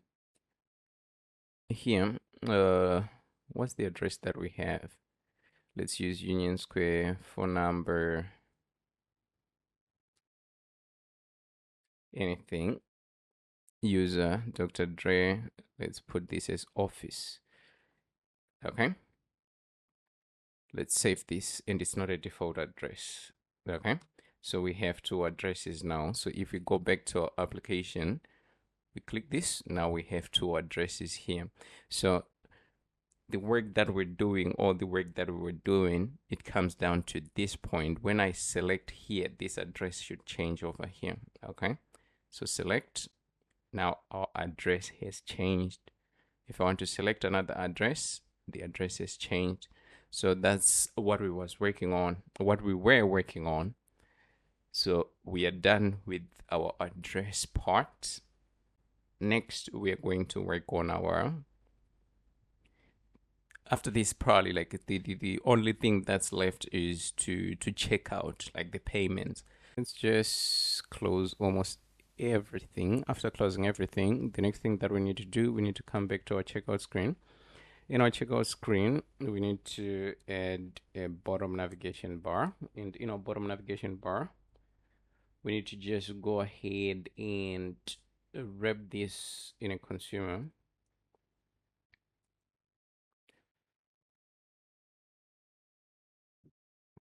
Okay. Yes, because we need to access the cut notifier. Okay. Consumer. So here we're consuming cut notifier. And down at the bottom, what we need to do, we need to have a cut notifier like that. Okay. So here, let's go ahead and have a gesture detector on tap. Then we're going to do something. So we're going to have an empty function for now. After that, we're going to have a child, and the child is going to be a container. So let's go ahead and give our container a height. We're going to give it a height of 80. After that, we're going to give it a width. Okay, so for the width, we're going to go with screen width dot screen width, and we need to go ahead and multiply this by, no, we don't need to multiply, we need all the width. Okay, so let's add decoration. For decoration, we're going to check box decoration. Instead of our box decoration, we're going to have our color. As for color, we're going to have colors dot primary light. Okay, so here we need to add a border radius. So here, okay, radius top. Let's save that. Okay, so we have our bottom navigation bar, and here we're going to return a reusable text widget. Okay, so here we're going to have our text, but first we're going to have address dot, okay, it's just address. If address is equals to now, then we are going to just display, please add an address, in address,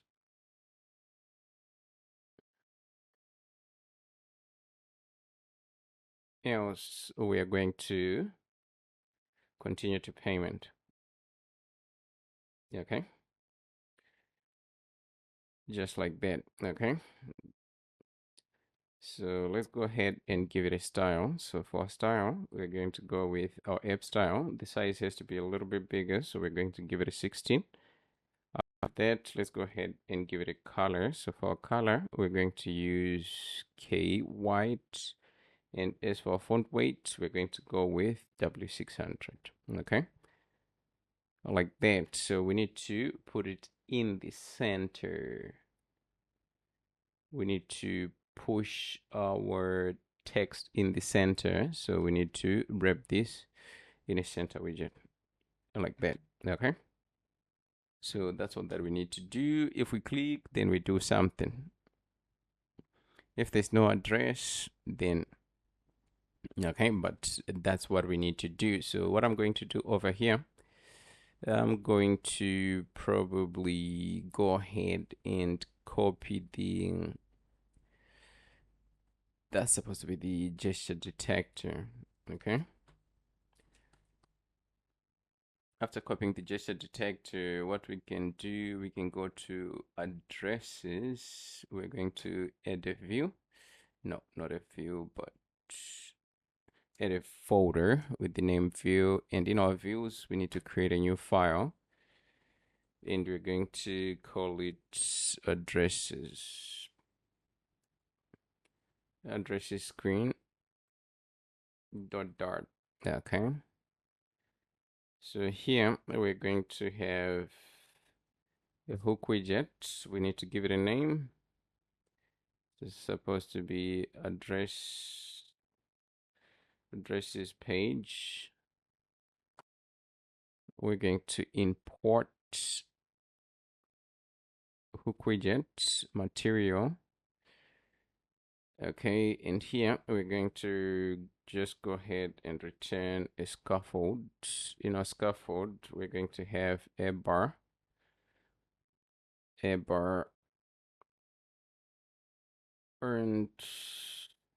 bottom navigation bar. Okay, yeah.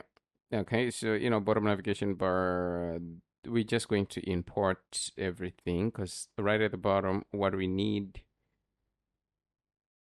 to go ahead and have a text that's going to take us to the page where we are supposed to add the address. Okay,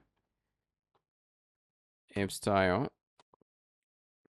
radius top. Okay.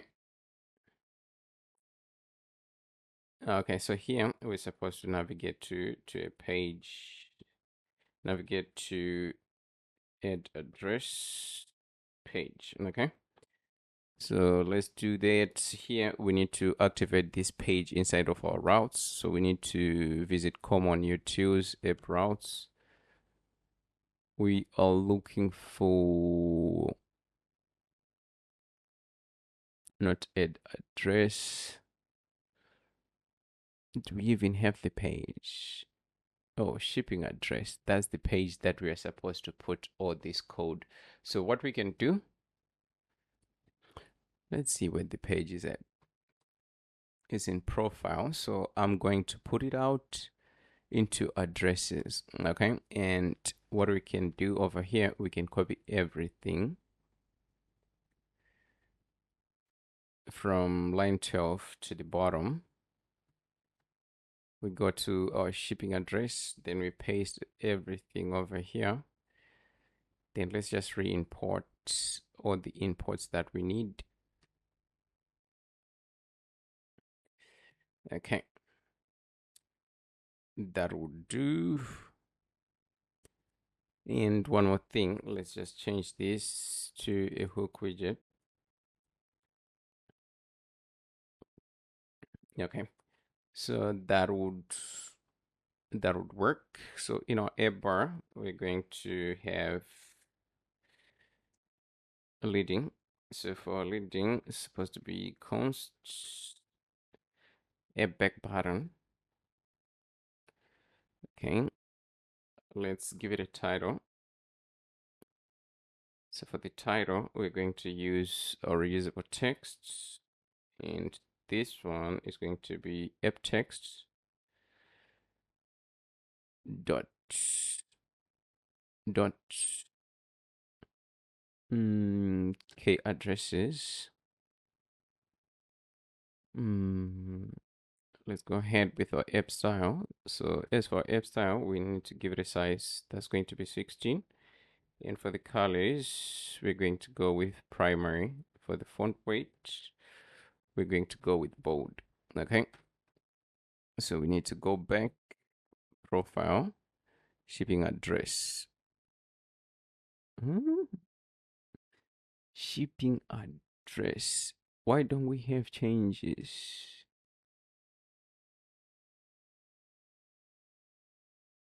Shipping address. Shipping address.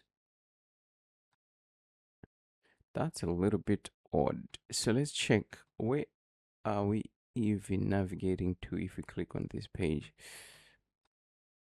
Because that can't be real. So we go to our profile, addresses, right? That's the route that we're going to. This is the, and this is the page. This is the page that we just made changes to. But what's confusing is like, why don't we have changes in our page?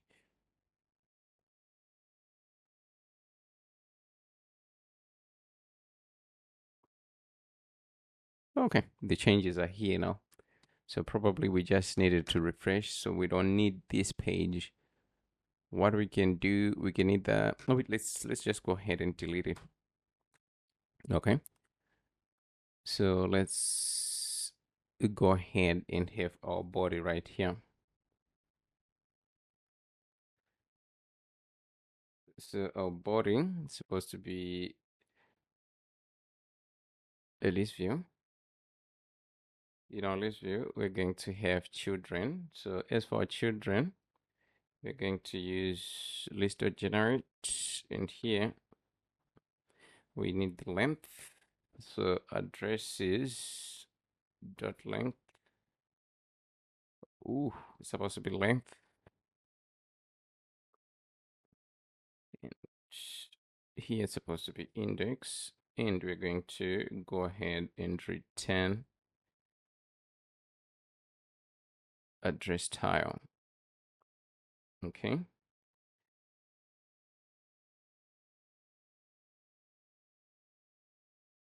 So let's have final address is equals to addresses. The addresses does we don't have them as yet, but we're going to go ahead and have our hook right on top so that we won't have the error. Is checkout. We're going to set it to false here. And let's close that, and let's close this as well. So here, since we're in a hook widget, final results is equals to fetch address. Okay, so we need to go ahead and import. After importing, let's add a comma. Let's close it, not adding a comma. So down at bottom, final is loading is equals to results dot is loading. Okay, close that, and at the bottom we're going to require final addresses is equals to result dot data. Okay, not data but dot address over here. Final refetch, do we have refetch? Probably is equals to results dot refetch. Okay, that'll do. And down at the bottom we're going to have our condition. If it's loading, then we're going to go ahead and return our loading our schema. Okay, so first let's go ahead and have our list schema over here first. Okay, let's close it. After close it, let's go ahead and add padding.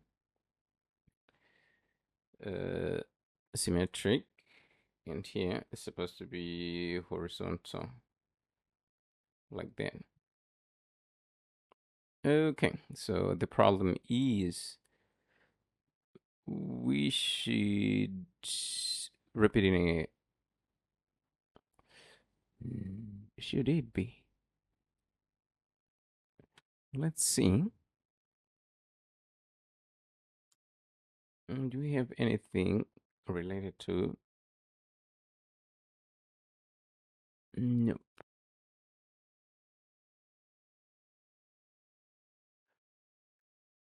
Nope, we don't. So if we go to widgets, we don't. Okay. So even though we don't, we can just back. But this, let's just put it in a scaffold.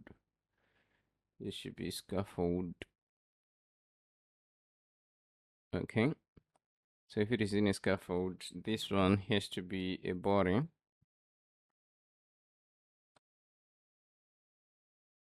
Okay, so if it is a body, let's go ahead, add const everywhere. So the problem that we have over here, we need to add a little bit of padding. And our padding should be agencies.symmetric. Horizontally, we're going to give it 12 to W, okay? So this is what we was talking about. Now we have default. This is our default address. We can either delete it or set another address as a default. So the functionalities, we're going to apply them later, and we have the ability to go to the page where we're going to add an address. So as far as this page is concerned, we are almost done with it, but we still have a few more things that we need to take care of, especially like to set default, to delete address, those two, as well as refetching our data and just to navigate. So we're going to take care of it in our address notifier, but that's okay for now.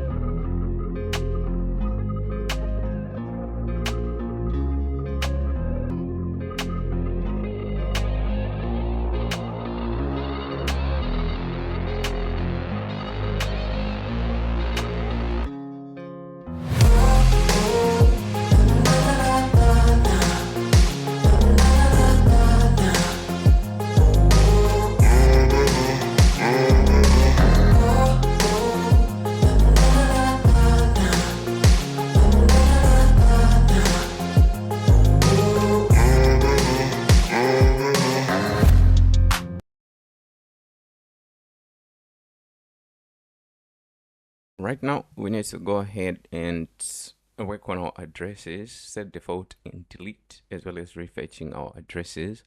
So we need to go to our lib folder. Instead of our lib folder, we need to go to our addresses. We already have the controllers folder.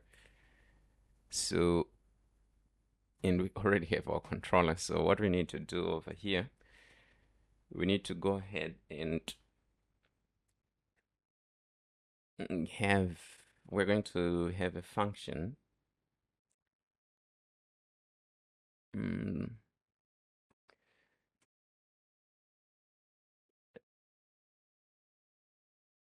Before the function, we need to create a function to clear the address, this address that we have on top. That's the first. Next, we're going to create a list string. So this is going to be a string of address types when you're adding addresses.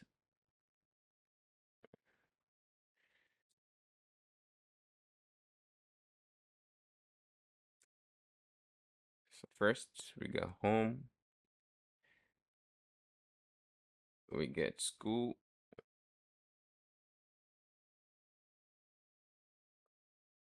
and then we get, oh, it's supposed to be comma, we got office, right? So let's go ahead and close that.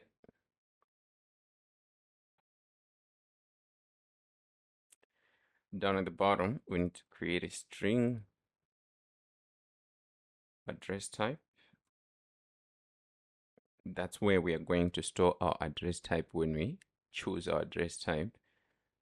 So we're going to initialize it as an empty string. Down at the bottom, we're going to have a setter, and we're going to have a getter. Okay.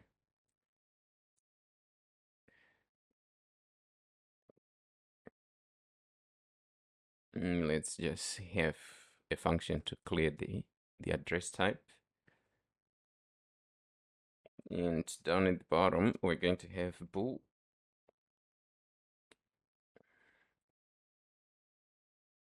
So this is going to be the boolean that we're going to use to toggle the default address. And so initially it is going to be false. And we're going to have a getter and a setter. So first we have our setter. So we need to notify listener as soon as we change. Okay, so here default can be just D.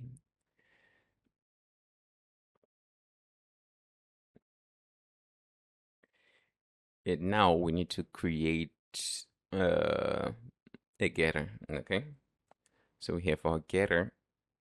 We're getting default toggle. We're getting we're getting our boolean from this private variable through this public variable. Okay, and now we need to create functions. And clear as well, we need to create functions. So first is to set as default, set an address as default. So it's supposed to be void set as default.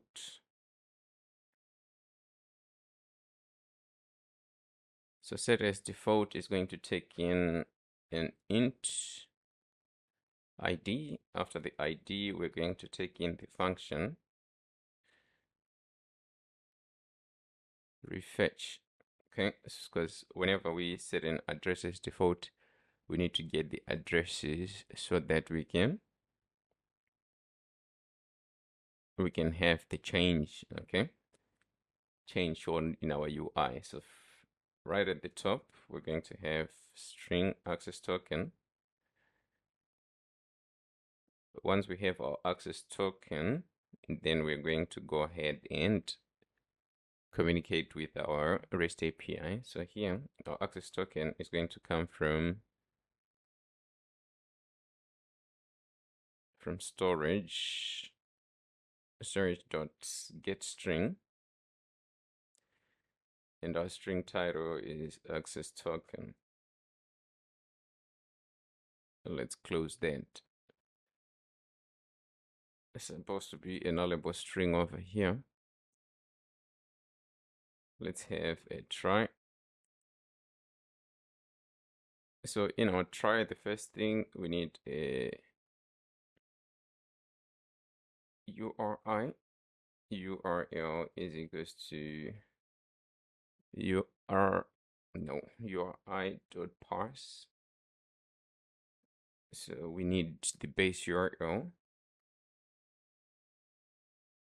Our base URL is going to be environment dot a base URL.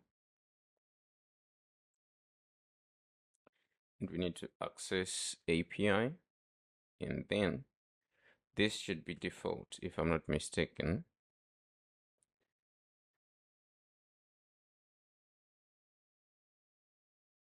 and we need to pass the ID. So let's just go ahead and confirm our URL. So we need to revisit our backend.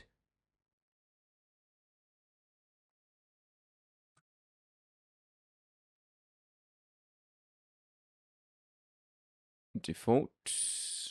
Okay, so that's correct. Go back to our front end. So after our try, we're going to have our request to our REST API. So final response is equals to await. We're going to await for our HTTP request. And here it's going to be a page request. So since we are going to await for our data, that means our function has to be asynchronous. And we need to import HTTP. So right on top, we're going to import. That's supposed to be HTTP. Package HTTP is HTTP.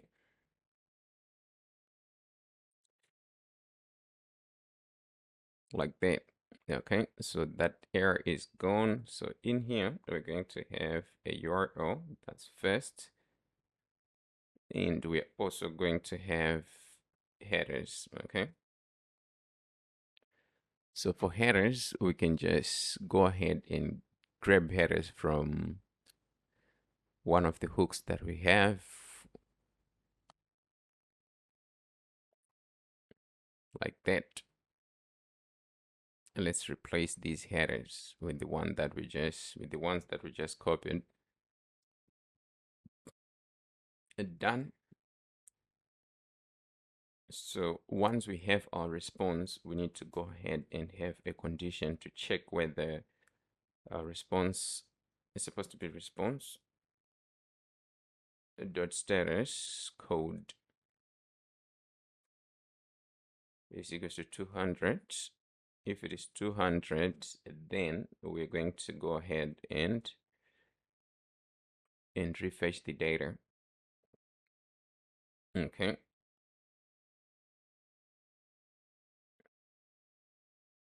Else if our response status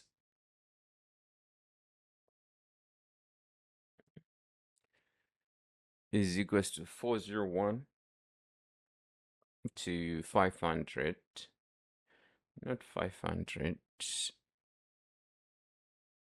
Okay.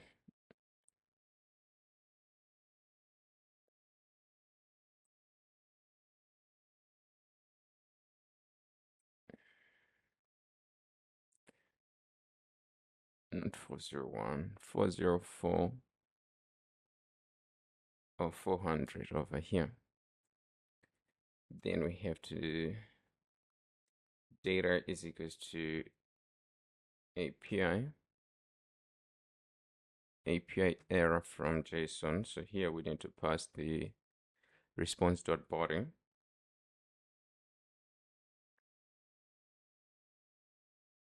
Like that.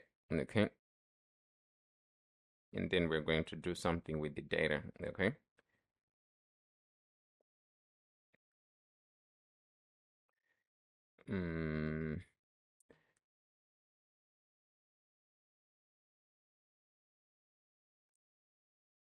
Like that. Okay, else we have an error over here. Let's just debug print the error. E to string, a dot to string. Okay.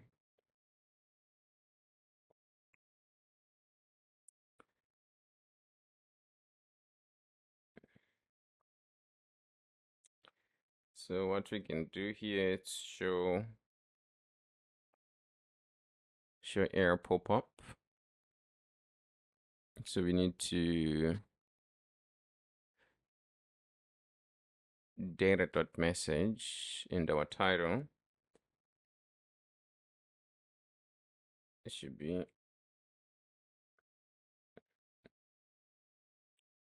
error changing address.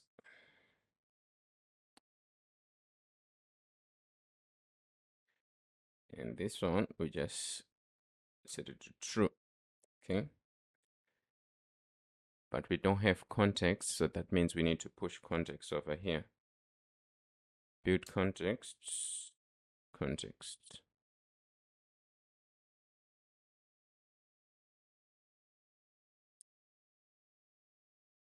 Let's remove that.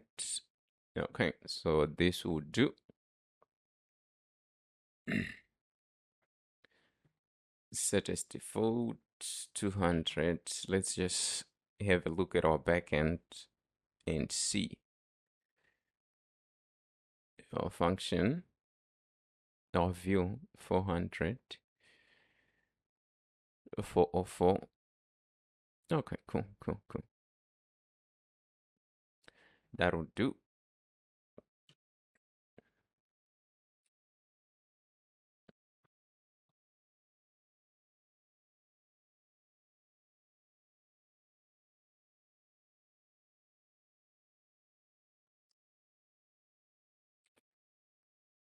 And to delete, it's going to be the same.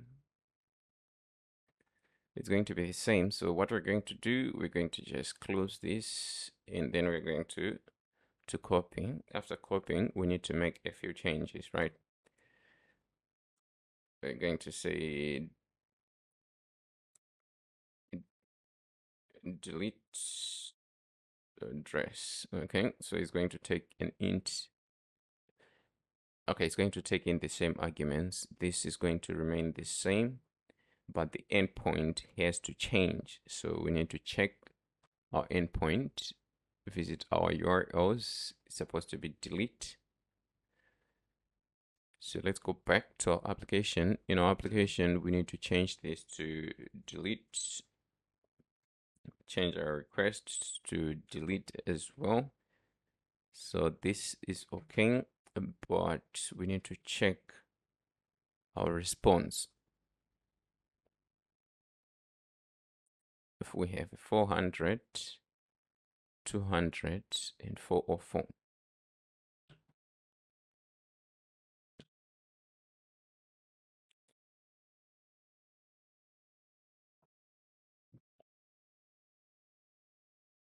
Okay.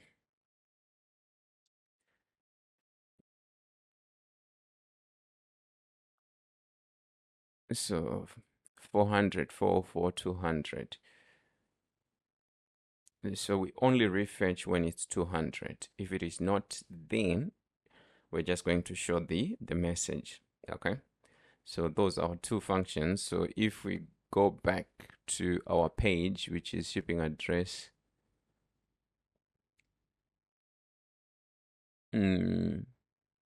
so they're supposed to be here. Okay. Set default on delete. So first on delete, we're going to have a function, right? So our function, we need to go ahead and access context.read. We need to access our provider, and our provider is the address notifier. And from the address notifier, we're going to call delete address. We need the ID of this address that we have here. So it's supposed to be address.id. Refetch is already there, context is already there. So we can close that one. Let's have the next one, which is set default.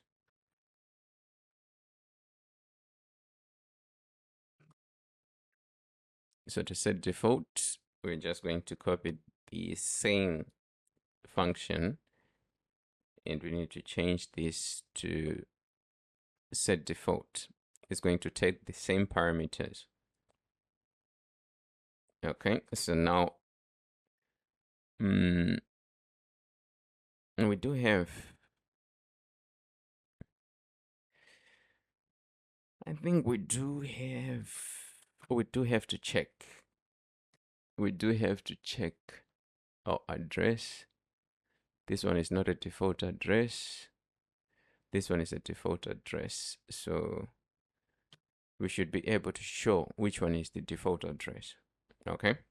So what we're going to do over here is to go back to our address tile.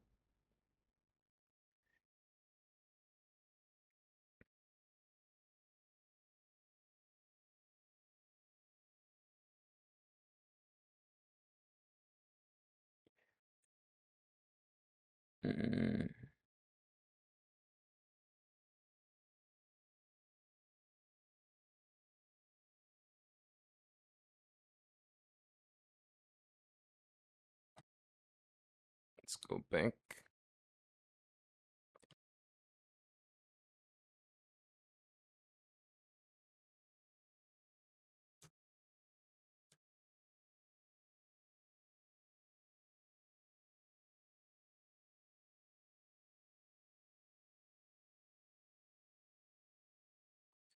Something is off. This goes to now. This default is equals to true, then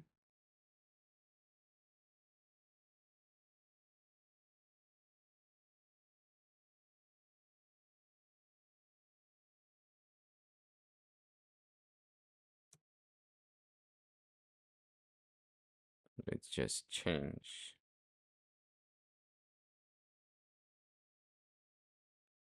That can be. Okay, so we have, okay. So we need to clear. We need to clear our, not really, address notifiers equals to now. Then we're going to show this. Anyways, let's go to our checkout.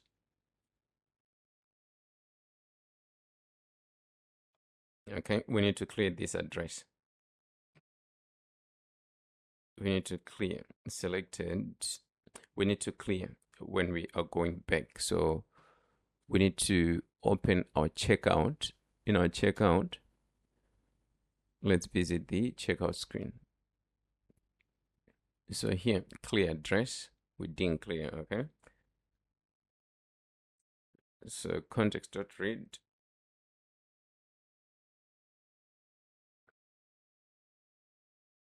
Address notifier dot clear address. Okay, so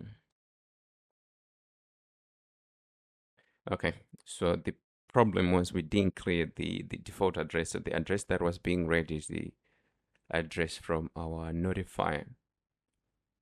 As long as we have an address in our address notifier, we're going to have a problem over here.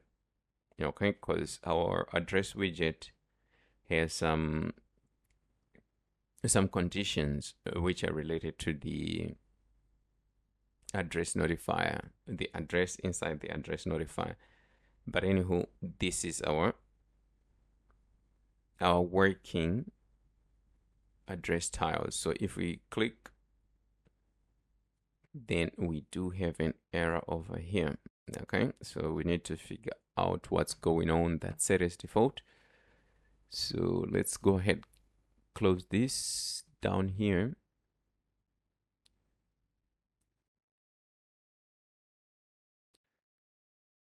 Set as default.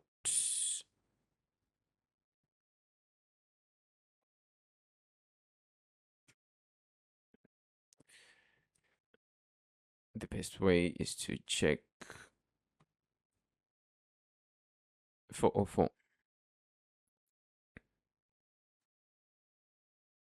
Okay, so our problem is here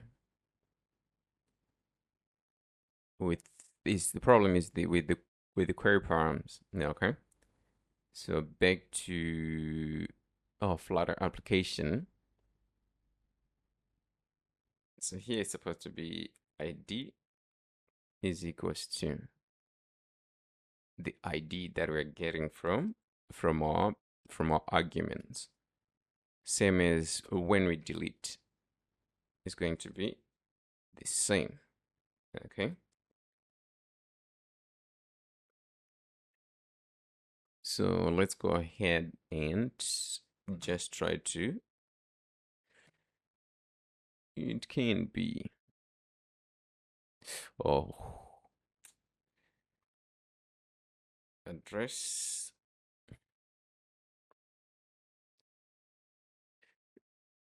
The endpoint itself, it's wrong. Okay. Okay. Now we can just change. Okay, so let's say we say this one is our default union square, right? So if we go back, then our address should change over here. Okay. So that means we are done with that part and everything is working properly. Now let's take a closer look again. So here, Union Square, California Union Square. We go back to our addresses, set our California Los Angeles address as default. We go back to home. So our address changed. So everything is working fine. So now we need to go ahead and just test the delete. So we're going to delete. Let's go ahead and delete this one that we have at the bottom. Okay. Okay, probably ran into an error or some. So well, what we're going to do, go to our backend. Let's see, 500. Let's check what could be the error.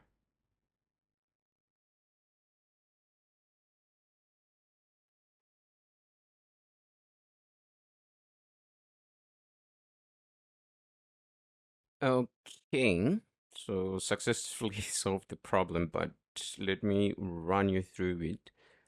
So we need to add exceptions, like down at the bottom. So if you don't have this one, we're going to just run into an error. And over here, the indent, we need to indent the address.delete so that it can be, let's say, it can be aligned with this if statement. Those are the two changes that are made. Indent address items dot delete and the return. After that, we need to add an exception. Okay, so now we can successfully delete an address. So what I'm going to do over here, I'm going to go ahead and add another one so that we can have multiple address to delete from.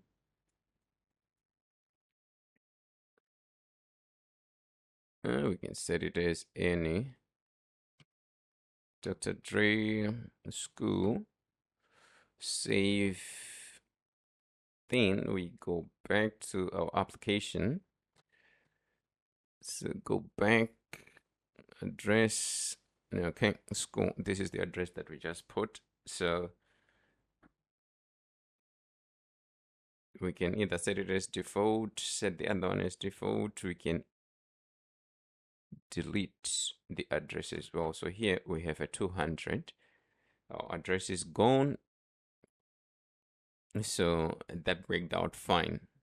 Okay.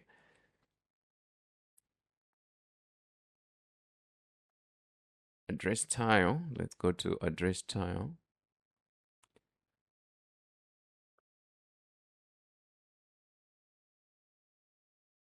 Okay.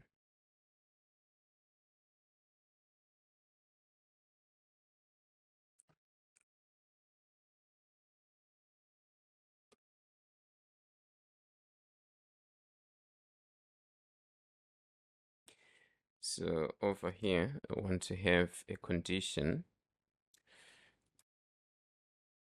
Address dot is default. Then we're going to just display sizebox dot shrink.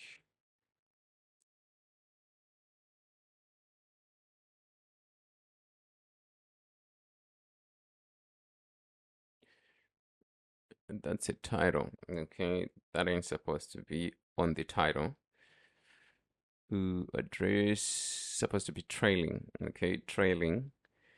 We have our gesture detector. It should be here, if I'm not mistaken. Not that one as well.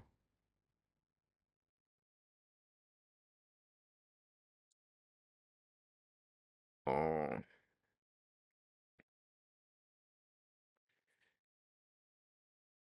address.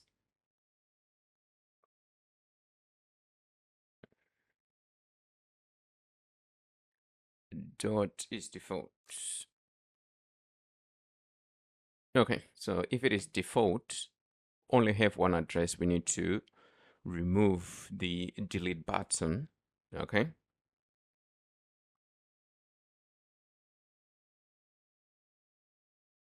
And the other thing,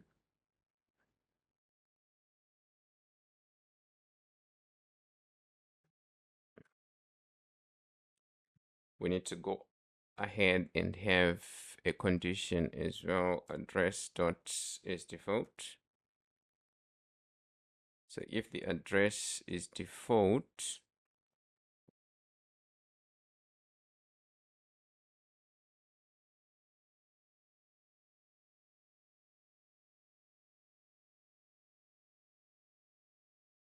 we're just going to run an empty function. We're not going to do anything unless we have another address. So that's all for our addresses. The next thing is to go ahead and work on our add address. Okay. So just to wrap up, the changes that we made in our backend is to add exceptions.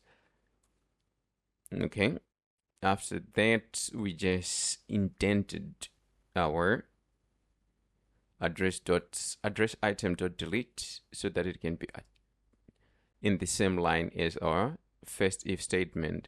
And one other thing that you need to take note, whenever we are returning a response, make sure that you have a status with it. Okay, you have a status with it.